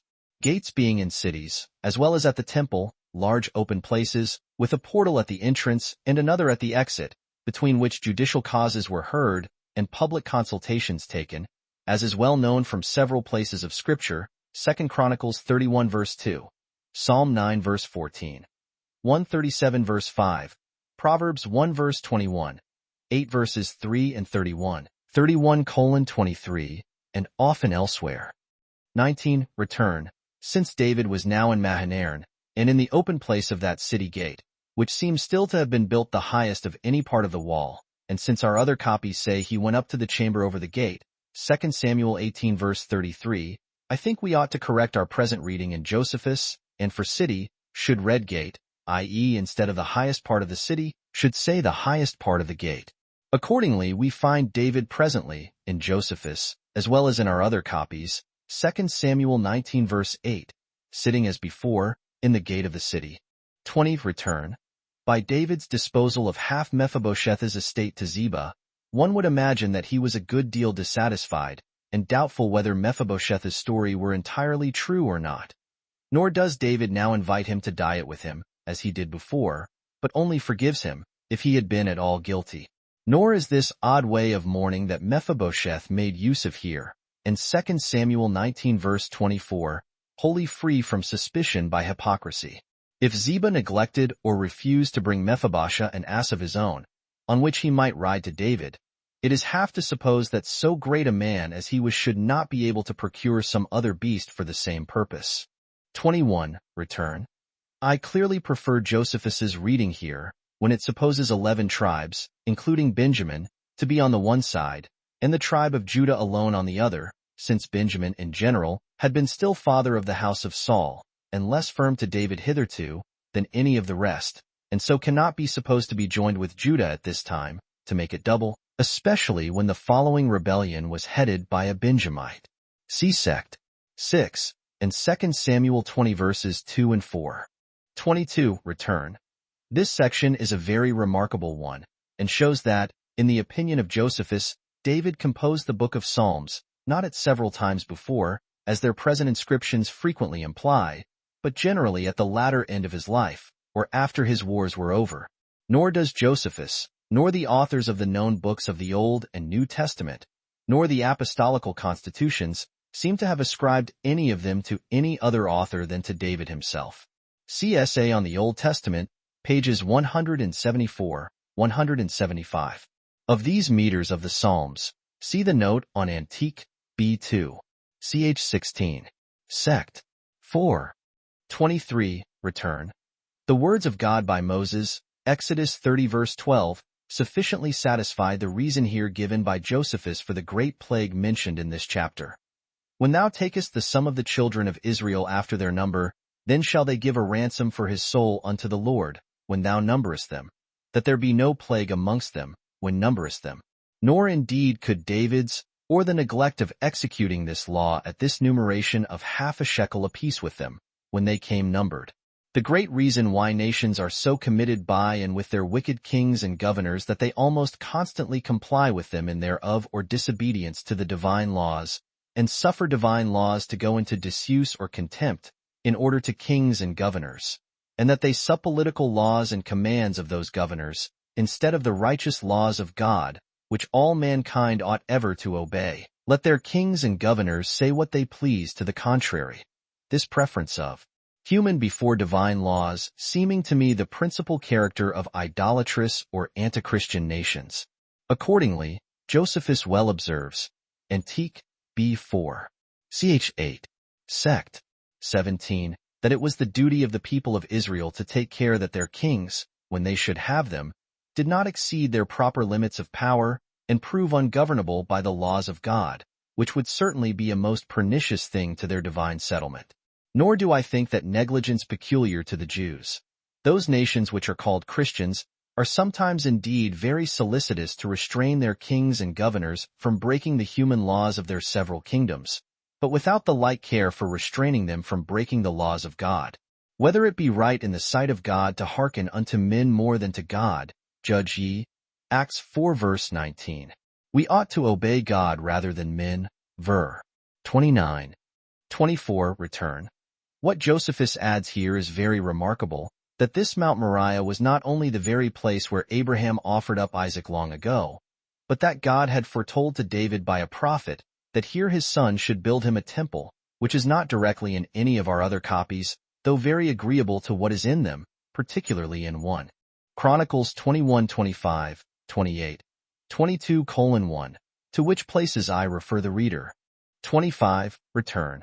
Hear of the quantity of gold and silver expended in the building of Solomon's temple, and whence it arose, see the description of Fish 13. 26. Return. David is here greatly blamed by some for recommending Joab and Shimei to be punished by Solomon, if he could find a proper occasion, after he had borne with the first a long while, and seemed to have pardoned the other entirely, which Solomon executed accordingly. Yet I cannot discern any fault either in David or Solomon in these cases. Joab's murder of Abner and Amasa were very barbarous, and could not properly be forgiven either by David or Solomon. For a dispensing power in kings for the crime of willful murder is warranted by no law of God, nay, is directly against it everywhere. Nor is it, for certain, in the power of men to grant such a prerogative to any of their kings, though Joab was so nearly related to David, and so potent in the army under a warlike administration, that David durst not himself put him to death, too. Samuel 3:39, 19:7. Shimei's cursing the Lord's anointed, and this without any just cause, was the highest act of treason against God and his anointed king, and justly deserved death. And though David could forgive treason against himself, yet had he done no more in the case of Shimei than promised him that he would not then, on the day of his return and re-inauguration, or upon that occasion, himself put him to death. 2 Samuel 19 verse 22. And he swore to him no further ver. 23, as the words are in Josephus, than that he would not then put him to death, which he performed. Nor was Solomon under any obligation to spare such a traitor. Book 8, containing the interval of 163 years. From the death of David to the death of Ahab. Chapter 1. How Solomon, when he had received the kingdom, took off his enemies. Chapter 2. Concerning the wife of Solomon, concerning his wisdom and riches, and concerning what he obtained of Hiram for the building of the temple. Chapter 3. Of the building of this temple. Chapter 4. How Solomon removed the ark into the temple, how he made supplication to God, and offered public sacrifices to him. Chapter 5. How Solomon built himself a royal palace, very costly and splendid, and how he solved the riddles which were sent him by Hiram. Chapter 6. How Solomon fortified the city of Jerusalem and built great cities, and how he brought some of the Canaanites into subjection and entertained the queen of Egypt and of Ethiopia. Chapter 7. How Solomon grew rich and fell desperately in love with women, and how God, being incensed at it, raised up Ader and Jeroboam against him. Concerning the death of Solomon. Chapter 8. How, upon the death of Solomon, the people forsook his son Rehoboam, and ordained Jeroboam king over the 10 tribes. Chapter 9. How Jadon the prophet was persuaded by another lying prophet and returned to Bethel, and was afterwards slain by a lion. As also what words the wicked prophet made use of to persuade the king, and thereby alienated his mind from God. Chapter 10. Concerning Rehoboam, and how God inflicted punishment upon him for his impiety by Shishak, king of Egypt. Chapter 11. Concerning the death of a son of Jeroboam, how Jeroboam was beaten by Abijah, who died a little afterward, and was succeeded in his kingdom by Asa. And also how, after the death of Jeroboam, Baasha destroyed his son Nadab and all the house of Jeroboam. Chapter 12. How Zerah, king of the Ethiopians, was beaten by Asa, and how Asa, upon Baasha's making war against him, invited the king of the Damascens to assist him, and how, on the destruction of the house of Baasha, Zimri got the kingdom, as did his son Ahab after him. Chapter 13. How Ahab, when he had taken Jezebel to wife, became more wicked than all the kings that had been before him. Of the actions of the prophet Elijah, and what befell Naboth. Chapter 14. How Hadad, king of Damascus and of Syria, made 2 expeditions against Ahab and was beaten. Chapter 15. Concerning Jehoshaphat, the king of Jerusalem, and how Ahab made an expedition against the Syrians and was assisted therein by Jehoshaphat, but was himself overcome in battle and perished therein. Footnotes. Book 8, containing the interval of 163 years. From the death of David to the death of Ahab. Chapter 1. How Solomon, when he had received the kingdom, took off his enemies. 1. We have already treated of David and his virtue, and of the benefits he was the author of to his countrymen. Of his wars also and battles, which he managed with success, and then died an old man, in the foregoing book. And when Solomon his son, who was but a youth in age, had taken the kingdom, and whom David had declared, while he was alive, the Lord of that people according to God's will, when he sat upon the throne, the whole body of the people made joyful acclamations to him, as is usual at the beginning of a reign, and wished that all his affairs might come to a blessed conclusion, and that he might arrive at a great age, and at the most happy state of affairs possible. 2. But Adonijah, who, while his father was living, attempted to gain possession of the government, came to the king's mother Bathsheba, and saluted her with great civility. And when she asked him, whether he came to her as desiring her assistance in anything or not, and bade him tell her if that were the case, for that she would cheerfully afford it him, he began to say, that she knew herself that the kingdom was his, both on account of his elder age, and of the disposition of the multitude, and that yet it was transferred to Solomon her son, according to the will of God. He also said that he was contented to be a servant under him, and was pleased with the present settlement. But he desired her to be a means of obtaining a favor from his brother to him, and to persuade him to bestow on him in marriage Abishag, who had indeed slept by his father. But, because his father was too old, he did not lie with her, and she was still a virgin. So Bathsheba promised him to afford him her assistance very earnestly, and to bring this marriage about, because the king would be willing to gratify him in such a thing, and because she would press it to him very earnestly. Accordingly, he went away in hopes of succeeding in this match. So Solomon's mother went presently to her son, to speak to him about what she had promised, upon Adonijah's supplication to her. And when her son came forward to meet her, and embraced her, and when he had brought her into the house where his royal throne was set, he sat thereon, and bid them set another throne on the right hand for his mother. When Bathsheba was set down, she said, O my son, grant me one request that I desire of thee, and do not anything to me that is disagreeable or ungrateful, which thou wilt do if thou deniest me. And when Solomon bid her to lay her commands upon him, because it was agreeable to his duty to grant her everything she should ask, and complained that she did not at first begin her discourse with a firm expectation of obtaining what she desired, but had some suspicion of a denial, she entreated him to grant that his brother Adonijah might marry Abishag. 3. But the king was greatly offended at these words, and sent away his mother, and said that Adonijah aimed at great things, and that he wondered that she did not desire him to yield up the kingdom to him, as to his elder brother, since she desired that he might marry Abishag, and that he had potent friends, Joab the captain of the host, and Abiathar the priest. So he called for Benaiah, the captain of the guards, and ordered him to slay his brother Adonijah. He also called for Abiathar the priest, and said to him, I will not put thee to death because of those other hardships which thou hast endured with my father, and because of the ark which thou hast borne along with him. But I inflict this following punishment upon thee, because thou wast among Adonijah's followers, and wast of his party. Do not thou continue here, nor come any more into my sight, but go to thine own town, and live on thy own fields, and there abide all thy life. For thou hast offended so greatly, that it is not just that thou shouldst retain thy dignity any longer. For the forementioned cause, therefore, it was that the house of Ithamar was deprived of the sacerdotal dignity, as God had foretold to Eli, the grandfather of Abiathar. So it was transferred to the family of Phinehas, to Zadok. Now those that were of the family of Phinehas, but lived privately during the time that the high priesthood was transferred to the house of Ithamar, of which family Eli was the first that received it, were these that follow. Buki, the son of Abishua the high priest. His son was Jotham. Jotham's son was Meraioth. Meraioth's son was Araphazias. Araphazias' son was Ahitub, and Ahitub's son was Zadok, who was first made high priest in the reign of David. 4.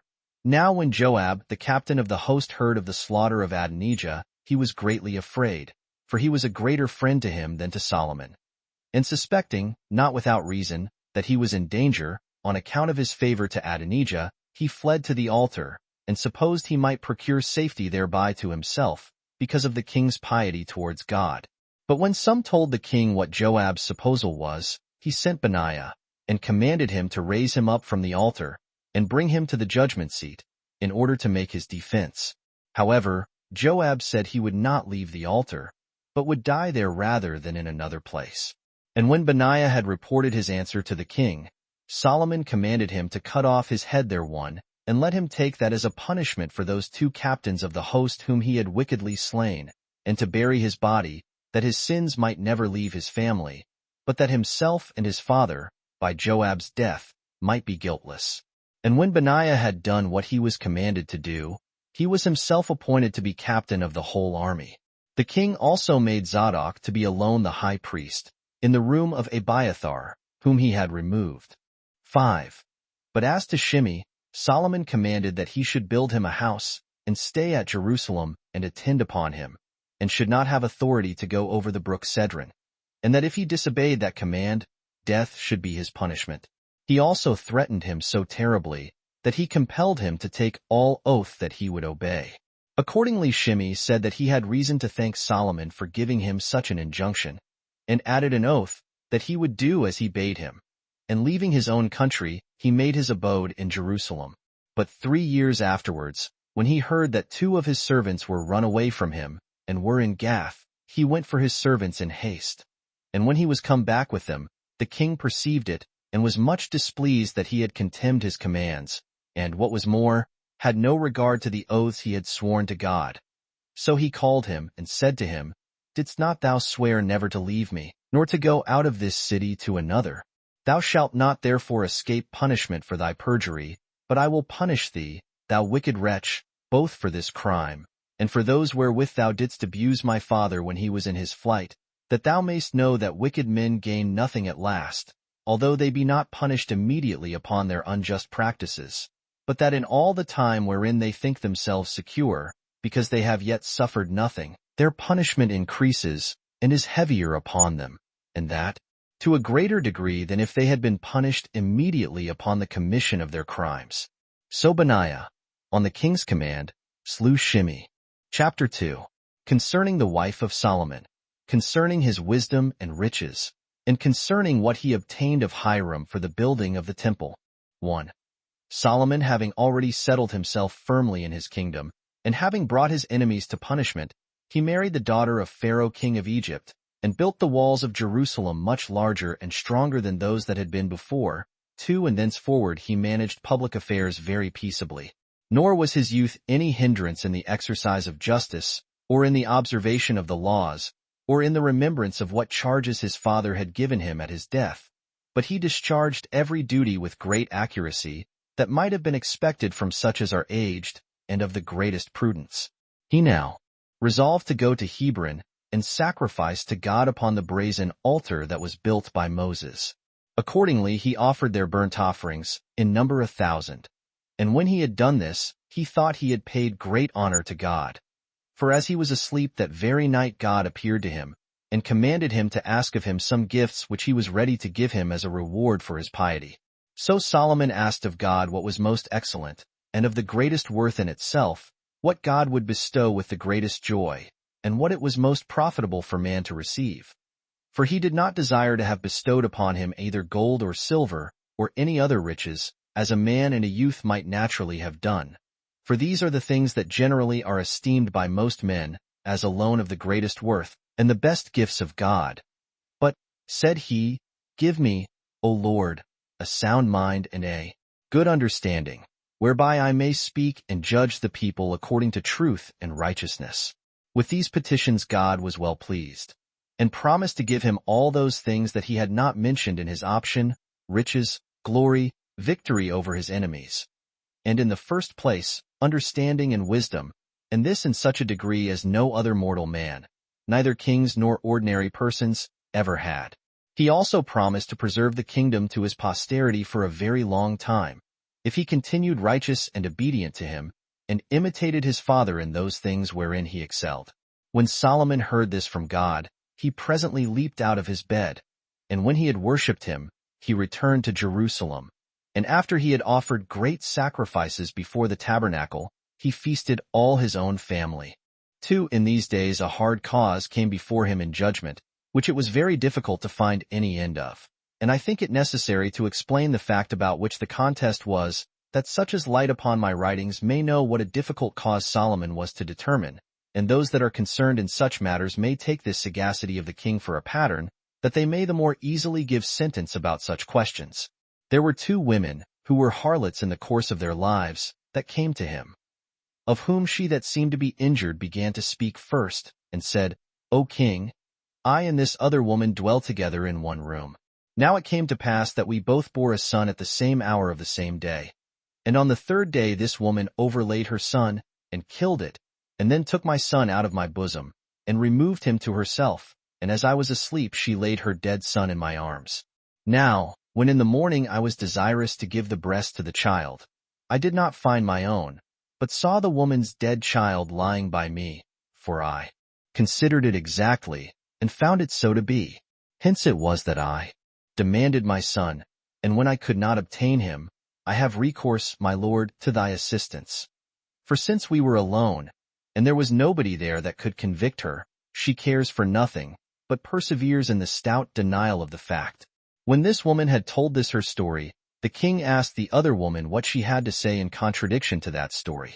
But when she denied that she had done what was charged upon her, and said that it was her child that was living, and that it was her antagonist's child that was dead, and when no one could devise what judgment could be given, and the whole court were blind in their understanding, and could not tell how to find out this riddle, the king alone invented the following way how to discover it. He bade them bring in both the dead child and the living child, and sent one of his guards, and commanded him to fetch a sword, and draw it, and to cut both the children into 2 pieces, that each of the women might have half the living and half the dead child. Hereupon all the people privately laughed at the king, as no more than a youth. But in the meantime, she that was the real mother of the living child cried out that he should not do so, but deliver that child to the other woman as her own, for she would be satisfied with the life of the child, and with the sight of it, although it were esteemed the other's child. But the other woman was ready to see the child divided, and was desirous, moreover, that the first woman should be tormented. When the king understood that both their words proceeded from the truth of their passions, he adjudged the child to her that cried out to save it, for that she was the real mother of it. And he condemned the other as a wicked woman, who had not only killed her own child, but was endeavoring to see her friend's child destroyed also. Now the multitude looked on this determination as a great sign and demonstration of the king's sagacity and wisdom, and after that day attended to him as to one that had a divine mind. 3. Now the captains of his armies and officers appointed over the whole country were these. Over the lot of Ephraim was yours. Over the toparchy of Bethlehem was Dioclerius. Abinadab, who married Solomon's daughter, had the region of Dora and the seacoast under him. The great plain was under Benaiah, the son of Achilles.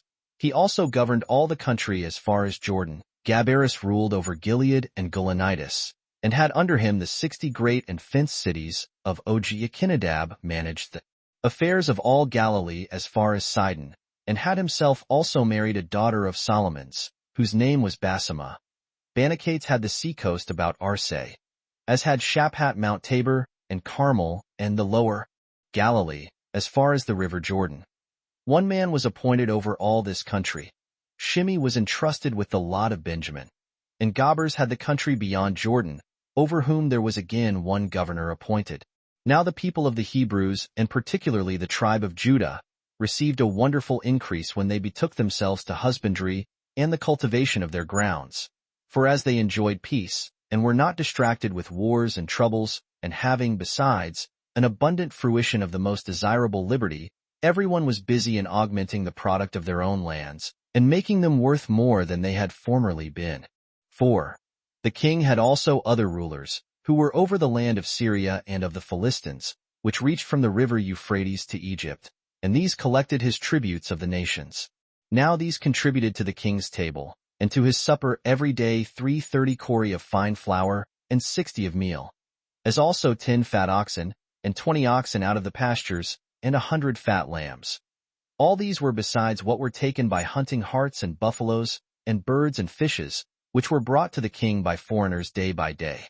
Solomon had also so great a number of chariots, that the stalls of his horses for those chariots were 40,000. And besides these he had 12,000 horsemen, the 1/2 of which waited upon the king in Jerusalem, and the rest were dispersed abroad, and dwelt in the royal villages. But the same officer who provided for the king's expenses supplied also the fodder for the horses, and still carried it to the place where the king abode at that time. 5. Now the sagacity and wisdom which God had bestowed on Solomon was so great, that he exceeded the ancients, insomuch that he was no way inferior to the Egyptians, who are said to have been beyond all men in understanding. Nay, indeed, it is evident that their sagacity was very much inferior to that of the kings. He also excelled and distinguished himself in wisdom above those who were most eminent among the Hebrews at that time for shrewdness. Those I mean were Ethan, and Heman, and Chalcol, and Darda, the sons of Mahal. He also composed books of odes and songs 1,005, of parables and similitudes 3,000. For he spake a parable upon every sort of tree, from the hyssop to the cedar, and in like manner also about beasts, about all sorts of living creatures, whether upon the earth, or in the seas, or in the air. For he was not unacquainted with any of their natures, nor omitted inquiries about them, but described them all like a philosopher, and demonstrated his exquisite knowledge of their several properties. God also enabled him to learn that skill which expels demons, for which is a science useful and sanative to men. He composed such incantations also by which distempers are alleviated. And he left behind him the manner of using exorcisms, by which they drive away demons, so that they never return. And this method of cure is of great force unto this day. For I have seen a certain man of my own country, whose name was Eleazar, releasing people that were demoniacal in the presence of Vespasian, and his sons, and his captains, and the whole multitude of his soldiers. The manner of the cure was this. He put a ring that had a foot of one of those sorts mentioned by Solomon to the nostrils of the demoniac, after which he drew out the demon through his nostrils. And when the man fell down immediately, he abjured him to return into him no more, making still mention of Solomon, and reciting the incantations which he composed. And when Eleazar would persuade and demonstrate to the spectators that he had such a power, he set a little way off a cup or basin full of water, and commanded the demon, as he went out of the man, to overturn it, and thereby to let the spectators know that he had left the man. And when this was done, the skill and wisdom of Solomon was shown very manifestly, for which reason it is, that all men may know the vastness of Solomon's abilities, and how he was beloved of God, and that the extraordinary virtues of every kind with which this king was endowed may not be unknown to any people under the sun. For this reason, I say, it is that we have proceeded to speak so largely of these matters. 6. Moreover Hiram, king of Tyre, when he had heard that Solomon succeeded to his father's kingdom, was very glad of it, for he was a friend of David's. So he sent ambassadors to him, and saluted him, and congratulated him on the present happy state of his affairs.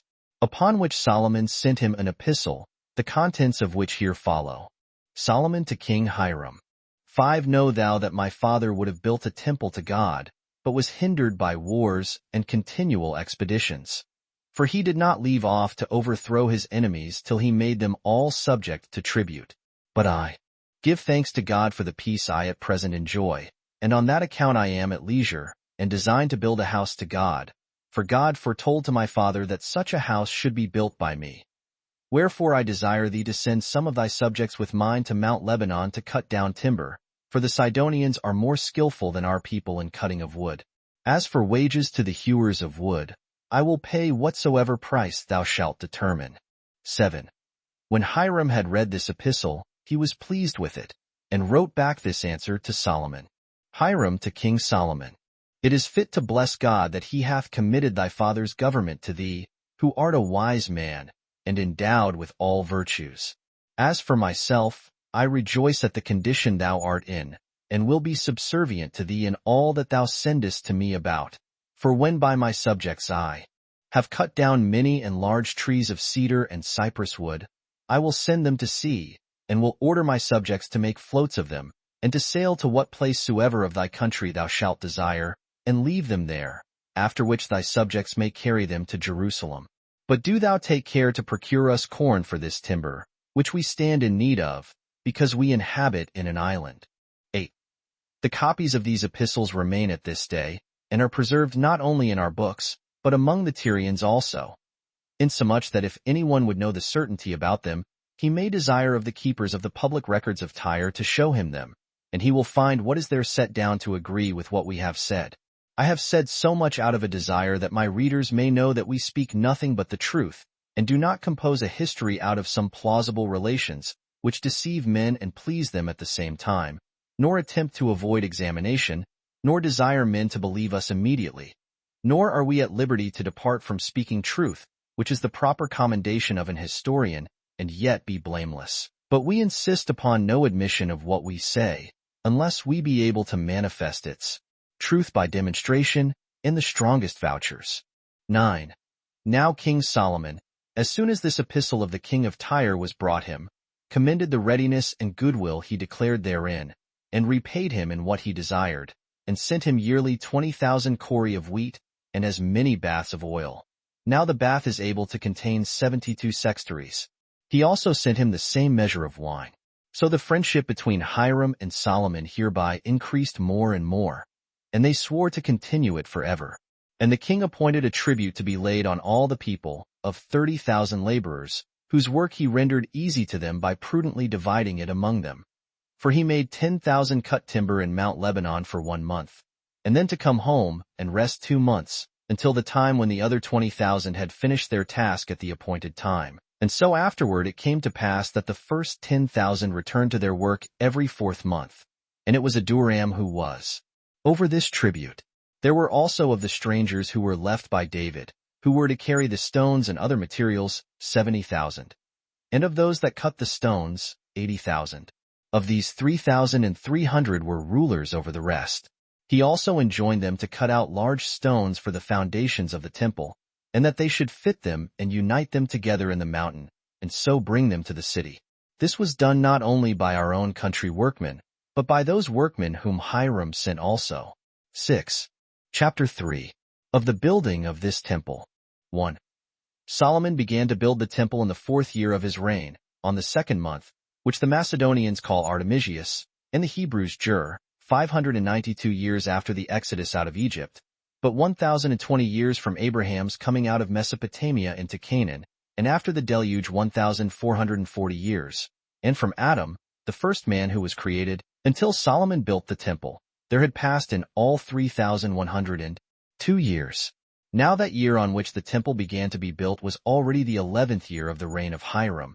But from the building of Tyre to the building of the temple, there had passed 240 years.